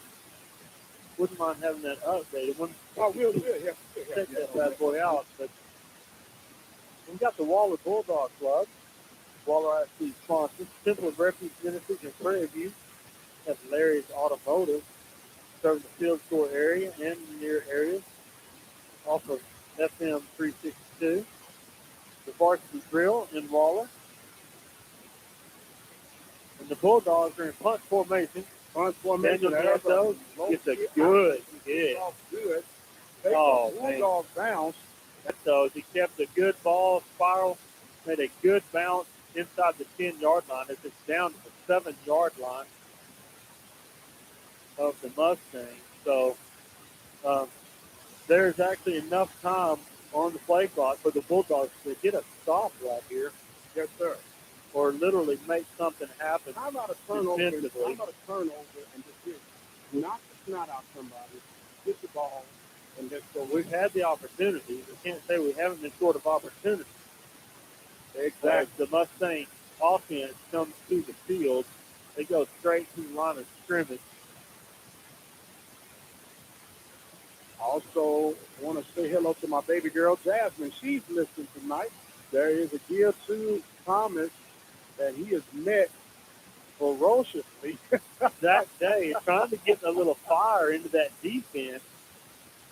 No gain on the play as the ball is marked down to the 7-yard line again. So that defensive line, hopefully getting a little second half activity, getting started.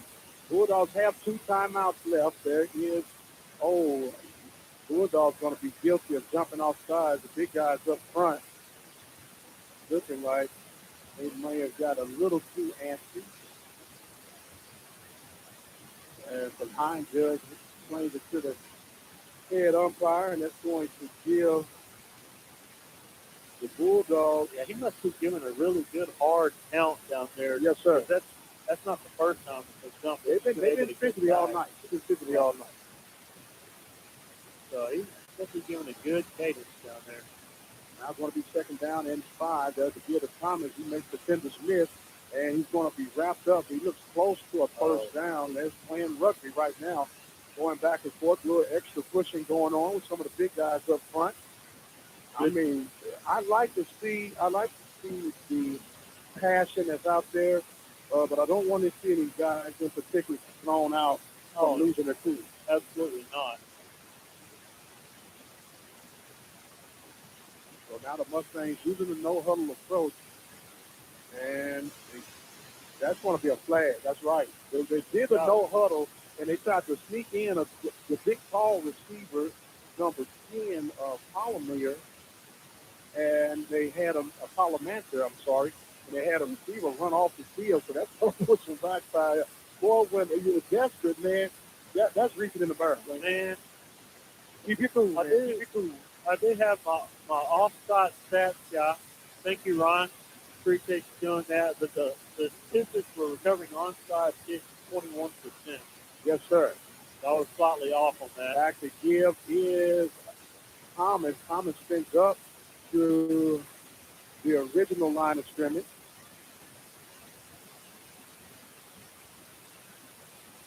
Getting that offense ready, getting right back on the line of scrimmage. 53 seconds remaining in the half.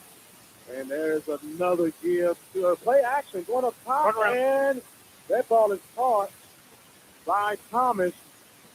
It caught that one was Adrian Thomas. Good play action pass there by the Mustangs. And it's one of the lead blockers for the running back as he just gets out the flat and he cuts it back up the sideline. Cameron Wright almost gets there, but just a little bit late getting there. Ball's at the 42-yard line now of the Mustangs. 43 seconds. There's another give to the receiver screen and running across midfield and finally knocked down at the 35-yard line. Cameron Mitchell and the Mustangs are now moving this ball. They're moving this ball, and it's 33 seconds now remaining before the half. Ball's at the 35-yard line. No huddle offense. Just a look. There is a play action again. We're going up top, and that ball is complete. Oh, my God. Bouncing off receiver, trying to go for the big hit, and ends up getting down into the inside the 5-yard line. That's just a straight slant pass route right there. Quarterback throws the ball right on the money, and defensively, we just go up there and do a little belly bump, thinking that's going to take somebody down. A little disheartening to see. Yes, sir. And don't forget, Mustangs get the ball back at the opening half of the second half. There's a timeout taken on the field right now. 20 seconds remaining in the first half of play. The Mustangs on top by the score of 28-17. And we've seen some of everything in this first half alone. Man. It does make it exciting. It does make it exciting. It makes it for interesting football. It makes you frustrated. It lets you know just what you have in. Just what you have in. And Mama said there'll be days like this. Absolutely. She wasn't playing. She wasn't playing. She was not playing. She was not talking about. She knew what she was talking about, just like they always do. As my daddy used to tell me, waking up, son, and you'll appreciate me. Say, I might not be around to hear you say, Dad, you were right, but you'll know I was right. Well, they're coming out of timeout now. First and goal. The ball is at the 3-yard line. 20 seconds remaining on the clock. Mustangs do have one timeout remaining. This drive started at the Mustangs 7-yard line. Lined up now in the power I look. There's the deal to Thomas running to the left side. And that's a 3-yard touchdown run for the Mustangs. This is the part I was talking about early on, is how are we going to respond to adversity. Mustangs just lining up and coming right at them right there, Mike.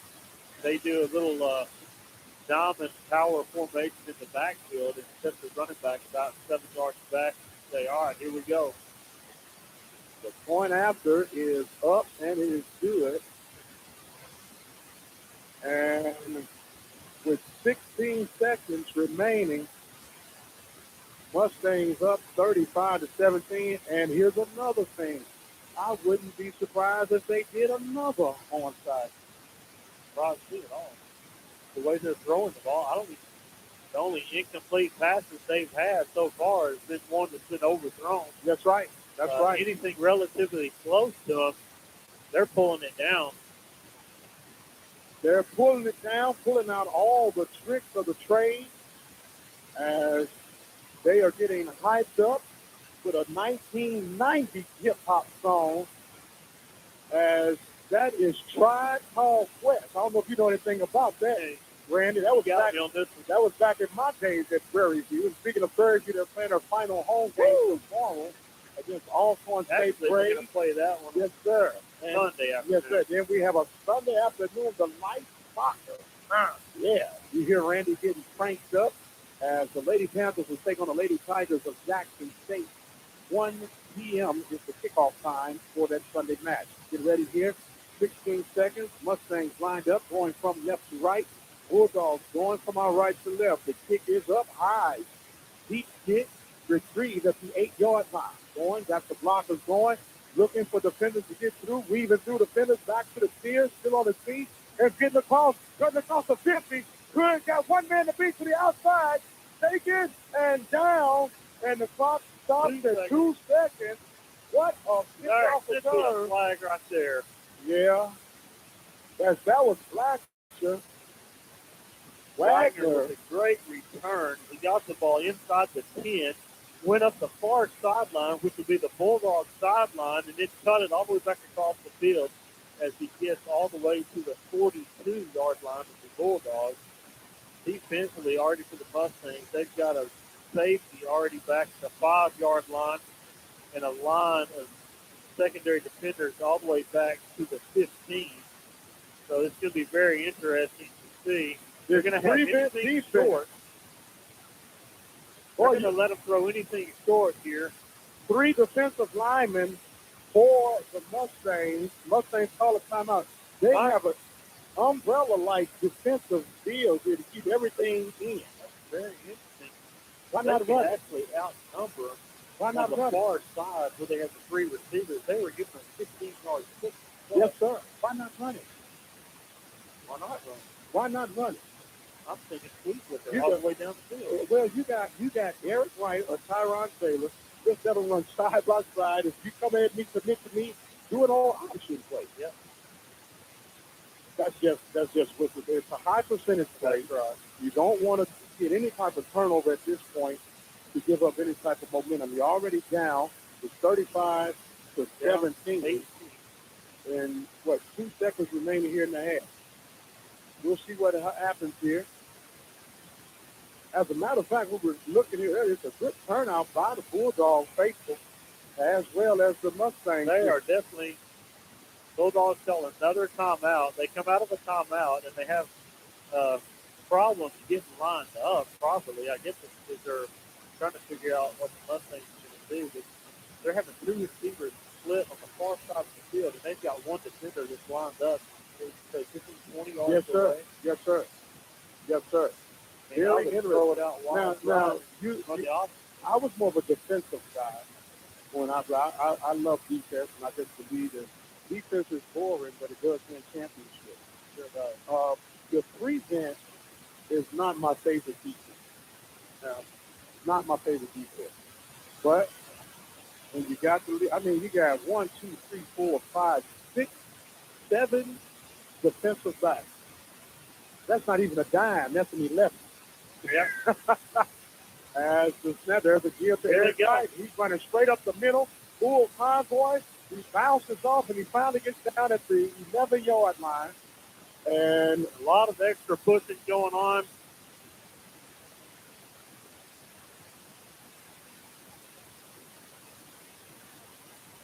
That's not a bad call by the Bulldogs. The chances either way of them scoring either on a pass or by the run, highly unlikely. So just a good overall job there by the Bulldogs. It's a good decision there just to keep the table 2 seconds.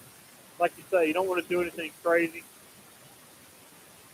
There is so much pop here, and I just hope that level heads on the Bulldog side for this comes into play right here because there's so much pop that Mac West is creating. You can say that again, my friend. About different things. The coaching staff right in the middle of it. The score at the half at 35-17, the Mag West over the Bulldogs. But man, I tell you what, I'm not discouraged at all. No, sir. And now I can't wait for the second half to get on because there's going to be a lot of things going on here. It's going to make things real interesting. And in fact, I'm very, very motivated, my friend, and full of anticipation on how this thing is going to unfold. Because one thing that I'm a big component of, at the end of the day, you got to be X's and O's. Yeah. You know, and all this trickery and deception, you know, that lets me know that you are lacking something in the art department. So, am I allowed to say that? Yes, you are. Okay. I just want to make sure. I didn't want nobody to misinterpret anything that I'm saying here. But what we're going to do as we get ready for this halftime break here, we're going to take us a break. We'll be back with some more scores from going on throughout the area and what's going on throughout the district here as the Bulldogs try to make the adjustment. This is Mike Prince and Randy Allen. Halftime here at Magnolia West Mustang Stadium as the Bulldogs were trailing by the score of 35-17. You try to hold on and keep us right where we got you, and we are going to be right back as soon as we can. You can lock where you got it. We'll be right back. You're listening to the OpenMic Broadcast Network, the voice of Waller County Athletics. We're taking a break from our live coverage right now, but we'll return shortly. Follow us on Twitter at OBN_radio. Like our Facebook page at OpenMic Broadcast Network. Serving the community through faith and athletics, the OpenMic Broadcast Network. Don't forget, you're a phone call away from listening to Waller County Sports live from anywhere throughout the country on your cell phone or your landline. That number is 724-444-7444. To listen to the Royal Falcons, the code would be 134280. For the Waller Bulldogs and the Prairie A&M University Panthers, that code would be 46493. For the Hempstead Bobcats, that code would be 135036. Remember, that number is 724-444-7444. Or you can always visit our website at kcorradio.com and listen online. One county, one voice. The OpenMic Broadcast Network. We'd like to thank our sponsors and supporters for tonight's broadcast. The City of Prairie, 4B Economic Group, the Temple of Refuge Ministries, the Waller Bulldog Club, San Bernard Electric Cooperative, the Learning Tree Daycare Center, Barry's Automotive, Galileo's Mexican Grill. You would like to be a sponsor or supporter, simply call us at 832-213-8824. Serving the community through faith and athletics, the OpenMic Broadcast Network. Another proud supporter for the Waller Bulldogs is Green Lawn Care Service, providing commercial and residential lawn maintenance for quality, service, and value. Contact Green Lawn Care Service at 979-277-2145. Has your vehicle been giving you the blues? Contact our good friends at Larry's Automotive at 30540-FM1488 in the fuel store area. Now 926-931-5566. Showing support for Waller County student athletes and help them educate today's children, the Learning Tree Child Care Center, located at 837 12th Street, Hempstead, Texas. Contact the owner, call up Harry at 979-826-4703. Another proud supporter for Waller Bulldog Athletics is San Bernard Electric Cooperative. From Hallettsville to Magnolia, from Patterson to Ellinger, and all communities in between, San Bernard Electric Cooperative has been providing safe and reliable electricity to this area for nearly 75 years. San Bernard wishes all the area athletes and their coaches a very successful season. For more information on San Bernard Electric Cooperative, please visit their website at www.sbec.org. Another proud supporter for Waller County Athletics is the Varsity Grill, located at 31315 FM 2920 in Waller, Texas. The Varsity Grill has a variety of foods to choose from: Italian cuisine, Texas traditional, poor boys, burgers, seafood, and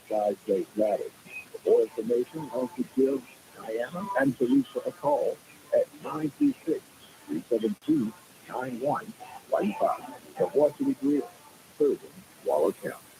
Don't forget, you can listen to the Sports Report Mondays and Fridays right here at the OpenMic Broadcast Network. All the latest and the greatest going on throughout Waller County. So Sports Report is your place. The Sports Report right here on the OpenMic Broadcast Network, serving the community through faith and athletics. We are at halftime here at Magnolia ISP Stadium.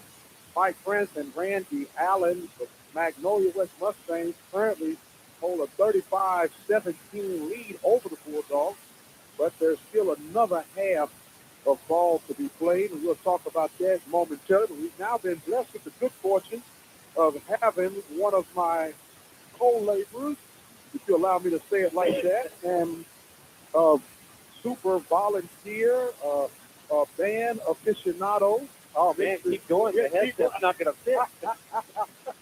Mr. Gary Buchanan, how you doing, sir? I'm doing good, Mr. All right. How are you doing? Well, look, we're excited. A huge day tomorrow. Not a big day, but a huge day. I tried to take a nap for tomorrow.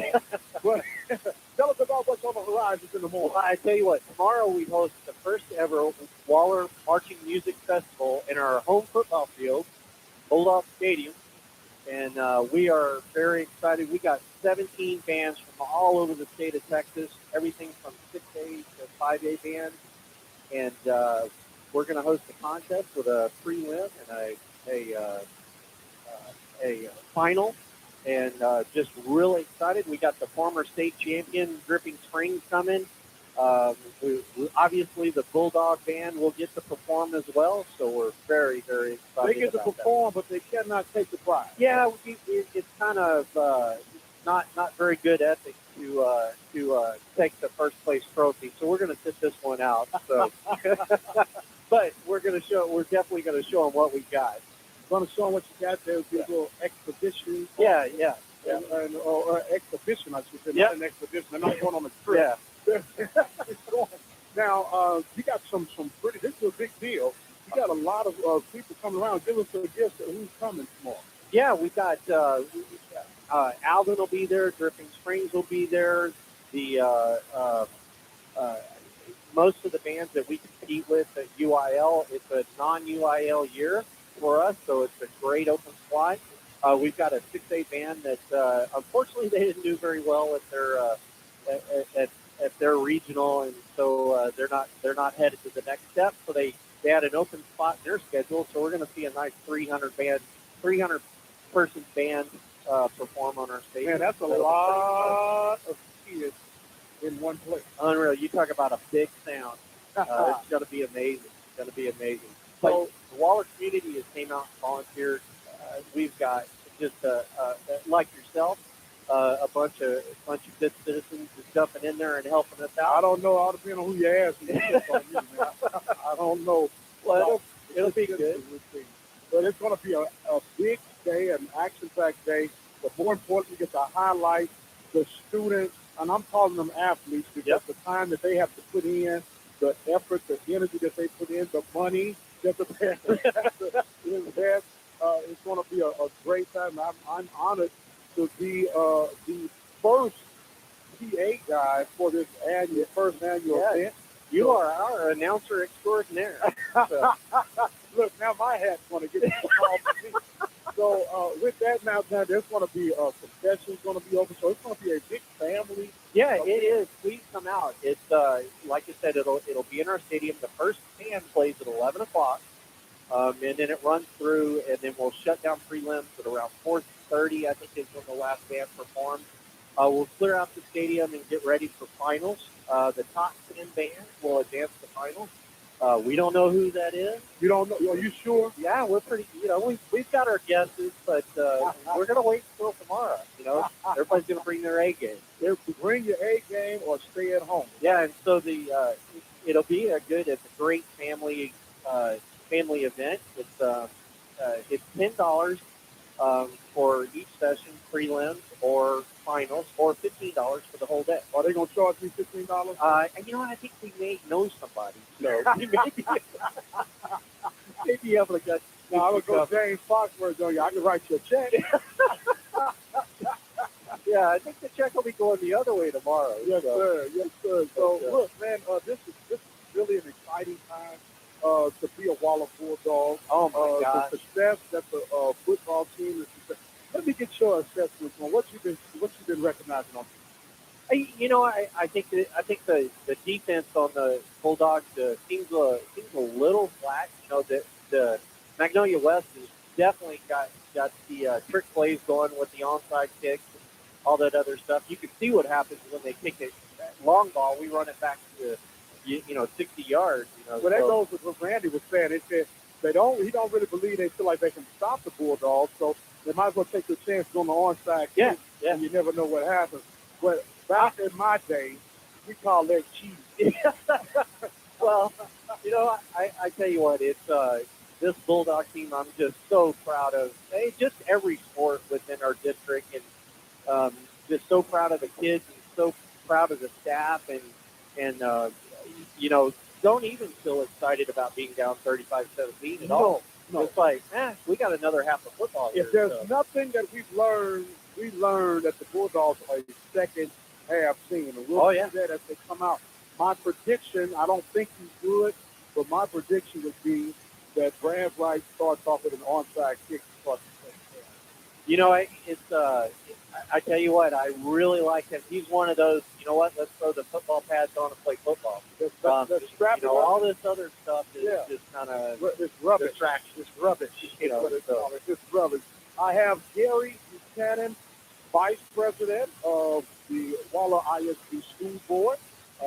He is going to be leading the charge in the morning, man. And at 9 a.m. is when you call us to do that. Yeah, I gotta. You gotta tell everybody 9 a.m. so they're there by 10. Okay. So, but no, 9 a.m. Don't. I just saw 30 more minutes. No. We just got to get prepared. We estimate there'll probably be about. We know there'll be 4,000 kids. As you said, student athletes with band instruments in their hands. There'll be 4,000 of those in our stadium tomorrow, plus all the parents and if you've been around band, you know that we drag quite an entourage. You drag an entourage, and you all are some serious critters, too. I want to let you know. You think competition on an athletic field is something. You all, give me my point. I mean, yeah. What do you mean we were late getting off the field? Yeah, no, none of that stuff. Gary Buchanan, thank you so much, sir. We'll see. I might just camp out up at the stadium tonight. We'll hook you up. I bet we could drag up a sleeper bag someplace. I don't even need a sleeper bag, man. I just stretch out in the back of the truck and let it go. As long as I got something I can prop my head up, we'll be all right. I tell you what, ladies and gentlemen, we want to thank you so much. It's about 3 minutes and 50 seconds before we're back to start the second half. What we're going to do now is go ahead and try to give you some scoring from around the district and the area as we get ready for the second half. Gary, thank you so much, sir. Thank you, We'll Michael. be seeing you bright and early in the morning. Bright and early. Shannon with the Waller band and Waller ISD School Board. Meanwhile, we're going to give you some scoring as we get ready for the second half of play. At halftime, surprise, surprise, Navasota is on top of her by the score of 56-0.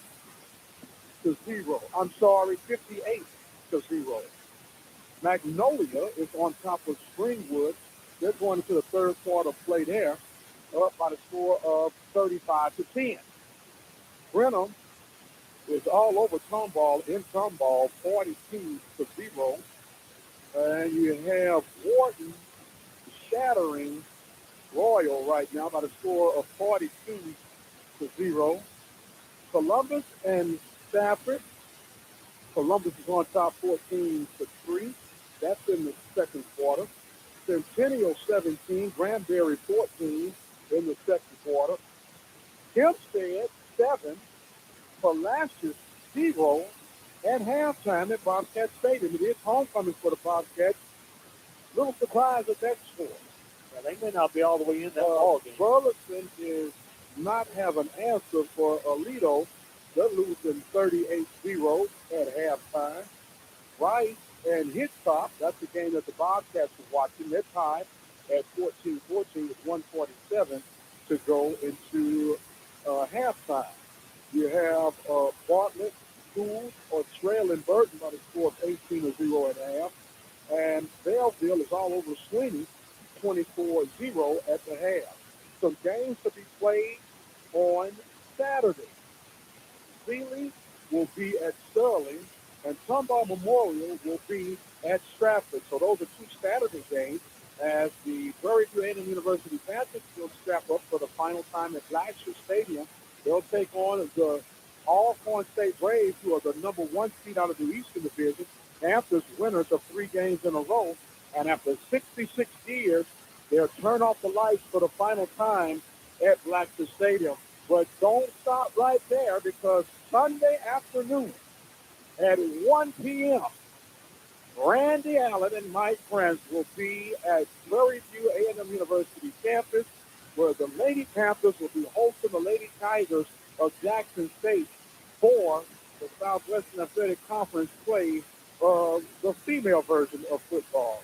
Then, Randy, we might as well let the cat out of the bag. We're working on some big things here at the OpenMic broadcast. Well, we're going to be possibly giving you the semifinals and the final tournament for soccer at the Southwestern Athletic Conference all the way in Alabama. What do you think about that, man? That sounds like fun to me, Mike. I'm ready for a road trip. You ready for a road trip? A good time. That sounds like a very good time, my friend. Get over there in Huntsville, Alabama. Pack the bologna, cheese, and peanut butter, and let's go. Here we go. Well, Randy, it's been a very interesting first half. What are your assessments and what the Bulldogs going to have to do to come out here? Well, they're going to have to just kind of like what we talked before at halftime. They're just going to have to come out with a level head. They've got to make some adjustments defensively, and they're going to have to stop the offense of the Mustangs for one. It's obvious, of course. They're going to have to keep doing the things they're doing offensively. I don't think, except for the one punt, they were turned down due to a penalty. Slowed them down and caused them to get the field goal. But offensively, I think, it's just come on back, do the same old thing for them. The big deal is how are they going to come out defensively, and are they going to be able to stop the Mustangs? They're going to have 3 stops. Yes, sir. 3. Well, actually, 4 if 3 to get back in it, and then 4 to take the lead drive. Well, 3. They can do it with 3. They come out. They score 21. They do it. 21. But we got to stop them, as you say. But we got to counter off the stop. Yes, absolutely. So you thought that we were about to get the second half on the way, but the Magnolia West band is still out on the field. Now I guess they're just waiting for the return of the Mustangs. As you can hear, one really turned this into a big production. Yeah, it is a very big production, and you got to give Magnolia Mustangs credit. They have been doing a production-like performance. I'm not too particular on how they've gotten it done, but by any means necessary, the show must go on, right? Absolutely, yeah. That's right. I mean, we did talk about before, trickery is only going to last so long, but that's right. That's right. I guess if you can ride the wave till it dies down. Well, the Mustangs, they're waiting, and they are perfectionists at height. As they come out, as you can hear the Mustang faithful. Yeah, they're using up a lot of their energy and all of this excitement right here. So, well, we'll see how it starts off here in the second half. Want to remind you that tonight's game is being made possible by some very generous people throughout the community. And if you allow me to fumble through here just a second, I can get that. Randy is off into his dance as he hears the bands. They got the same fight song, almost seems like, as they get ready here. Tonight's broadcast has been made possible by Mr. Lee Van Richardson, attorney at law in Hempstead, Texas. Also, like to thank the Learning Tree Daycare Center in Hempstead, Texas. We have Larry's Automotive and Field Store area. We have Mr. James Lickey out of Brenham. And who else we have there, Mr. Randy, to carry us We through? have Armor Industries. They're on business 290. At the intersection of 290 and 362. We also have Galileo's Mexican Grill in Patterson. We also have Varsity Grill. Yes, sir. in Waller, How Texas. could we forget the Varsity Grill? FM 2920. We have San Bernard Electric Cooperative, the Field Shore area. Also have the Hempstead Theater. Yes, sir. The Hempstead Theater. My wife and I went there a couple of weeks ago to go watch the Equalizer, the Denzel Washington. And very good. Yeah, it was lovely. So the movie was great. Denzel's a bad guy, man. He's a bad dude, man, and he was whooping folks, taking guns and everything else. So very entertaining. After the renovation of the theater. Yes, sir. Renovation of the theater, nice stereo sound, nice plush seat, and the prices you cannot beat. You cannot beat.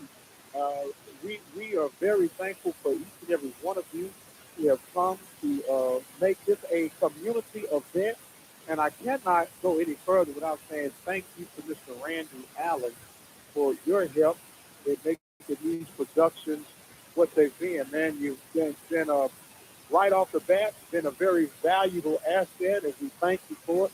As we get ready for this kickoff here to start, the second half, start at the 18-yard line and make a defender's miss. The Mustangs on the kickoff return and running down out of bounds finally inside the 25-yard line. And that's not a way you want to start off this first half. Good, this second strong half. return there. If he could take that right up the middle, get some good blocking. Goes up the Waller sideline there for a big gain. The ball is going to be spotted at about the 30-yard line of the Bulldogs. Or the Mustangs. Yes, the Mustangs. Well, it is the Bulldogs' possession of the field position after the big return by Thomas. So the ball is at the 30-yard line. We are just getting back in the swing of things. Another jump offside. The ball is fumbled off the snap, rolling to the left side and finally pushed out around. It's Prairie. And that was a free play, but the Mustangs were not able to take advantage of that one. No, I'm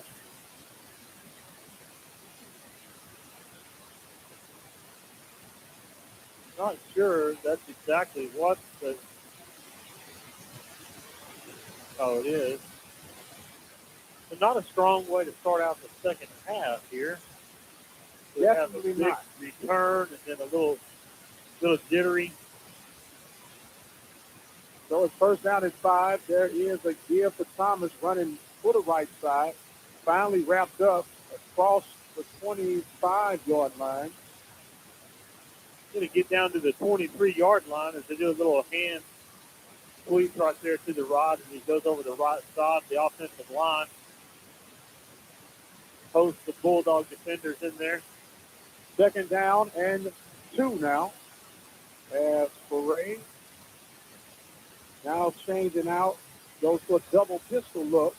Mustangs going from left to right in all maroon. There's a give to Thomas to the right side. He slides through down inside the 20 for a Mustang first down. Able to get the first down as the chain crew already has it moving. And the Bulldogs get ready to come, the Mustangs get ready to come back to the line of scrimmage. This set of downs right here is going to be a big determinant in the game right here, Mike. Yes, sir. As the drum corps is stomping away, there's another give to Thomas running up the middle, inside, close to the 10-yard line. He picked up another strong gain. And another good 7-8 yard pickup for the Mustangs. It doesn't appear that the defense has an answer for the offense so far. As they change out personnel to the Mustangs, what do you think the success for the Mustangs are right now? Because it doesn't seem like they're doing anything too fancy other than the onside kick. They're just coming right at them. Our look now, there's a give to Thomas going to the left side, spinning off defenders, holding on to the ball with 2 hands. Gets enough for another Mustang first down. Ball inside the 5-yard line, down to the 4. As the Mustangs are right back on the line of scrimmage. No huddle offense yet again. Thomas gets the call, and Mustang is touchdown from 5 yards out. And the giddy is fixed to get giddier. There's going to be a little more extracurricular activity at the sound of the whistle. But, you can't argue with coming right out in the second half and sticking it right down them. They're just lining up, going right at them. Yes, sir. They just beat them off the ball. And the PAT is good. So with 9:58, Mustangs do what you just didn't need them to do, and take the opening drive and drive it downfield for 30 yards onto the big run. Big return. And take it in right down the throat of the Bulldogs. 42-17 is the score now. Yeah, went right at them. They didn't, nothing real funky or unnecessary there. I mean, it was just, here we go. We're going to line up, jump us. Who's going to stop us?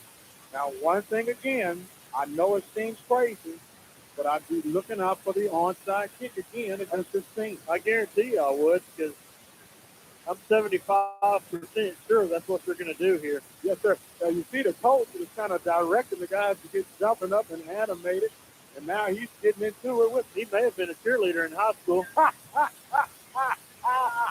He's got some pretty good moves. Yes, sir. For a big guy, too. Yeah. So the Mustangs will line up to what appears to be a kick. We'll see what happens. Wagner back deep for the Bulldogs at the 5-yard line. This is going to be interesting. And there is a high short kick, and it will go out of bounds. So they did decide to kick it deep. They did kick it out of bounds. Ball will go out to the 35-yard line. So that may be the first mistake that Magnolia West has made all night. Well, they got a nice cushion where they can afford to make a mistake like that right now. What's going to be a very big factor is not only if the Bulldogs can score, but how much time it takes them to score. And if they do it like they did in the first half with 3 plays and long runs, yes, sir, may not be an issue. So the Bulldogs coming out now, going from our right to left. Just the formation. Taylor takes it, keeps it himself off the read, and gets up across to the 36-yard line for a nice 6-yard gain. Good solid run right there by the Bulldogs, coming out and doing exactly what you want them to do. It's very crucial they come out here and score right here. Yes, sir. And I would like to see it as quick as possible, to get things going. Second down and about 4 for the Bulldogs. Tyron has 2 receivers to his right side. Takes it off the read, keeps it himself, going to the left side, bouncing off a defender, gets up to the 39-yard line, and close to another first down, as it looks like Malik Banks got into a little stuff with one of the defensive backs before the receivers are getting after that. Yeah, they've been doing everything all night tonight. They sure are.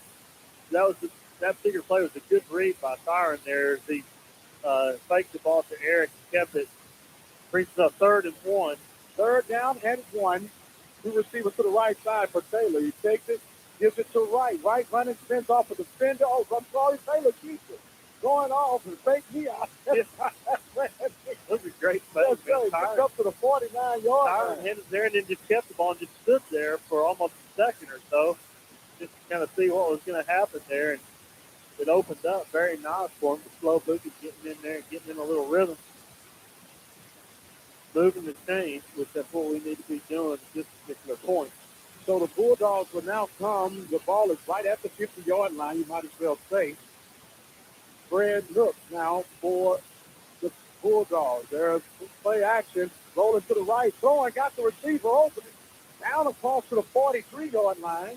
Wesley Campbell on a little drag route as they run a play action and then sprint to the right there. Tyron throwing the ball right on the money to Wes Campbell as he catches the ball and picks up about 7 yards on the play. Tyron down on one knee, maybe tying his shoes. Yes, sir. He was tying his shoes.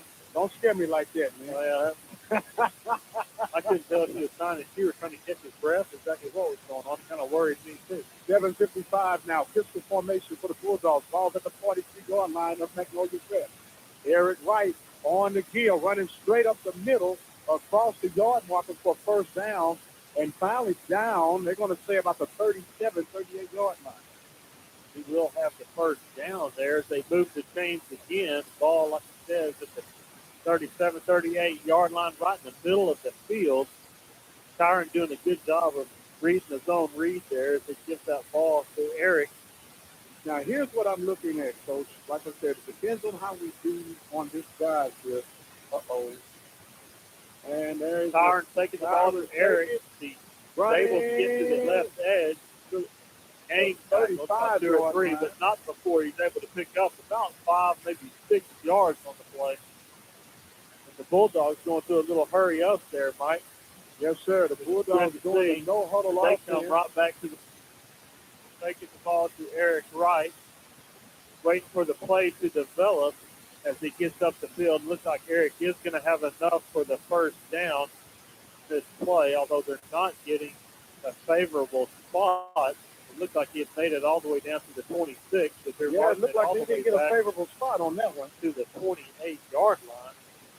There's a face mask Do called have a against face Magnolia mask. West, so that helps the Bulldogs That's out. going to help tremendously.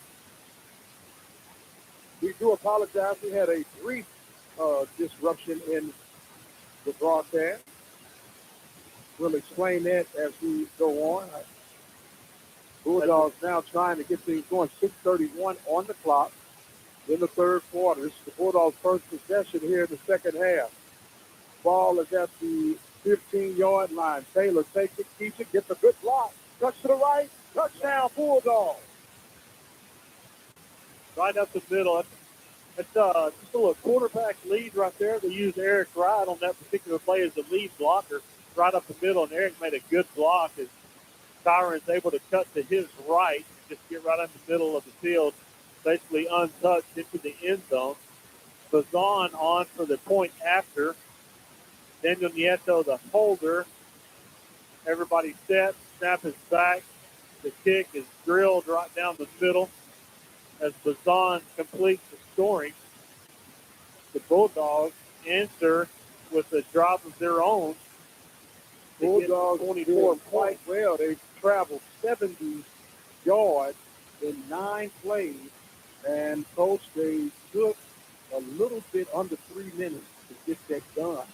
So now the Bulldogs, as we say, they got to stop these guys now. Magnolia West is playing with no fear and all the confidence. They poured out all the tricks and stops to get this lead. So now all they got to do is try to maintain this lead. So the Bulldogs are going to have to start digging into the bag of tricks themselves to try to get back into this. Well, if they can get a stop defensively and just work it back, I think right now what we come back to do is you go ahead and kick the ball, get some good coverage, let that defense come out and try to get a stop, and then come back offensively. If they can get a stop and you score, now you work yourself back into it. Maybe in the fourth quarter when it gets more desperate, then maybe you try an onside kick. I know it'd be more expected at that time, but I don't think you really want to give that sort of field to Mustangs at this point.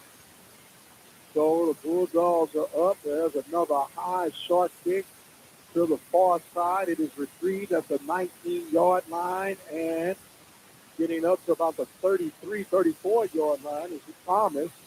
A lot better coverage by the Bulldogs on that right there.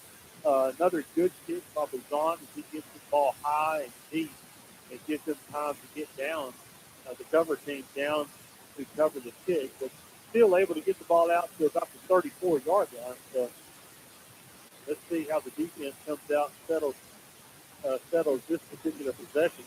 So the ball is at the 34-yard line on the far half mark. The Mustangs going from left to right, all maroon uniforms. The Bulldogs in the maroon pants with the white helmets and tops to match. There's a field of Thomas to the left side. He meets a wall of Bulldogs, and you can hear the Bulldog faithful getting animated right now as they get a good stop. Tim Stone trying to get him fired up right there. defensively, a great push by the defensive front right there as they're able to get the stuff that for about a 2-yard loss. So as the Mustangs come back to the line of scrimmage, they're real quick to get back on the line and to make the defense get ready, and then they stop and get the signal from the sideline to get the play. Quarterback in shotgun formation. And a good stop by the Bulldogs. There's that stop you was talking about. Now they got to do it one more time. That's right. Another loss of about 2 yards. 29, the ball's back all the way to the 30-yard line, so they're going to have 3rd and 14. Now, they don't mind going forward on 4th and 11. They're definitely not going to be afraid of anything right now. And they got a lead. They got a lead. They got basically 2 downs if you want to play it that way. So it's a real soft coverage now by the defense for the Bulldogs. There's a give to Thomas going to the left side. Good hustle play. Great. Got there by Tim Stone again as he came from the back side of that play. And a good enough stop for the defense to keep that kind of bottled up till Tim Stone comes from behind to catch that. And 4th down and 12, and they've got their offensive unit on the field as they get plays from the sideline. Play clock down to 15 seconds now, but now they send the punting unit on. I would just take my chances. They're not taking any chances, keeping their defense on the field, which is a very smart play. And they do kick it, and it is a fairly good kick. The ball bounces at the 32 and takes somewhat of a Mustang bounce out to the 29-yard line. So the first punt for the Mustangs in the game, not a bad punt, not a great one. The Bulldogs will take over at their 29-yard line. And I think if you're coached right, if you go down and score right here, you've done exactly what you needed to do. Yes, sir. That's that one. That's that one of the 3 that you're talking about we need. You keep your defense fired up. If they come out and play like that again, there's no reason in the world why to panic and why to do the onside kick and take that chance. So, if as long as the offense can pull this off right here, I like our chances. So the Bulldogs come back out. There's a snap. There's a give to Eric White. Make a defender. Man, this guy is running very elusive. He's got kind of a little, what's that little stop hop you have in basketball? That little jump stop top move where he does that little jump stop move and picks up 8 yards on that carry. No huddle offense for the Bulldogs. Tyron takes his rolls to his right. Stops. He's going up top. Going for the big play. And not able to get to it. Good defensive coverage that time by Mustang. Real good coverage. Looks like Nieto, we're trying to get him on the out and up on that play, but Tyron really threw that ball. Nieto was between the numbers and the sideline, and the ball was thrown well inside the numbers to Tyron, so he may have been just trying to throw that away. Yes, sir. Yes, sir. Well, it's going to be this 4-down territory if you absolutely right. Second and short, so I mean, that was a good, there's nothing wrong with that play there. So there's going to be a keeper by Taylor, and he was trying to weave in and out, trying to find which way he wanted to go, and he gets stopped.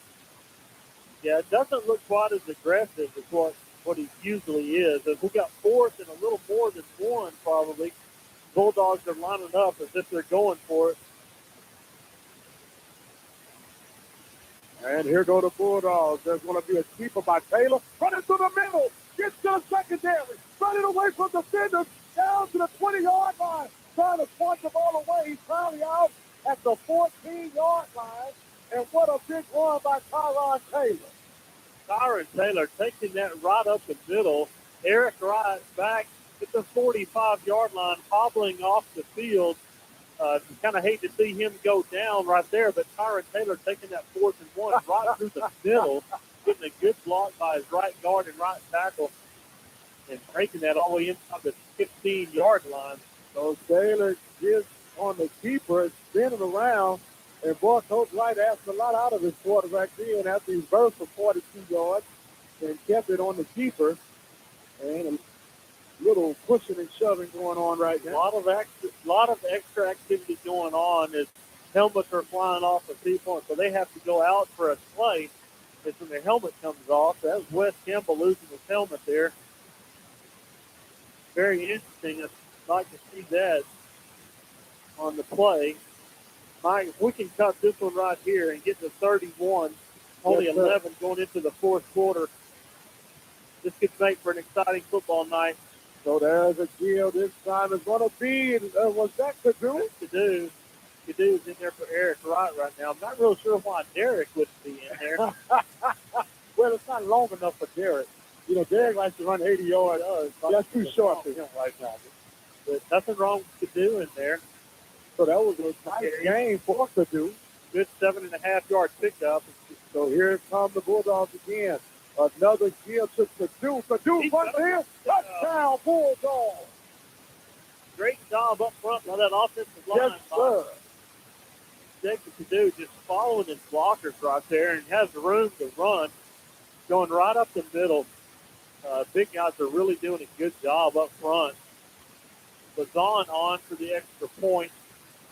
It's going to be interesting to see exactly what the ailment is with Eric Wright as he's sitting on one of the benches on the sideline as Doc Aguilar is tending to him. The kick is up, and it is good. And guess what, my friend? We got ourselves a ball game. 31-42 with 2 minutes left in the third quarter. This is every bit of a football game we expected or anticipated it might be. 42, 41. 31. I'll say 31. I wish it was 41. 2-minute warning for the third quarter. Yes, sir. Amongst us here. Yes, sir. No doubt about it.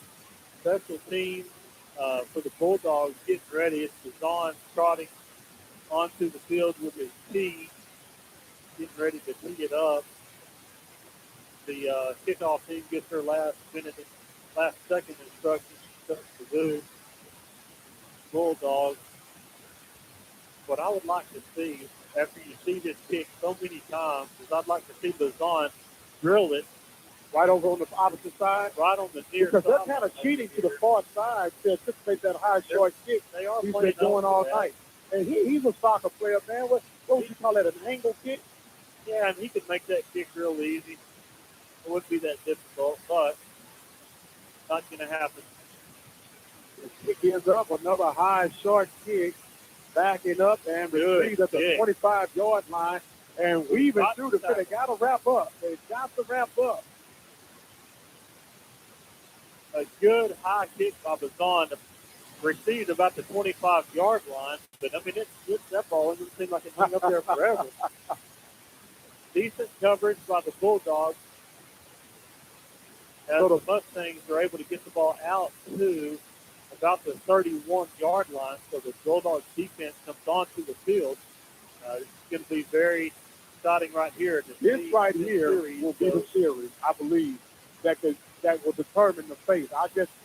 We're going to throw it out there, aren't you? Yes, sir. As the deal, the Thomas running straight up the middle, making defender miss, and finally tackled at the 50-yard line. Big gainer as they get about 20 yards on the carry.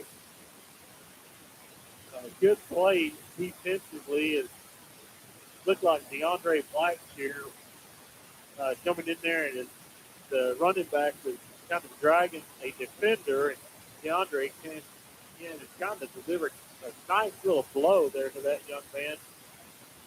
Naturally, we don't want to see any kids get hurt. Exactly. So we do wish the best for this young man, but it looks like the wind has been taken out of his sail a little bit. At least momentarily. A few cobwebs in that noggin. You remember the old Bugs Bunny? Which way did he go, Joe? Which way did he go? I'm telling my age, aren't I? I don't know. Bugs Bunny was on for a long time, though. Hey, look at it. He said, how many lumps do you want? He said, about 3 or 4. You hit him across the head. Boom, boom, boom, boom. Pete the Boomer. That's who they was. Back to action. I digress. We get ready to go. The players off the field. The snap. And there's a deal to Thomas running back and held up. The play is stopped. Oh, you can feel the energy, and you can feel a little bit of momentum trying to get swung by the Bulldogs. Hopefully so. They didn't quite come out as aggressive on this possession as they did on that last possession, but they only got about a 2.5, maybe a 3-yard gain on that as we come to second and a long 7. 1 minute and 15 seconds remaining in the third quarter. Bulldogs still in 42-31. There's another give to Thomas. And, man, just when you think you got him, he gets out for another 7-yard gain. He is tough to tackle. Bradley Zika hit him first and kind of almost spun out of it. So, only thing that really scares me is this offense is a real good play action team. This quarterback does a really good job of hiding the ball on play action. And that big guy, Scott Palamanter, the big quarterback tight end, number 10, has been wide open every time he's thrown it for him. There's another give to Thomas as he just takes Bulldogs down to the 35-yard line for another first down. Another first down for the Mustangs. They're moving the trains, like you said, down to the 35, right in the middle of the field. Defense needs to tighten up right here. So the Mustangs going with no huddle, 26 seconds here in the third quarter. And there's Thomas running again away from the defenders. Finally wrapped up down to the 9-yard line.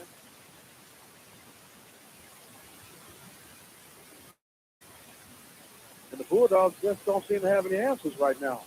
No, they don't this possession, that's for sure. I'd hate to say that they spent all of their energy on that last possession, being that coming to the end of the third quarter.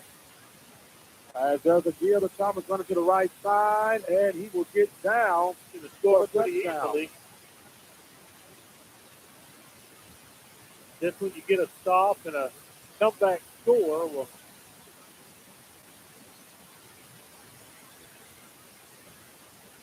they take it right at them, Mike, because they're just manning up right there. I'm not exactly sure what happened defensively, if they changed any calls or not sure what happened, but they just didn't do anything. The extra point team for the Mustangs is on the field. Snap is back. Kick is up and good for the Mustangs. They go up 49-31 with 3 seconds left at the end of the third quarter. Everything seemed to be a setup by the Mustangs from the beginning of this game. All the onside kicks, try to get your lead, and then just make a sprinter's run for it toward the end, and that's what it seems like to be going right now.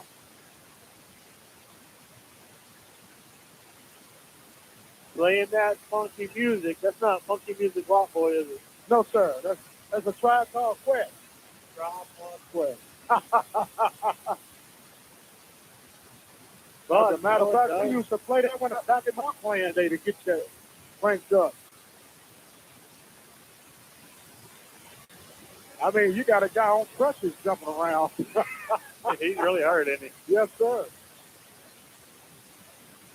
Right now, Mike, it wouldn't surprise me if they tried another onside kick. No, you can't underestimate it right now, because that's when they go against the logic of the game. They've proven that for the last 4 years. Kick now being lined up, and there's another onside kick. Another good onside job by kick. Cadu. That's not Cadu, but that's almost ridiculous, though, man. Hey, I like the field position it leaves us with. That's Rudy Mueller on the hands team, on the kick return team, as he's able to get the ball, and he was hit immediately afterward. The crowd kind of getting a little excited with the good hit there. So the offense trots onto the field. Tyron Taylor back onto the field, but I don't see Eric Wright, so it looks like it is Cadu. 3 receivers to the right side. There is Taylor on the keeper off the read. He gets across to the 49-yard line of the Mustangs. And with that, that is going to take us to the end of the third quarter, my friend. The Bulldogs trailing by the score of 49-31. Well, Randy, what you coming up with? What's the plan right now? Well, we got our defensive stop that we wanted, but we just didn't get the second one. We didn't say we had to get them right in a row. I would like to see that. I'd like to see us get right back in it. soon as possible, but obviously that's not going to happen. So I think right now we just go down and score again, get this thing back to an 11-point ball game, and climb right back in this thing in the fourth quarter. There'll be plenty of time left when we kick the ball off. Then if we can come back to the defensive stop, get another score, be right in the middle of it. Well, the teams have flipped sides. We have 12 minutes to make up 18 points. Yep. 49 to 31. By far the most the Bulldogs have given up all season.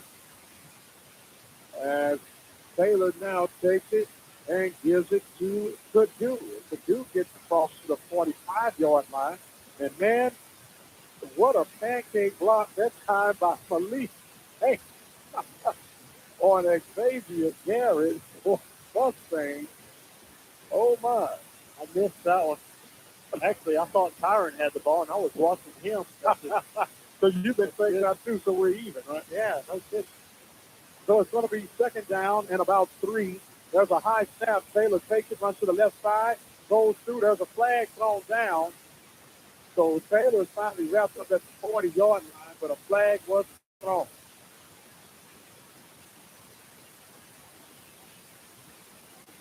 Holding against the Bulldogs. Holding against the Bulldogs, as Tyron was able to pick up about 6, maybe 7 yards on the play, but if it's below deep or not, that was a third and about 3 there. So this is going to back it up to 3rd and 13 for the Bulldogs. Malik Banks coming on. Nieto coming off. As the opening minutes of the fourth quarter start. Going to have 3 receivers to the right. Tyron in shotgun formation. Going to throw it quickly. Almost intercepted by the linebacker there. Very dangerous. That looked like Jacob Will Wagner, if he would have been able to catch that ball, had some room to work if he would have been able to catch the ball, but the ball just a little bit behind him. Bulldogs look like they're going to go for it here. Well, you almost have 13. You almost have to. 11:02 remaining. So this, not necessarily the play of the game, but one of the bigger ones, I guess you would say, wouldn't you? 4th down and 13. The Bulldogs at their 45-yard line. 3 receivers to the right side for Taylor. Taylor takes it and runs straight up the middle, running, and he's not going to get anywhere close to the first down. Not sure exactly what that was all about right there.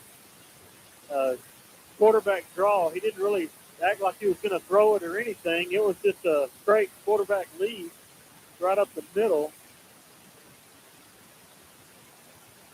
So the ball goes over on down to Magnolia West as their defense gets a stop. Opening 10:57 left in the fourth quarter.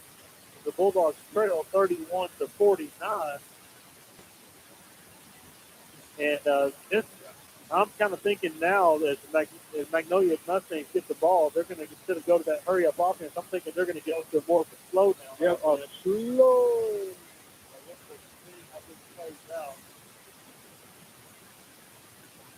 So underneath center now is Prairie.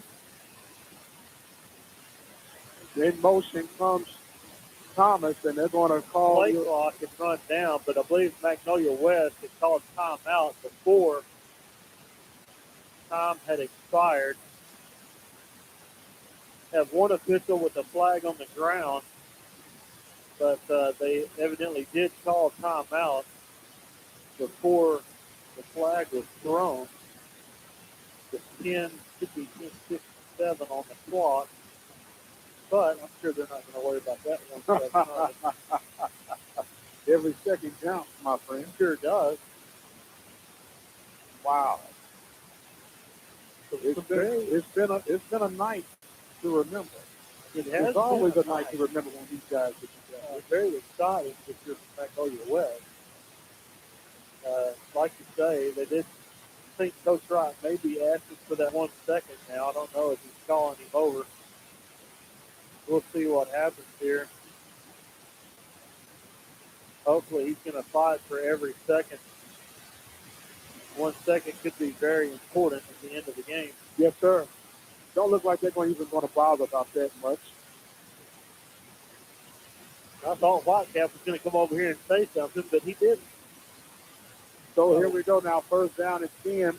For a high snap, fumbled and retrieved. Throwing the ball out of bounds. Smart play that time by quarterback for good job.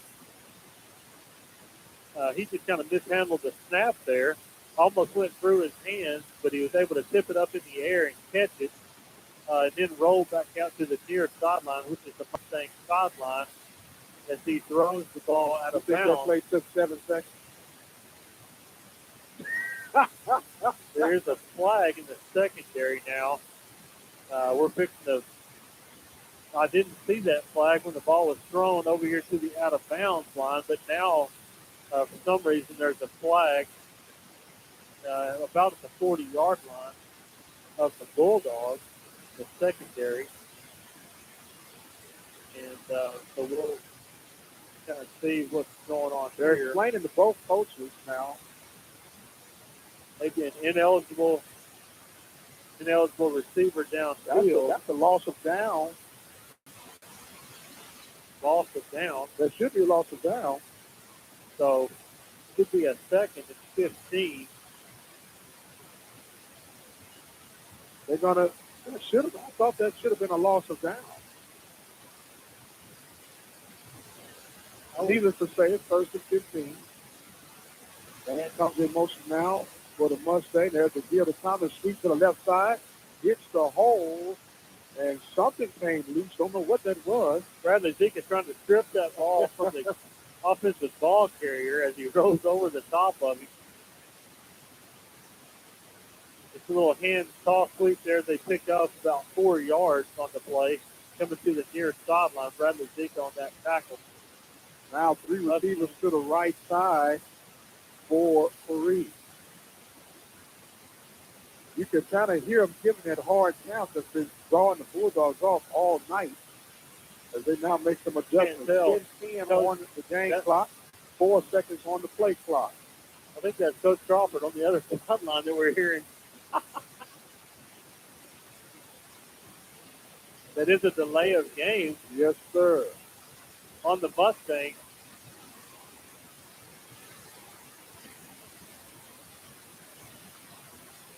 So the we have an update, Mike, from the Prairie View Panthers over at Panther Stadium. The Panthers have won tonight 2-0. So that should keep them right up there among right the on the top heels of the Lady Cowboys. Vices. Yes, sir. Yes, sir. So that's good news to hear from Abraham's Coach Garcia at Prairie View. That is a good job. Now back to action. There's a screen pass, and that's complete. And going across, making defensive miss across, still on his feet. Oh, no. And he's going to go all the way.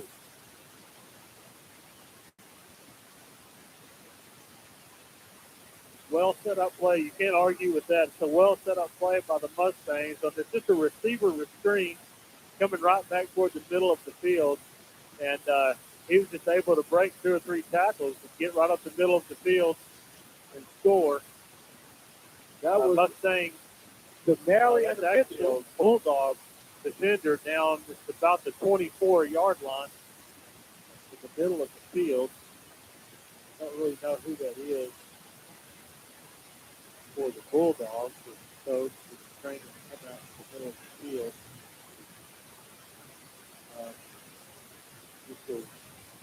Well, I see the play there. It was really close.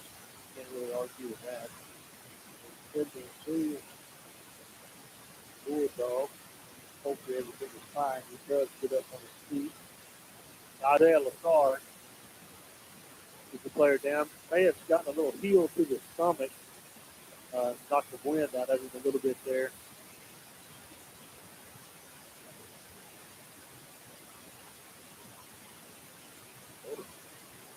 PAT now. I am thoroughly, Mike. PAT is up and good. for the Mustangs with 9:32 left in the game. Mustangs go up 31-56 over the Bulldogs. That's not what we needed. It is really not.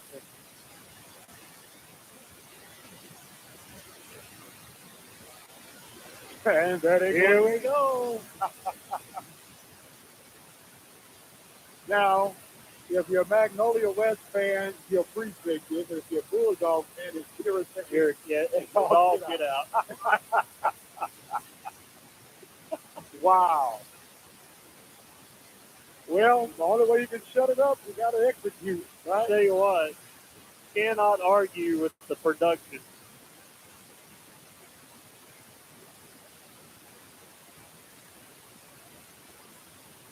All right, question for you. Okay. Are they going to onside kick right here? Yep. Yep. I tend to agree with you. Yes, I've been holding on. You're going to give up, 15 yards? Yeah. So what? What's the hurry? What's the hurt? I got a big lead with under 10 minutes left. And he defies both of us. He's retreated for 7-yard line. DeAndre Black's here, goes to the right, comes back to the left, got a little room, got a seam, gets all the way up to about the 30 line. As he kind of built up a little ahead of the seam, as he kind of trotted up to there and then hit that full seam, and he would have gone, just like he may be cramping up a bit. The Bulldogs are getting their offense ready. They're going to really have to come up with some big plays, I guess, if they want to come down. Now down 25 points. Is that all? That's all. It's only three and a half touchdowns, 3 touchdowns with 2-point conversion. and a safety. Yes, sir. How about another field goal? Or, yeah, you're right. 2-point conversion would work. Field goal to win it, that would work. Got to start right now, now, right? 9:26. 34-yard line. There's going to be a give to Purdue. Purdue shifts back to the left. And what a block. That was followed up. Good job. Cole Guysey working his man all the way back about 8 yards back and on his back. No huddle offense for the Bulldogs. As the snap, Tyron rolls to his left, looking, wants to throw. He finally releases it. And that ball is caught about 2 yards short of the first down. Roll out to the left there. Jacob Cadu just getting a great block on the outside edge, allowing Tyron time to get the ball away. Now Derek Wright does come into the ball game. And there's behind his Taylor, brother Eric. The keeper Tyron puts it outside. Gets crossed. Oh, close to the 50, about the 48-yard line. Good job by Tyron there getting to the outside edge and getting that first down. Moving the chains. Doing a good job with 8:32 left in the fourth quarter. Drop back to the line of scrimmage. Here we go. Tyron Taylor takes it, rolls to his right, throws, got a wide open receiver, in and out of the hand. Wow. That's a good 15-yard out route right there by Daniel Nieto. Was wide open. Tyron hits him right in stride, right between the numbers, and just ball goes right between his hands, drops the ball there. He could have turned that up, gotten a few extra yards. He also could have gotten out of bounds to kill the clock. Give it right back now. It's going to be, was that right? Derek Wright. Derek Wright on the carries. He picks up about 8 on the play, right up the middle. Young man needs to stretch his legs out right there and get that motor rolling. We do have an offensive lineman down. It looks like Brody Burris from here. It does not look promising, I promise you that. Looks like he's a little bit of pain. Dot. Now, listening to that, we'll try to give you some scores from this update, some updates. We have the update of the Prairie Panthers making the Kidney victory tonight. 2-0. Navasota playing first in Navasota after that was in. 2 minutes and 2 seconds remaining are up 85. Oh, my goodness. You know what? I think that's the second time this year they scored over 80 runs. 87 run, points, bucket, whatever. That's a lot. Ranking points. Yes, sir. Magnolia's on top of screen with 55.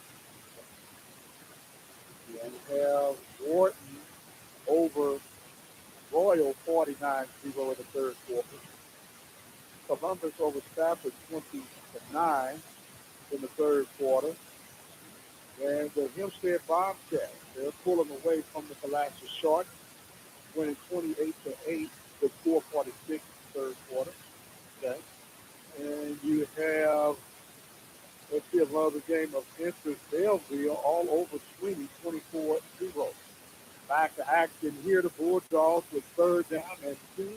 Taylor Cooper runs, weaves through, gets enough for the first down. For the first.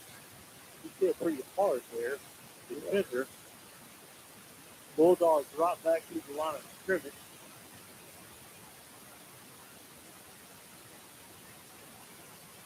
So 3 receivers now to the right side. There's going to be another keeper by Taylor. He's weaving through, spins down to the 40-yard line. His zone reads that they always run. Tyron keeps the ball, trying to go up the right side. Picks up about a yard. That right there. You know, Mike, one of the interesting things is going to be these next 2 games to see how the Bulldogs respond. As Taylor tried to roll out to the left, the Herzog incomplete, still a little short. Yeah, a little short. Herzog couldn't quite get back to it in time. His arms underneath it. Third down and a long 9 for the Bulldogs. 7:30 left in the fourth quarter. Taylor gets it, throws a slant pass. It's caught and close. Going to be close to a first down as Will Wagner receives the ball. Trying to get up the field, but the defender is there quickly on him. 4th and inches. Bulldogs lining up. Taylor, he did not get it. He did not get it. I'm not real sure what happened there, but he did not lower his head and get down. Get that. I'm not sure what really happened there, but did not look like 100% effort there. Mustangs are fired up. The coaches are way out past the numbers. Bulldogs are denied at 33-yard line. That's what the Mustangs will take over with 7:07 remaining in this contest. Mustangs up 56-31. And I bet they don't back off. They're not going to back off. I bet they don't back off. Would you? Absolutely not. Pistol formation now. And there is a play-action pass. Prairie looking, wants to throw, rolling out the pocket. Throws it finally away. It was intended for the receiver, Mitchell. Quarterback kid, just as he throws the ball on the toes, jumping up down screaming like something illegal happened. I'm not really sure what's going on there. I do really know what's going on. I'm just not going to say it. No, it's a family program. It is a family program. I wasn't going to get nasty. I was just going to give a fact. Just a fact. And I'm going to refrain. There's movement on the offensive line. They were almost fixed to let that go, but oh boy, got his weight going backwards, and he couldn't quite stop. That's what we call them biggins. The biggins keep going. He didn't have his beavers on. I would expect a pass here. And there is a stretch run to Thomas going to the right side. He lowers his head and picks up about 7 yards. Waller defender just receiving a tackle there. Not really making a tackle, but just receiving a tackle. That's one of the things I was really disappointed on earlier on. I saw a couple of opportunities where we really had some opportunities to really go out and make a big hit, and it just wasn't there. It's very disappointing when it comes from, I just love a good hard-hitting football. And yes, sir. Haven't seen a whole lot of that. This is not over, but it's 5 years consecutive now of the Mustangs have stopped the Bulldogs. Dominated. Play action pass now for Reeves being rushed. Ball The fumble. And the Bulldogs Do not get it, Mike. wow. Big lineman back there getting on that ball. Ball goes all the way back after the 19-yard line. Timeout called by the Bulldogs, so we're starting to do a little clock management here. All right, let's think this thing out. 31 would be 38. 38 puts it down to 18. Onside kick. Okay. No, realistically, Giving up, but but we're not giving up. I mean, realistically, mathematically, you still have a chance, but you got to score. And they can't touch the ball yet. no, you have to come out and do That's play like you haven't played all night long. That's right. You're going to have to get the magical angel dust or whatever it is, and create. You got to create your opportunities. Right? That was a great time. That was a great creation right there, and that's the third one that we've really had. We had two in the first half we weren't able to capitalize on. One's there. We realistically had a good chance beyond that. It's about 4th and 26 now, and Bulldogs are setting up as if they're going to punt. Well, we need a return right here. And almost blocked. Almost. The over-end kick is going to be picked up and nowhere to go. By Colin Sims. He actually wasn't tackled. He fell on the guy and rolled out of it, but they called him down, which that's expected. Don't want to get anybody hurt in some silly play like that. Punt all the way to the Magnolia West side, so we're going to start Magnolia West 48-yard line. The Bulldogs come out with 6:02 left in the fourth quarter. Now, the only good thing about that series only took a minute and 3 seconds for the Bulldogs. Yeah. You know, and I'm afraid with 6 minutes left in the ball game, I think you're going to have to come out, and I don't think the zone read is going to work and be as effective as it has been. You're going to have to come out and throw the ball a little bit, get something going. Taylor rolls out. He wants to throw going up deep, and it's too strong for his intended receiver. Ball is overthrown by a good 5 yards. The good thing about incomplete passes is that it does stop the clock. Third down and 12 for the Bulldogs on the far hash. 5:37 remaining. Taylor takes the snap. He's going to keep it running to the left. Good block. He breaks through, past the first down. Run out of bounds inside the 30. What a block. Stop the clock with 5:28. I couldn't really see who that was, but it was a fantastic downfield block that really sprung him. A good job by Tyron, getting right in behind the line, and getting that to the outside edge. So from the 27, going right Taylor back to it. Goes to the left side, down inside the 15. He picks up another first down. Travis Hyatt leads the way through the middle of the field there. A good block. Another first down by Tyron Taylor. They are down to about the 13-yard line. 5:15 remaining. So Dew is going to get it, but the clock is going to stop. A timeout called by Mag West. A little frustration. Something inside the Mustang sideline. The time just defense rallied up. Yeah, there's a good solid 3 plays there by the Bulldogs. As Tyron says, here, jump on my shoulders, let's go. But not to say that there wasn't any good blocking there, because there was fantastic blocking up there for Tyron to be able to pick up effective yardage. Yes, sir. I think it's a 5:12 left in the fourth quarter. Bulldogs down 31-56. We haven't said that all. No, I have not said. But I'm surprised, but I'm not surprised, because I've always said this is a mental game. And they mentally got into our heads early on with the onside kick. We'll talk a little bit about that later. Sure will. First down for the Bulldogs is going to be a keeper by Taylor. Taylor running to the left side.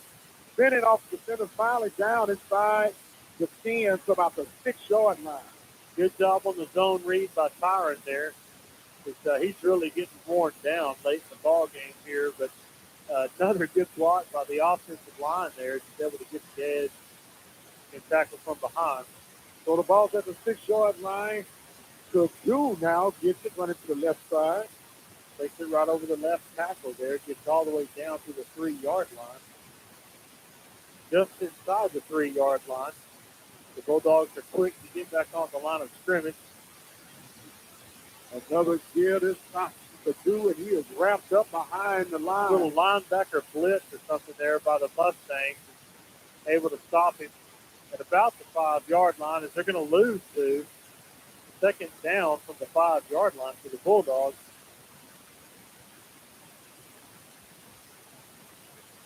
So now go quick throw inside to Will Wagner on a quick plan. Completed for the touchdown. Bulldogs cut into the lead. They go 37. Extra point team comes onto the field. No need on really going for two at this time. Why not? To. Well, I get all the don't points think you you get. go for two until you have to. Just my opinion. You have to. Snap is good. The hold is down. Bazan is good with the extra point. The band is fired up. The fans looks like they're on their feet for the most part, some of them anyway. They're trying to spur on their Bulldogs. There's no doubt about what's coming next, right? I would think not.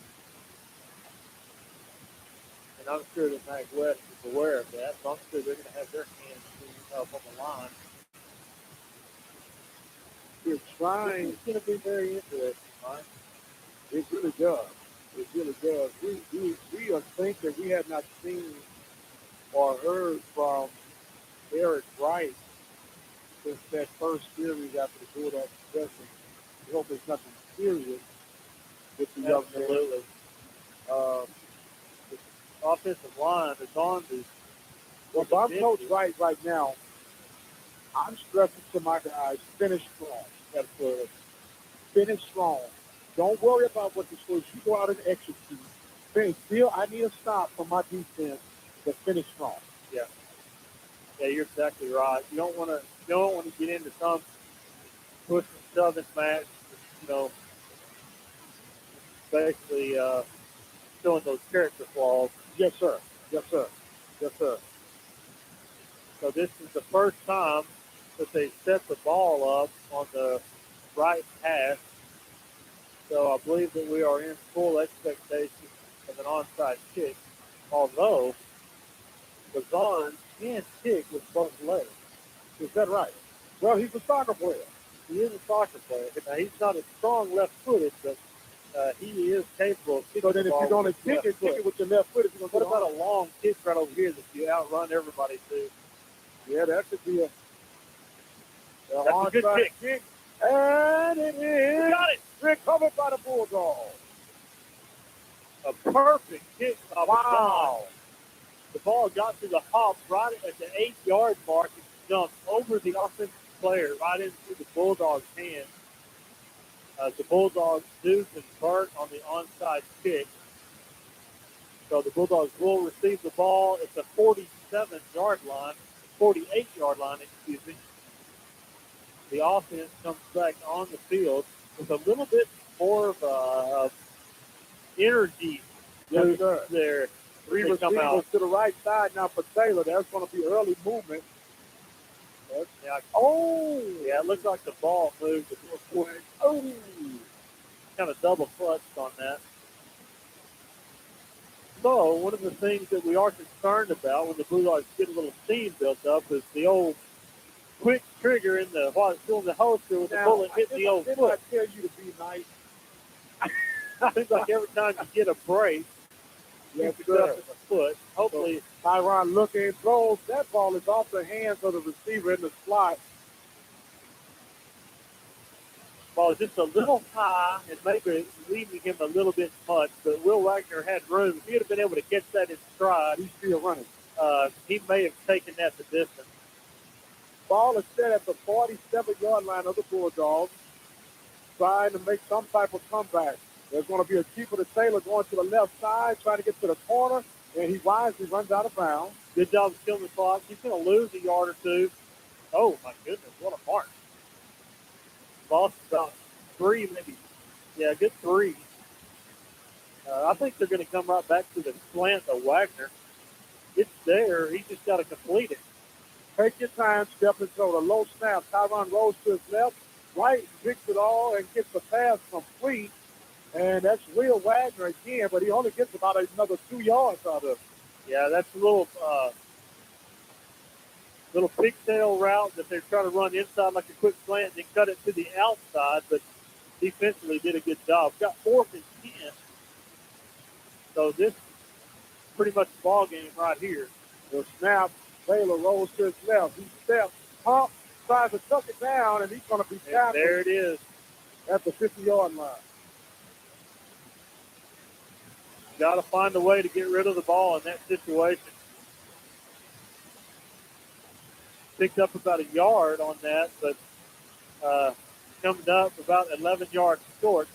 The Mustangs forced a turnover on down. So with 3:25 left in the fourth quarter, the ball right on the 50-yard line, Mike. Yes, sir. We'll see how this Mustangs come out. Break their sideline huddle. Play action pass. Going up top. They're pretty much going to a we're going to run it down your throat formation. And they're going to feed the ball to Thomas there. Thomas gets up to about the 46-yard line. And as long as they do that, 3 to 4 yards at a pop, I think they're going to be happy with lining it up and just running those big, what do they call that formation? The 60 formation? Or just a big wing. It's kind of like an overload. Yeah, overload. Power top. It's not really goal a power. line offense. So they run double tight, double wing. Going to run lead left. And there's Thomas going across. You're not going to be a sure tackler. He's going to bust one. They've got to wrap up the ball carrier. 2 minutes and 30 seconds remaining in this one, and I guess it's safe to say now that the Bulldogs will get their first defeat handed this season. And the road doesn't get any easier. No, sir. Next week they will be hosting the Brenham Cubs. Halloween night. There's going to be some tricks. Yes, some tricks to treat for sure that night. Next Friday night. Quarterback. Keeper, he's going to break it. If he doesn't, obviously they're not going to blow the whistle. There's a strip. He's not going to give it to him. And Blackshear down to the 20, to the 10. Get Bulldogs. They just let him play. No whistle was wrong. Takes the ball from him. And he runs 60 yards to opposite way for a touchdown. Wow. What a turn of events. With 1:46 left in the fourth, we kept wondering why they didn't blow the whistle. And I guess DeAndre said, if you're not going to blow the whistle, I'm going to take the ball. And he did. Wow. The Bulldogs take it down.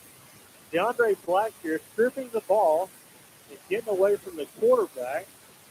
Extra point team comes. I believe now that the Bulldogs are looking at possibly a 2-point conversion. Yeah, you should have put the 2-point conversion would cut the lead to 10 if they convert. Unbelievable, man. An onside kick. We get stopped on fourth. We get a takeaway and a I score. hope I had to eat some crow when I said it's almost 6 minutes to get off my head in first loss. I wouldn't mind you eating a little crow with that one. I'd eat it with some hot sauce.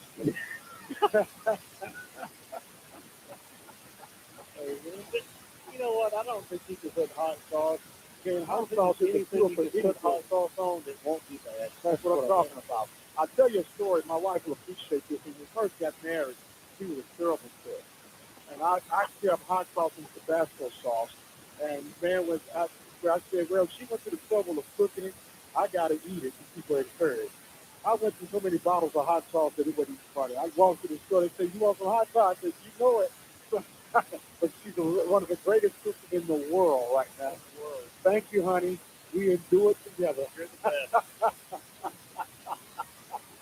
So the Bulldogs with 146 Going for the 2-point conversion.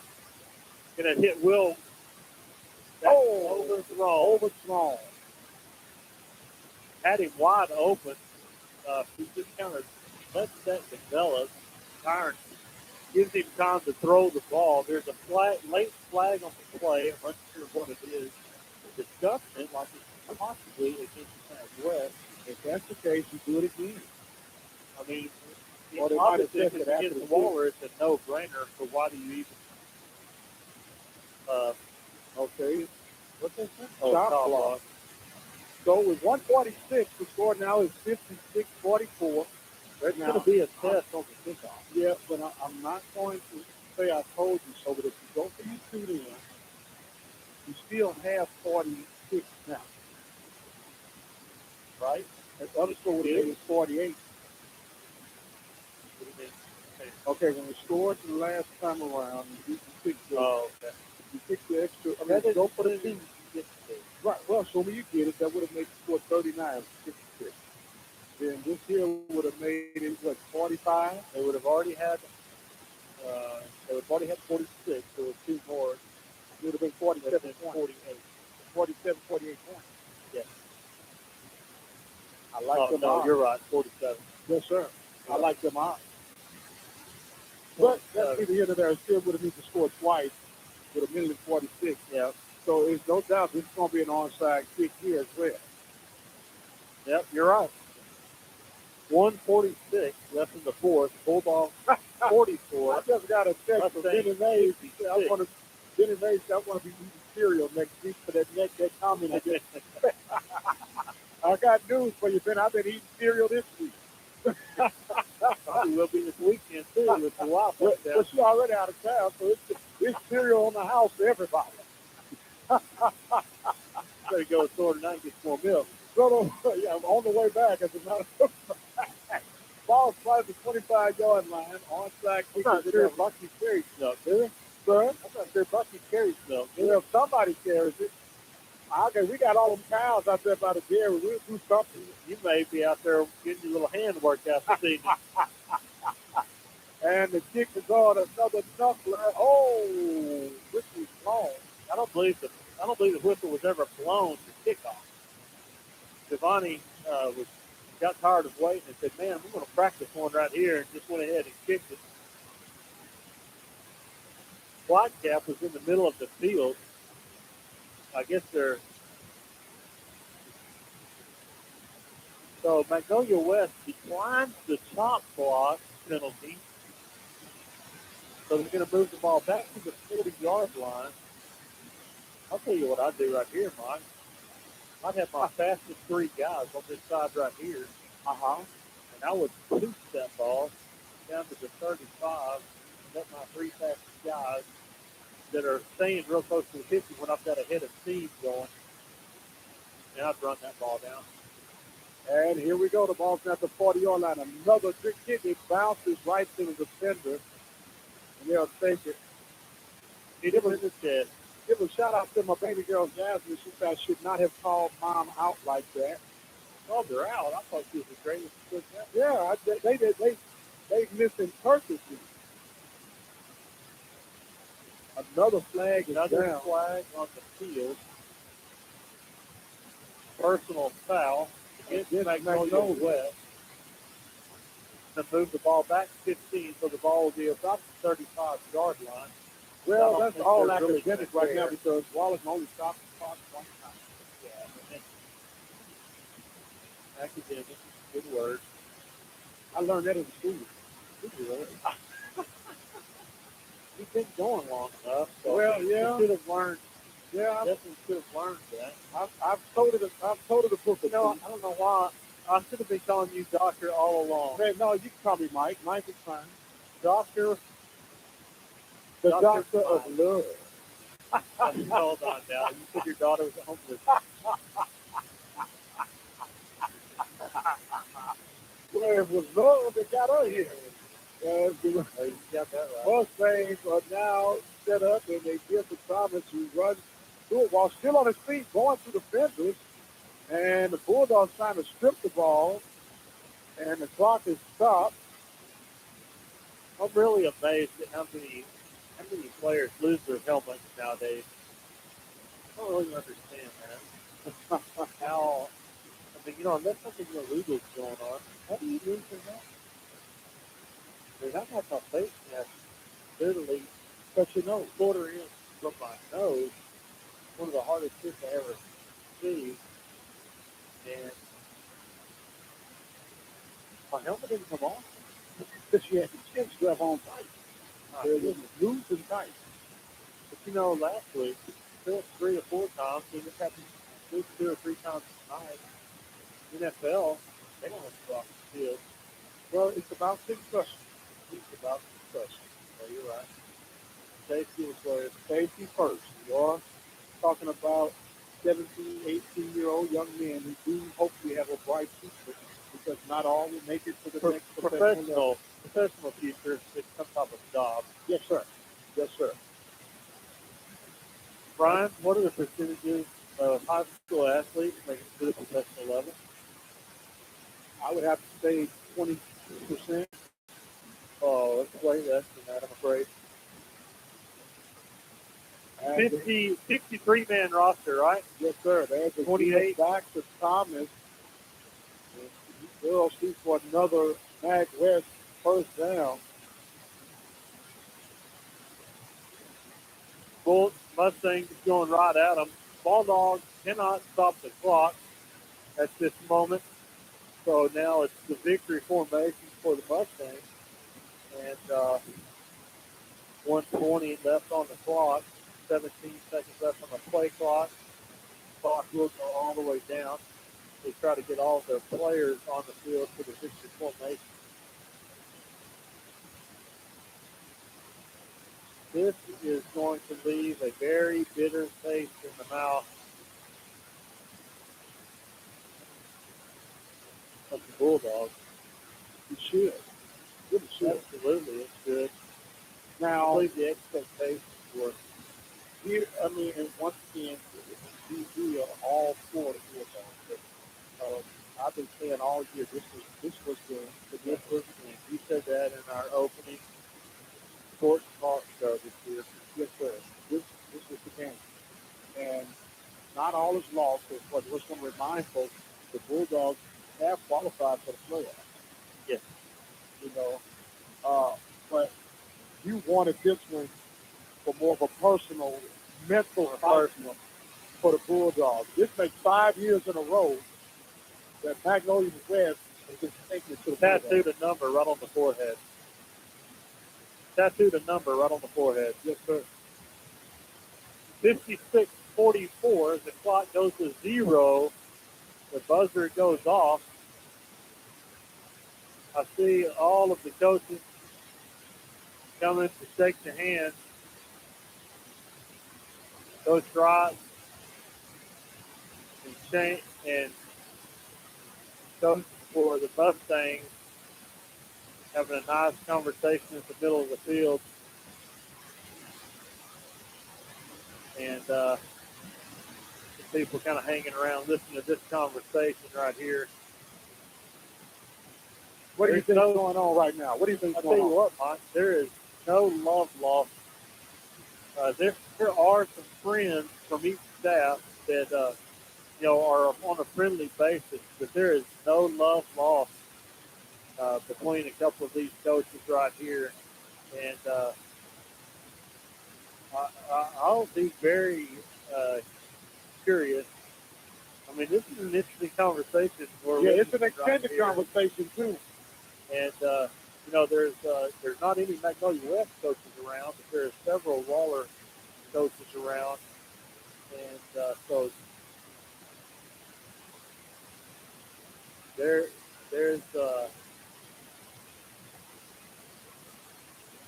you know what though? I'll be honest with you, Mike. I can't say it. We're going to talk in private later. We're going to talk in private, but well, the Bulldogs knocked at the door, but the Mustangs would not let them in. They sure would not. Consecutive year. You know what I did look. What I did look and recognize. I thought I saw on the Chronicle site. I don't know if I saw different scores than what I saw, but it seemed like that defensively that Magwest did have his head. And showed, I think tonight, I think absolutely the Mustangs defense is a little bit better than the Bulldogs defense. You definitely, when you put up 44 points, just supposed to win, I think you would expect to do that. Yes, sir. Yes, sir, because they hit right on their average tonight. They hit average about 42.6 points. So the offense did its job. And so it's not that you're pointing the blame at anyone. Oh, absolutely. And if you want to get technical, we're pointing facts out. We're pointing out facts that on-track kick to get you momentum, to get you a cushion, and I guess the thing that would aggravate me is you got to expect that. He's done that for the last 5 years of his play. There's always to go for it on 4th and 11 on the punt, a fake punt, really? You have to expect the unexpected. That's a call, and that's showing a little bit of faith in your wide receiver being able to show up. That's a little bit of arrogance. That's a little bit of arrogance. Maybe so. I don't know. I just don't see. I'm just saying. Hey, we're gonna go man up on your guys. Get your guys. Okay, man up. Man up. Play me man up. If you're talking about going man up, don't go pulling rabbits out there. But that's no need got a point there. I'm not gonna give you that. Let me give you scores before we go, so we can talk off. I want to see some of this off. The Bulldogs lose 56-44. Their next opponent will be the Brenham Subs at Waller ISD Stadium Halloween night. Brenham, Mike, that is going to be it. I think that is really going to be a good game. What did I say at the beginning of the season? I did predict an upset. If you consider Waller winning, it's an upset. No, what I said was I wanted to see how the Bulldogs perform against Magnolia West, Brenham Subs, and the Stratford Park. Those are the final 2 games now for the Bulldogs. Yeah, absolutely. Brenham manhandled Stumball tonight, 48-0. To zero. So they're going to come in on a high. They're going to come in on a high. They're going to come in with some expectations. There's no love lost between those two. Absolutely not. So this is going to be a knockdown, drag-out battle. There's not an ounce of love lost. No, sir. So we'll give some other scores. Okay. Magnolia West finally Magnolia got their act together, matching their comrades only by coming up by 1 point. They scored 55-17 over Springwoods tonight. You have Brenham, as we stated, 48-0 over Tomball.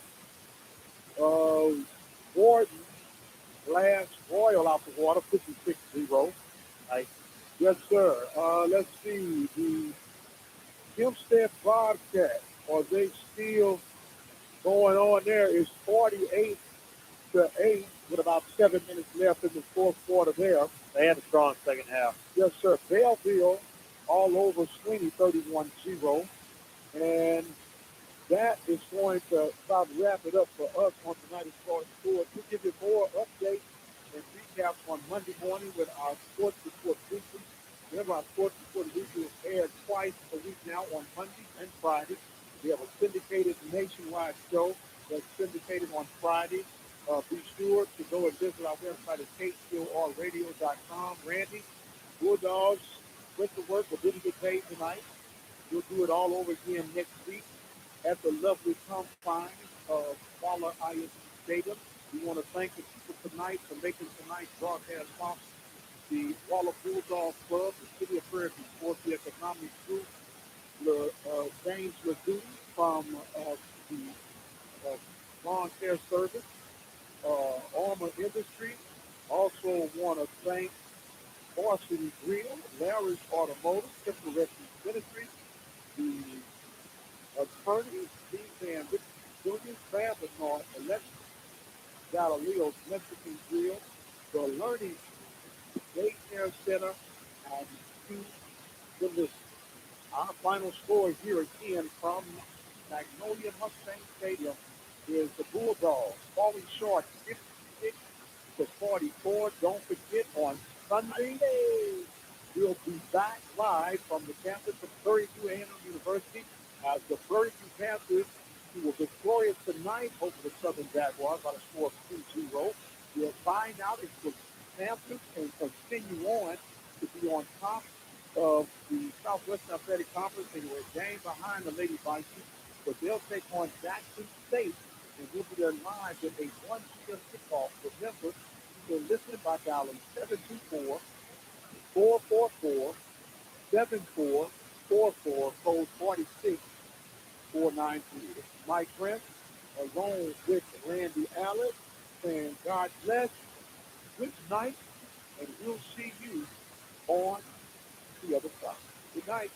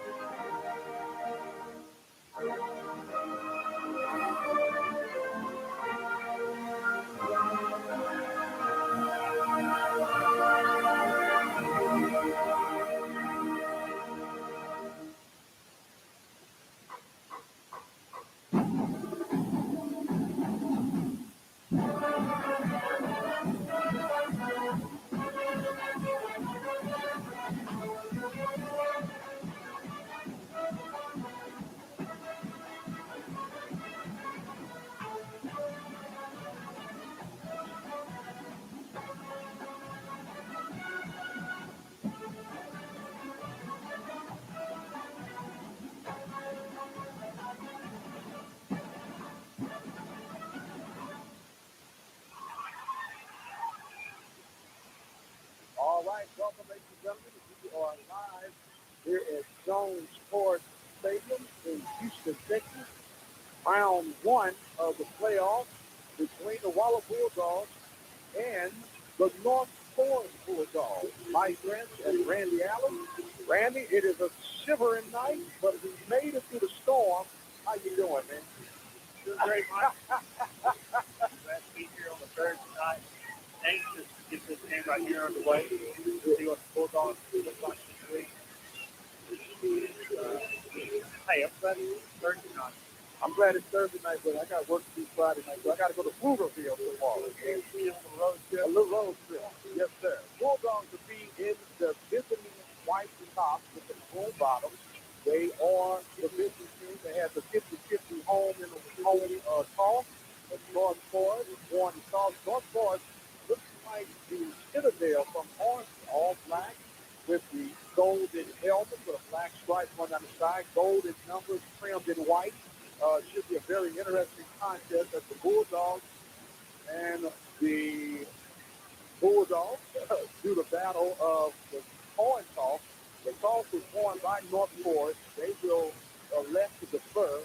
So the Bulldogs of Waller will be going from our right to left as they get ready for tonight's contest. Bulldogs were embraced the return of Eric Wright. Been out for the last 3 weeks, really 2.5 weeks. So it should be an exciting time. We'll see just the impact that he has in the Bulldogs' first week of ball to start tonight's contest off. Yeah, it's going to be good to see Eric back and see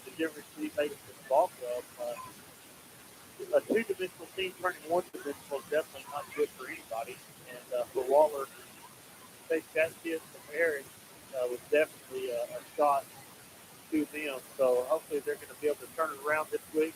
Eric gives a little second punch there. And Second, this off. Only punch we need is a heater punch right now. And we do think Daniel got his MacGyver skills going on and turned the heater on up here in the press box. So there is hope for this team. Maybe by halftime we'll be called out. There is hope, that's for sure. Yes, sir. Now, what's interesting about this, Randy, is that the 35 seconds before the clock is officially done, these teams are locked and loaded, ready to go already, ready to roll. We're ready to roll as well, and we will have some Bulldog action here tonight, here momentarily. Mike Prince and Randy Allen here. I would say the advantage is at least we're not completely outside. That's right. That's right. We at least have a wind block. A wind block is a big flag. The wind is blowing pretty good out there. I bet that wind chill is down there a little bit. So it looks like the North Forest Bulldogs are ready to kick off. As we stated, they're in all black uniforms, gold helmets. We are excited to have you here as we get ready for tonight's contest, and we are moments away from the kickoff. The kick is a low swivel kick. It's picked up and covered at the 34-yard line, where Waller will take over. Looks like they're taking another page up that Magnolia West infamous playbook. And good job with special teams right there. Kick return team. Mitchell Smith sitting on that ball there, just recovering it. There's nothing wrong with starting at the 34-yard line for the Bulldogs. We'll take that all day long and twice on Sunday.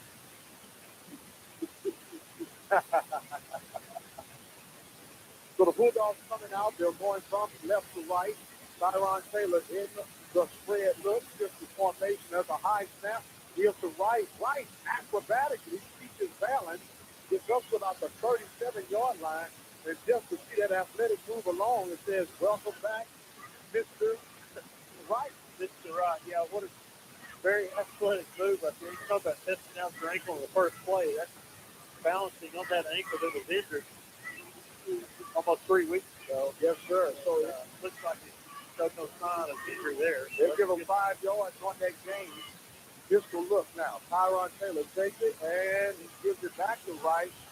And Wright gets maybe a half a yard on that particular play. Now, one thing we did talk about on the way over here with the weather, being as cool as it is, the temperature has an effect on that ball. That ball becomes real stiff right now, so we'll be paying good attention to see how that unfolds for the Bulldogs on tonight.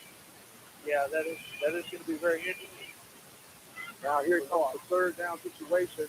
There's going to be a keeper by Taylor. Taylor goes up, spins, up to the 45, gets across the 50, all the way across, still on his feet, and finally is out of bounds at about the 40-yard line for a Bulldog first down. Good job. With that zone read, he faked that same play that run previously to Eric on his right side. Fakes that, just keeps it, breaks the tackle, and it's a very nice gainer up to the 40-yard line of the. So now there's a low snap, and Tyron does the smart thing. Off the snap, he just falls on it. Didn't try to do anything big. So it will be a loss of yards, but more importantly, the Bulldogs will get the ball. Yeah, you definitely don't want to get to this stage of the game and have that first turnover right there after a big gainer right there. But just a bad snap right there. And we'll see how the Bulldogs deal with this adversity here early on. So it's going to be a loss of 5 yards on the play, second down and 5. Tyron Taylor takes it, Rose wants to throw. He throws the pass. That ball is intercepted. Thrown right into the defender's hand. Gets across the 50-yard line. He got one man to beat, and it looks like he's going to outrun him. Steps back across field, and dances his way across the end zone for the touchdown. The interception by number 13, Mr. Rashad Jones, and he returns that for a 60-yard touchdown off the interception. Just a play action pass right there with Howard rolling out toward us, which is to his left. And it looks like he just either didn't put enough on it or overthrew his receiver. And number 13 was right there. Made a great run back right there to get that into the end zone. He had a lot of maneuvering as he was able to get that across. And the point after try is about to be attempted here for North Forest. Looks like that is number 80, Lance. I'm sorry, that's not Lance Simon for us. That kick is up. It looks like the legal procedure was the call. Yes, illegal procedure against North Forest there. They'll back it up. We'll try to make out the number of the kick. Anthony Mitchell wearing number 1.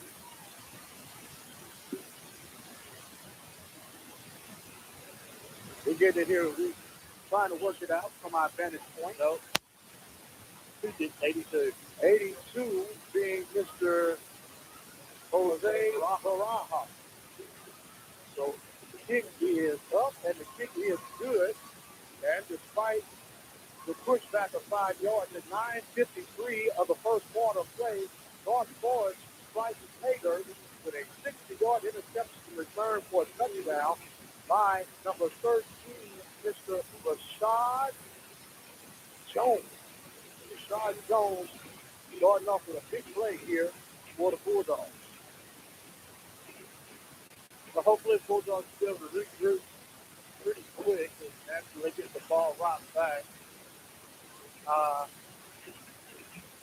That surprised me a little bit there, Mike, that happens anyway. Tyron usually is a pretty good keeper of the ball. But the thing about it, he had a wide open receiver. He just underthrew him. And once again, have that cold weather and not having a good feel for the ball. Not making any excuses, but they've got plenty of time to get things rebounded. As they'll get ready now, they're spotted North Forest 7 points, and we'll see how they'll rebound after that. Yeah, it's going to be a very important drive out here early on. Onside kick? Well, the squib kick is going to work. That's another low, hard kick. It is received at the 30-yard line. That looks like Wes Campbell. Campbell looking through the defenders, trying to get the ball from 40 up to the 45-yard line. And that's where the Bulldogs will start over. Not bad by Wes Campbell there. That ball was drilled. He was around the chest.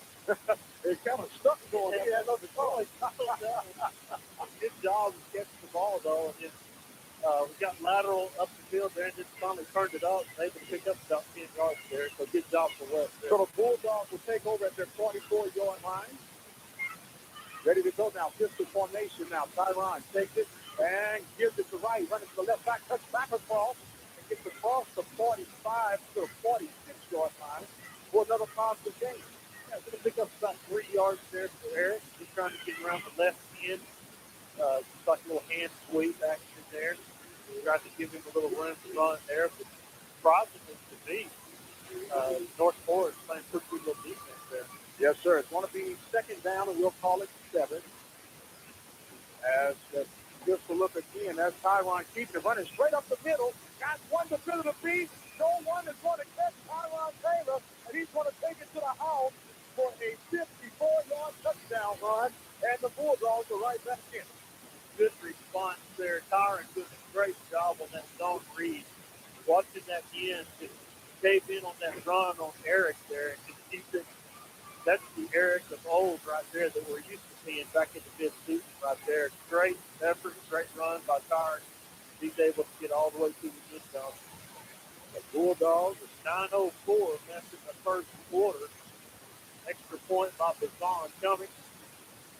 Snap is back, hold it down, and Bazan nails it right down the middle.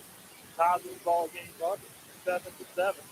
well, that's the way we like to see them start. And it looks like a little rough start for the Bulldogs, but they respond right away.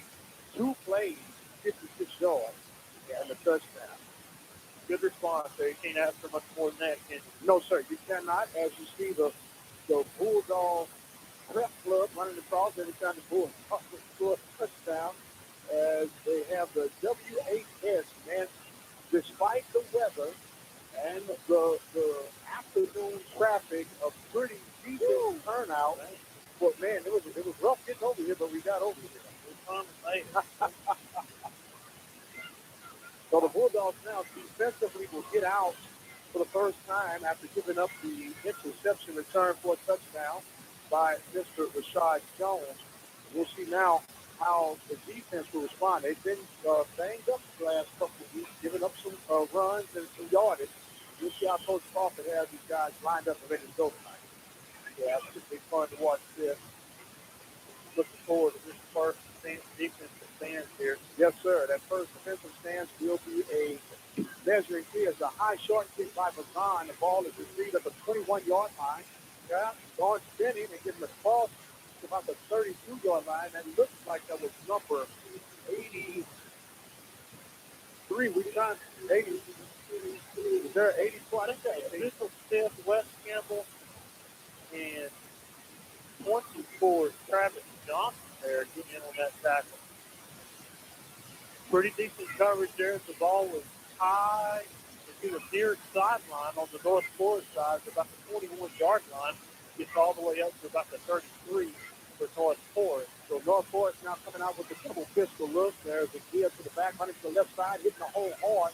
Gets up close to the 40-yard line. It looks like Michael Harmon, number 8, for North Forest. Please go. I believe we're going to have Anthony Mitchell. No, it's not. That's the receiver. So now North Forest coming back out, picked up about 5 yards on the run. As now they come in the power I look to the right side. Rolling left, looks play action. Gets the receiver wide open. Gets up to about the 48-yard line. That should be enough to move the stick toward North Forest.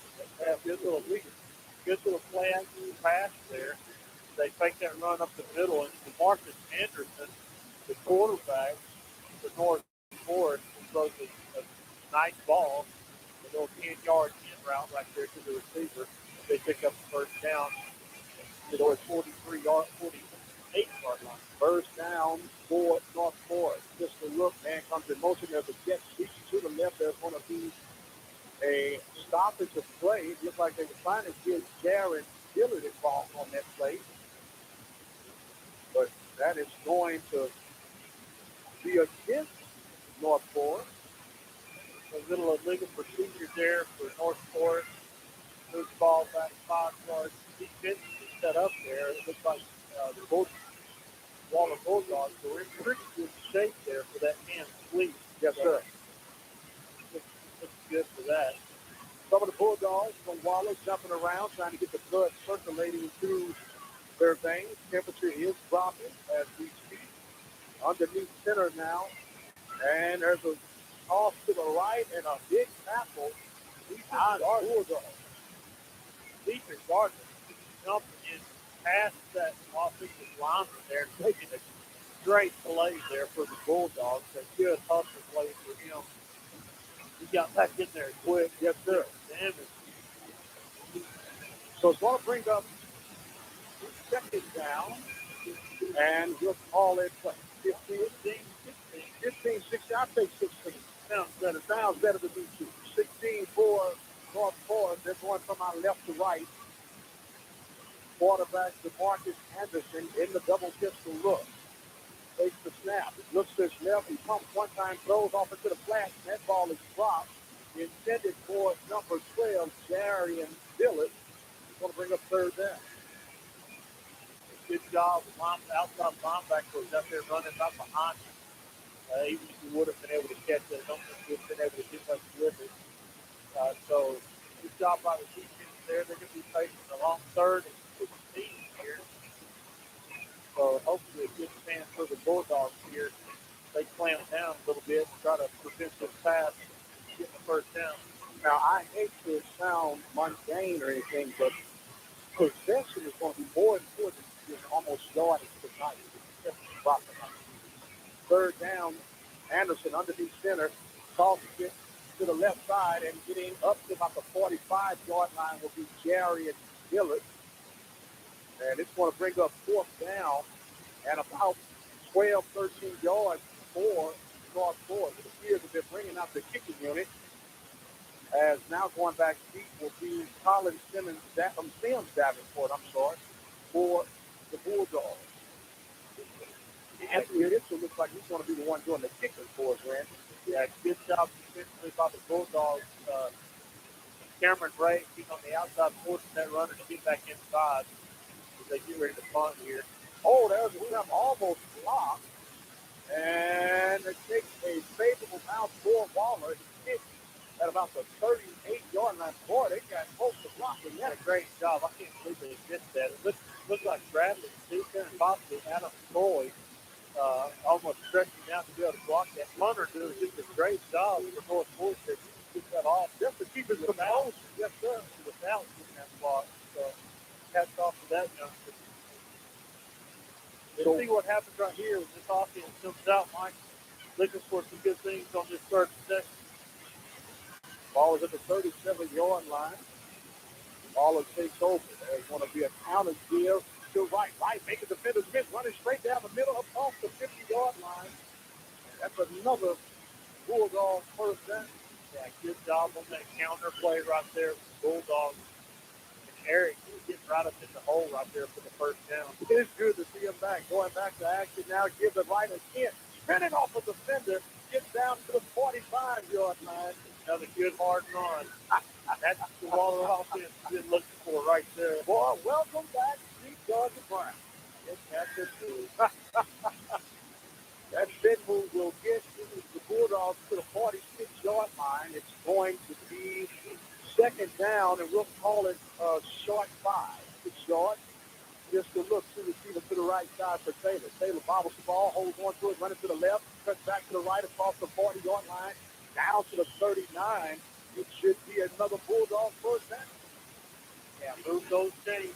Move those chains. You might get after a whole lot more than that. So they will say it's actually at the 40-yard line, so where they'll stop this forward progress. Bulldogs coming. Now, Randy, this stadium was built in 1956, but I really like this stadium. It's not too fancy. It gets the job done. Speaking of getting the job done, back to action, delayed handoff to right, waiting for the block, goes downfield, inside the 25-yard line, another Bulldog first down. Afraid we're going to have a holding there. Don't say that, Randy. Bulldogs. Don't say that. Flag is thrown. We have to speak the truth, Mike. Man, you don't have your glasses on. Maybe you can see. I feel like I've got glasses on with this glass right here.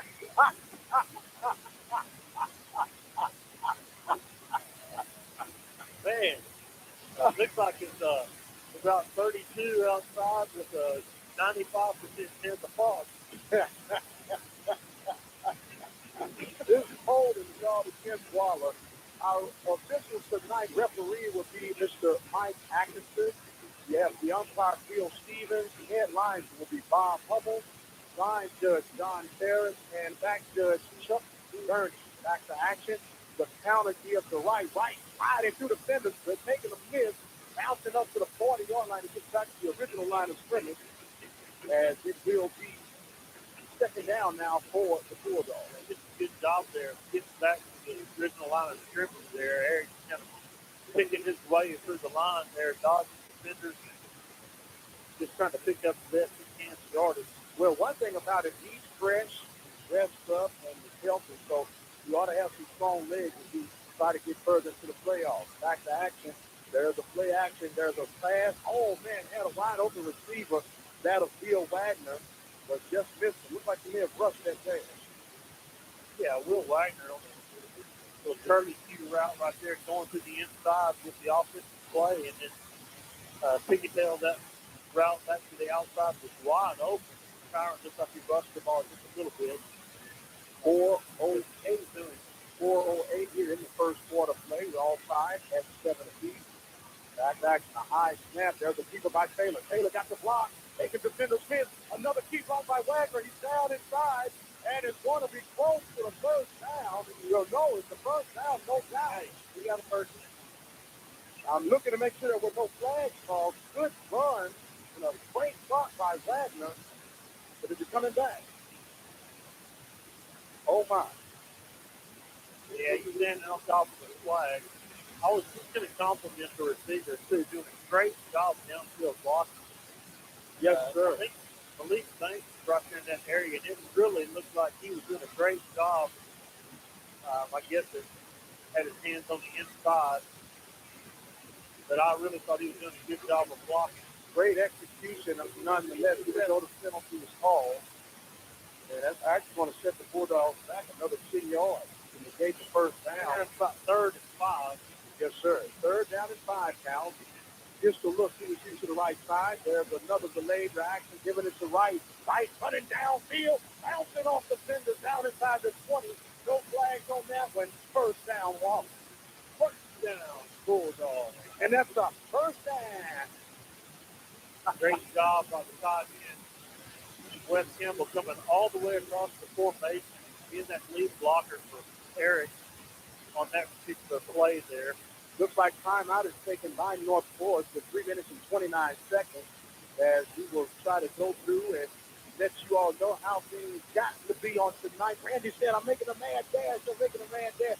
It's so cold out here, man. If you didn't have a head, you wouldn't miss it tonight because there's no feeling in the ears, the nose, and the eyes. They don't even sweat. They don't even cry. They would all out. They would know it all. Who we got helping us out? Mike, We're proud to announce some of our sponsors, Galileo's Mexican Grill in Patterson.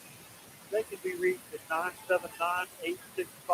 979-865-1906. We also have the Learning Tree Daycare Center in Hempstead.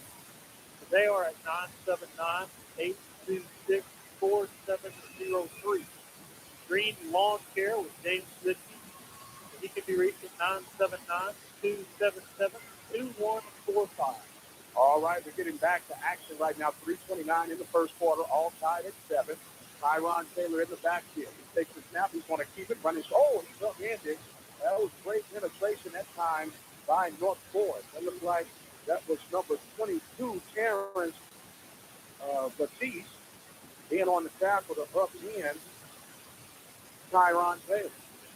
And good job defensively there by Terrence Batiste, getting in there, tripping up Tyron, just getting to a little bit of pass to the line of scrimmage. 2nd down and 9. Taylor takes it, running to the left, got a convoy of blockers stretched inside, and they cut it off for playing excellent that time.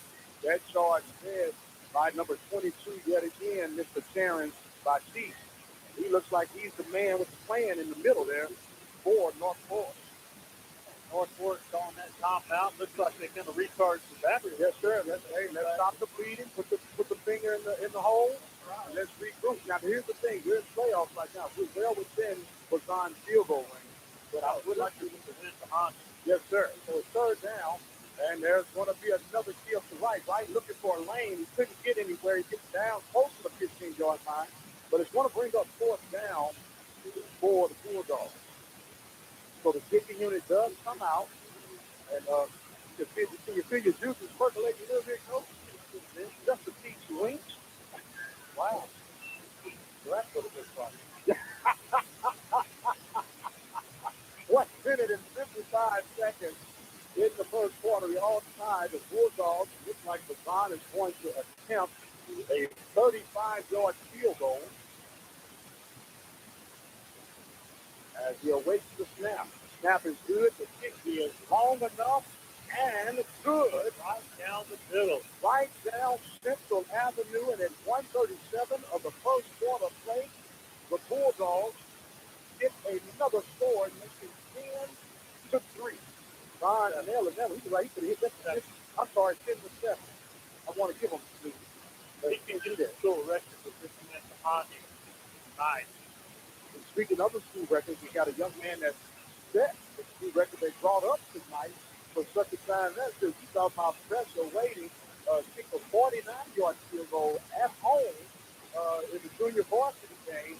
So, and his name is escaping me right now. It's Miguel Aponte. There you go, Aponte. And he's wearing number 88 tonight. So if he comes on, we'll know what's going on. Somebody's going to set a record. Somebody. Bulldogs are ready to go. Bazan is setting up at the 40-yard line. We'll see who this is back deep. It looks like number 12, Darren Dillon, is back deep for North Forest. Bazan and crew lining up. Bulldogs of Waller going from our right to left. The Bulldogs of North from our left to right. A high, short kick retrieved at the 23-yard line. Looking for blocks and going to be wrapped up. And will start a new set of downs. That was Prince Robinson. I got to remember that name, Prince Robinson, number 24. I should remember that one. I should remember that one if I don't remember anything else. Sure, good. Good high kick on the barn. Got the near sideline there, received at 23. Good coverage by the Bulldogs. They're promptly down there and able to limit the return as they get to the 35. All right. So it is 1:31 now remaining in this first quarter play. Anderson in the spread look. Takes the jet sweep going to the left side, trying to get to the corner, and does. Got the first down and more. Running for North Forest with Darian Dillard. He gets a North Forest first down. That young man's got a little speed, and he comes from the near sideline, goes across the formation on a hand sweep right there, and he's able to get the corner. He got a good block out there from his running back, and put one move on a defender, and is able to pick up about 12 yards before he goes out of bounds. But that young man has a little speed. As we get ready now, it is first down from the 48-yard line. There's a give to the back, run to the left side, trying to get them. Whoa, what a big hit. That looks like Ray on the hit. Ray on the hit right there. I believe as he hits him, he kind of strips him of the ball, but unfortunately for the Bulldogs, it rolls out of bounds. And fortunately for North Forest, it rolls out of bounds. Good job defensively as they actually lose about a yard and a half, maybe two on the carry. Good job defensively from Cameron Ray coming up with the linebacker. Actually going to say he lost a yard on that particular play. So North Forest will come back. Just a look now for the quarterback, Anderson. Weaver comes in motion. There's a snap. And running will be him. Whoa, what a great penetration by the Bulldogs. And calling around, barking like a dog. It looks like it may be hurt a little bit. That was another good job by Jeffrey Gardner there. And getting off his block and making a good play. Something we haven't seen in a while. Something that we need to see. Yes, sir. Yes, sir. Yes, sir. No doubt about it. Going to be second down. I'm sorry, not second down, but third down. And we'll call it, 15? Third down, just 15. Three receivers for the left side now for Anderson. Ball is on the right hash mark, going from left to right. Anderson takes it, looks, pumps one time, then flush out the pocket, throws that ball, and it's caught. He did catch it right there. That's going to be real close for a first down. I'm going to be honest with you, they're getting a pretty fast spot. Jeffrey Gardner kind of injured himself on that previous play. Now it's going off. It looks like his right ankle maybe with the tackle there. He fell on his leg. So it's fourth down and one. Timeout is taken. And with that, let us give some shout-outs. We want to give a shout-out. Mr. Trent Watson says, "Go Bulldogs, bring home the win." And then the Greg, Mr. Greg, he said, "The Greg Christian." Family says, "The back is back in the Bulldogs." And Francis Freight says, "Go Bulldogs, make us proud." Eli, is that Eli? That is Eli Walton says, "If you can't run with the Bulldogs, get off the porch." Wow, wow, baby, get off the porch. Eric Bendall, principal at Waller Junior High, says, "Leave it all on the field, bring home the win." Mr. Anita Gilchrist says, "Play hard, play proud, go Bulldogs." And we can't forget old Benny Mays. Benny Mays says, "In with the win, EWAW." I guess you are. We come to the end of the first quarter. Hey, man, you know we love you, Benny, but we understand. We understand. The flip side to the field, going now from right to left. It's going to be fourth down and one going to keeper. Anderson running straight up the middle, and it's going to be a first down. Quarterback sneak. That's one of the most difficult plays to defend, I believe. Why is that? Why is that? Well, it's called the shortest distance to anything in a straight line. So if you got at least 250 pounds in front of you, if you at least 175, all you got to do is fall forward. That's what now they're in the old team formation. There's a toss. That's going to be a flag. That's going to be a illegal procedure against North Ford. Looks like they were going to try and get involved on that one, Mr. Deontay Atkinson.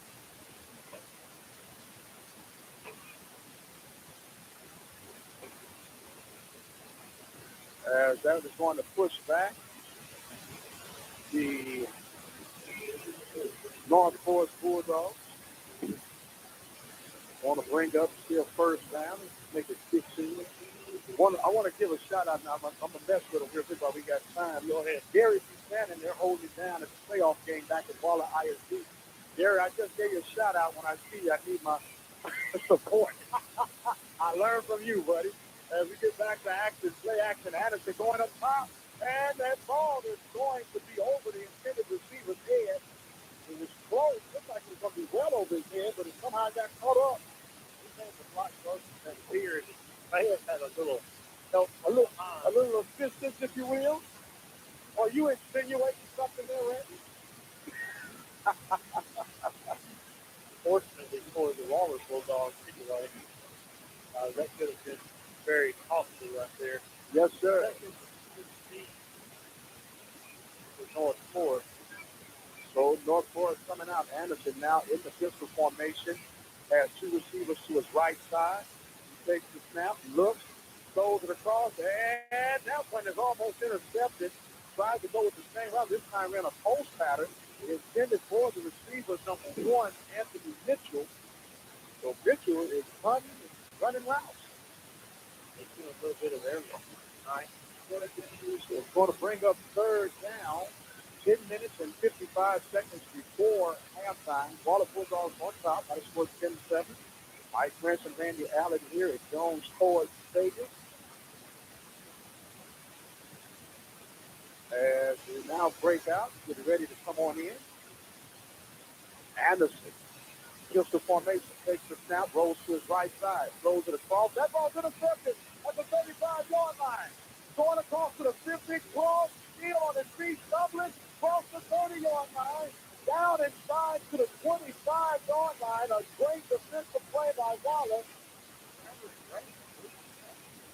Oh, my. Great job. He jumped up, he was getting the deep and catch that ball. And able to pull it down in a good return all the way inside the 30. It looks like he put the ball to the mark. Couldn't tell us if he was tackled there. He possibly fumbled the ball there. So just do a lot of power going in over there. Nonetheless, the Bulldogs still maintain possession at the 26-yard line. 10:41 here in the second quarter. Tyron Taylor takes the snap, gives it to right, running to the left side, hurdles to the middle. Oh, ran clean over a guy. Gets down inside the 20-yard line. My goodness.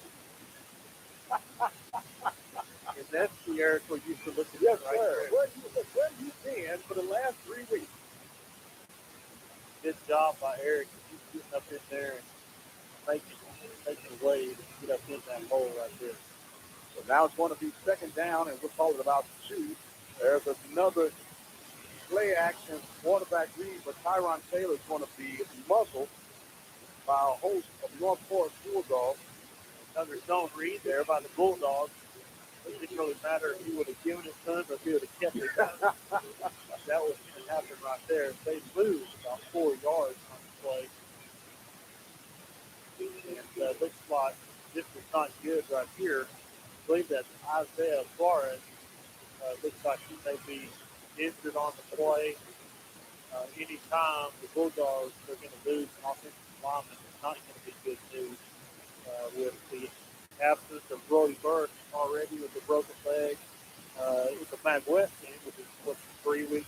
Yes, sir. 3 weeks up. If I'm not mistaken, they was talking about this guy might be trying to return. I haven't heard that lately, so I'm not real sure about that. But I do know that we also, previous to district starting, a young man was in a car accident, so was missing Dominique Merrill as well. Yes, sir. They were already missing 2 key parts to the offensive line.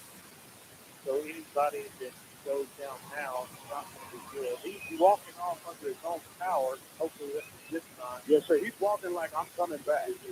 I'm coming back, no doubt about it. So it's going to resume action here. It was a loss of yards on the plate. So we'll see what happens as things get by. I want to give a shout out to my wife, Stephanie. Says she just tuned in. Hope you're warm, honey. Have the heater on when I get on, and don't complain about my cold feet. Power eye formation now. Going to be a keeper by Taylor. Taylor runs to the left side, making defender Smith get down inside the 20. And it will be a positive game. This goes quarterback counter right there. As Tyron keeps the ball and spins all the way back around. Instead would have picked up about 4 or 5 yards. Get back to things possibly in a positive direction here. Bulldogs going to face about a 4th and 4. 4th and 4. Bulldogs are going to line up the goal for it. As they come out in the power line look, the ball's at the 20-yard line. Bulldogs going from left to right.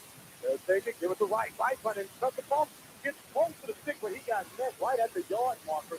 Big time hit by the North Forest defender. But that number 2 yet again, Deontay Atkins goes. Comes up with a big hit right there to prevent Eric from getting any more yardage. He is going to end up getting short with the first down. That ball was turned over on downs to go to North Forest with 8:50 left in the second quarter. The Bulldogs are up 10-7. North Forest will have the ball going from our right to left. Going to have that ball at the 16-yard line, it looks like. They'll take over. See if the Bulldogs defense can remain steadfast and unmoved. Now there's a toss to the left side, trying to run, make a defender grip on the ball, fumble, strip down, knocked away, and still on his. Oh, it's knocked out of bounds inside the 5-yard line. And boy, the back took a big Wallaby hit. That back was Deontay Atkinson, and that ball got knocked out of bounds, and the ball ended up out around the 5-yard. They're spotted at the 2-yard line, but more importantly, now they got to strike the front here. Coming up in this cornerback position. Doing a great job of making that kid and popping that ball out of there. He tried to pick it back up and lost it again. The ball rolled all the way back to about the 3-yard line. As I believe the running back who was carrying the ball on the toss sweep is injured now on the sideline. And the thing about that is, and it's not necessarily an injury, but when it's this cold, when you get hit like that, those jokers sting, brother. And I'm talking about something serious sting. And I'm hoping that he's okay. They're still tending to him on the sideline. Meanwhile, while they're doing that, because we don't want to alarm anyone at all, we get back to some of these shout-outs. Mr. Michelle Stanton says, shade to dogs. Coach Wright, K. Wright says, represent with pride, play ball, seal the Eagles' fall. I don't know what she got that one from, but that's what she got. That's who's going to get it. Coach Cochran said, let's go Bulldogs. Get it done, dogs. Coach Cochran, he was the tennis coach for the Prairie A&M University campus. And we'll talk about that. That's got a big deal coming up on tomorrow night for the Lady Panthers. Meanwhile, the player is off under his own control. Look like he'll get to go back and get some things ready to go. As the ball is spotted now at the, they're going to stay now at the 3-yard line. And they line up in a tight power eye. There's a steal to the back. Oh, big hit again by the Bulldogs. Good penetration by Zika.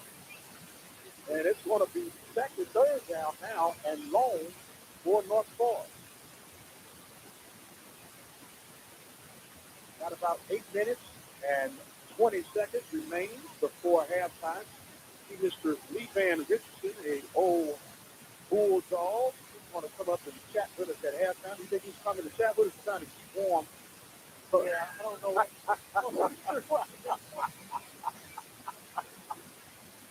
Oh, man. North Forest coming out. 8 minutes remaining. They're still in that tight look. Third down and about 20.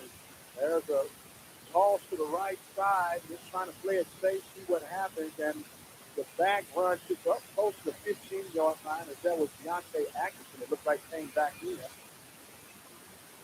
And it's going to bring out the funny unit. And the Bulldogs should be in very good field position. Great job by the Bulldogs defense there. They attacked pretty heavily right there on that particular possession. Although they did not recover the fumble, they caused a turnover there and produced a huge loss right there. So good job by the Bulldogs. So Sam Davenport is back at the 49-yard line of the Bulldogs, awaiting the punt from Anthony Mitchell. There's going to be a stoppage of play, time out on the field. Coach, I guess we can wrap up with who else has been helping us out with tonight. Absolutely. We have Armor Industries. Business 290, Waller. Joey Parker there with 936-372-1234. But the Barton Grill there off FM 2920 in Waller, Texas.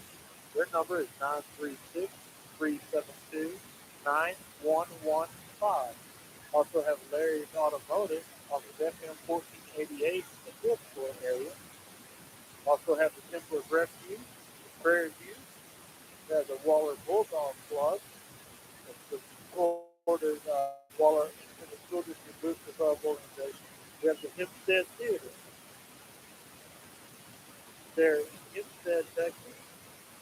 Their number is 979-826-2981.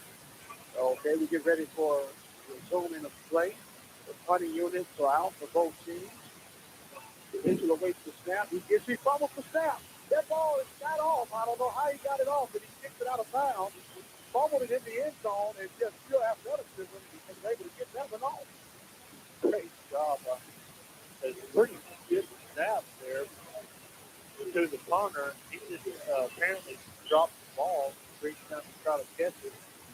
And like you say, Fortune did a great job with athleticism, being able to get that punt away. Gets to the North Forest Bulldogs 38-yard line. That's where the Bulldogs Waller will start this drive. And you can't go wrong with saying Bulldogs. So Waller takes over now with 7:05. Tyron Taylor gives the formation. He receives to his right. Fakes it, gives it to right. Right running down, gets inside the 35-yard line. There'll be another positive gain for the Bulldogs. Good job, Eric there. Just put his head down and trained it there for 4 yards. First, some good positive yardage there for the Bulldogs offense. Looks like there's another stoppage in play. So it looks like they're attempting to a Waller Bulldog. There. Oh, my. He's standing up. He's not on the ground. And they're kind of huddled around him. And hopefully it's nothing real major. Looks like when he goes down, he's going to head first. I don't know if he's going to put down with his head onto the grass. Kind of knock him a little looser. Well, actually, they're carrying him off now. Hope he didn't re-aggravate that ankle. That would not be good for the Bulls. No, sir. 5:47 before halftime. To see if we could get during the halftime break to see if we can get our spotter, old Phillips, to find out what's going on over there. As the Bulldogs come out right now, it's going to be second down and 6. Here's the formation now. Taylor takes it. He's going to keep it on the read. He goes across the 20, 30, I'm sorry, close to the 25. And that should be a Bulldog first down. Good yardage to the first down there. Good job by Tyron on the zone read right there. Derek right comes in and fills the spot for his twin brother Eric. And makes a good block. Tyron does a good job. No huddle offense now. There's a give to Derek, and he fumbles the ball. Derek lost the ball, trying to spin out, and it's going to be a fumble recovery for North Florida. Derek is doing a pretty good job there, picking up some good positive yardage. He got hit, tried to spin out of it. What he did was he got hit immediately by North Florida defensive players after bring the ball loose. As North Florida Bulldogs were able to get on that fumble, kind of turned the table there on the Bulldogs. Yes, sir. So the ball is at the 22-yard line. 5:05 remaining before the half. And the weird thing about that, Coach, they actually had the ball exactly 2 minutes. And the ball was turned over. Well, now North Florida comes out. They have the ball at the 22-yard line. Power I formation. There's a toss to the right side. Running, getting in, trying to get to the corner. Does get to the corner. Gets up close to the 30-yard line. Will be a positive game for North Florida. Good job there with Damon Wiggins on that sweep right there for North Florida. So they get around the edge, pick up good positive yardage, pick up about 6 yards for North Florida. Second down and 4. 5. As we get ready now to go, it's tossed to the left side now, running, and Bigler does a great job of holding up the back. And will be a gain. It looks like that was it number 4, number 6, Mr. Wiggins. He was number 4 of 25, I guess, depending on the jersey that he wears. Different colors. Yes, it is. Yes, it is.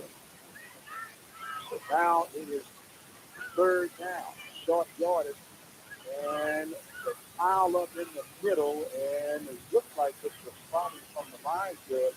That might be enough for a first down for North Florida. Got another quarterback seat there for DeMarcus Anderson of the North Florida Bulldogs. Have enough for the first down as they move the chains.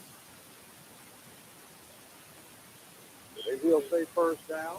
Look at the time here. Yes, sir. North Florida. They just kind of keep doing what they're doing. Moving the ball, picking up first down.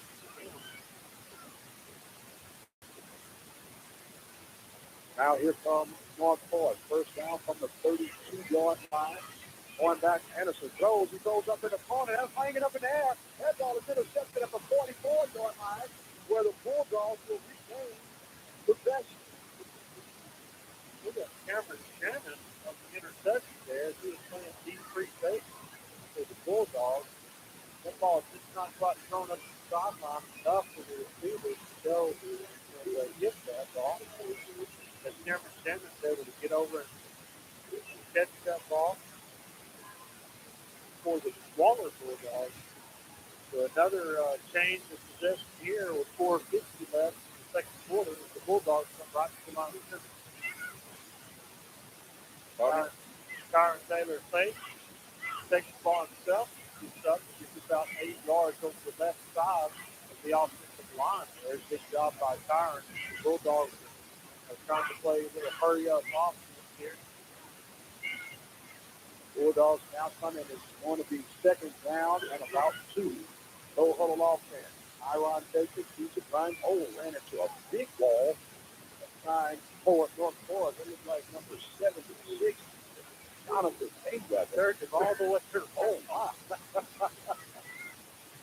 It's going to be just about a yard short. It's going to have about third and a few first down. So no huddle offense again for Waller. Waller takes the snap. Going to be another keeper by Taylor. Taylor maneuvers his way for the first down. Good job there by Travis Hyde. Getting out in front of Kyron. Getting a good block for Kyron to get the yards for the first down, and he picked up about 4 yards to get to the 37-yard line of the North Forest Bulldogs. So the Bulldogs up 10-7 here in the second quarter play. First round of the playoffs. There's going to be a deal. Was that the do? Looks like he may have gotten loose, but then he tripped up and fell. As he will fall short. Maybe got a yard off of that. He got back to the line of scrimmage there before he tripped up again. The Bulldogs went back with this no huddle. Second down. There's a play action. Rolling wants to throw. Going open. Got a wide open. Oh, another almost fantastic grab by Wagner. He was open, but over his head. As he dove for that inside the 20-yard line. Iron, this spot seems to be on the throwing game tonight. He's had receivers open early on as well as that one there. Just unable to get the receiver the ball with the face. A little bit disappointing there throwing aspect of this game so far. Now it's going to be third down. It's in 320. Ball's at the 36-yard line. Looks like a reverse coming. Wagner gets the ball going to the outside, and he's shaking, and he spins. It's maybe a yard. Man, 15 yards to get 1 yard. Yeah, he covered a lot of ground there on the reverse play. But like you say, he's only able to pick up 1 yard there with the Bulldogs. They're going to come out and play a field position here. And just try to pin these guys down in their own territory. So the ball, they don't have anybody back.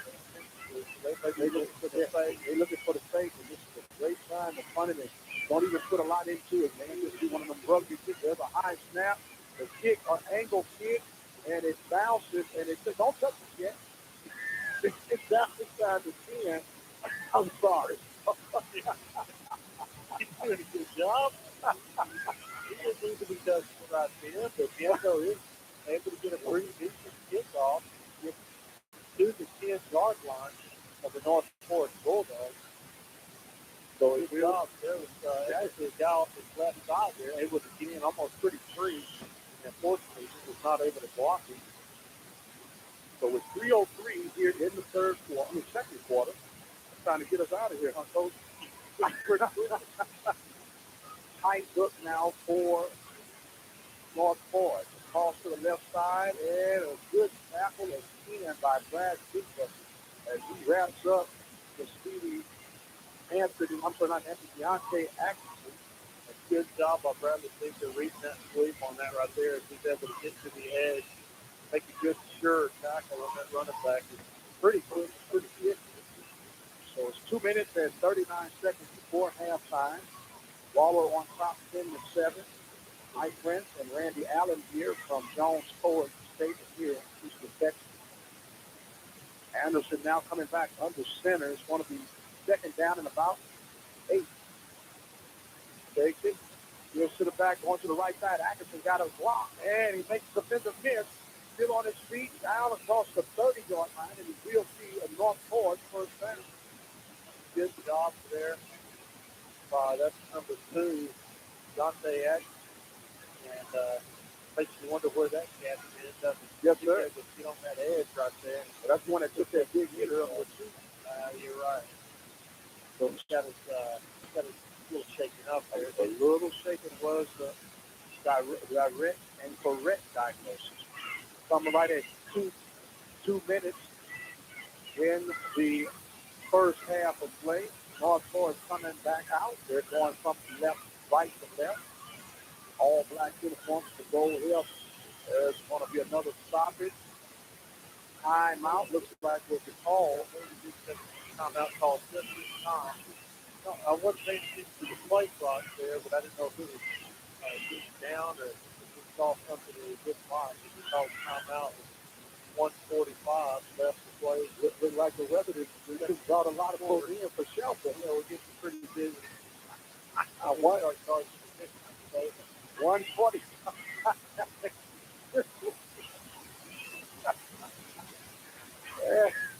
145 remaining here in this first half of St. Mike Prince and Randy Allen. No, you stand ground. I am. coming over here so I can see you. You missed me? The fog over here is something else. Randy Allen is having a great time. Let's talk about this soccer team. The Lady Panthers are in Lubbock, Texas. They actually have changed that game from a 7 p.m. kickoff to a 5 p.m. kickoff, where they take on the Big 12 champions, the Texas Tech Lady Raiders. Should get excited. All night. Yes, sir. That's the Red Raiders thing. Yes, sir.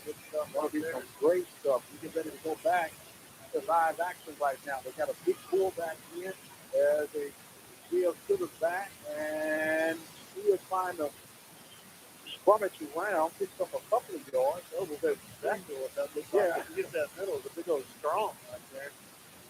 I'm lost completely. Get the fog. Was not able to shoot it very well. That's a big young man right there. Yes, sir. Is that 99? Or is it? Oh, yeah, that could be a ball. Good enough? No, sir. We got some challenges on our roster. 99, we want to say Devontae Ford. That would. There is now the play clock is down to 0. The clock is at 56 seconds. And going to get him for delay game this time. Yeah, you only get 3 timeouts, coach. So the legal procedure, back them up and put the time. They'll take about second and 7. With now, second down and 12 is the clock is back running. It's down to 45. All that rip now doing what we were talking about. Yes, sir. Yes, sir. So now there's a play. There's a big whoa. What was that? Ball looked like it was intended for Anthony Mitchell. Good pressure up the middle there from Jack Davis. He's able to get a lot of pressure just as he throws the ball. It's tattooed by Jack Davis. Makes that ball fly completely out of bounds.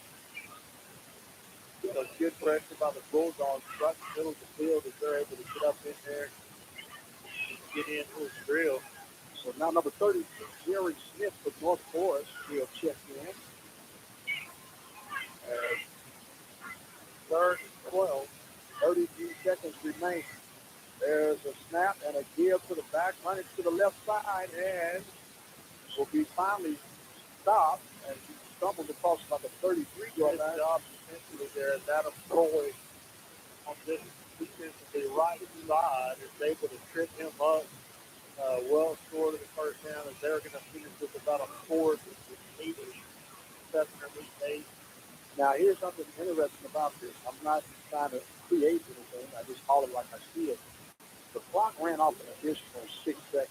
So, as the Coach Wright was calling, and they're pointing at the clock right now, and pushing it up because it's showing 19 seconds on the clock right now. And he clearly asked for timeout as soon as the play was stopped. And they're going to see that they're pointing. They are trying to reset it. Yeah, they are resetting it right now, and I was just being observant. He's very observant. Here's something right here is I was surprised at all that they're going all out for a block right here, Mike.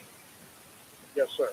Yes, sir. They look like they're ready to go solid. You start seeing that's what back to a high snap. Oh, they got to kick off. Mitchell did a great job of getting it off. It takes a favorable bounce toward North Forest. The ball will finally be touched at the 27-yard line, and the Bulldogs will take over. Bradley Sika and Cameron Shannon able to get through there, just missing that block on there. Actually, ended up being a very good punt for North Forest. Just a good North Forest bounce. Keep the ball all the way down to the 26-yard line for the Waller Bulldogs. They prepare offensively to come onto the field. 13 seconds left in the second quarter.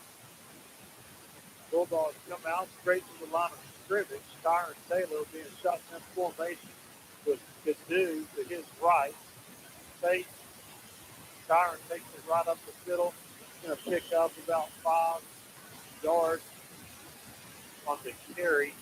He is swarmed by the defense, and the clock winds down, and that is going to take us to halftime as the Bulldogs will go into halftime with the lead 10, North Forest Bulldogs 7. As we go to halftime, well, Mike, we're going to go to halftime. We're going to take a break. When we come back, we'll hear from Van Richardson, a Waller alumni, a local lawyer, supporter of the broadcast. As it is Junction Station right now as we get ready for the halftime report. It is halftime. The Waller Bulldogs in round one of the playoffs in Division 4, 5A as they trail. As they lead right now by a score of 10-7 over the North Forest Bulldogs. This is Mike Prince of Ramsey. We'll take a quick break, and we'll be right back. You're listening to the OpenMic Broadcast Network, the voice of Waller County Athletics. We're taking a break from our live coverage right now, but we'll return shortly. Follow us on Twitter at OBN_radio. Like our Facebook page at OpenMic Broadcast Network. Serve the community through faith and athletics, the OpenMic Broadcast Network. Don't forget, you're a phone call away from listening to Waller County Sports Live from anywhere throughout the country on your cell phone or your landline. That number is 724-444-7444. To listen to the Royal Falcons, the code would be 134280. For the Waller Bulldogs and the Prairie A&M University Panthers, that code would be 46493. For the Hempstead Bobcats, that code would be 135036. Remember, that number is 724-444-7444. Or you can always visit our website at kcorradio.com and listen online. One county, one voice. The OpenMic Broadcast Network. We'd like to thank our sponsors and supporters of the Mike Broadcast, the City of Prairie, 4B Economic Group, the Temple of Refuge Ministries, the Waller Bulldog Club, San Bernardino Electric Fortune, the Learning Tree Daycare Center, Barry's Automotive, Galileo's Mexican Grill. If you would like to be a sponsor supporter, simply call us at 832-213-8824. Serving the community through faith and athletics with the Mike Broadcast Network. Another proud supporter for the Waller Bulldogs is Green Lawn Care Service, providing commercial and residential lawn maintenance for quality, service, and value. Contact Green Lawn Care Service at 979-277-2145. Have your vehicle been giving you the blues? Contact our good friends at Larry's Automotive at 30540-FM1488 in the Fuel Store area. Now 936-931-5566. Showing support for Waller County student athletes and helping educate today's children, the Learning Tree Child Care Center, located at 837 12th Street, Hempstead, Texas. Contact the owner, call up Mary at 979-826-4703. Another proud supporter for Waller Bulldog Athletics is San Bernardino Electric Cooperative. From Hallettsville to Magnolia, from Patterson to Hellinger, and all communities in between, San Bernardino Electric Cooperative has been providing safe and reliable electricity to this area for nearly 75 years. San Bernardino wishes all the area athletes and their coaches a very successful season. For more information on San Bernardino Electric Cooperative, please visit their website at www.sbec.org. Another proud supporter of Waller County Athletics is the Varsity Grill, located at 31315 FM 2920 in Waller, Texas. The Varsity Grill has a variety of foods to choose from: Italian cuisine, Texas traditional, poor boy, burgers, seafood, and five-plate platters. For more information, I want to give Diana and Teresa a call at 936-372-9115. The Varsity Grill, serving Waller County. Another proud supporter for Waller County Student Athletics is Things That Blink. Contact Michelle Stanton at 713-898-5309. You can follow on Facebook at facebook.com/Things That Blink and the number 1. Serving Texas since 1983, Prosperity Bank belongs to its customer relationship and service. The Waller Branch Prosperity Bank is proud to be a supporter of Waller Athletics. Give them a call at 936-372-9404. Prosperity Bank is a member of FDIC and an equal housing lender. The OpenMic Broadcast Network is proud to serve as the official voice of Waller County Athletics, providing service for the Waller Bulldogs, the Hempstead Bobcats, Royal Falcons, and the Prairie A&M University Panthers. We're located in Prairie, Texas, where we have been providing service for our community since 2002. Our motto is serving the community through faith and athletics. You can follow us on Twitter at OBN_radio. You can also keep up with us on Instagram at OBN Radio. Don't forget to go to our Facebook page at OpenMic Broadcast Network. You can keep up with us on Spreaker at Spreaker.com. Look for OpenMic Broadcast Network. Don't forget you can visit our website at KTORradio.com. And when all else fails, cannot seem to get in contact with us, drop us an email at omdnetwork@gmail.com. Serving the community through faith and athletics, the official voice of Waller County Athletics, the Open Mic Broadcast Network. Are you looking for an opportunity to expand your business in the community? Or are you seeking an affordable way for you to maximize your advertising dollars? The Open Mic Broadcast Network is that solution. We're providing over 140 live sporting broadcasts for the 2014-15 campaign, featuring coverage for the Waller Bulldogs, the Hempstead Bobcats, the Prairie A&M University Panthers, and the Wharton County Pioneers. Call us today at 832-213-8824. You will have an inside track on an opportunity to reach over 150,000 listeners to highlight your product on our live broadcast. The Open Mic Broadcast Network, serving the community through faith and athletics. Call us today at 832-213-8824. Don't forget, you can listen to the Sports Report Mondays and Fridays right here at the Open Mic Broadcast Network. All the latest and the greatest going on throughout Waller County. So Sports Report is your place. The Sports Report right here on the Open Mic Broadcast Network, serving the community with faith and athletics. And welcome back. We are at halftime right now with the Waller Bulldogs on top of the North Forest Bulldogs by the score of 10-7. We'll give you a recap on how we got to where we are. The Bulldogs got on the board first, that of the North Forest, with a 60-yard interception, return for a touchdown by number 13 for the North Forest Bulldogs, Mr. Rashawn Jones. He returned it with 9:53 of the first quarter, which put North Forest on top. Bulldogs come right back with a 54-yard touchdown run by Tyron Taylor at 9:04. All tied at 7, and then we finally got the tiebreaker with a 35-yard field goal by the time with 1:37 of the first quarter, and that's where we stand at halftime. Bulldogs have been very good. We'll try to find out any report on Eric Wright. He did limp off the field a little bit, just returned from an ankle injury, and we're hoping and praying all is well with him. Meanwhile, we have been joined with one of the Bulldog supporters. You may have heard us call his name out throughout some of the broadcasts. He claims his fame from the class of 1982. He said he opened up holes as wide as the Mason Dixie line while playing offensive guard, and we want to welcome attorney Lee Van Richardson Jr. How you doing, sir? Thank you so much for inviting me to your show. All right. Look, man, it's halftime. It's cold, you know, and what are your assessments of what you've seen so far? I thought they've been playing pretty good football so far. It's cold out here. I'm very impressed with them. And, you know, more than anything, that even this game, I'm very proud of them to have made it this far. I got the opportunity to play. Like you said, I graduated in '82.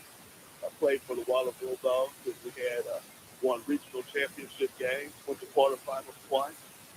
Got the chance to play in Cal Field, got the chance to play in Texas Stadium. And those are some opportunities that these young fellas will have with them for the rest of their lives. Exactly. The coaches who are coaching right now, they will mold these young men and some character traits that they'll carry for the rest of their lives. I remember Coach Robinson, Coach Mike Miller, Coach Bell is up in Glenn right now. Got the chance to coach the quarterback's name. Cam Newton. Cam Newton, yes, sir. All those guys were coaches, and I think about them all the time because we learn when you get to this level, you learn that who wants the most, who prepares the most. You learn that you can succeed. You have those coaches that push these young men harder than they would ever push themselves. And they're going to have character traits and learn things about themselves that they will take with them for the rest of their lives. I can promise you this. Still days I think back on the successes we had. And remember that if you push yourself, you can get there. Yes, sir. Because you got to be willing to push yourself. You got to be willing to push yourself. So when I see them out here, I'm happy for them in the game. I certainly hope they win the game. But more than anything, probably more than they even know right now, they're developing some character traits, some good habits that they'll be able to use for the rest of their lives. And so I just hope the best for them. But I know that just by making it this far, they're already here. Yes, sir. Yes, sir. They are doing quite well. Coach Brad Wright is in his third year. He came in and has to re-identify the persona of these Bulldogs, and he has reached the playoffs for the second time out of 3 years. So it's been nothing but up for the Bulldogs. He stripped down a lot of the flair, if you will. He just went back to the plain old basics, and he's got a work-hard ethic and attitude that's going throughout not only the high school circuit, but the junior high, and you can see it developing. It's creating a whole different mindset, and it's an exciting thing to see and be a part of. Now, you were able, and you're a local success story. Went to Waller ISD. You went to a law school now, and with left Waller, went to University of Texas with several of my other 1982 classmates. I graduated from the University of Texas and went to Thurgood Marshall School of Law at TSU. And, I always think about how when you play team sports, and all sports is good, I think. It's good for kids to be involved in extracurricular, but team sports creates a character trait or habit in young people that teach them how to work together, teach them how to be leaders, teach them that sometimes you have to listen, teach them how to encourage each other. There's so much that they learn from participating, and when you get to this level, you learn that you have to encourage your teammates, and sometimes your teammates have to encourage you. Yes, sir. You learn that you don't win or lose with one play. You learn that sometimes there's going to be difficulties, there's going to be obstacles, hurdles, but what you have to do is put that behind you and be ready for that next play. Yes, sir. Because if you start this play worrying about what happened on the last play, then you're already losing on the next play. So you have to learn to put those things behind. And those character traits are things that these people develop that they're going to have for the rest of their lives. And I tell you, if they get a chance, and I'm really hoping they do, to make it to some of those big stadiums to play. I mean, I remember the coaches coming and asking out turf shoes. We never played on artificial turf before. I remember when they passed out those turf shoes, man, and we thought we were big time. And we got to Cowfield. I remember going to UP's Memorial Stadium. That's what it was called back then. I think they changed it. But it was Memorial Stadium. I remember going during the week. And the excitement in the school, I remember the ladies in the cafeteria, they picked extra food. They fried chicken fried steak for us. It sounded like you said, bring back the glory days. And I remember we got out there in the middle of the week to practice on that artificial turf, man. And even now, when I think about it, those memories I carry with me for the rest of my life. All right. Have you been on the field, the new field at the stadium yet? I'm ashamed to say I have.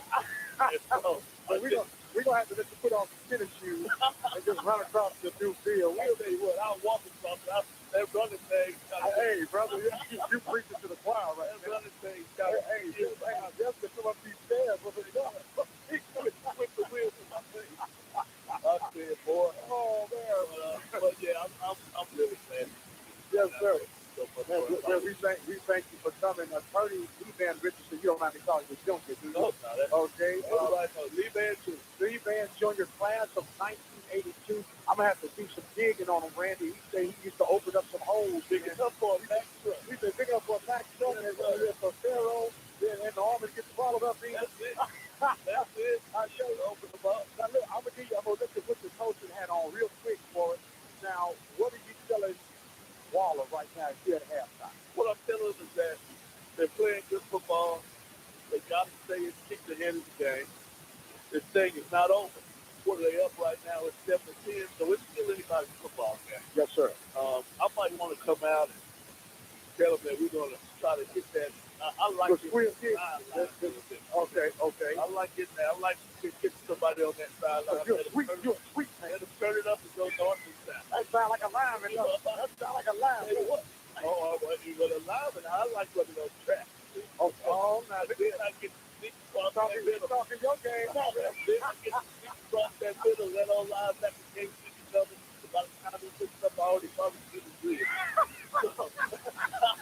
That's what a lineman, he likes to sneak around. And Yes, sir. Well, it sound like he sound like you know what he's talking about, huh, Red? I done it a little bit. Yeah, I do tell him a little bit. They playing good ball right now. I mean, yes, sir. I think at this point, the preparation is already there. All you really can do, you can fine-tune some things that you think make a big change. Yes, sir. This thing. Yes, sir. Yes, sir. They're prepared. Yes, so sir. now it's who wants it the most. Who wants it the most? Who wants it the most? There you go. Who's gonna go that extra step? So I hope it works out for them. I sure do. Well, we'll find out here momentarily. We're at halftime right now. The North Forest band is on the field right now, displaying their talents and creativity, if you will. We're going to take another break, and we'll come back with the second half of our round one playoffs, reminding you that we'll be in Pflugerville on tomorrow night doing the Hempstead Bobcats and the 3-7. I don't know how they got in, but the 3-7 Lumen Eagles. So we'll see how that comes out. We know the Bobcats are primed and ready to go. You'll finish this second half. Lee, man, we want to thank you so much for coming in. Anything you want to share before we get out of here real quick? Oh, I just want to thank you for inviting me. And I do want to thank you for the great job you do in putting Waller Sports on the front line. You've done a heck of a job, and I'm not sure you appreciate it as much as you should be. So let's say thank you while I'm standing here. Amen. Look, if y'all want to make a donation, go to the website, HORradio.com, go to the sports section, and we'll take whatever you have to do. This is Mike Francis, Randy Allen, and our guest, Van Richardson Jr. And we will take a break, and we'll be right back. You're listening to the voice of Waller County Athletics, the OpenMic Broadcast Network. Where you got it, we'll be right back. You're listening to the OpenMic Broadcast Network, the voice of Waller County Athletics. We're taking a break from our live coverage right now, but we'll return shortly. Follow us on Twitter at OBN_radio. Like our Facebook page at OpenMic Broadcast Network. Serve the community through faith and athletics, the OpenMic Broadcast Network. Don't forget, you're a phone call away from listening to Waller. We'd like to thank our sponsors and supporters for tonight's broadcast. The City of Prairie, Fort the Economic Group, the Temple of Refuge Ministries, the Waller Bulldogs Club, San Bernardino Electric Forces, the Learning Tree Daycare Center, Mary's Automotive, Galileo's Mexican Grill. If you would like to be a sponsor or supporter, simply call us at 832-213-8824. Serving the community through faith and athletics with the Mike Broadcast Network. Another proud supporter for the Waller Bulldogs is Green Lawn Care Service, providing commercial and residential lawn maintenance for quality, service, and value. Contact Green Lawn Care Service at 979-277-2145. Has your vehicle been giving you the blues? Contact our good friends at Larry's Automotive at 30540-FM1488 in the fuel store area. Now 936-931-5566. Showing support for Waller County student athletes and helping educate today's children, the Learning Tree Child Care Center, located at 837 12th Street, Hempstead, Texas. Contact the owner, Carla Gary, at 979-826-4703. Another proud supporter for Waller Bulldog Athletics is San Bernardino Electric Cooperative. From Hallettsville to Magnolia, from Patterson to Hellinger, and all communities in between, San Bernardino Electric Cooperative has been providing safe and reliable electricity to this area for nearly 75 years. San Bernardino Squad wishes all the area athletes and their coaches a very successful season. For more information on Sam and Northern Lincoln Cooperative, please visit their website at www.sbec.org. Another proud supporter for Waller County Athletics is the Varsity Grill. Located at 31D15 FM 2920 in Waller, Texas. The Varsity Grill has a variety of foods to choose from. Italian cuisine, Texas tradition, poor boys, burgers, seafood, and five-day platters. For more information, I want to give Diana and Teresa a call at 926-372-9125. The Varsity Grill, food, Waller County. Another proud supporter for Waller County Student Athletics is Things That Blink. Contact Michelle Stanton at 713-898-5309. You can follow on Facebook at facebook.com/Things That Blink and the number 1. Prairie, Texas since 1983, Prosperity Bank for Las Vegas customer relationship and service. The Waller branch of Prosperity Bank is proud to be a supporter of Waller Athletics. Give them a call at 936-372-9404. Prosperity Bank is a member of FDIC and an equal housing lender. The OpenMic Broadcast Network is proud to serve as the official voice of Waller County Athletics, providing service for the Waller Bulldogs, the Hempstead Bobcats, Royal Falcons, and the Prairie A&M University Panthers. We're located in Prairie, Texas, where we have been providing service for our community since 2002. Our motto is serving the community through faith and athletics. You can follow us on Twitter at OBN_radio. You can also keep up with us on Instagram at OBN Radio. Don't forget to go to our Facebook page at OpenMic Broadcast Network. You can keep up with us on Spreaker at Spreaker.com. Look for OpenMic Broadcast Network. Don't forget you can visit our website at KTORradio.com. And when all else fails, cannot seem to get in contact with us, drop us an email at omdnetwork@gmail.com. Serving the community through faith and athletics, the official voice of Waller County Athletics, the OpenMic Broadcast Network. Are you looking for an opportunity to expand your business in the community? Are you seeking an affordable way for you to maximize your advertising dollars? The OpenMic Broadcast Network is that solution. We're providing over 140 live sporting broadcasts for the 2014-15 campaign, featuring coverage for the Waller Bulldogs, the Hempstead Bobcats, the Prairie A&M University Panthers, and the Wharton County Pioneers. Call us today at 832-213-8824. You have an inside track on an opportunity to reach over 150,000 listeners to highlight your product during our live broadcast. The OpenMic Broadcast Network, serving the community through faith and athletics. Call us today at 832-213-8824. Don't forget, you can listen to the Sports Report Mondays and Fridays right here at the OpenMic Broadcast Network. All the latest and the greatest going on throughout Waller County, the Sports Report is replaced. The Sports Report right here on the OpenMic Broadcast Network, serving the community through faith and athletics.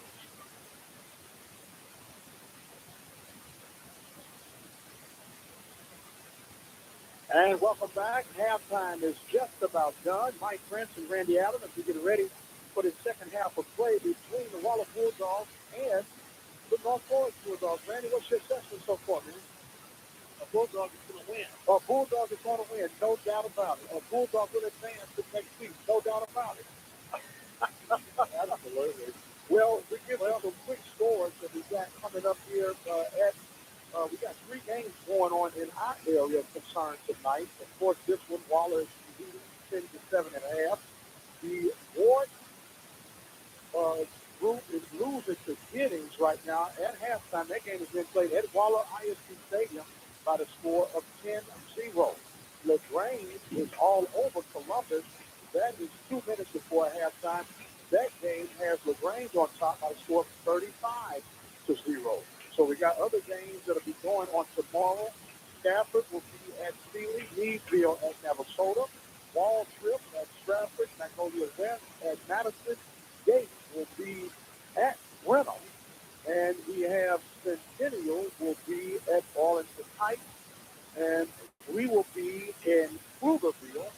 as the Hempstead Bobcats will take on the Lumen Eagles. As we get ready for the second half of play, Razan ready to kick off. The Bulldogs in their white tops, burgundy bottoms, going from our left to right. The Bulldogs of North Forest are in their black, all black with the gold helmets. The kick is on the way, a low line drive. That ball is fouled at the 15-yard line, finally picked up, going to the left side, getting the lane, and gets crossed about the 37, 38-yard line for a good return to start this second half off for North Forest. That looks like that was number 24, Prince Robinson, on the return. He got that ball and came back across the middle of that field with speed right there. DeAndre Blackshear ended up being behind him, and he wasn't able to make up any ground on him, but definitely showing some wheels there. So the ball will be at the 38-yard line, or we'll say 39. As Anderson now is in this double pistol look. Takes it, gives it to the back, swings to the right side, looking for blocking, and he's going to be wrapped up by a host of Bulldogs. Looks like John Phillips heads the charge for the Bulldogs as Michael Harmon is not able to get to that corner. Yeah, great job by John Phillips. He's able to get the outside edge there and spot off that running back blocker, the fullback there. He's doing a good job of taking him on one-on-one, standing him up, and stopping the running back to get to the outside edge. And then there was a host of other Bulldogs that they're able to get in there and allow no gain. Looks like we got an injured ball player for North Forest on the field. As they are taking it on. What a pretty good interview with old Lee Van Richardson at halftime. Huh? He went back to his brother. I know you kind of sticking your chest out because of that class of 1982 stuff. Absolutely, man. So, you know, you got me by a couple of years. I can start calling you the old man around here now. Huh? I'm class of 85. I don't know. Have you warmed up a little bit? You don't feel old. No, well, hey, you don't even look old either, man. But you are old. Unless we're on radio, though. Hey, got the face for radio. Yeah, definitely got the body for radio. And walking off gingerly was the big guy we were talking about earlier. That looks like number 58. Is that 58? 56. Okay, Terrence Adams coming off. He looks like he's favoring his shoulder now as they continue playing. He's second down and 11. Anderson looks, wants to throw. He hits the receiver in the flat, and that ball is caught as he routes his goes across his field. That pass is completed to Anthony Mitchell for a first down for North Forest. Yeah, one of the better throws we've seen to the North Forest quarterback. Right on the money right there as he hits his receiver, and he's able to get past the first down marker for a first down for North Forest, so they get to the Waller Bulldogs 48-yard line. All right, coming up now, the ball is up to 48. Coming out now with this almost like a wishbone, but still in a pistol formation of Anderson. Takes it, gets to the back, straighting off the defenders, and he's going to be kicked right at the line of scrimmage. That looks like Deontay Atkinson. Great job by Zach Day there, breaking through the line there and being able to kind of get on his heels there and keep the pressure on him. Good hustle play by Zach. He's able to get in there and kind of make a tackle. They lose the yard, actually, so they'll have second and 11. Second and 11. We can always take those any way we get them. So now Anderson checking out his 4-3 opposition from the Waller Bulldogs. Looks to go to the left. Throw the lead pass, and it was just a good jam on the line of scrimmage by the Bulldogs defense. Number 25, DeAndre Blackshear, has been having one heck of a night on the job by him, but I'm afraid they're going to call him for a pass. Oh, you got to be kidding me. Let the coach say, let the kids play. Let them play. Yeah, I kind of agree with you. Doing a good job of getting up in his face. Doing a good job playing defense. But I must have gotten a little bit too much jersey. A little too much jersey, a little too physical, or what you saying? what I believe will stand. The line says, what's clock going to let that go? Oh, now. Have a little first. Bulldogs are carrying a pretty good crowd today. Yes, sir. And they all packed together. So now back to action. Anderson takes the stretch and gives it to the back. Out of lane going through. There's another flag thrown. And that's going to negate Anderson's run. Looked like a pretty good game. Yeah, we're going to have Holden on that outside edge. Don't look, Dylan Schroeder was trying to get to the outside edge there, but offensive players too much jersey in his hands to let Dylan go to get outside there. Too much jersey in the eyes of the Hawks, as we like to call them, the official crew to push them back 10 yards. While they're pushing them back, we'll give a shout out again to Mr. Charles and Kohanic, his Go Bulldogs class of 2005. Miss Jackie Kohanic. I'm sorry, 2015. 2015. Mrs. Janice Kohanic, his Waller Band Rock, especially the Cougar annual champion. All right. We get ready to go back to action. I said 2000. I sent somebody back 10 years. Going back to action now. Bristol formation for the ball. That ball's deflected and almost intercepted. Coming in off the end was John Phillips. Looked like we saw. Did I send him the flag? There was an illegal procedure call against him. I believe that's going to be declined. Yeah, you want to decline that. Incomplete pass. Already had a first and 20 there. It's going to take him to second 20. Second and 20. Are you having fun tonight? Absolutely. All right. That's good. As long as you're having fun, we're all right. 9:35 here in the third quarter play. The Bulldogs of Waller on top of the Bulldogs of Northport. Out of score 57. I think Ramsey has established that a Bulldog will win tonight. So we're all for it. Maybe hope it's the right Bulldogs. That's right. For Waller. Anderson now is under center. He has two receivers to his left. He goes to stretch to the left. And Anderson hits the corner. And what a big play coming up off the corner by Flash. DeAndre Blackshear is doing a great job of getting off the block of the receiver up there and coming up. And really only allowing that run for a 3-yard gain there. But if DeAndre hadn't made that play, he may have been able to go the distance. So great job by DeAndre as he comes up. They play one of their outside ends there. Came in and made a great block on a Bulldog defender, knocking two defenders down. Did a really good job blocking for them. Third down now at 15 for Northport. Anderson takes the snap. He's got time. Throws that ball over the head of the intended receiver. Looks like he's trying to connect again with Anthony Mitchell. And it's going to bring out the kicking unit now for Northport.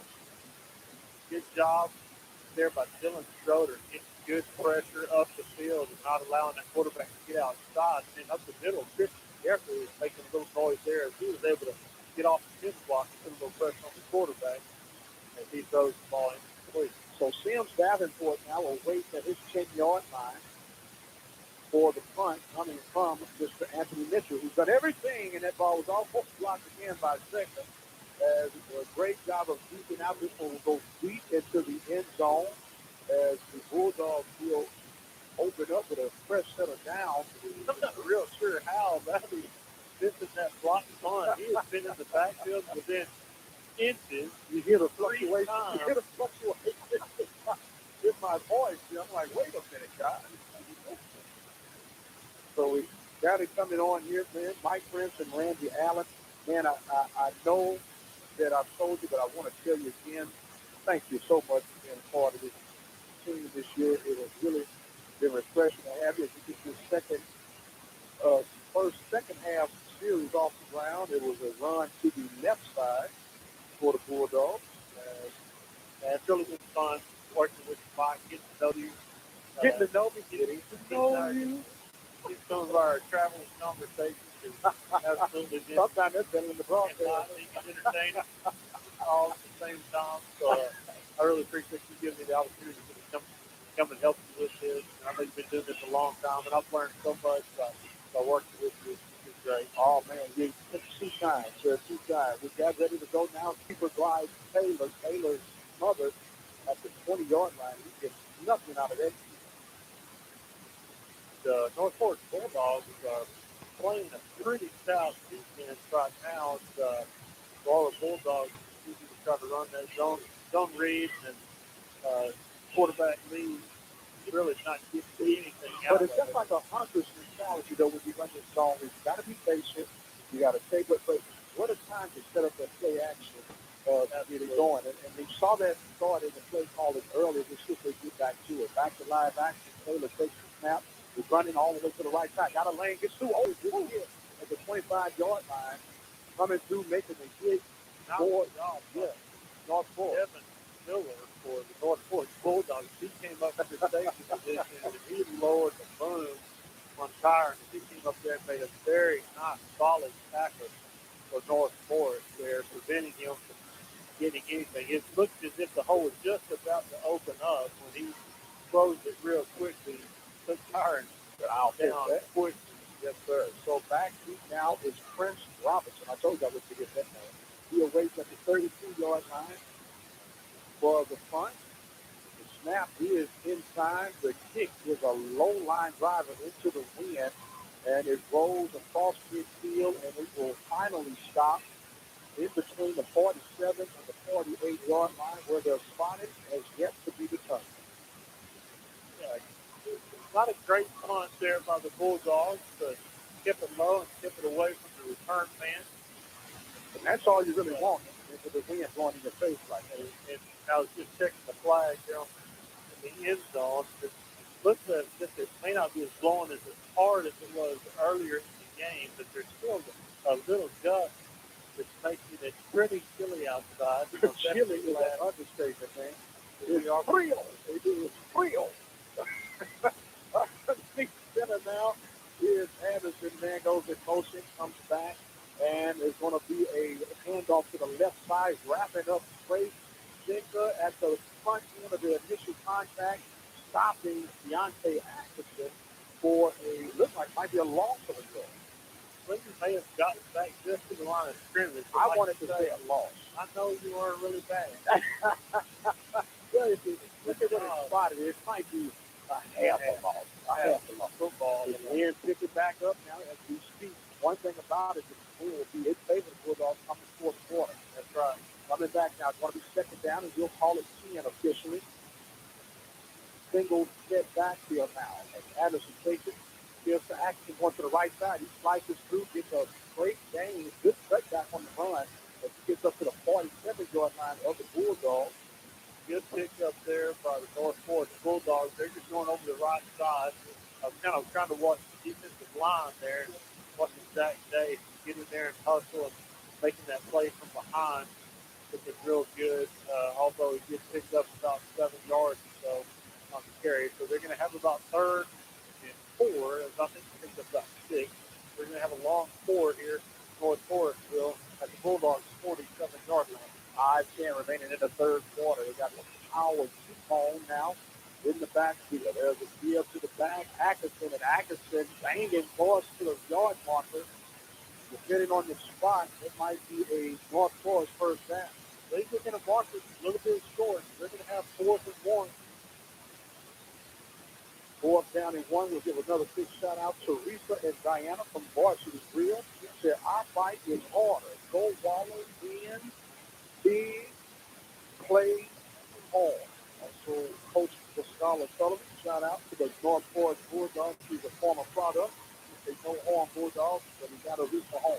Quarterback keeper, and that is another first down for the Silvers.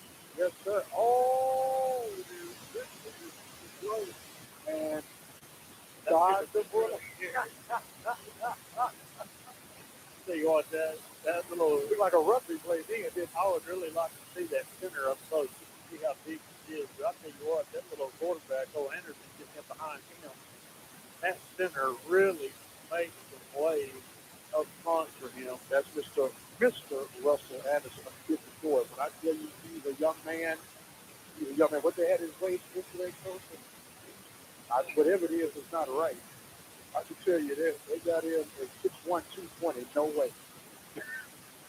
Going back to action, going across the middle. Tried to get the receiver. They calling for pass interference, or the Coach Farrell for not real sure.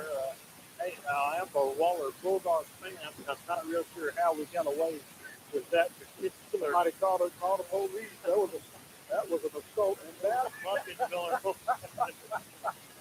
Oh man. Yeah, hey, I don't know how you missed that one, or they just let the kids play like he requested earlier. Anyway, it's going to be second down and 10 for North Forest. Single back in the backfield is Atkinson. There's going to be a stretch to Atkinson to the left side, slices off the lane, and he gets down inside the 35-yard line, close to another Bulldog first down. Another good pickup there by Atkinson. He's not a bad looker. He's not a, you know what? One thing I can say, the competition as far as the offensive backs that the Bulldogs have faced this year, I haven't seen a slacker yet. And it's not going to get able to get better as he gets deeper to the player. That's right. That's right. And you're right. They're a really good running back, 19.58. They're fun to watch. Yes, sir. It's third down, and we'll call it 5 yards for Bulldogs of North Forest. A pitch to Atkins trying to get to the corner. Baker wraps up and it's cleaned up, followed up with some help. Zach Day slicing in there again and just running that down from behind. Doing a great job. He's getting off his blocks, running straight down the line of scrimmage. A very hustling effort. Love watching that type of effort. Lost 3 yards on the play. And now it's going to bring out the punting unit. We have 2 minutes and 35 seconds remaining. Their punter is not there. Anthony Mitchell. He's not on the surface. Hopefully he's not hurt. We check the sideline. Make sure everything is okay. He ain't on the pins anywhere, so I don't really know. You wonder if he oh, here he is, right here was one of the trainers. Okay. Yeah, might be, and I know it's cold as it is, ladies and gentlemen. You don't believe it at first to cramp up. That's exactly what it appears. They're stretching up, and I know they want to try to get him ready because he's been everything for him, playing punter and receiver. And just his pure athleticism alone has helped him keep some things from being catastrophes, for North Forest.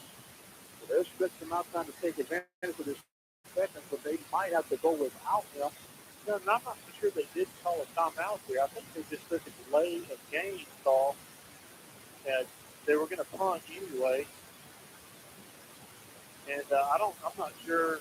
Well, I guess they could do their extra point then, do the honors. Okay, so Jose Baraja, now they're going to have to take a timeout. Yeah. We failed to mention, I don't know if we did, but we'll repeat it again. North Forest came in with an overall record of 7-3. They were 5-2 in district. They're in district 20 as the Bulldogs are in district 19. Of course, Waller went 7-3, 4-3 in district, had that fantastic 7-0 run. Lost their last 2 games. Bulldog Nation was a bit concerned, but they've been playing pretty stable on tonight. No turnovers and not beating yourself. Didn't get a chance to get an update on Eric Wright, but we'll try to find out exactly what we can momentarily. Meanwhile, Coach Bell is having I'm not sure what's going on, but he is giving the head referee, Mike Adkins, an earful right now. My. He is acting his head now. He is scolding him like if he is just you poured bleach on mom's carpet. Oh, man. If your brothers that are listening, you can understand how irate he would become behind that. He was all the way out to the hash mark. Wow.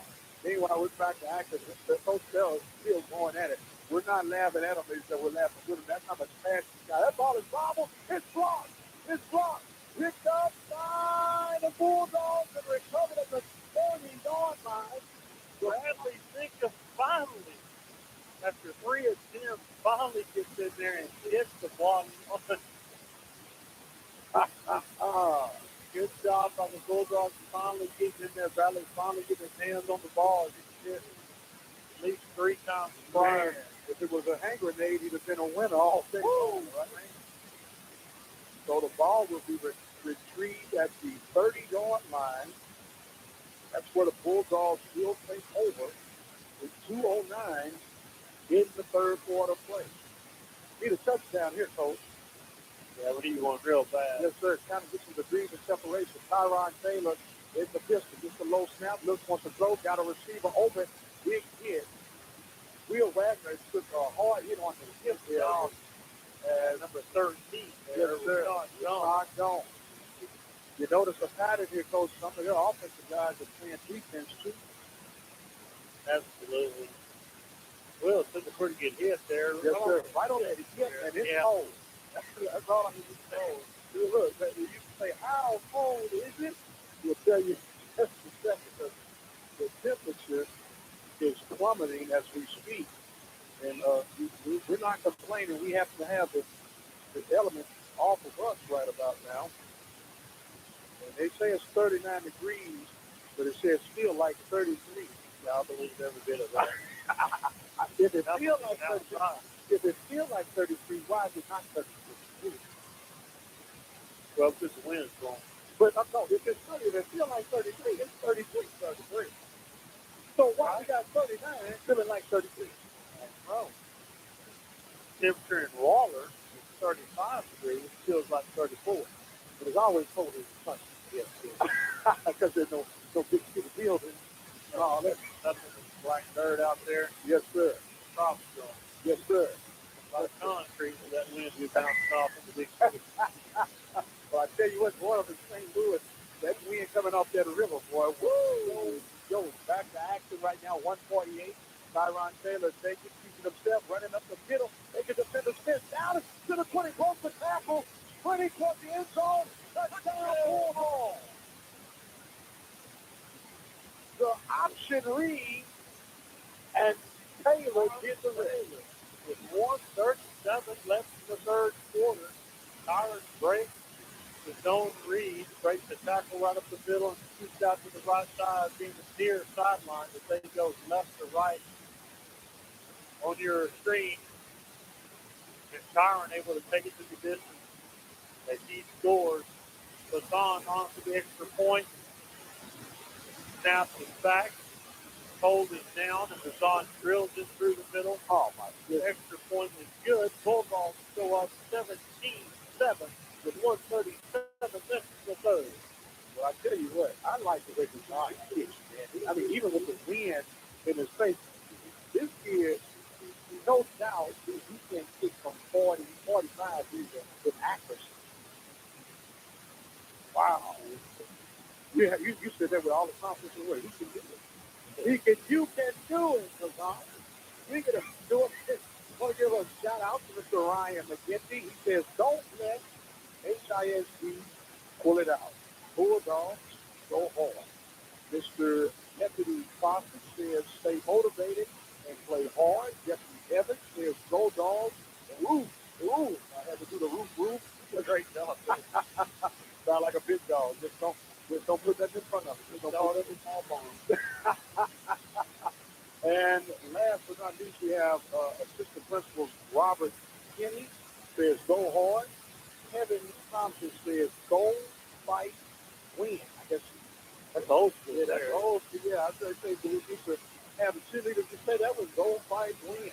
Thank you all so much as the Bulldogs get ready for this kick. It's a high, short kick. It's retrieved at the 23-yard line. Ball set up to the left side and get the lane. That might be trouble. Straight on, you want ball. Lost the ball is recovered. A great return by Prince Robinson. Great job there by Jake Kadu. He's able to hit him and get a strip in there. He almost gets that ball. As the young man returning the ball, is able to pounce on it. Going forward will come out the 42-yard line and start this drive for the Bulldogs. So they're coming out, ready to go.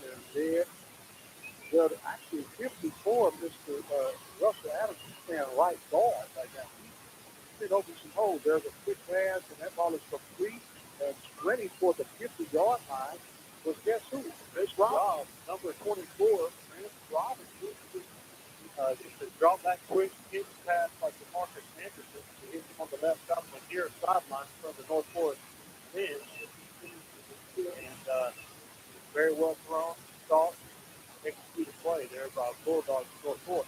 Coming up on exactly 1 minute here in the third quarter play, Waller Bulldogs up 17-7 as the North Forest Bulldogs try to counter. There's a steer to the back. Atkinson just banging hard. It looks like he has the first down with no problem. So he is going to get it. A good job there by John Phillips. Number 1 for the Bulldogs. Number 44, Bradley Ziegler for the defense. They able to finish that run there. But they were just I hate to change the subject as we have 40 seconds remaining. I'll tell you right after this play. You're probably going to laugh at me. As the receiver now goes in motion, he receives to the right side for Anderson in the pistol. And oh, what a great read by Blackshear as that ball was thrown out in the flat area to the receiver, Mr. Prince Robinson. Yeah, they're setting that play up right there. They get that pump and go here. Yes, sir. DeAndre, though, doing a good job reading that play and really jumping in on that. Now, as a coach, you want to counter, you see the aggressiveness on that. You want to do that pump and go as your speed spoke up. But, man, I saw a place that has been calling my name out at a Waffle House. Time out. Well, we got time out because we're at the end of the third quarter play at the flip side.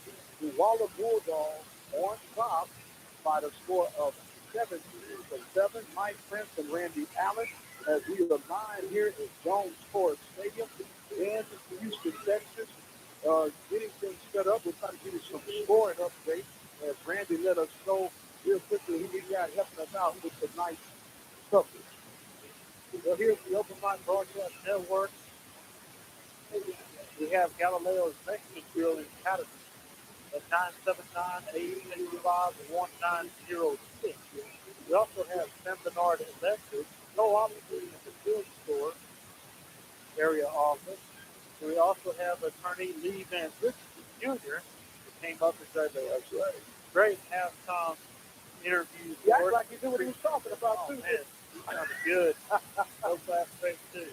Oh, there you go. You just want to say this again, Class 82. Man, put that down. We're ready to start this fourth quarter. I should have known. That was a setup. We're ready to go to team to this side. Anderson hands it off to Atkinson. Atkinson hits the lane and gets the first down. That was a great run that time. It was a good run. The offensive line opened up a little hole there on the right side for North Forest Bulldogs. But Atkinson hit that ball hard. Able to pick up about 9 yards on the carry. It's going to lead North Forest Bulldogs into third and a long 1.5, probably not quite 2, but a little bit more than 1. Now, they just put in 68. We don't have him on either one of our rosters for North Forest, so we do apologize for that. The timeout is taken. This fella here talking about the class of 82. We'll do some score. But if you can't have fun, they open the door. Well, you're absolutely right. I didn't know. I was going to open. I left it open. Didn't even slam it. We got going on back at Waller ISD Stadium. Ward is trying to make a comeback. They are now trailing Giddings by the score of 17-7 with 2:42 remaining in the third quarter of play. The Grange is still having their way on top of Columbus by the score of 35-0. They said that game is at halftime. I want to remind you that the OpenMic Broadcast Network will be in Pflugerville. There with a P. Pflugerville, Texas, tomorrow night as the Lumen Eagles will play. They're actually the home team. They will host the Hempstead Bobcats. You can listen to that game by simply dialing 724-444-7444. That code would be 135-036. As they get ready to come out of the timeout, 7:24 remaining in the contest. It's going to be third down and short. There's a steal to Atkinson going to the right side. Got a big lane. Blitz through, hurdles over the defender. Gets down inside the 20 for a fantastic run and a first down. North Forest Bulldogs there getting the outside edge there and opens up a nice hole for him to run through. He was just looking back when he gets Deontay Atkinson. He gets a little room to run and stretch his legs. He's kind of fun to watch there. He left the tackler there. And they'll pick up about 10 more yards after making that hurdle. Yeah, if I heard it like that, somebody calls the ambulance, the chiropractor. But now 3 receivers are to the left side now for Anderson. As back to the backfield. Look, wants to throw the slant pass complete. And that ball down inside the 5. That was a quick hitter off the slant. Trying to make it a number out. Looks like number 88 there on the reception for North 4. It might be 86, Chris Moore. Just see. It's hard to find. Anyway, it looks like it was cat right there. Maybe 28. Daniel Brayson. Okay, Bracer. It was a big game. First down and goal from the 2-yard line. There's a field to Atkinson, and he will walk in from 2 yards out. Surprisingly, the fourth quarter right here. I think it was. Fourth quarter, that was pretty scary. Not real sure what happened here, but they closed the gap there. Especially the fourth and come, it could close to another 3-point ball. Well, that's where we were talking earlier. The one touchdown, but I'm confident, especially with the being at our back at design. What we want to do now is just keep the ball moving. Just keep the clock moving. As the EAT now is up. Or attempted, I should say. There's almost another block. That is up and do it.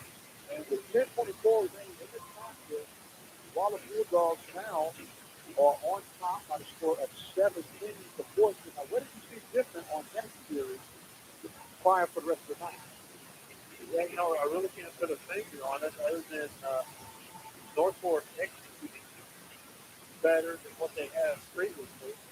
I can't say that it was different than what other than possibly just pure out execution and more desire by the Northport Bulldogs than the Waller Bulldogs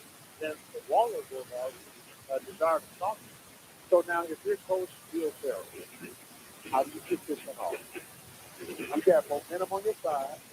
Your defense has been doing pretty decent in their mind. Do you keep your hot guys on the field, or do you just go ahead and trust your defense? I think you got to with it.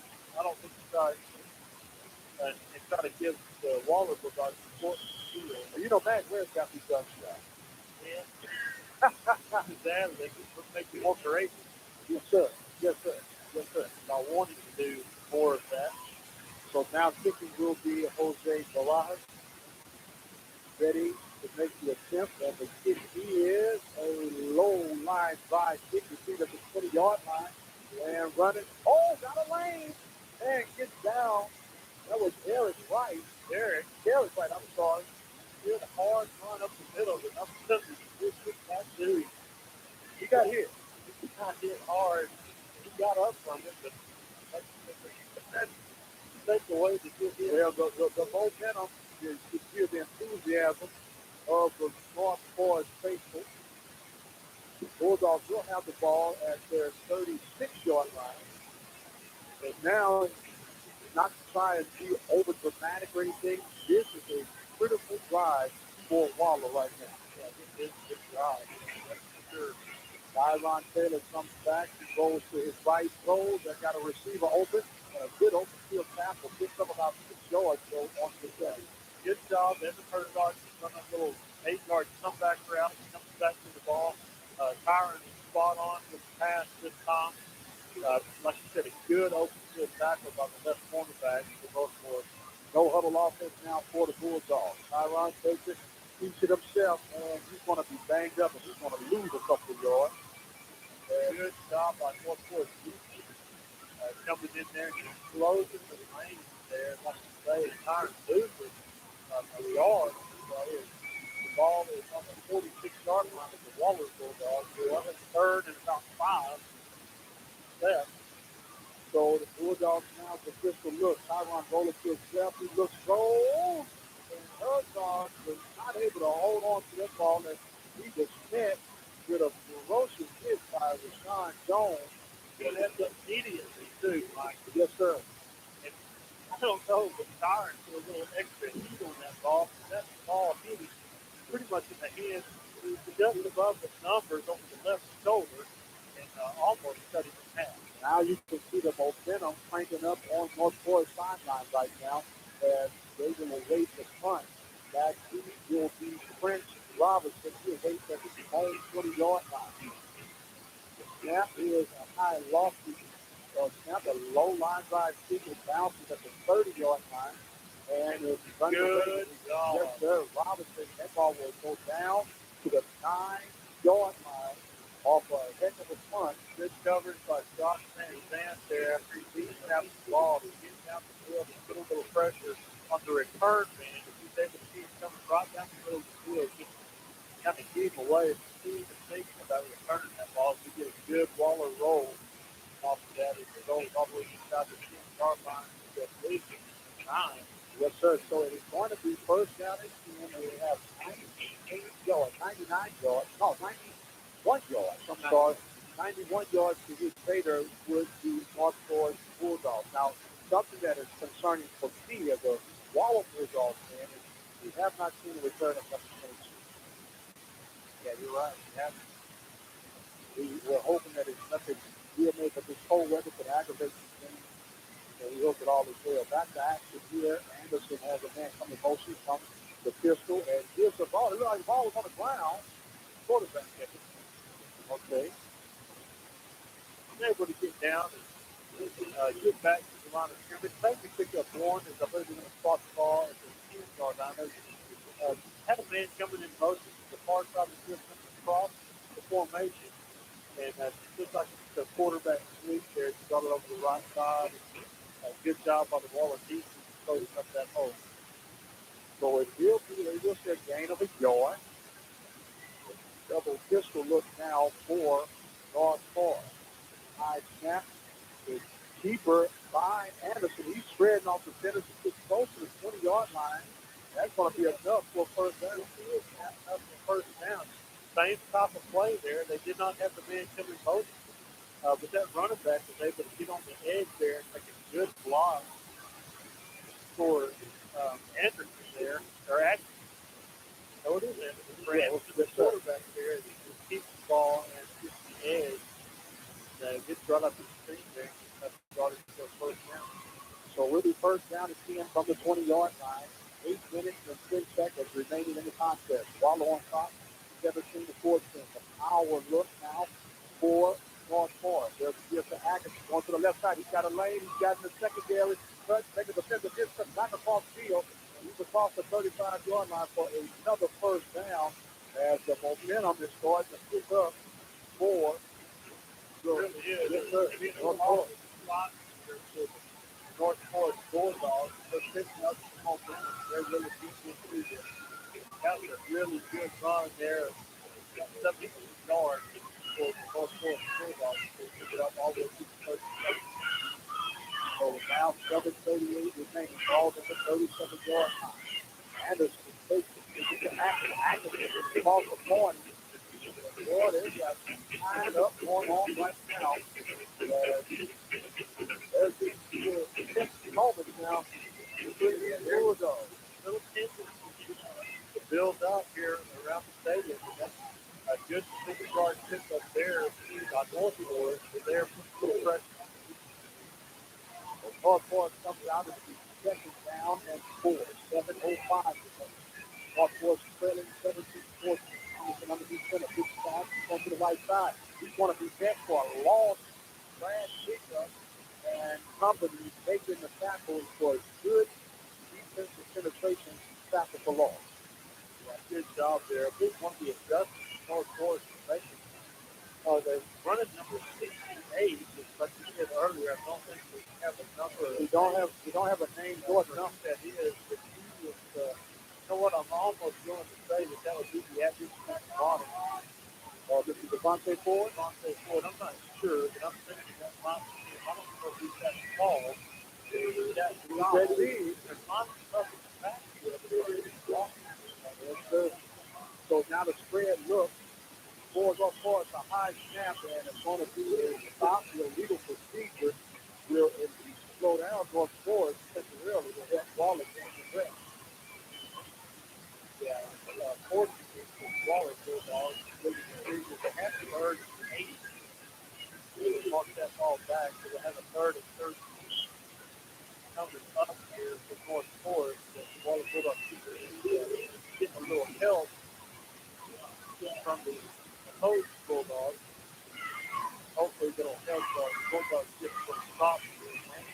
back.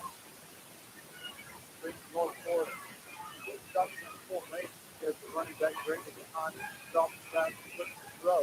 Got a man open. He should have enough for that first down. Just ran underneath his zone coverage. Anderson doing a great job with the play. Still in the 28 there is ankle. They were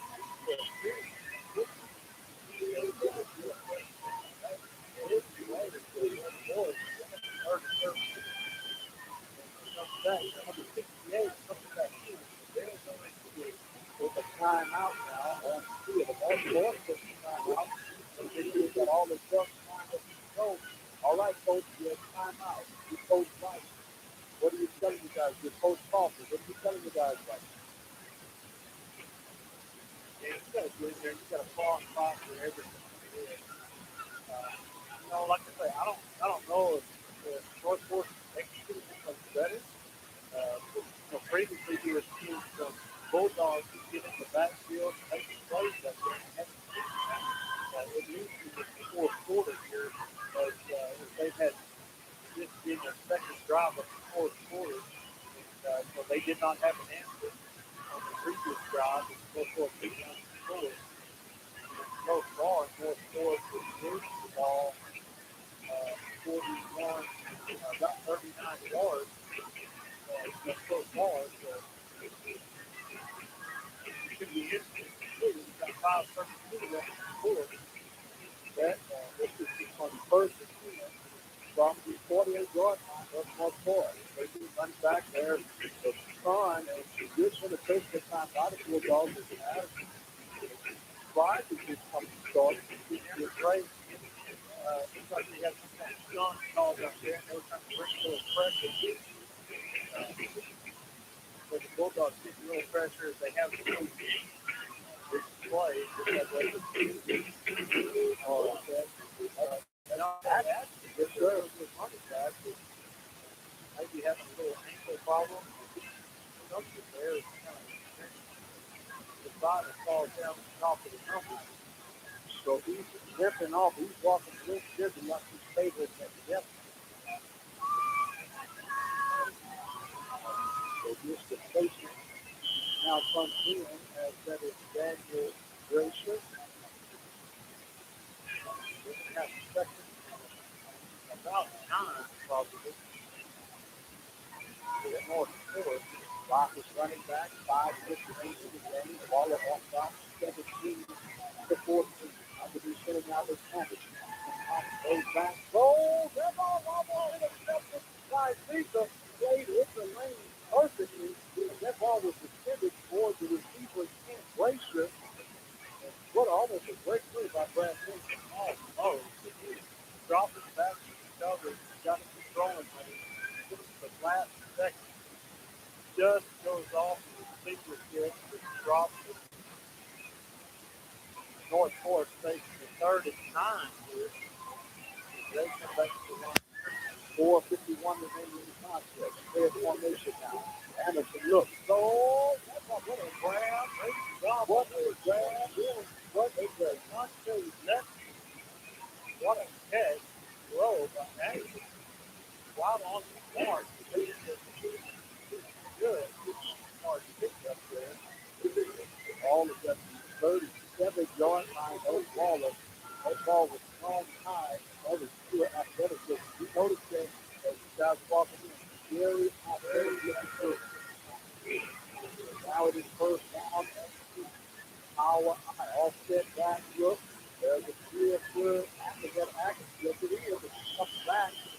Folded back at the 35-yard line. Doing the Jim Brown impression right now. Slowly getting up. When he did a job like that, they were crazy.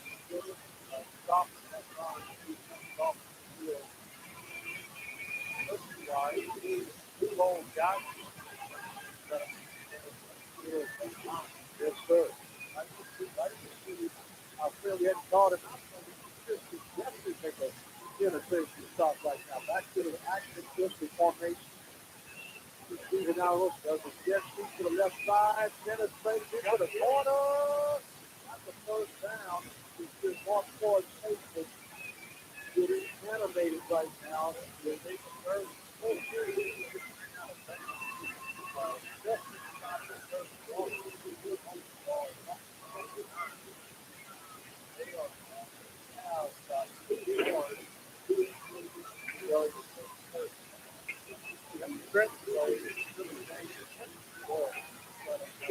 Yes, sir.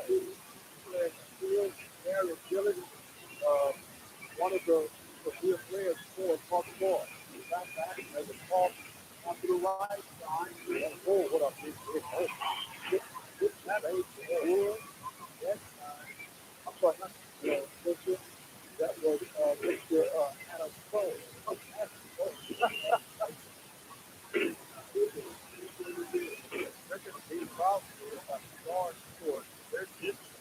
Play of the game. I feel it's 3.2 in the fourth quarter. The Bulldogs need 7 quarters. One thing they have not stopped all time is the quarterback.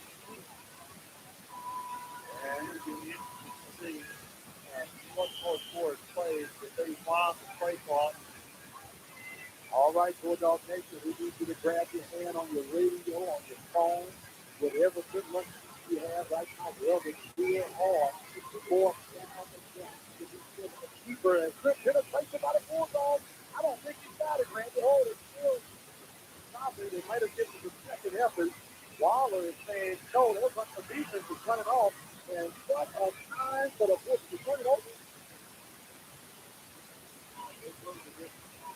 Oh, what a big play.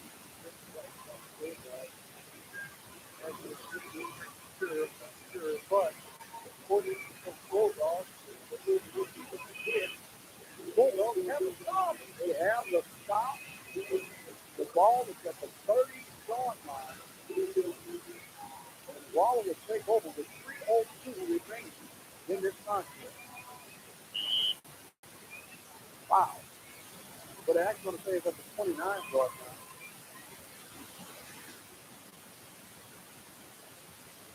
So Waller will now come out. Can't be too conservative like that. They still need to move the ball. Tyron Taylor and Petit in the backfield. Here's Taylor with the kick. Got a block. And gets up to the 35-yard line. Gets up 6 yards. Good job by Tyron Taylor. Don't read there. He takes the ball in the middle. Gets behind Travis Hyatt on the line there. Travis makes a little wave there. I'll tell you what, that's good play. A good job by he's going off high and still able to get down the breach. Second down and 4, 2 minutes and 8 seconds. Look, a couple more first downs thus far. There's 3, 4, high right. He takes the play right there. Let's cross the 40, almost a face mask there. This is the ball. Gets up to the 42-yard line. Cover, Bulldogs plays it. Dogs up to back.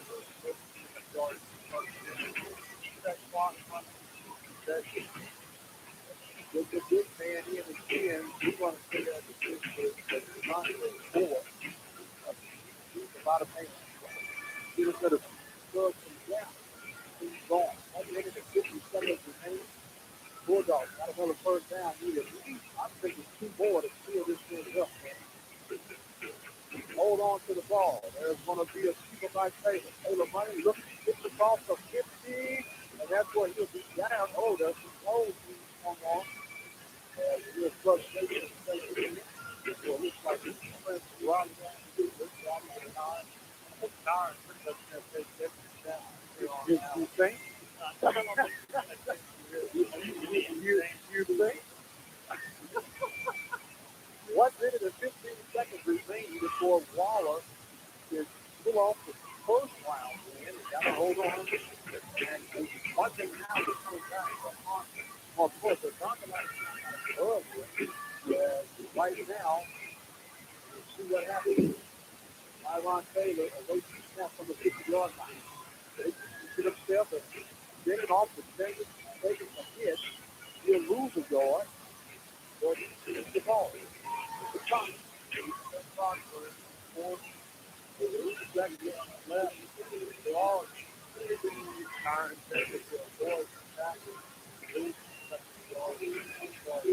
Okay, you got 24 seconds on the play clock, 25, 29 on the clock.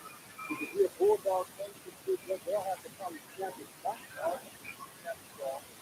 And I don't even think I'm going to take. I'll take the direct. I don't want to get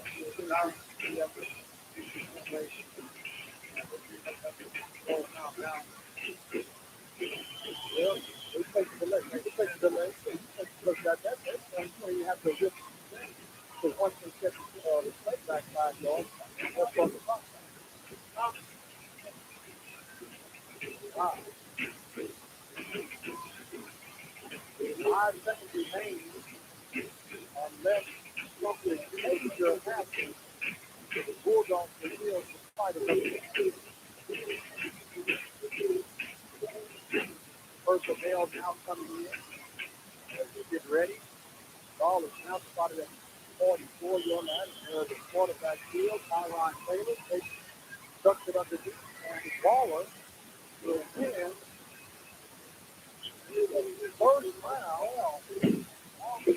Oh my! It has been the line. Bulldogs are lining up to shake the football court. And what was really well played by both sides. Well played.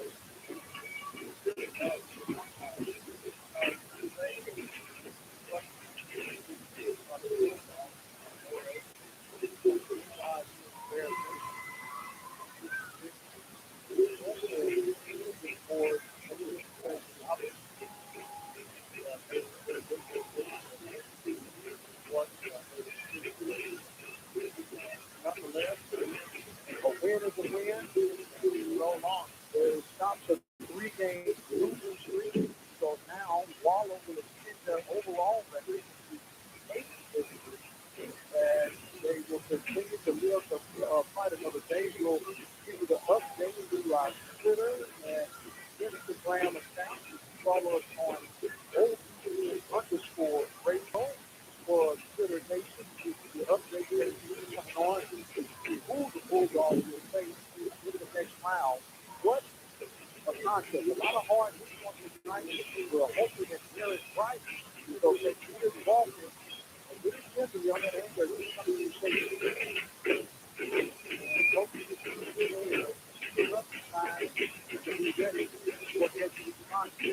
Waller Bulldogs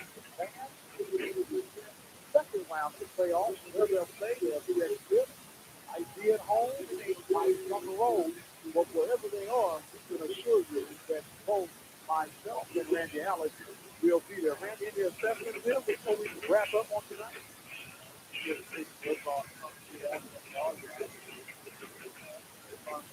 Let that bar down. Let them know this is a lot. Good job of those guys get out there.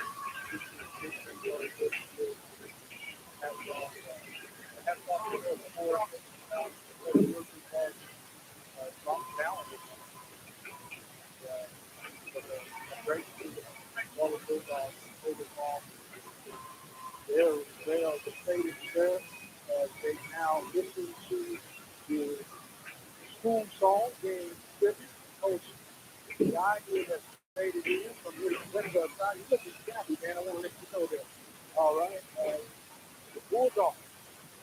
On top of the Bulldogs of front court, as the Waller Bulldogs seem to have a bigger bite on the night, and they walk against the 7 to 14. We want to thank you all so much for joining us on tonight. I want to thank Galileo Secondary Field, the learning the learning street, because they care center, Green Lawn Care, Armor Industry, Austin Street, Barry's Automotive, Simple Rescue Industry, Waller Bulldogs Club, Hempstead Theater, attorney Van Hempstead was our halftime. You have to bring them back for the good country. Like you talking about, you got this bad lady. Sam Bernard, that's important. with the Waller Bulldogs destroying over the North Forest Bulldogs by the score of 17-14. Just saying thank you, ladies and gentlemen. Buckle up, ride safe, and we'll see you on the other side. Good night, and God bless.